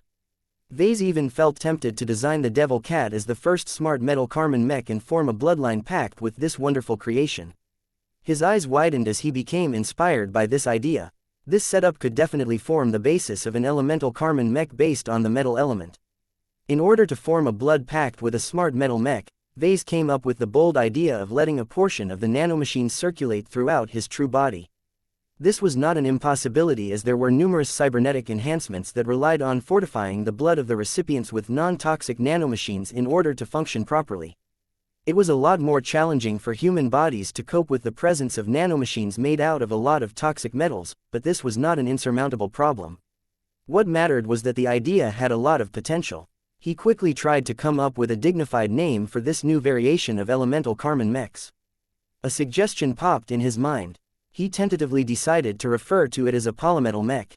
If this approach of an elemental Carmen Mech turned out to be viable, then Vase was definitely motivated to see it into fruition. That was because Vase was determined to become his own first customer. Smart metal systems fit so well in his personal combat system that he could not allow anyone to enjoy the fruits of his labor before himself. In order to design a polymetal Mech that was worthy of his expectations, Vase needed to meet a lot of demanding requirements. It was not that difficult for Vase to design and produce a good smart metal Mech these days, but was a lot more challenging to turn it into the strongest and most dependable protective raiment in the Red Ocean. He did not possess a specialization in smart metal, so he needed to gain the cooperation of a specialist that could design the best possible nanomachines for himself. They not only needed to incorporate hyper-technology, but also a more advanced form of phase water technology. The nanomachines had to be able to resist much stronger spatial effects in order to remain functional when working with a phase lord. Chapter 6371 The Devil Cat. Vase tried not to get too distracted by the potential of his newly devised polymetal mechs. He couldn't help it, though. He was a mech designer, so it went against his entire being to stop thinking about mechs. Shortly after he came up with the idea, he realized that it was tailor-made for almost all mech designers. No matter whether they possessed extensive understanding and expertise in nanomachines, as long as they comprehended the basics, they should easily be able to mold smart metal into a variety of shapes and configurations. Applying the configurations of other people's designs was just the start.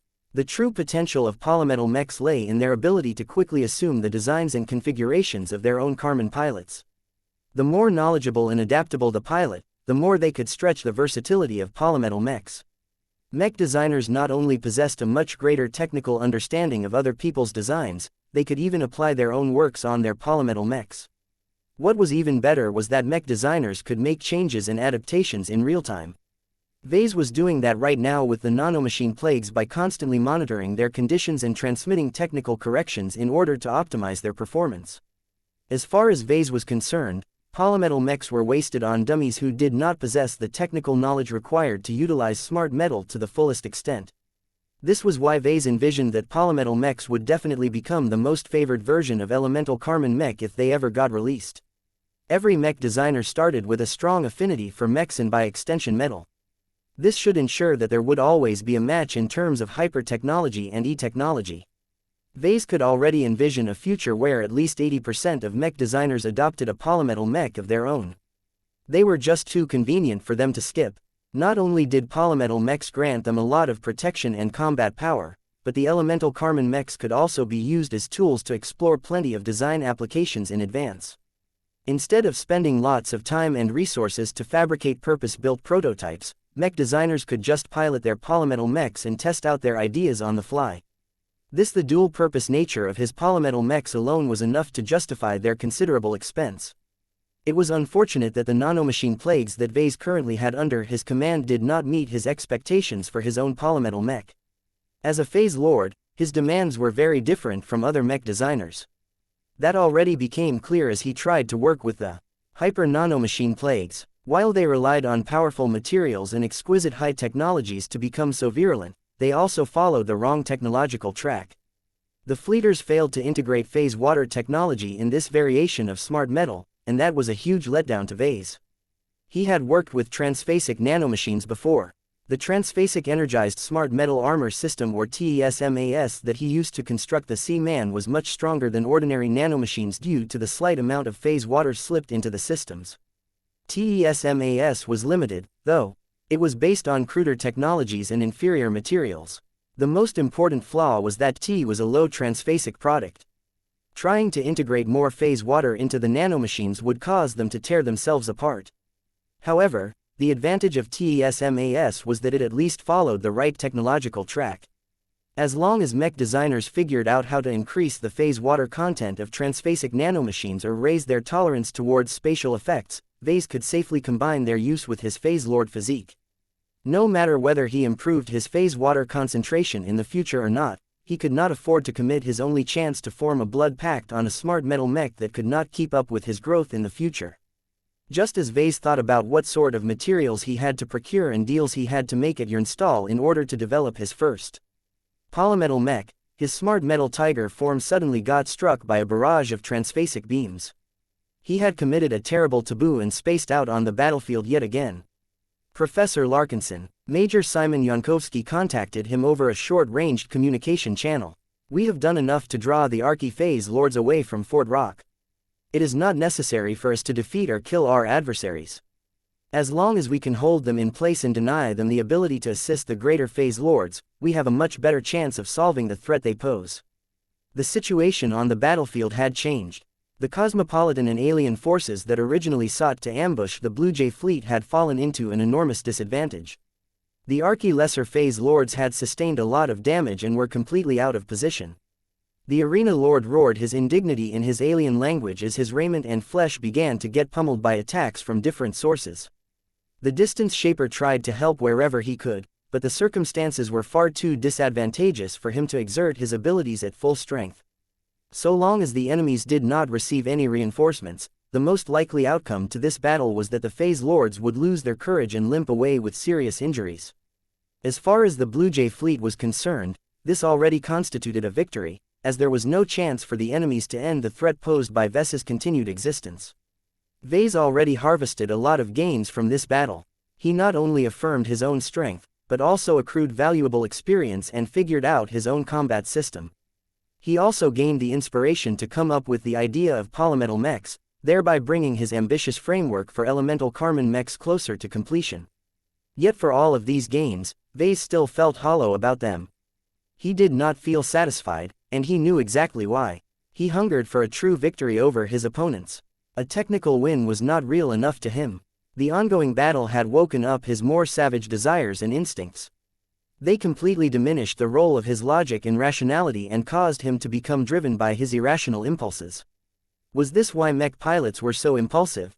Perhaps Vase had always been this way. It was just that there was not much room for irrational aggression in the mech designer profession. Only once he was fighting for real did he give full play to this aggressive side.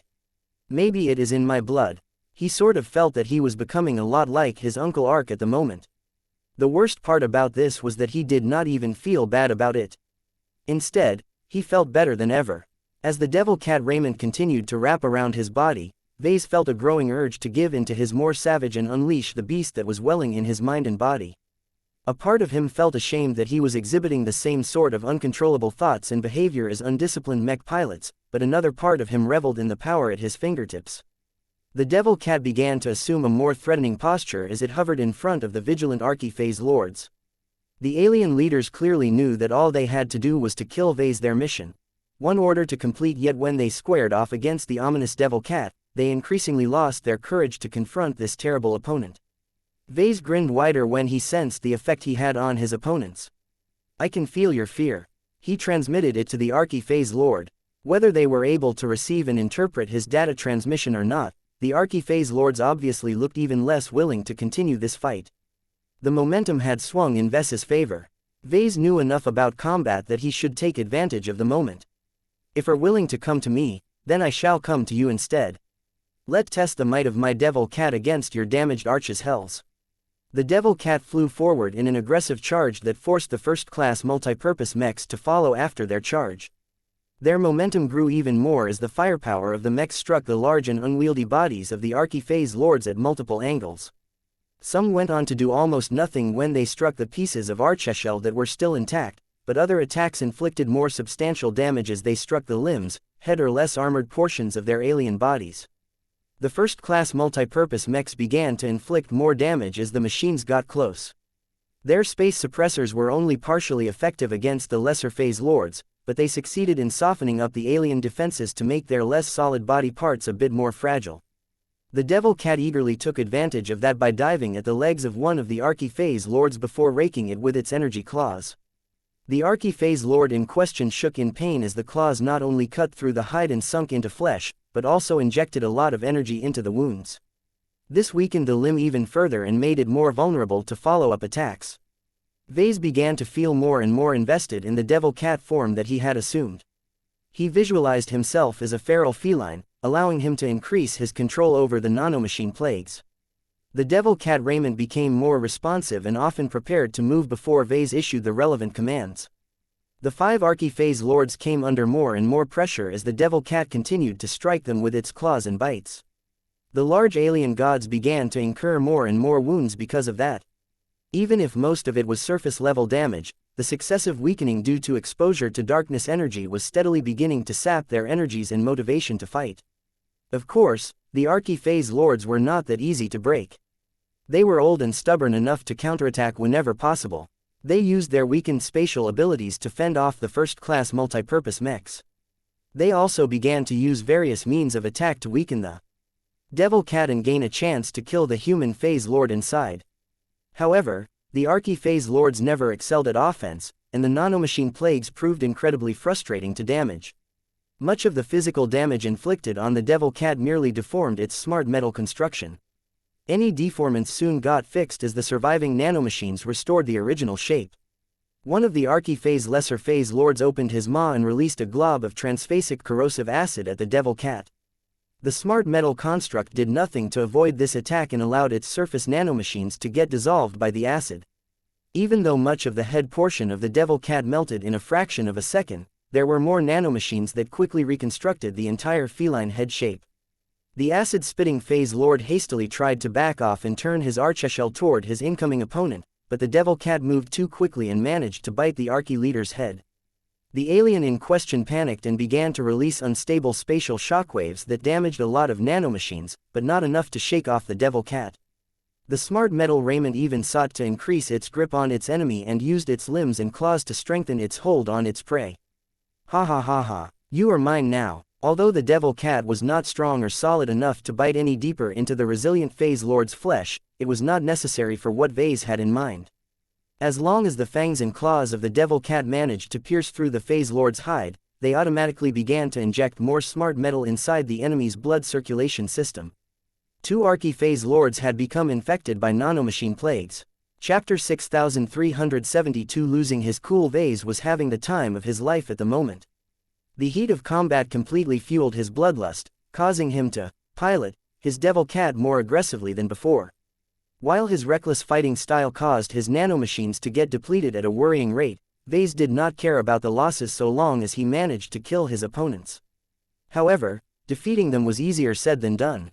All of the clawing and biting attacks only damaged the exterior of the archi-phase lords. Their flesh was not as tough as their arch's hells, but the softer tissues were still a lot more damage-resistant than normal. Since the devil cat was lacking weapons that were powerful enough to defeat the archi-phase lords in direct combat, Vase could only resort to using the nanomachine plagues to devour and wreck the archi-phase lords from the inside. This was why his devil cat did not play coy and adopt a hit-and-run strategy.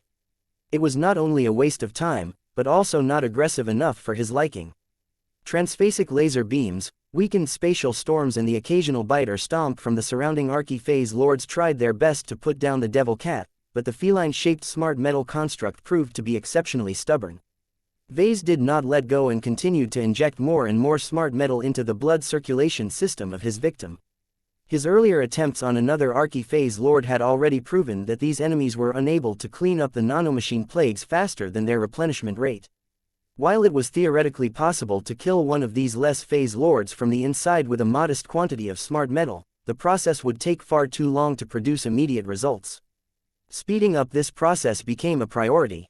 Fortunately, Vase also discovered that their ability to cleanse the nanomachine infection worsened when they were distracted or became more exhausted. The surrounding first-class multipurpose mechs played a useful role in making the situation worse for their enemies. Their attacks were not able to penetrate deeply into the bodies of the enemy phase lords, but they were definitely able to exhaust and break the concentration of their powerful alien adversaries. Keep up the pressure. Vase encouraged the mech pilots. The more you pressure them on the outside, the more the nanomachine plagues can wreck them on the inside.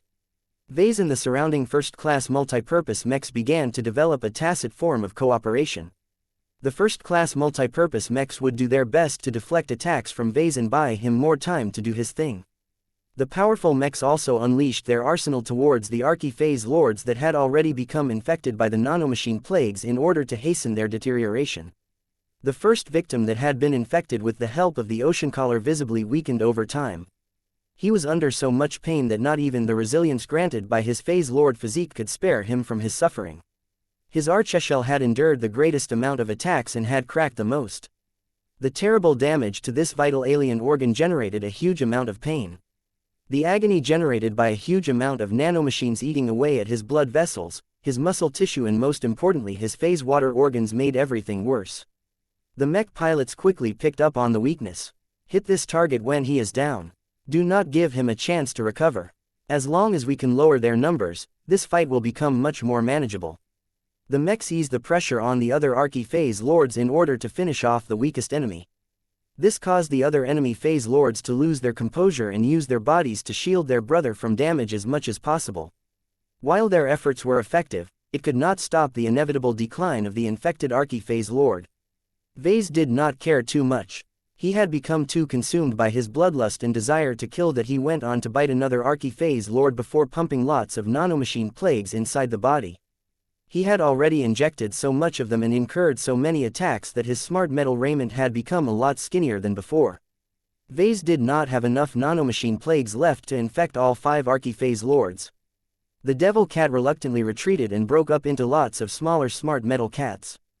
Go, replenish yourselves. Vase floated in space without any form of protection other than his partially worn-out spatial barrier. That was quite dangerous if not for the fact that the enemy fleet was on its last legs and the archi-phase lords were too busy trying to shield each other than launch any attacks. Now that he had backed off from the immediate fight, Vase steadily managed to cool his heated mind. He began to reflect on what he had done. These archi-lesser phase lords had thoroughly impressed him due to their ability to withstand a huge amount of punishment. Their decision-making did not impress Vase as much. They were far too passive and always fell back to defense whenever they encountered difficulties. Defense alone was not enough to win a battle. The Archi-Phase Lords probably fought well if they teamed up with the Phase Lords of other species, but if they fought in isolation, they could easily be reduced to target dummies. Not just regular target dummies. Valuable target dummies. Their defenses were unreal, and Vase could think of a lot of uses for their precious arches, hells and phase water organs. He became more and more greedy for their bodies. It would be great if he could capture their bodies in a relatively intact state.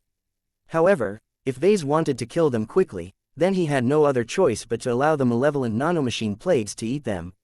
From the inside, Vase did not want to make a mistake due to greed. He did not need to kill all 5 Archi-Phase Lords in order to claim victory in this battle. He just needed to survive, and he was well on his way of ensuring that outcome. So long as the lesser Phase Lords could be beaten to the point that they decided to cut and run, he and the surviving first-class multipurpose mechs could direct their full attention at containing the enemy greater Phase Lords. Vase did not forget that his enemies could still prevail so long as the greater Phase Lords managed to defeat the Dark Zephyr and deal with the overwhelming firepower wearing down their defenses. Every contribution helped. First-class multipurpose mechs might not be strong enough to defeat the greater Phase Lords by themselves, but they could still support the units that possessed the strength to scare them away. Vase briefly frowned. Strange. Why is my thinking so much clearer than before? He reflected on his thoughts and behavior in the past few minutes and discovered a disturbing pattern. As long as he entered the heat of battle, his head became hot and filled with stupid thoughts. Vase expected better of himself. He was a mech designer, not a grunt. Even if actual combat excited him a lot more than he expected, he shouldn't have lost his cool so quickly. He tried to figure out what was responsible for his extreme mood shifts.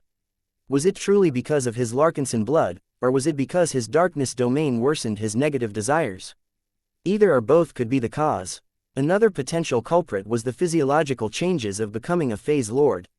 When he unfolded his true body, it became far too easy for him to think of himself as greater and superior to the vast majority of humans and other sentient organisms in the Red Ocean. It was very hard for people to take smaller organisms such as cats or insects seriously. The size disparity alone activated age-old instincts and chemical reactions that made it far too easy for Vase to develop an inflated sense of confidence. Whatever the Vase needed to be nor aware of how much he put himself when he entered the fray. Parry as Vase waited for the nanomachine plagues injected in 3 of the 5 Archi-Lesser Phase Lords. They were weakening a lot faster than others, causing their threat level to drop compared to their healthier brothers. The first-class multipurpose mechs behaved like sharks smelling blood and intensified their attacks on the weakened enemies. In the end, the weakest and most aggrieved Archi-Phase Lord uttered a final silent cry before his cracked and broken archeshell dimmed entirely. The lesser Phase Lord has ceased all conscious activity. The body temperature of the unresponsive Phase Lord is dropping at an increasing rate. No discernible brain activity has been detected. His exterior is spilling phase water-infused blood without any sign of regenerating the wounds. He's dead. The Archi-Phase Lord had either entered into a form of suspended animation or died outright. Vase clearly suspected the latter because he could feel the humongous spread of malicious nanomachine plagues inside the deceased enemy's body. The nanomachine plagues had spread everywhere. They did not even spare the most precious brain. The dangerous plagues did not cease their activity after their victim had died. They devoured the organic tissue they came into contact with even faster now that all conscious resistance had ceased. Stop. Recall. The Archi-Phase Lord carcass had become his spoils. He could not allow the nanomachine plagues to break the dead body down any further. After transmitting the recall command, the vastly expanded nanomachine plagues withdrew from the body, causing it to visibly deflate, and return to Vase like a colony of eager kittens. More malevolence than ever surrounded him and desired to form into his devil cat raiment. No, Vase denied the nanomachines. Spread and devour. The remaining Archi-Phase Lords became a lot more spooked when they saw the nanomachine plagues that felled one of their brothers heading in their direction. They all incurred so many wounds that was no longer necessary for the devil cat to bite into their own flesh. The horrifying effectiveness of these nanomachine plagues had made such a strong impression on the alien enemies that they finally lost their nerve. They are running away. Their body temperatures have risen explosively. The Archi-Phase Lords are burning their own phase water to forcibly increase their warp factor. The nanomachine plagues are not fast enough to catch up to them at this rate. Split up. One unit stays behind to guard the professor, the other unit must continue to chase. Major Yankovsky instructed. Keep exerting pressure on the 2 remaining infected Archi-phase lords. They are already falling behind due to the deterioration of their organs. Let us make sure to finish the job and prevent them from making a comeback. Vase became bemused as the fight continued without his direct involvement. Now that he had managed to beat the Archi-lesser phase lords until they lost their courage, Vase no longer became interested in fighting them any further. The earlier infections along with the relentless harassment of the first-class multipurpose mechs should be enough to fell at least 2 more lesser phase lords. Though Vase just sent out a large quantity of nanomachine plagues, he was still able to reform the devil cat raiment by recalling the ones he sent on a scavenging run earlier. Once he regained his protective shell, he began to shift his attention to the most important fight. Victory and defeat would ultimately be decided by the outcome of the fight against the 2 greater phase lords. By now, the Dark Zephyr and helpers had done a good job at wearing down the arena lord of Xianxia. His large raiment turned into tatters while his precious blood leaked from hundreds of small wounds.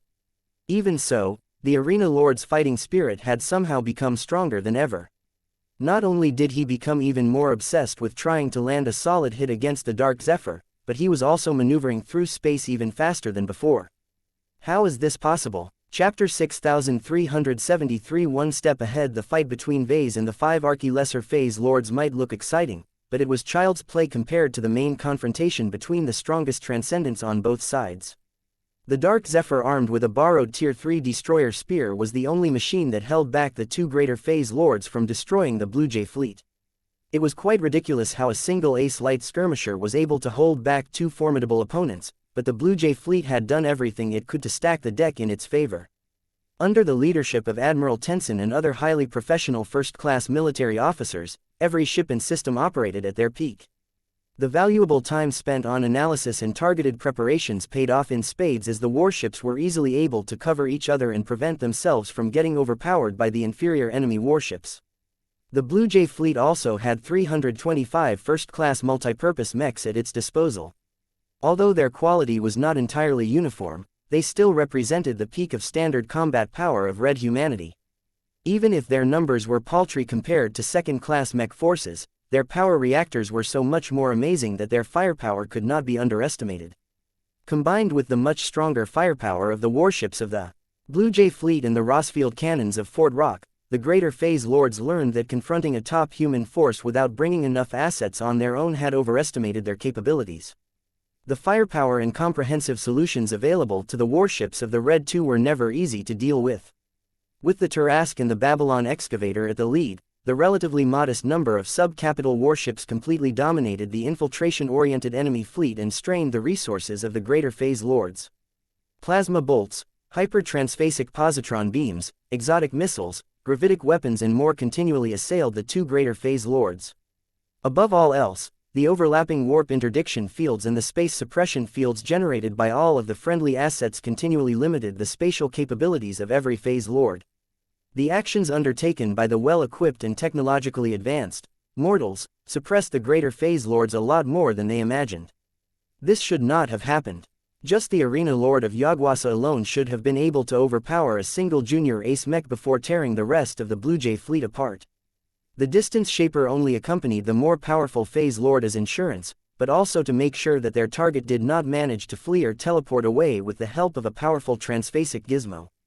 Yet even with the help of the distance shaper, the arena lord continually failed to eliminate the first obstacle in his way. Saint Tusa Billingsley Larkinson did not take his continued survival for granted. He vehemently crushed any notion of conceit in his mind. Each time he and his battle partner worked together to predict a lethal strike and take actions to evade it by a distressingly slim margin, he understood extremely well that he could have easily died if he made just a single mistake in his action sequence. He never had to test his control over his machine and his evasion skills more than today. The arena lord not only came into this battle with an abundance of combat experience, but he was constantly getting better at predicting Tusa's moves. If Tusa remained exactly the same as he was at the start of this fight, then the torso of the Dark Zephyr would have gotten impaled many minutes ago. The only way to stay ahead of the arena lord was to improve harder. The threat of getting pulverized by the formidable Saint Piercer weapon pushed Tusa's willpower past its previous limits at an unprecedented pace. 174 lavares, 178 lavares, 182 lavares, 186 lavares. Each increment of willpower strengthened Tusa's Saint Kingdom just a bit more, allowing him to boost the speed and other performance parameters of his Dark Zephyr just a bit more. Since he piloted an Ace Light Skirmisher, even a minor enhancement to mobility resulted in a substantial boost in survivability. Saint Tusa relied heavily on growth of his Saint Kingdom, his growing understanding of the Arena Lord and the substantial cover of the Blue Jay fleet to keep his Dark Zephyr mostly intact. Even so, he failed to stop his adversary from raking his Dark Zephyr 4 times in total. Each time, Tusa and his battle partner were able to make split-second course changes that turned a crippling strike into a grazing strike. The Dark Zephyr no longer looked as pristine as before.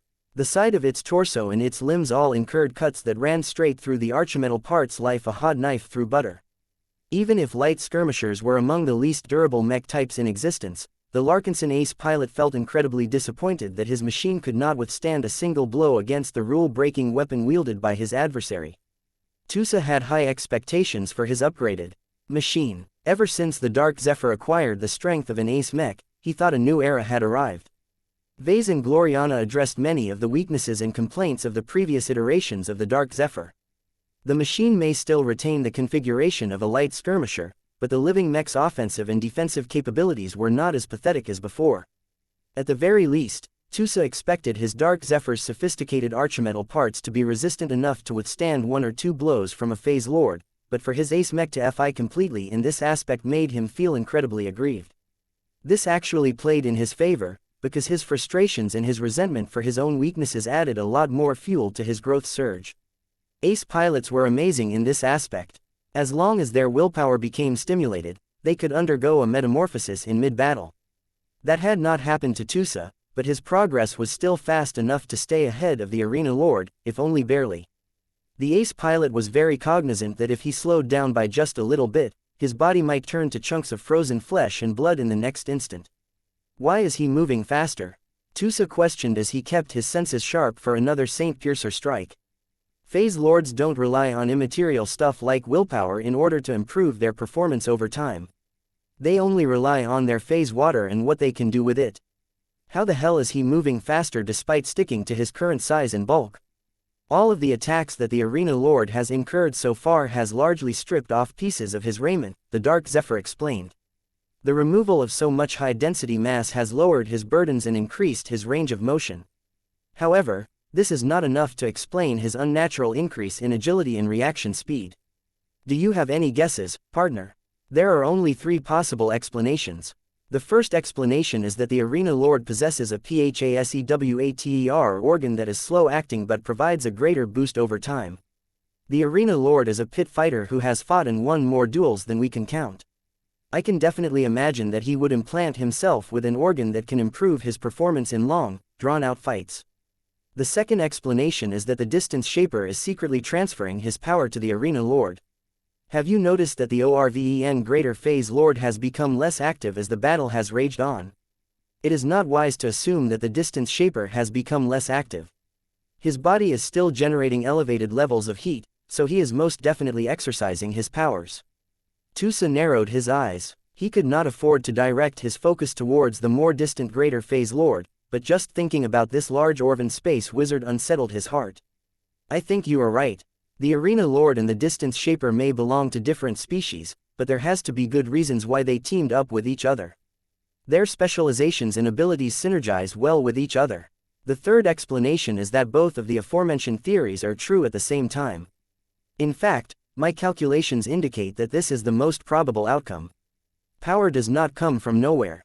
The Distance Shaper is somehow able to transfer his power to the Arena Lord. WHO channels it into a specialized phase water organs that augments his physical capabilities. If that was true, then Tusa may be racing against time. If the Distance Shaper continued to feed his strength to the Arena Lord through an unknown mechanism, then the latter would eventually become strong and fast enough to catch the Dark Zephyr. This was bad because there was a limit to how much Tusa could improve. During a single fight, as amazing as his improvement may be, there was no instance where a fresh junior ace pilot managed to promote to a senior ace pilot during a single engagement. Such exaggerated growth spurts were impossible to attain in practice. Solutions. We need more help. As long as you can last long enough, the mechs that have dealt with the Archie Lesser Phase Lords will turn around and reinforce our position. Not enough. There is not much more that the Blue Jay fleet can do. Tusa instantly shook his head. These greater phase lords are much more resistant towards small caliber firepower. Then we need to find a way to disrupt the cooperation between the Arena Lord and the Distance Shaper. That was a challenge because Saint Tusa and his ace Mech failed to detect the channel that the Distance Shaper used to transfer his power to his fellow Greater Phase Lord. The ace Mech flew in the space that separated the two Greater Phase Lords many times but failed to detect anything suspicious. It was either an abstract mechanism that completely flew over the top of Tusa's head, or it was buried deep within a dimension that was out of his reach. The Dark Zephyr offered another suggestion. If we cannot find the channel, then we strike at the source instead. We have yet to attack the Distance Shaper. I bet that this big phase lord is much less able to cope with our attacks than the Arena Lord. Tusa did not immediately accept this idea. I have been thinking about targeting the Distance Shaper many times, but it is a bad idea to shift my attention away from the Arena Lord. As soon as I attempt to move away, he will try to thrust his Saint Piercer into your back. Then we need to resort to our abilities to circumvent this attack. Our Banish Resonating ability won't work against the Arena Lord. His body is too solid and massive to cut off a portion of his limbs. Banishing the Saint Piercer won't work either. I don't know what this weapon is made of, but it is probably so solidly built and saturated with phase water that it's impossible to cut off a piece of this long weapon. If Tusa was a lot stronger, then he could have been able to cope with this situation a lot better, but his growth so far was not enough to give him the qualifications to banish anything related to the Arena Lord. That leaves our ultimate ability. We only have one chance. It is all or nothing, so we must use it at the right moment at the right time. If we want to attain the best result, we need a distraction. In addition to that, you need to combine your borrowed weapon with the Dark Wind Passage ability. Those are heavy demands. Saint Tusa rapidly considered this plan and agreed it was probably their best shot to turn this situation around. As he continued to focus on keeping his Dark Zephyr a step ahead of the Saint Piercer, the units that previously fought against the Archi-Lesser Phase Lord finally began to swing and add their firepower to the effort to stop the Greater Phase Lords. Vase became available as well. If there was one person in the Blue Jay fleet that could produce a distraction, it would definitely be the infamous Devil Tongue. Chapter 6374. The most stubborn enemies. Both sides knew that they had entered the final phase of the battle. The combined cosmopolitan and native alien fleet had crumbled apart. The vast majority of the stealth-capable ships never stood a chance against the much more prepared combat vessels of the Blue Jay fleet. One Archi-Lesser Phase Lord had already fallen while the two more were slowly getting devoured from within. The remaining two Archi-Phase Lords had lost all of their fighting spirit and wanted to flee from the source of the hyper-nanomachine plagues as fast as possible. The enemy small craft had been wiped out. Without any exceptions, the cosmopolitan mechs and alien phase fighters were quite capable, but their pilots were not as skilled and their tech was not as good. What was worse was that they enjoyed a minimal numerical advantage. In short, 3 of the 4 acid groups that the enemy force relied upon to ambush the Blue Jay fleet and assassinate Vase had already been taken off the board. There was only one acid group left in contention, but it also happened to be the most powerful and troublesome. Everyone knew that as long as the Arena Lord and the Distance Shaper vanquished over the Dark Zephyr, it was game over for the Blue Jay fleet. Both sides understood the score. There was no ambiguity about this matter. There was no possibility for outsiders to intervene either. The weak spacetime bubble that continued to wrap around the Mazepan system might only last for a short time, but it was quite good at isolating the star system from the rest of the Red Ocean. As Vase began to approach the site where the Dark Zephyr fought against the Arena Lord, he began to think how he could overcome this final hurdle. At this time, the nanomachine plagues had spread far and wide. He had sent out a lot of swarms on scavenging trips. They devoured every scrap of debris and junk floating in the vicinity in order to reproduce as many nanomachines as possible. Unfortunately, the mixed material qualities of all of this debris caused the derivative nanomachines to possess mixed properties as well. Only a fraction of the derivative nanomachines were as powerful and resilient as the original stock. As the swarms slowly completed their task and obediently returned to Ves's true body, the mech designer already started to think about how he could possibly threaten a greater phase lord as resilient as the Arena Lord. Although it looked as if Vase had not yet made his move, the truth was quite different.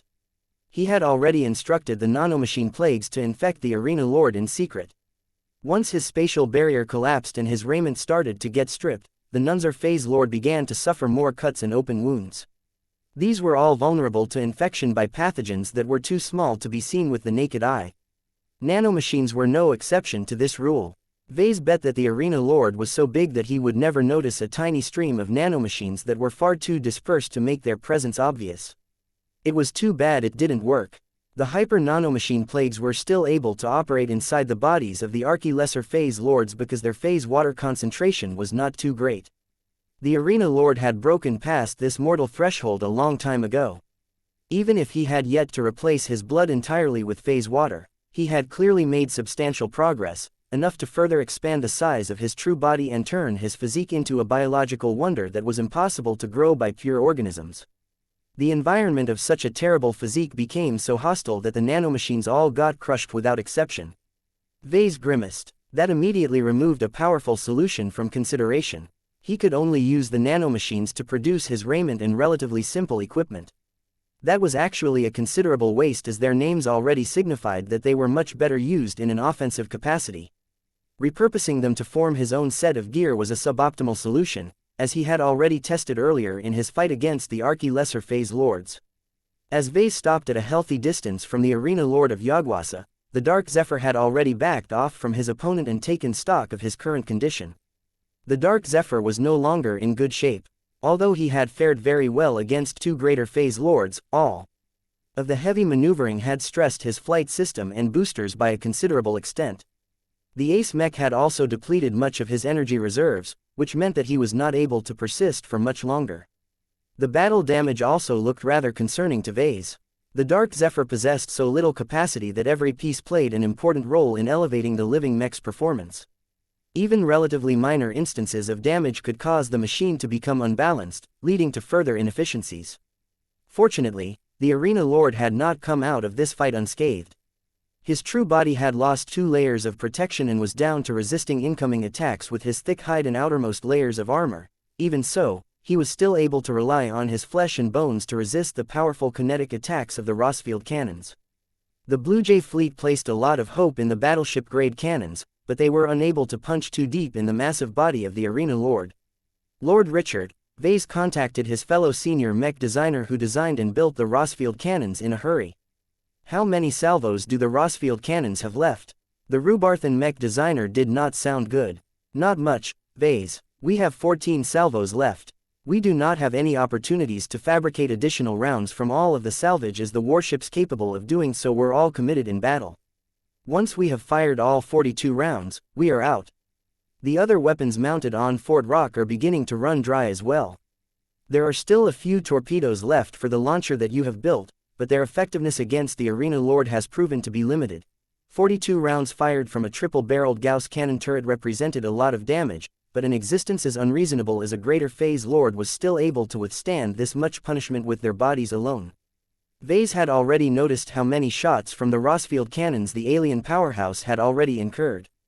The Nunzer phase lord was still able to put up a good fight, as hardly any of the damage degraded his combat effectiveness. A silent moment stretched as both sides temporarily suspended their attacks and studied each other. They all had reasons to enjoy a little reprieve. The fighting had been so intense for the greater phase lords and Saint Tusa that they could dearly use a break to recover some of their energies and address the damage that they incurred. They also tried to use the time to formulate new battle plans. It appears that the mortals and the lesser gods of the Archi race have failed to defeat you humans. Cowards. They are all cowards. None of them possess the courage to fight to the death. If they did, the cowardly Archi could have been able to clean you all up by this time. To think that 5 of them are still unable to defeat a force comprising of just a single abomination and his mortal fighting force. What a shame. The arena lord was clearly upset that the 5 Archi phase lords failed to accomplish anything in the end. The Nunzer leader had been hoping that the additional backup would sway this fight in his favor. Now, it looked as if the opposite would happen. You and the distance shaper stand alone on this battlefield. You are heavily outnumbered, arena lord. Vase transmitted to the 2 greater phase lords. We do not have to resume this fight. Your chances of beating us are slim so long as you cannot eliminate Saint Tusa over here. If you retreat right now, I promise on behalf of the Blue Jay fleet that we will not pursue and threaten you any further for today. If you insist on continuing the fight, then you may not enjoy the results. We still have weapons left in reserve that can make your life miserable. That was partially a lie. The Blue Jay fleet did manage to retrieve a number of dangerous and unusual weapons of mass destruction from its vaults, but not all of them were meant to destroy a greater phase lord, so their effectiveness in this situation was anything but certain. The Arena Lord may have suspected this as well, because he exhibited open contempt towards what Vase proposed. I am not a coward. I have already taken the failure of my allies and minions into consideration. If you think you can frighten me into withdrawing by boasting about your numbers, then you are a fool. I will only bow down to a martially superior enemy, not a numerically superior enemy. Your numbers may give you a sense of security, but all I see is a weakness to be exploited. Let me demonstrate. The Arena Lord brazenly ignored the Dark Zephyr and flew towards Fort Rock. The powerful Greater Phase Whale finally acknowledged that it was best to wreck this space fortress first in order to reduce the spatial suppression effect on his physique.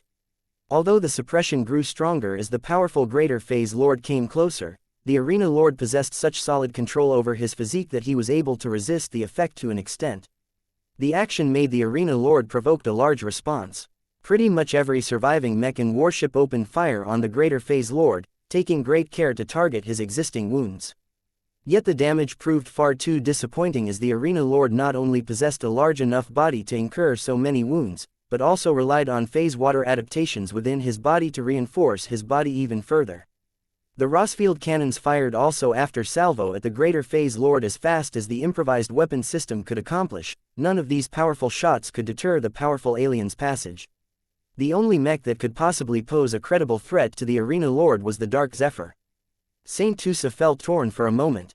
Should he pursue the Arena Lord and do his best to slow the powerful enemy down, or should he turn around and target the Distance Shaper? Chase after the Arena Lord. Vase instructed. Losing Fort Rock too soon is a big blow to us. Also, it should be easier for you to land a solid hit on the Arena Lord now that he is fixated on another target. Tusa nodded second as he considered the argument. You're right, I will not let this alien run without letting me impale my destroyer spear into the alien's massive body. What will you do, Vase?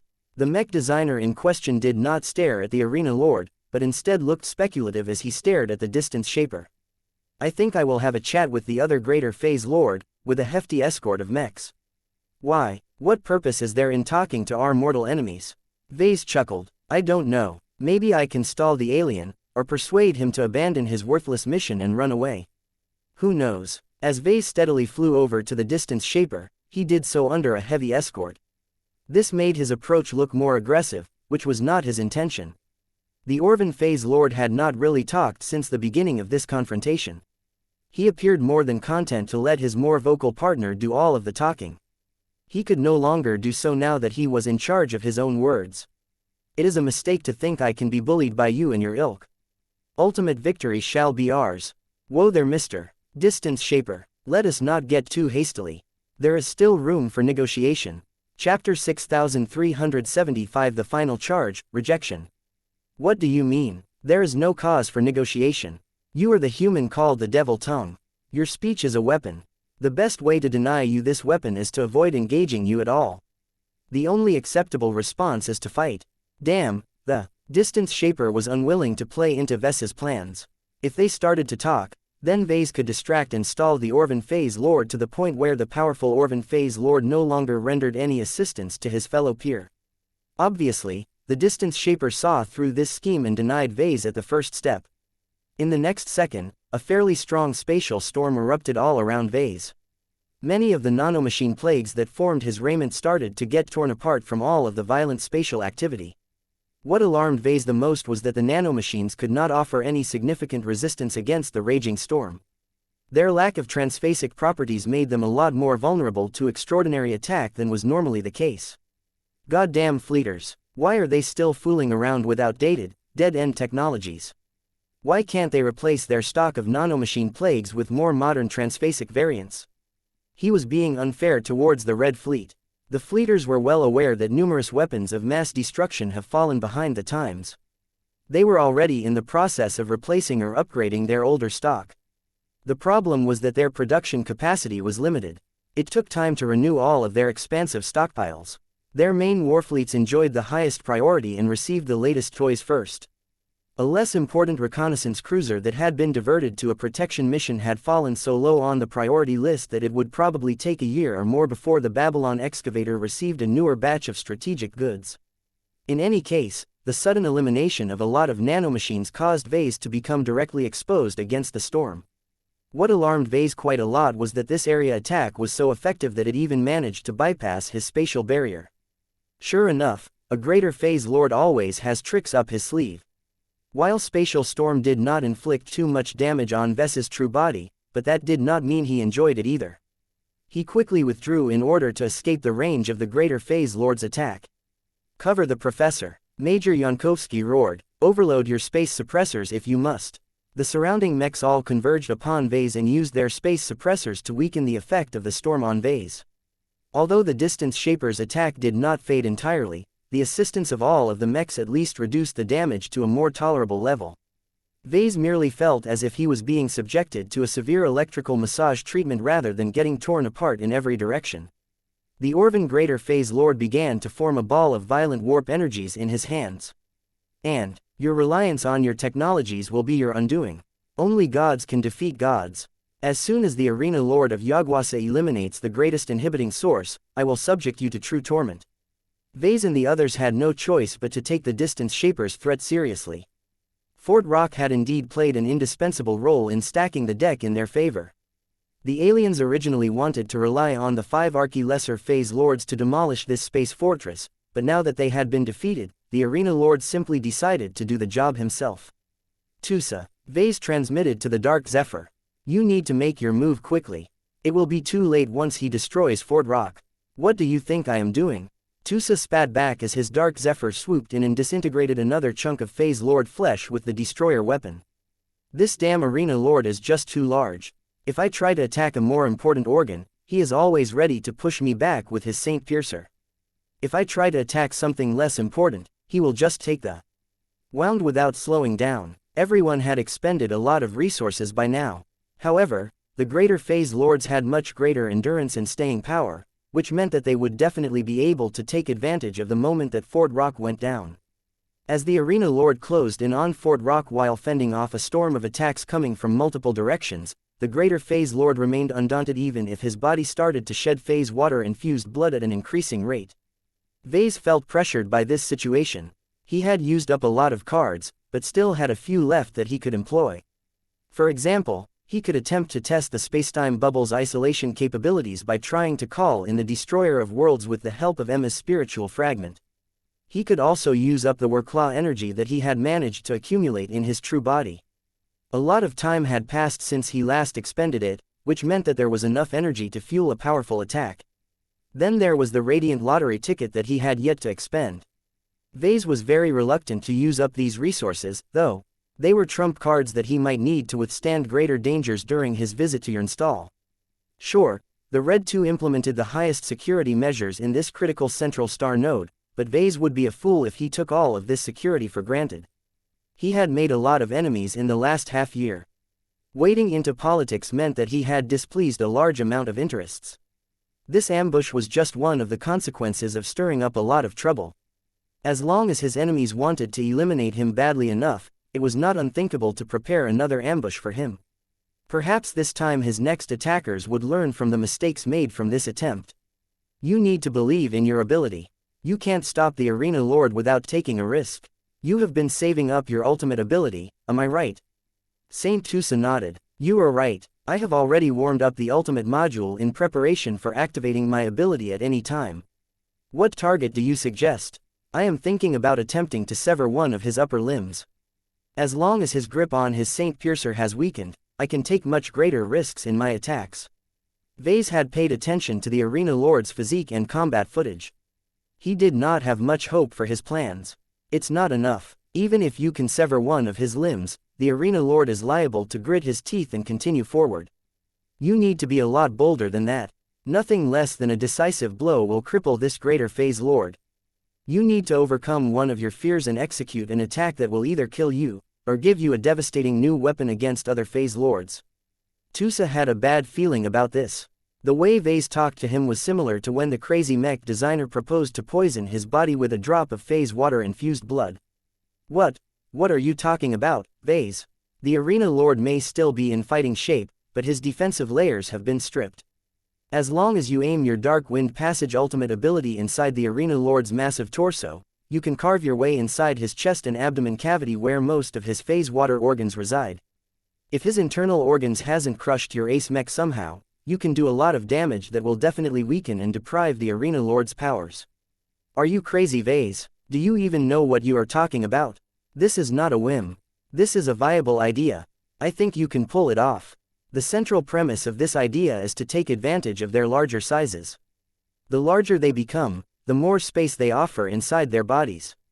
This is perfect for an ace light skirmisher like your Dark Zephyr. You can not only cement the defeat of the Arena Lord with a single gambit, but also threaten to do it again to the Distance Shaper. Though Tusa wanted to reject this crazy plan, the more he thought about it, the more he thought it might actually work. Since there was not enough time for Tusa to perform a proper cost-benefit analysis, he allowed his gut to steer his decision. His eyes narrowed. A part of me wants to do it. I don't want to deny this wish. He already thought about the steps he needed to take to pull it off. There were many sketchy parts to his plan, but they could not suppress the excitement welling in his heart. Let us do this. The Dark Zephyr eagerly said. If you want to embody true freedom, then you cannot limit yourself to mortal fears. A mortal does not dare to invade the Arena Lord's chest cavity. A god has no such inhibitions. The mention of freedom triggered a strong desire inside Tusa. The companion spirit jumped inside the ultimate module and started to channel more true resonance to it. The Dark Zephyr quickly started to darken as shadowy energies accumulated inside the mech frame. The ace light skirmisher no longer circled around the Arena Lord either. Instead, the living mech charged at the enemy powerhouse on a straight trajectory. The Arena Lord of Yagwasa most definitely noticed this change. He may appear to be advancing towards Fort Rock, but his true purpose was to bait the Dark Zephyr into launching a foolish attack that he would be able to impale with his Saint Piercer. While Tusa had carefully chosen the angle of attack, the Arena Lord turned around so abruptly that the ace pilot barely had any time at all to steer his machine away from a direct strike. While Tusa was barely able to steer the Dark Zephyr away, he did not command his mech to turn around entirely. Instead, the ace light skirmisher skimmed past the Saint Piercer and continued on until he was about to collide against the Greater Phase Lord's lower torso. Dark Wind Passage. Before the collision was supposed to occur, the Dark Zephyr pointed the eager Tier 3 destroyer spear forward and turned into an incredibly fast black streak that actually punched right through the Arena Lord's body. The Arena Lord instantly convulsed in pain. The injury he received this time was much more serious than the previous attacks. How? It's because I am fast. Saint Tusa laughed. The harebrained scheme devised by Vase actually worked. The charge attack worked out a lot better than the ace pilot expected. Even if the results were successful, Tusa instinctively judged that his Dark Zephyr would only get past a few sturdy flesh layers before being forced to a standstill. What actually happened was that the Tier 3 destroyer weapon pierced through many organic obstacles, thereby enabling the Dark Zephyr to sink much deeper before the Dark Wind module expended its charge. This happened to deliver the Dark Zephyr into a more ideal location. There were dozens of strange phase water organs located in every direction, and while a pair of them had squished the ace light skirmisher, the Tier 3 destroyer spear was already starting to break them apart. The Dark Zephyr concentrated his Saint Kingdom and exploded with power. The Arena Lord appeared to have no measures inside his body that could repel an enemy as powerful as an ace mech. Since that was the case, the Dark Zephyr could go on a complete rampage, though only long enough before the Greater Phase Lord devised a quick solution. Let's wreck this place up, partner. I love this spear. Can we keep it, Tusa? We should bring it up with Vase after this battle. We need to win first, though. Ha ha ha ha. Now that we are inside, the Arena Lord is toast. Diving inside the body of a Greater Phase Lord was the most ridiculous feat that Saint Tusa and the Dark Zephyr had pulled off so far. The two intended to make the most of this situation. Chapter 6376 Death Spiral. When the Dark Zephyr activated his ultimate ability, the Ace Light Skirmisher reached a state of excitement that he and his battle partner had never attained in the past. The initial discovery of the pocket space, the hours-long flight back to the Blue Jay fleet and the life-threatening exchanges against the Arena Lord all honed St. Tusa Billingsley Larkinson and his living mech in a way that he had never experienced in the past few months. During his tour through the front lines, Saint Tusa mostly accompanied stronger ace pilots who all fought as the head of large mech armies. No matter how many forces the native aliens dispatched in a star system, the human defenders could always count on a sufficient number of mechs, starfighters, defensive works, warships and champions. Just like how the Whispering Willow covered the Dark Zephyr from the rear and bailed out the junior ace mech when it got in trouble, Saint Tusa had become accustomed to fighting with a safety margin during his months-long tour. Did he grow from these experiences? He did, but much of his gains came in the form of knowledge and wisdom. He knew how First Raiders fought against the native aliens. He learned how ace mechs should coordinate with mech forces. He also discovered his limits and shortcomings when fighting against alien powerhouses. His resonance strength grew as well, but much of it could be attributed to the aftermath of his fairly recent breakthrough and his genuine joy at being able to pilot a proper ace mech after many months of waiting. Aside from a few occasions, Saint Tusa did not actually harbor that much fear for his life.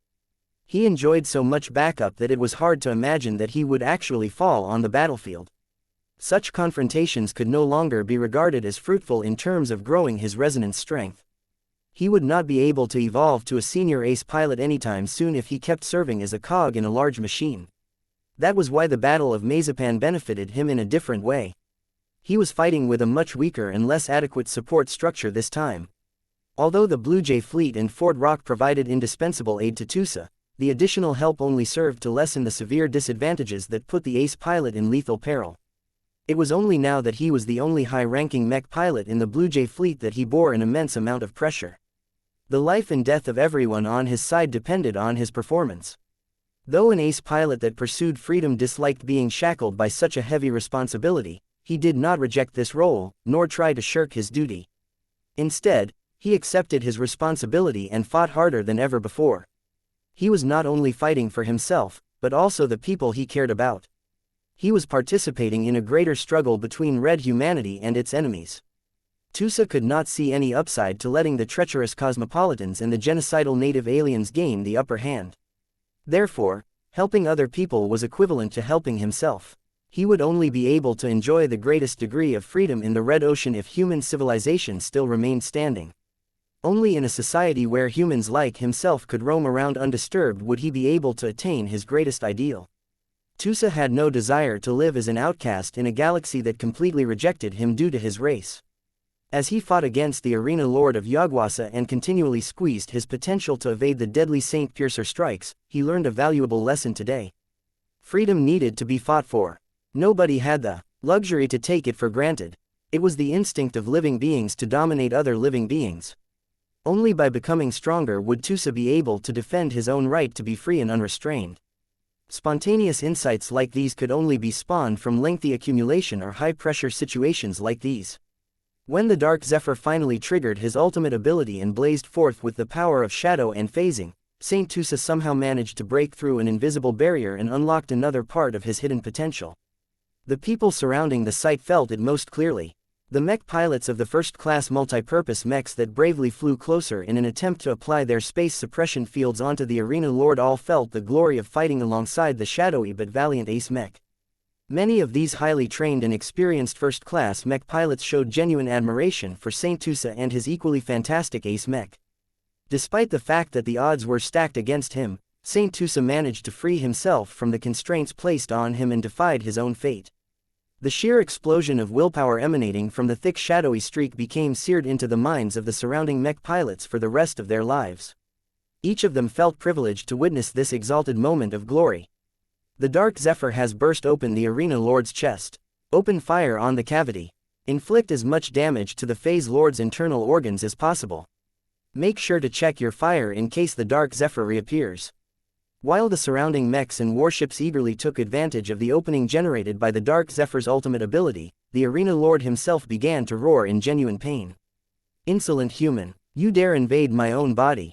How foolish of you. Do you not think I would strike back at you because of that? My divine body shall be your grave. The Arena Lord was in more pain than he had ever been for many years. In all of the duels and matches he fought in the past, few opponents managed to overpower him to the point where he incurred significant damage to his internal organs. Each time it happened, the Arena Lord would preserve the memories of these abject failures and take measures to never let himself be put in such a vulnerable situation again. The fact that he managed to survive those past crises and grow stronger in the end fueled his confidence that he would be able to overcome this challenge as well. The Dark Zephyr may have breached inside a part of his true body where the machine could inflict massive damage to his phase water organs, but it was not easy for the Ace Light Skirmisher to finish off the Arena Lord from the inside. A light skirmisher was still a light skirmisher. If another Ace Mech such as the Mars took the place of the Dark Zephyr, then the Ace Hybrid Mech would have easily been able to unleash several times more devastation to the surrounding phase water-infused organs. At this time, the Dark Zephyr made quick work of the organs that were within striking range of his Tier 3 Destroyer Spear. The advantage of wielding this spear was that nothing inside the Arena Lord's body could resist the destructive potential of this powerful destroyer weapon. No matter whether the highly volatile speared IP brushed against a phase water organ, a giant string of flesh or a piece of solid bone, the Tier 3 destroyer weapon empowered by Blackwing's shadow energy and Tusa's willpower hungrily disintegrated the organic matter. If there was one downside to using this weapon to fuel the ongoing rampage, it was that the destructive contact surface of the spear was too limited. Unlike a destroyer sword, the destroyer spear was clearly a more economical product as only the speared IP produced enhanced results. The shaft was completely useless in this regard. Combined with the massive size of the Arena Lord's internal organs, it would take a long time to inflict enough damage to cripple the Greater Phase Lord. At least the Greater Phase Lord never prepared any defensive measures that could defend the interior of his body against an intruder as powerful as the Dark Zephyr. Not even transphasic enhancements could block the sheer lethality of the destroyer weapon. All of the phase water reinforcement practically failed as the destroyer particles broke the multi-dimensional effects that caused materials to become a lot more damage-resistant than normal. Saint Tusa felt as if he had become completely aligned with the Tier 3 destroyer spear now. It no longer behaved like a rebellious horse that was constantly bucking to get rid of its master. At this time, Tusa, Blackwing, the Dark Zephyr and perhaps the destroyer weapon itself all desired the same outcome. That was to destroy as much of the Arena Lord's body as possible. This unity of intent and desire caused the destroyer spear to become a lot more cooperative than before. The speared IP solely channeled all of its destructive potential outwards upon physical contact with a hostile target. The fact that it subsequently retracted its power and exhibited no sign of disobedience reassured Tusa a lot. He became more encouraged than ever to use the spear to hollow out the Arena Lord from within. Saint Tusa even began to plan for a talk with Vase about keeping hold of the spear. As much as he acknowledged that the Larkinson clan saved up the weapon for Venerable Rosa Orphan, who knew how long it would take for her to break through. Wasn't it better if Tusa kept hold of this powerful weapon and used to enhance the Dark Zephyr's lackluster killing power? Careful Tusa. Tusa already sensed the incoming threat and controlled his Ace Mech to squeeze through the limited maneuvering space inside the Phase Lord's body. His Dark Zephyr managed to push to the side just in time to evade the thin but incredibly sharp tip of the Saint Piercer. It turned out that the Arena Lord was ruthless enough to point the sharp end of the Saint Piercer towards his own body in an attempt to impale the Dark Zephyr from the outside. What a ruthless Greater Phase Lord! Seeing that the Saint Piercer had missed, the pained but furious Arena Lord pulled out the Saint Piercer and thrust the weapon into his body at a different angle. Ha! You missed! Despite the dark and confining environment, Saint Tusa had abundant confidence in his ability to evade the piercing weapon strikes. It was true that he was not able to detect the Saint Piercer directly. Its properties made it especially resistant towards his intuition as well as his domain field. However, the Arena Lord was immune to Tusa's senses. His Saint Kingdom, which was still able to operate inside the Greater Phase Lord's body at reduced efficiency, was able to detect the alien flesh getting pierced by the potent spear. As long as he paid attention to any pieces of flesh getting parted, Tusa should have enough time to command his machine to evade, thereby preventing a devastating outcome. Of course, this was easier said than done, because the Arena Lord deliberately tried to flex his abdomen so that there was much less maneuvering space available. A larger mech would have easily gotten stuck at times, but the Dark Zephyr's slim mech frame and barren loadout resulted in an incredible advantage in this situation. Unlike multi-purpose mechs whose mech frames bulged with dozens of integrated weapon systems and other versatile gadgets, the designers of the Dark Zephyr Mark III Revision 2 kept the Archimech basic and simple, just like a traditional light skirmisher. This produced an amazing circumstance where the light and nimble Ace Mech was still able to exert his freedom of movement in one of the most confining and disgusting spaces imaginable. All the while, the Arena Lord kept sustaining graver injuries. Not only was the Tier 3 destroyer spear wreaking havoc on so many phase water organs, but his attempts to nail the body intruder with the Saint Piercer only resulted in repeated self-injuries. At the same time, the surrounding mechs and warships eagerly took advantage of the Arena Lord's distraction and inflicted even greater damage on his exterior. The Arena Lord had fallen into a death spiral. Chapter 6377 Greater Phase Treasures. Vase long held the opinion that bigger was not always better. As a mech designer, he knew that he could scale up his mech designs and use the extra capacity to improve their performance. Yet as mechs grew larger, they also bore greater burdens. The machines became increasingly more expensive while the improvements began to slow down. The goal of mech designers had always been to strive for efficiency, not maximum performance. This was why mechs reached their current proportions and stuck with them for centuries. Multiple generations of trial and error had caused the mech industry to come to a consensus on the ideal size and mass of mechs. At the current level of human technology and resource availability, it made little sense to deviate from this pattern. There were only a few exceptional situations where mechs of different sizes could offer greater value, but it was generally not worth employing them because deviating from the prevailing standards always came at a price. In any case, the point was that from the perspective of a mech designer, Vase always thought of phase lords as inferior combat units. It may be ironic for Vase to form this conclusion considering that he was a phase lord himself, but he genuinely believed this was the case. When Vase compared the relatively compact and agile Dark Zephyr to the massive and unwieldy Arena Lord, he could clearly tell that his own creation clearly possessed a much higher ratio of combat power per cubic meter. In other words, the Dark Zephyr derived a lot more power out of the relatively limited quantity of exotics, hypers and phase water that comprised his mech frame. The Arena Lord may be more powerful in an absolute sense, but if his true body was cut down to the size of the Dark Zephyr, the latter could easily tear apart the phase lord without breaking a sweat. Bigger was not always better. The current situation perfectly showed the consequences of chasing after greater mass without prioritizing efficiency.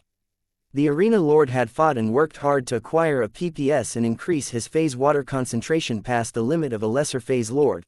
Rampage in the yet by doing so, his body became so large that his internal cavities not only became large enough to fit a whole mech, but also allow such a machine to commit process. This was a humongous vulnerability, especially when your enemies employed a lot of mechs. This battle taught Vase a very valuable lesson about phase lords and the importance of size. He became a lot less eager to improve his own phase water concentration. Doing so would just make him bigger while diluting his combat power even further. Before he took the initiative to improve his phase water concentration, he needed to put a lot more effort into cultivating his phase water organs and strengthening his physique. At the very least, Vase needed to mitigate the chances that other mechs could employ the same tactic against his true body. As the Arena Lord continually tried and failed to impale the Dark Zephyr by stabbing his own Saint Piercer through his body, the greater phase lord obviously began to weaken at an accelerated rate. The only reason why the Arena Lord still posed a formidable threat was because the Blue Jay fleet needed to destroy a lot more body mass before the Nunzer phase lord became crippled. This was obviously one of the instances where bigger was actually better. The Arena Lord's incredibly high durability and vitality had thoroughly impressed the Blue Jay fleet. His means of attack were relatively simple, but his ability to withstand attacks and keep fighting ranked at the top among greater phase lords at his level. Even so, possessing a lot more meat simply meant that the Arena Lord could only prolong his eventual defeat. Unless he managed to attain an improbable hit on the Dark Zephyr, the Nunzer phase lord ending became sealed. Vase instantly began to imagine the immense gains from such a victory. First, Saint Tusa would definitely harvest a lot of growth from winning this bout. Even if he enjoyed a lot of help, it was undeniable that a junior ace pilot managed to vanquish against a greater phase lord. Such a feat would become so noteworthy that Tusa would definitely earn a lot of glory and prestige from this victory. Second, the titanic body of a greater phase lord contained a huge amount of treasures. Even if the Blue Jay fleet was not able to salvage the entire corpse due to the proximity of so many hostile elements, Vase and his allies should still be able to salvage the most precious and valuable phase water organs. Nothing was more valuable than the phase water production system. This was the defining organ that separated lesser phase lords from greater phase lords. Only the phase whales were able to reproduce them, and they had long been incredibly stingy at awarding them to the phase lords of other races. Vase had long desired to attain a phase water production system for himself. Even if he was not in a hurry to fast forward his evolution to a greater phase lord, it was still better if he had this powerful organic system on hand when he was finally ready to take the next step in his body cultivation. Who knew how many years would pass before Vase and the Larkinson clan attained another opportunity to harvest an intact phase water production system? This was the most direct opportunity for him to claim a PPS in advance. Of course, he also wouldn't say no to obtaining a handful of high-quality phase water organs. They were part of the reason why the Arena Lord of Yagwasa managed to last so long. Vase could never resist the allure of phase water organs that could increase his defenses and allow him to survive greater dangers than before. Tusa. Vase communicated through the limited Larkinson network as he knew that it was unlikely that he could reach the Dark Zephyr through a conventional transmission. You need to cripple and kill the Arena Lord as fast as possible. Don't give him any chance to activate any trump cards or commit suicide by blowing up his body. Above all else, do not damage any organs that comprise the phase water production system. It doesn't matter if you cannot recognize them, as the Dark Zephyr should have the relevant files in his database. If possible, you can sever the veins that connect the PPS from the rest of the Arena Lord's body. That should hopefully be enough to remind Tusa not to accidentally ruin the most valuable organs inside the Arena Lord's body. Just as Vase was ready to sit back and wait for an inevitable win, a surprising development took place. Professor, the Distance Shaper's heat emissions have risen by 20%. His bioactivity is continuing to spike. He is accelerating while also resisting our space suppression field. He is drawing out his true strength. Slow him down. Do not let him converge on the Arena Lord. Vase cursed under his breath. He had always suspected the Distance Shaper of sandbagging. He found it strange that the Arena Lord fought so hard while the Distance Shaper hardly seemed to do anything. The mysterious Orvan Phase Lord did not even lift an additional finger when several Archi-Lesser Phase Lords started dying. The fact that he was only willing to expose his true power now must be because he could not afford to let the Arena Lord die. This made a lot of sense. Lesser Phase Lords emerged across alien societies every year. Alien individuals only needed a bit of luck, the right methods and lots of phase water in order to get started as a Lesser Phase Lord. The conditions to evolve into a greater phase lord was much harsher in comparison. Just the most critical demand of obtaining a PPS had caused a huge number of lesser phase lords to stagnate. As badly as Vase wanted to claim the Arena Lord's PPS, the Distance Shaper probably found it even more urgent to deny it from red humanity. Vase quickly deduced the Distance Shaper's intentions. The Distance Shaper serves as the failsafe of the enemy team. He has probably been conserving his energy in order to get ready to escape with the Arena Lord. Do not let him reach his fellow Phase Lord's side. As a Phase Lord, Vase could sense the growing spatial activity inside the Orvan Phase Lords. It felt as if the Distance Shaper was preparing to teleport, but in a much more powerful way than Vase could manage by himself. One mech after another began to assail the Arena Lord and Distance Shaper with greater intensity. They even took greater risks and closed in so that their space suppressors impaired the power of their enemies even further. However, the greater phase lords were pulling out all of the stops in an attempt to survive and flee with their lives and organs intact. To the humans, this was no longer about survival. It was about winning. Nobody wanted to end this hard-fought battle by letting their chief enemies flee. Only by killing them on the spot would they gain the satisfaction of punishing these enemies for attempting to ambush a Tier 3 galactic citizen. Vase followed after the Distance Shaper with a diminished swarm of nanomachine plagues. Unfortunately, he lacked the power and the equipment to intervene in a battle of this scale. He would only be putting himself in needless danger if he came any closer. The remaining enemies may even be able to turn this battle around by performing a decapitation strike on himself. Damn it, why is this taking so long? The Arena Lord still remained in fighting shape. Even after poking over a dozen holes through his body, his strength and fighting spirit hardly dropped. It would probably take at least a minute or two before he lost his resistance. The Distance Shaper would be able to reach his buddy a lot sooner than that. As the Distance Shaper's body began to emit more and more heat, it actually looked as if the Greater Phase Lord may be able to accumulate enough power to break the spatial suppression and succeed in getting away. Vase could not bear the thought of letting the Arena Lord and his valuable PPS get away. He quickly improvised a plan in a hurry. Tusa, he communicated through the Larkinson network. I am about to supercharge your mech with wuxia energy through a very special method. It will empower your next attack far beyond its usual limits. I will leave the decision on how to use this opportunity up to you. No matter what you decide, do not give the Arena Lord a chance to escape from this battlefield. Got it, Vase. Vase thanked himself that he kept the Larkinson mandate close to him.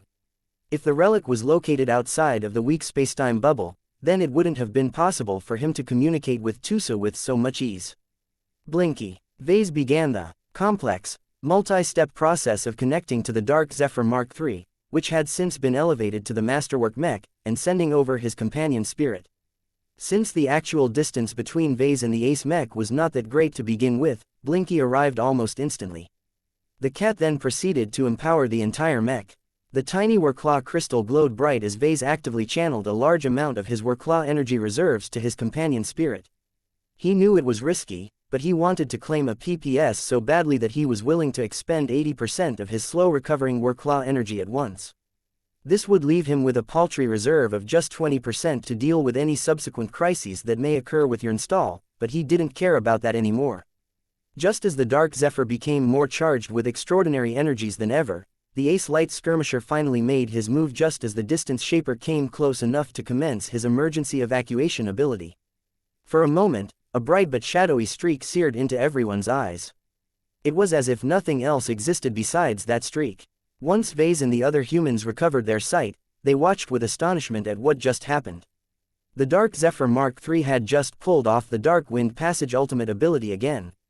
The Ace Light Skirmisher held the Tier 3 Destroyer Spear forward and sped forth through a shadow dimension with so much momentum that he not only punched another hole through the Arena Lord's torso, but also went on to collide against the Distance Shaper.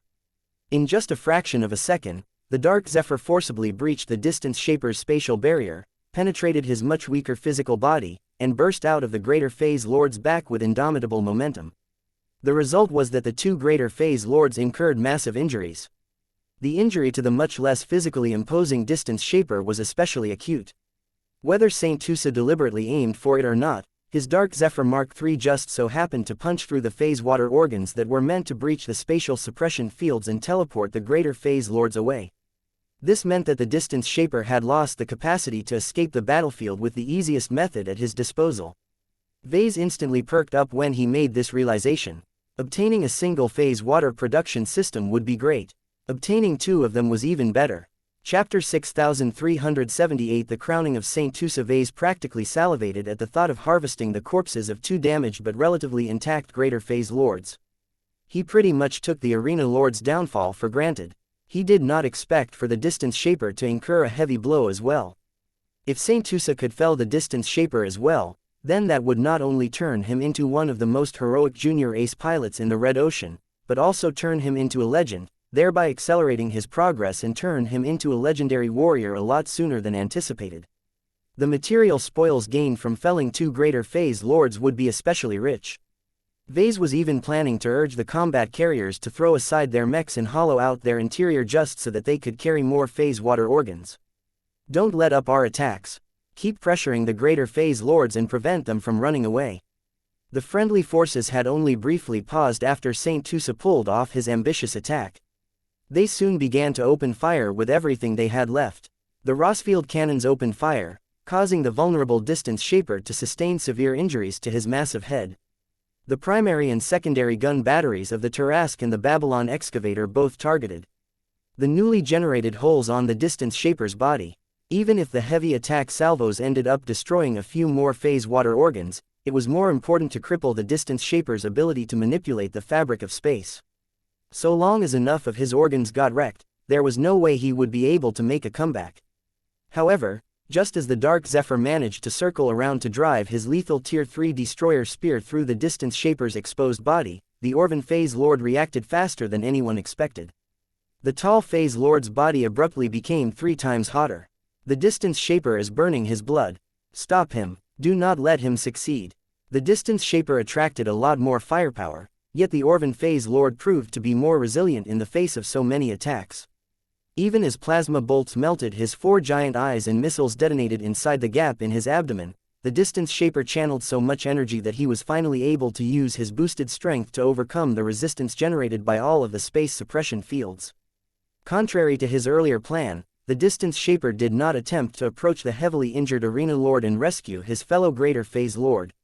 Instead, he spent enough to raise his arm, the Arena Lord knew what to do. He did not waste any time to voice his ego and straightforwardly tossed the Saint Piercer to his erudite Orvan peer. Stop that weapon. The warships could not adjust their aim quickly enough to track the spear. The only ones who could respond in time were a dozen or so first-class multipurpose mechs. Their pilots proved the value of their training and augmentations and rapidly directed their machines to fire available ranged weapons at their disposal at the narrow experimental weapon. A large amount of energy beams, plasma bolts and other attacks struck the weapon. More importantly, a few first-class multipurpose mechs still retained enough physical ammunition to launch Gauss rounds that should definitely have enough power to knock the Saint Piercer off course. Yet even as the Gauss rounds accurately struck the Saint Piercer in flight, their progress came to a halt as they collided against a weak but sufficiently powerful remote spatial barrier. The distance shaper had foiled the attempts to knock the valuable weapon off course. Everyone became disappointed when they saw the injured but still functional Orvan Greater Phase Lord take hold of the Saint Piercer. He's about to disappear. Do not let him get away. Disrupt the enemy through any means you can. Not even the interference generated by the approaching Dark Zephyr's space suppressor and Saint Kingdom could produce enough hindrance. The distance shaper's mastery over space was far too profound. His control over space at close proximity was much stronger and couldn't be shaken so easily. Just as the Dark Zephyr was about to drive the tip of the Tier 3 destroyer spear straight through the alien's skull, the Greater Phase Lord completely disappeared from sight. He's gone. Activate scanners and look for any strong spatial outbursts. Where is he? If he is not too far away, we still have a chance to intercept the Orvan bastard. Sir, the listening devices that we have planted in orbit of the nearest planet have detected a strong spatial spike. Our optical sensors have just made visual confirmation that the distance shaper has appeared. The Saint Piercer still remains in his hand. Where exactly did this spike occur?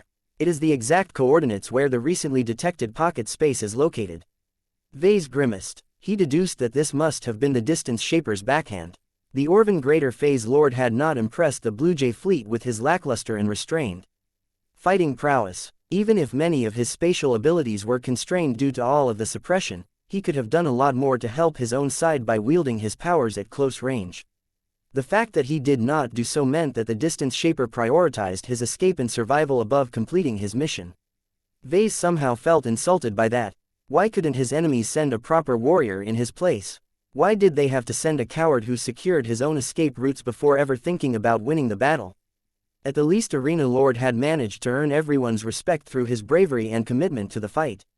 Vase found it profoundly sad and ironic that the coward with a civilian background would be able to slip away with his life intact, while his much more valiant and accomplished arena hero suffered the consequences of their failure. Of course, Vase did not harbor nearly enough sympathy towards the Arena Lord to spare his life. He still wanted to secure the Greater Phase Lord's precious organs. Professor, another massive development has occurred. Our enemies have torn down the weak spacetime bubble.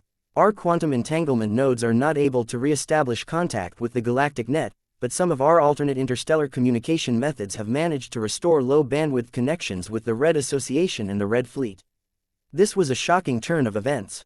The spacetime bubble that kept the Blue Jay fleet trapped in the Mazapan system existed no more.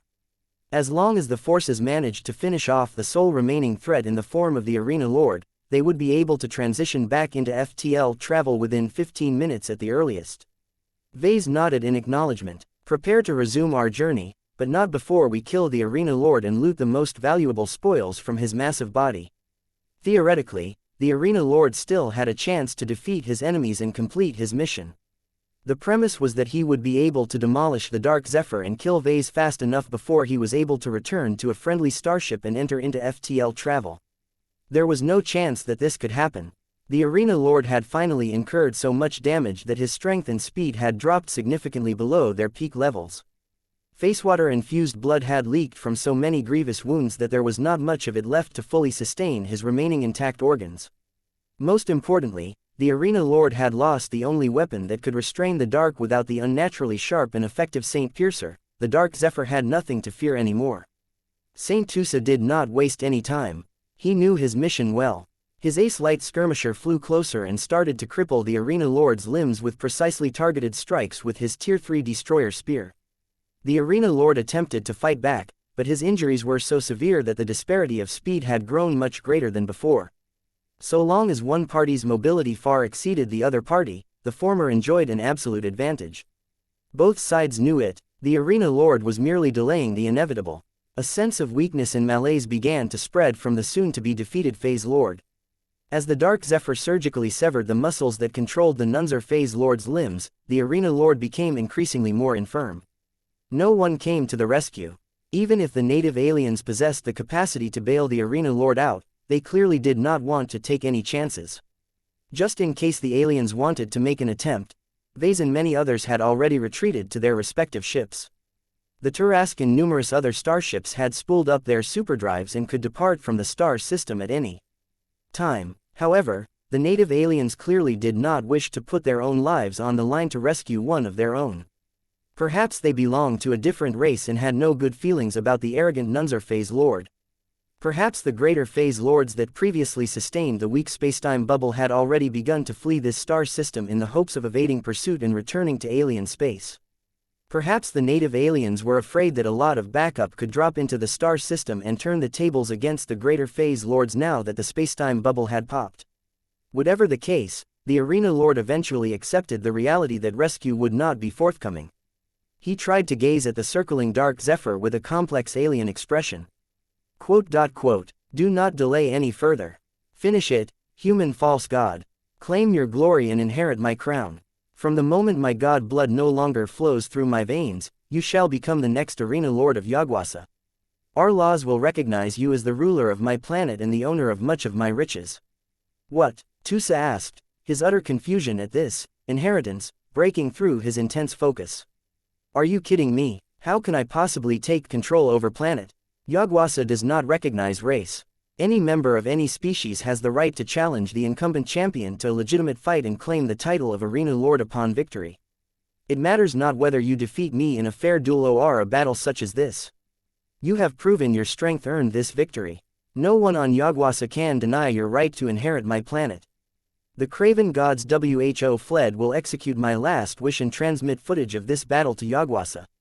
Let all of my subjects see that their arena lord fought and died with honor." The arena lord's sentiments sounded strange, but as a soldier and a champion, Saint Tusa fully understood what his opponent desired. "Very well, I shall give you the ending that you deserve." The dark zephyr no longer tried to nibble away the arena lord's strength. The ace light skirmisher had already done enough damage to cripple the greater phase lord anyway. Everyone silently watched as the dark zephyr followed a straight trajectory to the arena lord's head. A single thrust was all it took.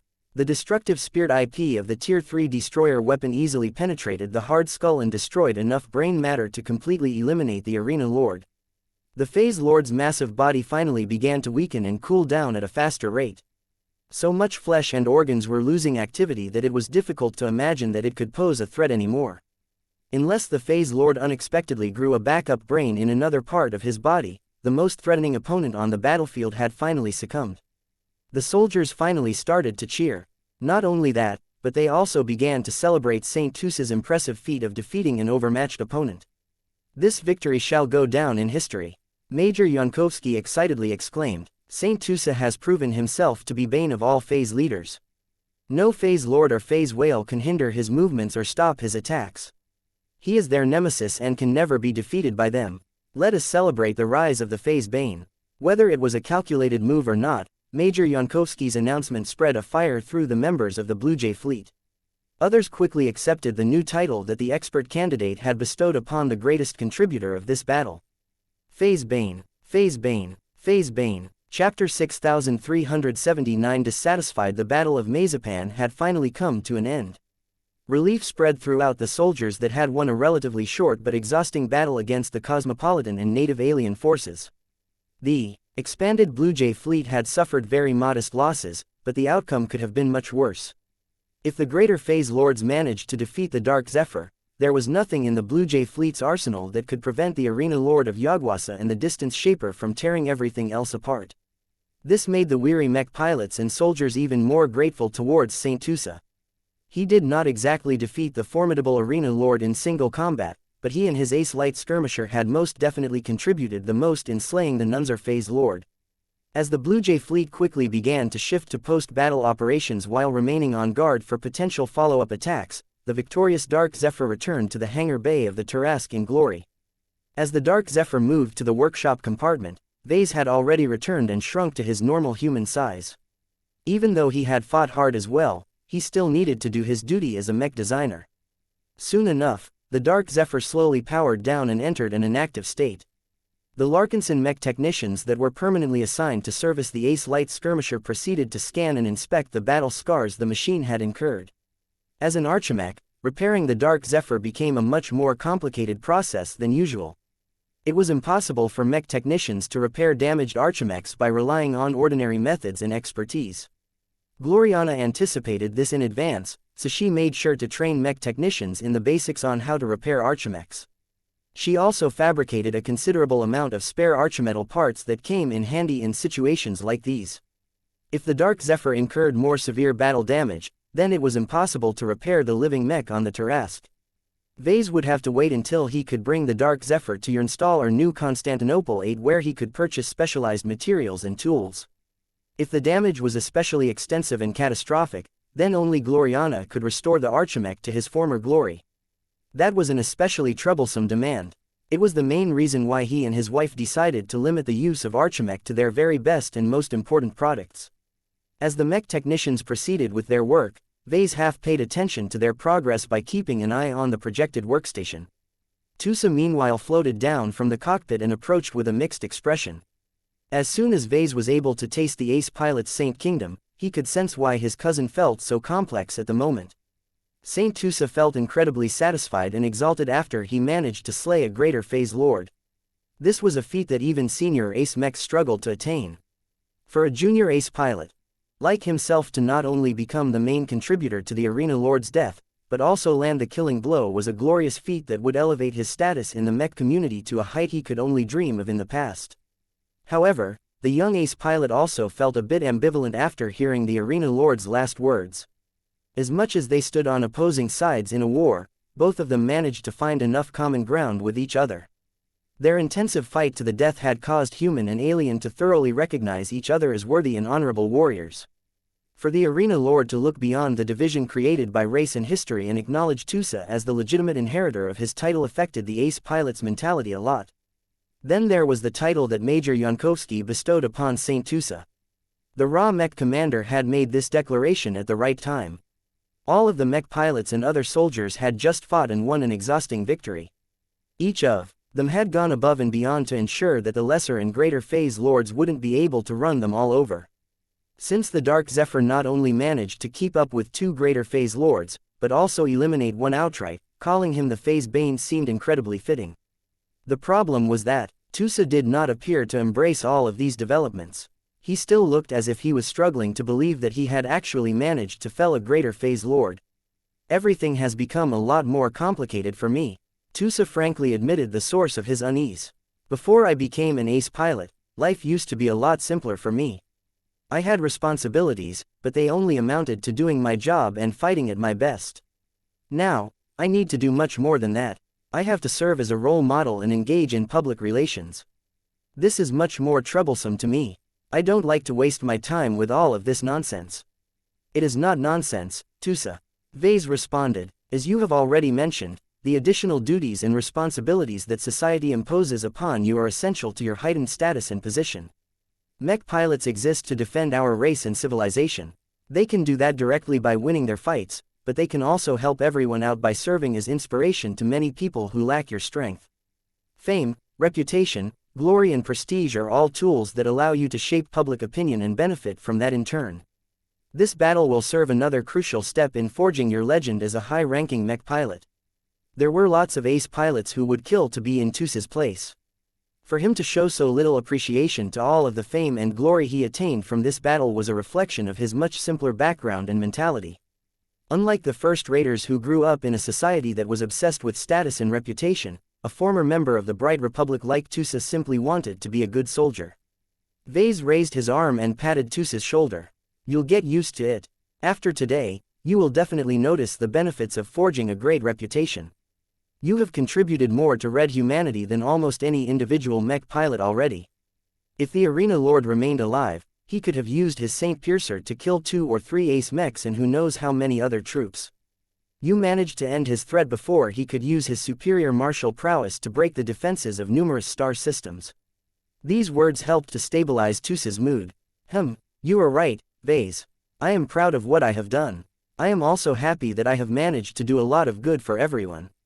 I just don't know what to do with the 2 titles that others have pushed onto my lap. Vase smirked at Tusa. I happen to know a thing or two about titles. The first thing you should know is that you should never take them lightly. Titles have power, as they shape the cognition of many people towards you. In a dwarf galaxy where we are flooded with E-energy, the power of titles has increased. To put it in extremely simple terms, they may be able to give you a small boost of power due to the passive thinking produced by a population of people. It would be even better if your title spreads to the native aliens. They can contribute their thought power to you as well, causing you to become an even greater boogeyman to them than before. Does that mean that I will soon become known to all of the native alien residents and visitors of Xianxia as their new arena lord? Tusa asked in a half-despairing tone. You don't like the title that the former arena lord has foisted upon you, Tusa? No, I have no desire to take over an alien planet. I can't even visit it because it is located deep within alien space and is firmly occupied by hostile aliens. I truly have no desire to take over the previous arena lord's mantle. Can you figure out a way to transmit a message to Xianxia on my behalf? I want to tell the administrators over there to appoint one of their own as arena lord. Vase chuckled. I don't think you can transfer lordship over an arena planet such as Xianxia so easily. I haven't studied their customs, but I can easily guess that stuff like this only gets transferred through combat rather than words. I think that starting from now, many phase lords will seek you out and kill you in honorable combat in an attempt to claim the title of arena lord. These ambitious aliens won't accept a verbal admission of defeat. Arena lords are supposed to be the strongest out there, so nothing less than a bout will comply with their martial rules. The ace pilot already started to groan after hearing that. Damn it, if I knew that I would become a target for so many fighting maniacs, I would have put more thought on whether it was appropriate to kill the arena lord. He did not really mean that. No matter what, eliminating a greater phase lord was a massive contribution to red humanity. He would be betraying his commitment to defend his race and civilization if he held back due to such a selfish reason. Well, since you are the new arena lord, you can't get rid of it so easily. Vase advised. You don't have to acknowledge it or show it off if the very notion of it displeases you. Just remember that genuine titles are precious. It is best if you treat this as a strategic resource and keep it in reserve. It will at least give you the privilege to choose your title to an extent. If you do not like the alternatives, you can always fall back to this one and let it become your public moniker. The expression on Tusa's face showed how unlikely that would come to pass. I will take your words under advisement. Speaking of other titles, did you come up with the idea to crown me with the title of Phase Bane? Surprisingly, no, Vase responded. It's quite sharp of you to deduce that this is a calculated move. I am told that Jovi Armelon came up with it. He has done so as a way to help you, and by extension me. It is possible for mech pilots to acquire officially recognized titles while they are still regular mech pilots or expert pilots, but it is quite rare. Once any pilot becomes a saint, it practically becomes a necessity, as that will mark your transition from a mortal to a god. I understand that, Vase, but why Phase Bane? I think the mechers want to influence you into becoming a better duelist and assassin against enemy phase leaders. Vase said. Jovi Armelon is a survivalist, which means he is always thinking about how he can help red humanity survive in a hostile universe. We are not doing well in the Red War at the moment, so he wants to tip the balance in our favor by encouraging you to embrace a title that will encourage you to develop more effective ways to kill phase lords and phase whales. Tusa grimaced. That is not a bad idea, but I am not comfortable with the responsibilities and expectations that come with this title. As good as this title sounds, it doesn't sound like me. You know what I am all about. I would rather carry a title that reflects my speed or my ability to evade everything the enemy throws at me. Pushing the title of Phase Bane onto me feels like you are trying to force me to fit in the wrong box. I don't like it, Vase. Chapter 6380 Guilty Tusa. Most people in Tusa's position would be happy. Not Tusa. The ace pilot who came back after accomplishing the near-impossible feat of killing a greater phase lord actually behaved as if he did not like all of the honor and recognition that he rightfully deserved. This was good, because it showed that Saint Tusa's mentality remained relatively pure and simple. It was also bad, because his lack of appreciation of all of his gains may cause him to miss out on a lot of good stuff. Vase felt obligated to offer guidance to Saint Tusa so that he would not squander the fruits of this victory. Faye's Bane is a good title, he opined. Do not be so quick to reject it. Maybe you should take a break and enjoy a good rest. Once you have reset your mind, you can think about it from a fresher perspective. Getting called the Faye's Bane is not the worst that can happen to you. It is an excellent choice if you like to be aggressive and want to emphasize your offensive ability. You have obsessed quite a lot about your lack of killing power. Bearing this title will remind everyone that you are quite a good killer despite piloting a light skirmisher. The ace pilot's expression only grew more complicated after those words. You and I both know that the only reason I managed to kill the arena lord in the first place is because you lent the tier 3 destroyer spear to me. During the battle, I became increasingly more in sync with it. I am no longer afraid of wielding it as before. Is it still appropriate for me to bear this title? I do not think so, but I will mull over it. You are right, I need to go to sleep and address this issue tomorrow. That is a sound course of action. Do not forget that you also have the right to reject a title that others are trying to foist upon you. The Red Association will never register an official title without receiving your express consent. If you can't make up your mind for the time being, then tell the Mechers that, and they will leave this matter open-ended for the time being, Vase said encouragingly. By the way, how much has your control over the destroyer weapon improved? Much. Tusa looked more enthused. After I have baptized the destroyer weapon with the blood and soul of a greater phase lord, it feels as if I have completely earned its approval.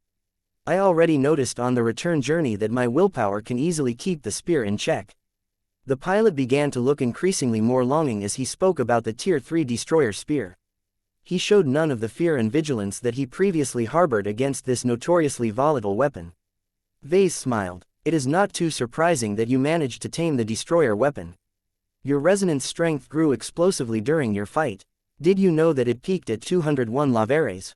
Even if it dropped immediately afterwards, this has become your new regular limit. Since your resonance strength has improved by around 50%, the burden of keeping the destroyer weapon in check has become a lot lighter. Combined with your lack of fear and increasing appreciation towards its amazing destructive potential, you should have no problems using it going forward. Ah, but that is the issue. Tusa gave Vase a mirthless smile. Should I continue to use the spear? Every time I use it, I get the feeling that I am using a piece of property that isn't actually mine. You bought it for Venerable Rosa Orphan, right? She can do much more with this weapon than I once she becomes a saint. I don't want to get too attached to this weapon because of that.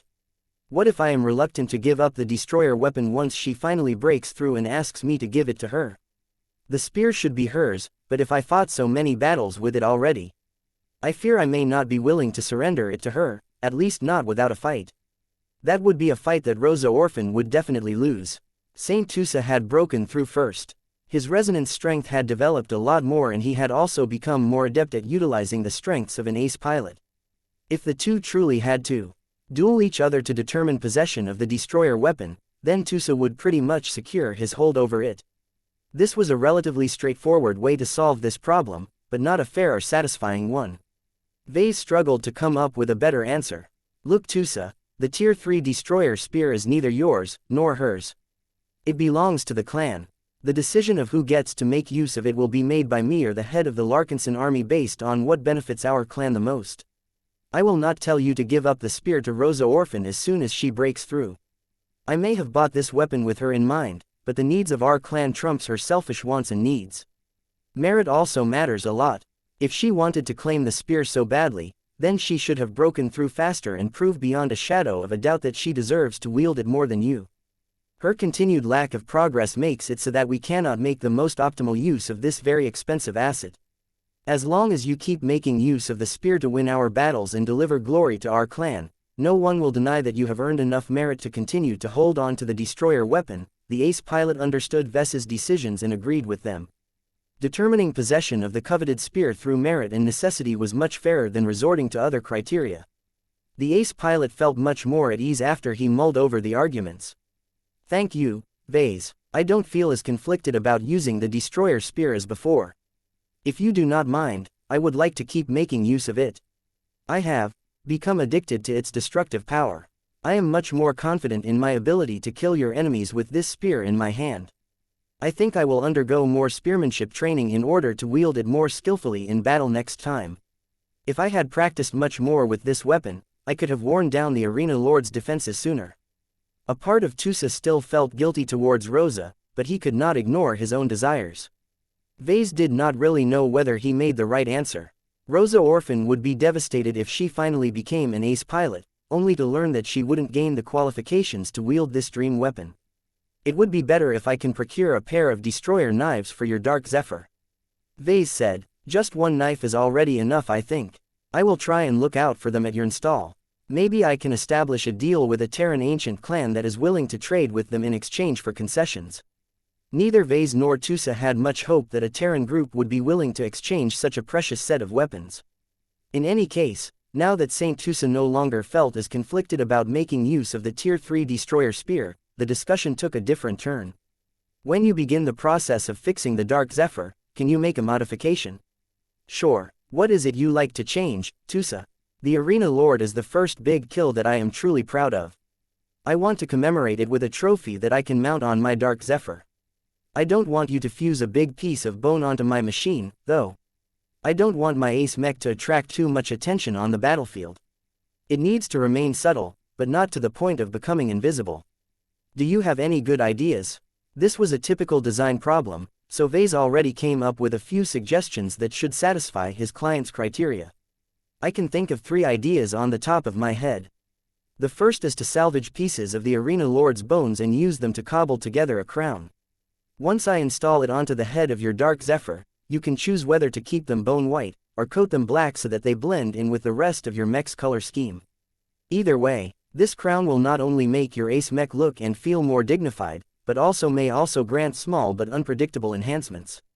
This is a fantastic option if you want to embrace your status as the Arena Lord of Yagwasa.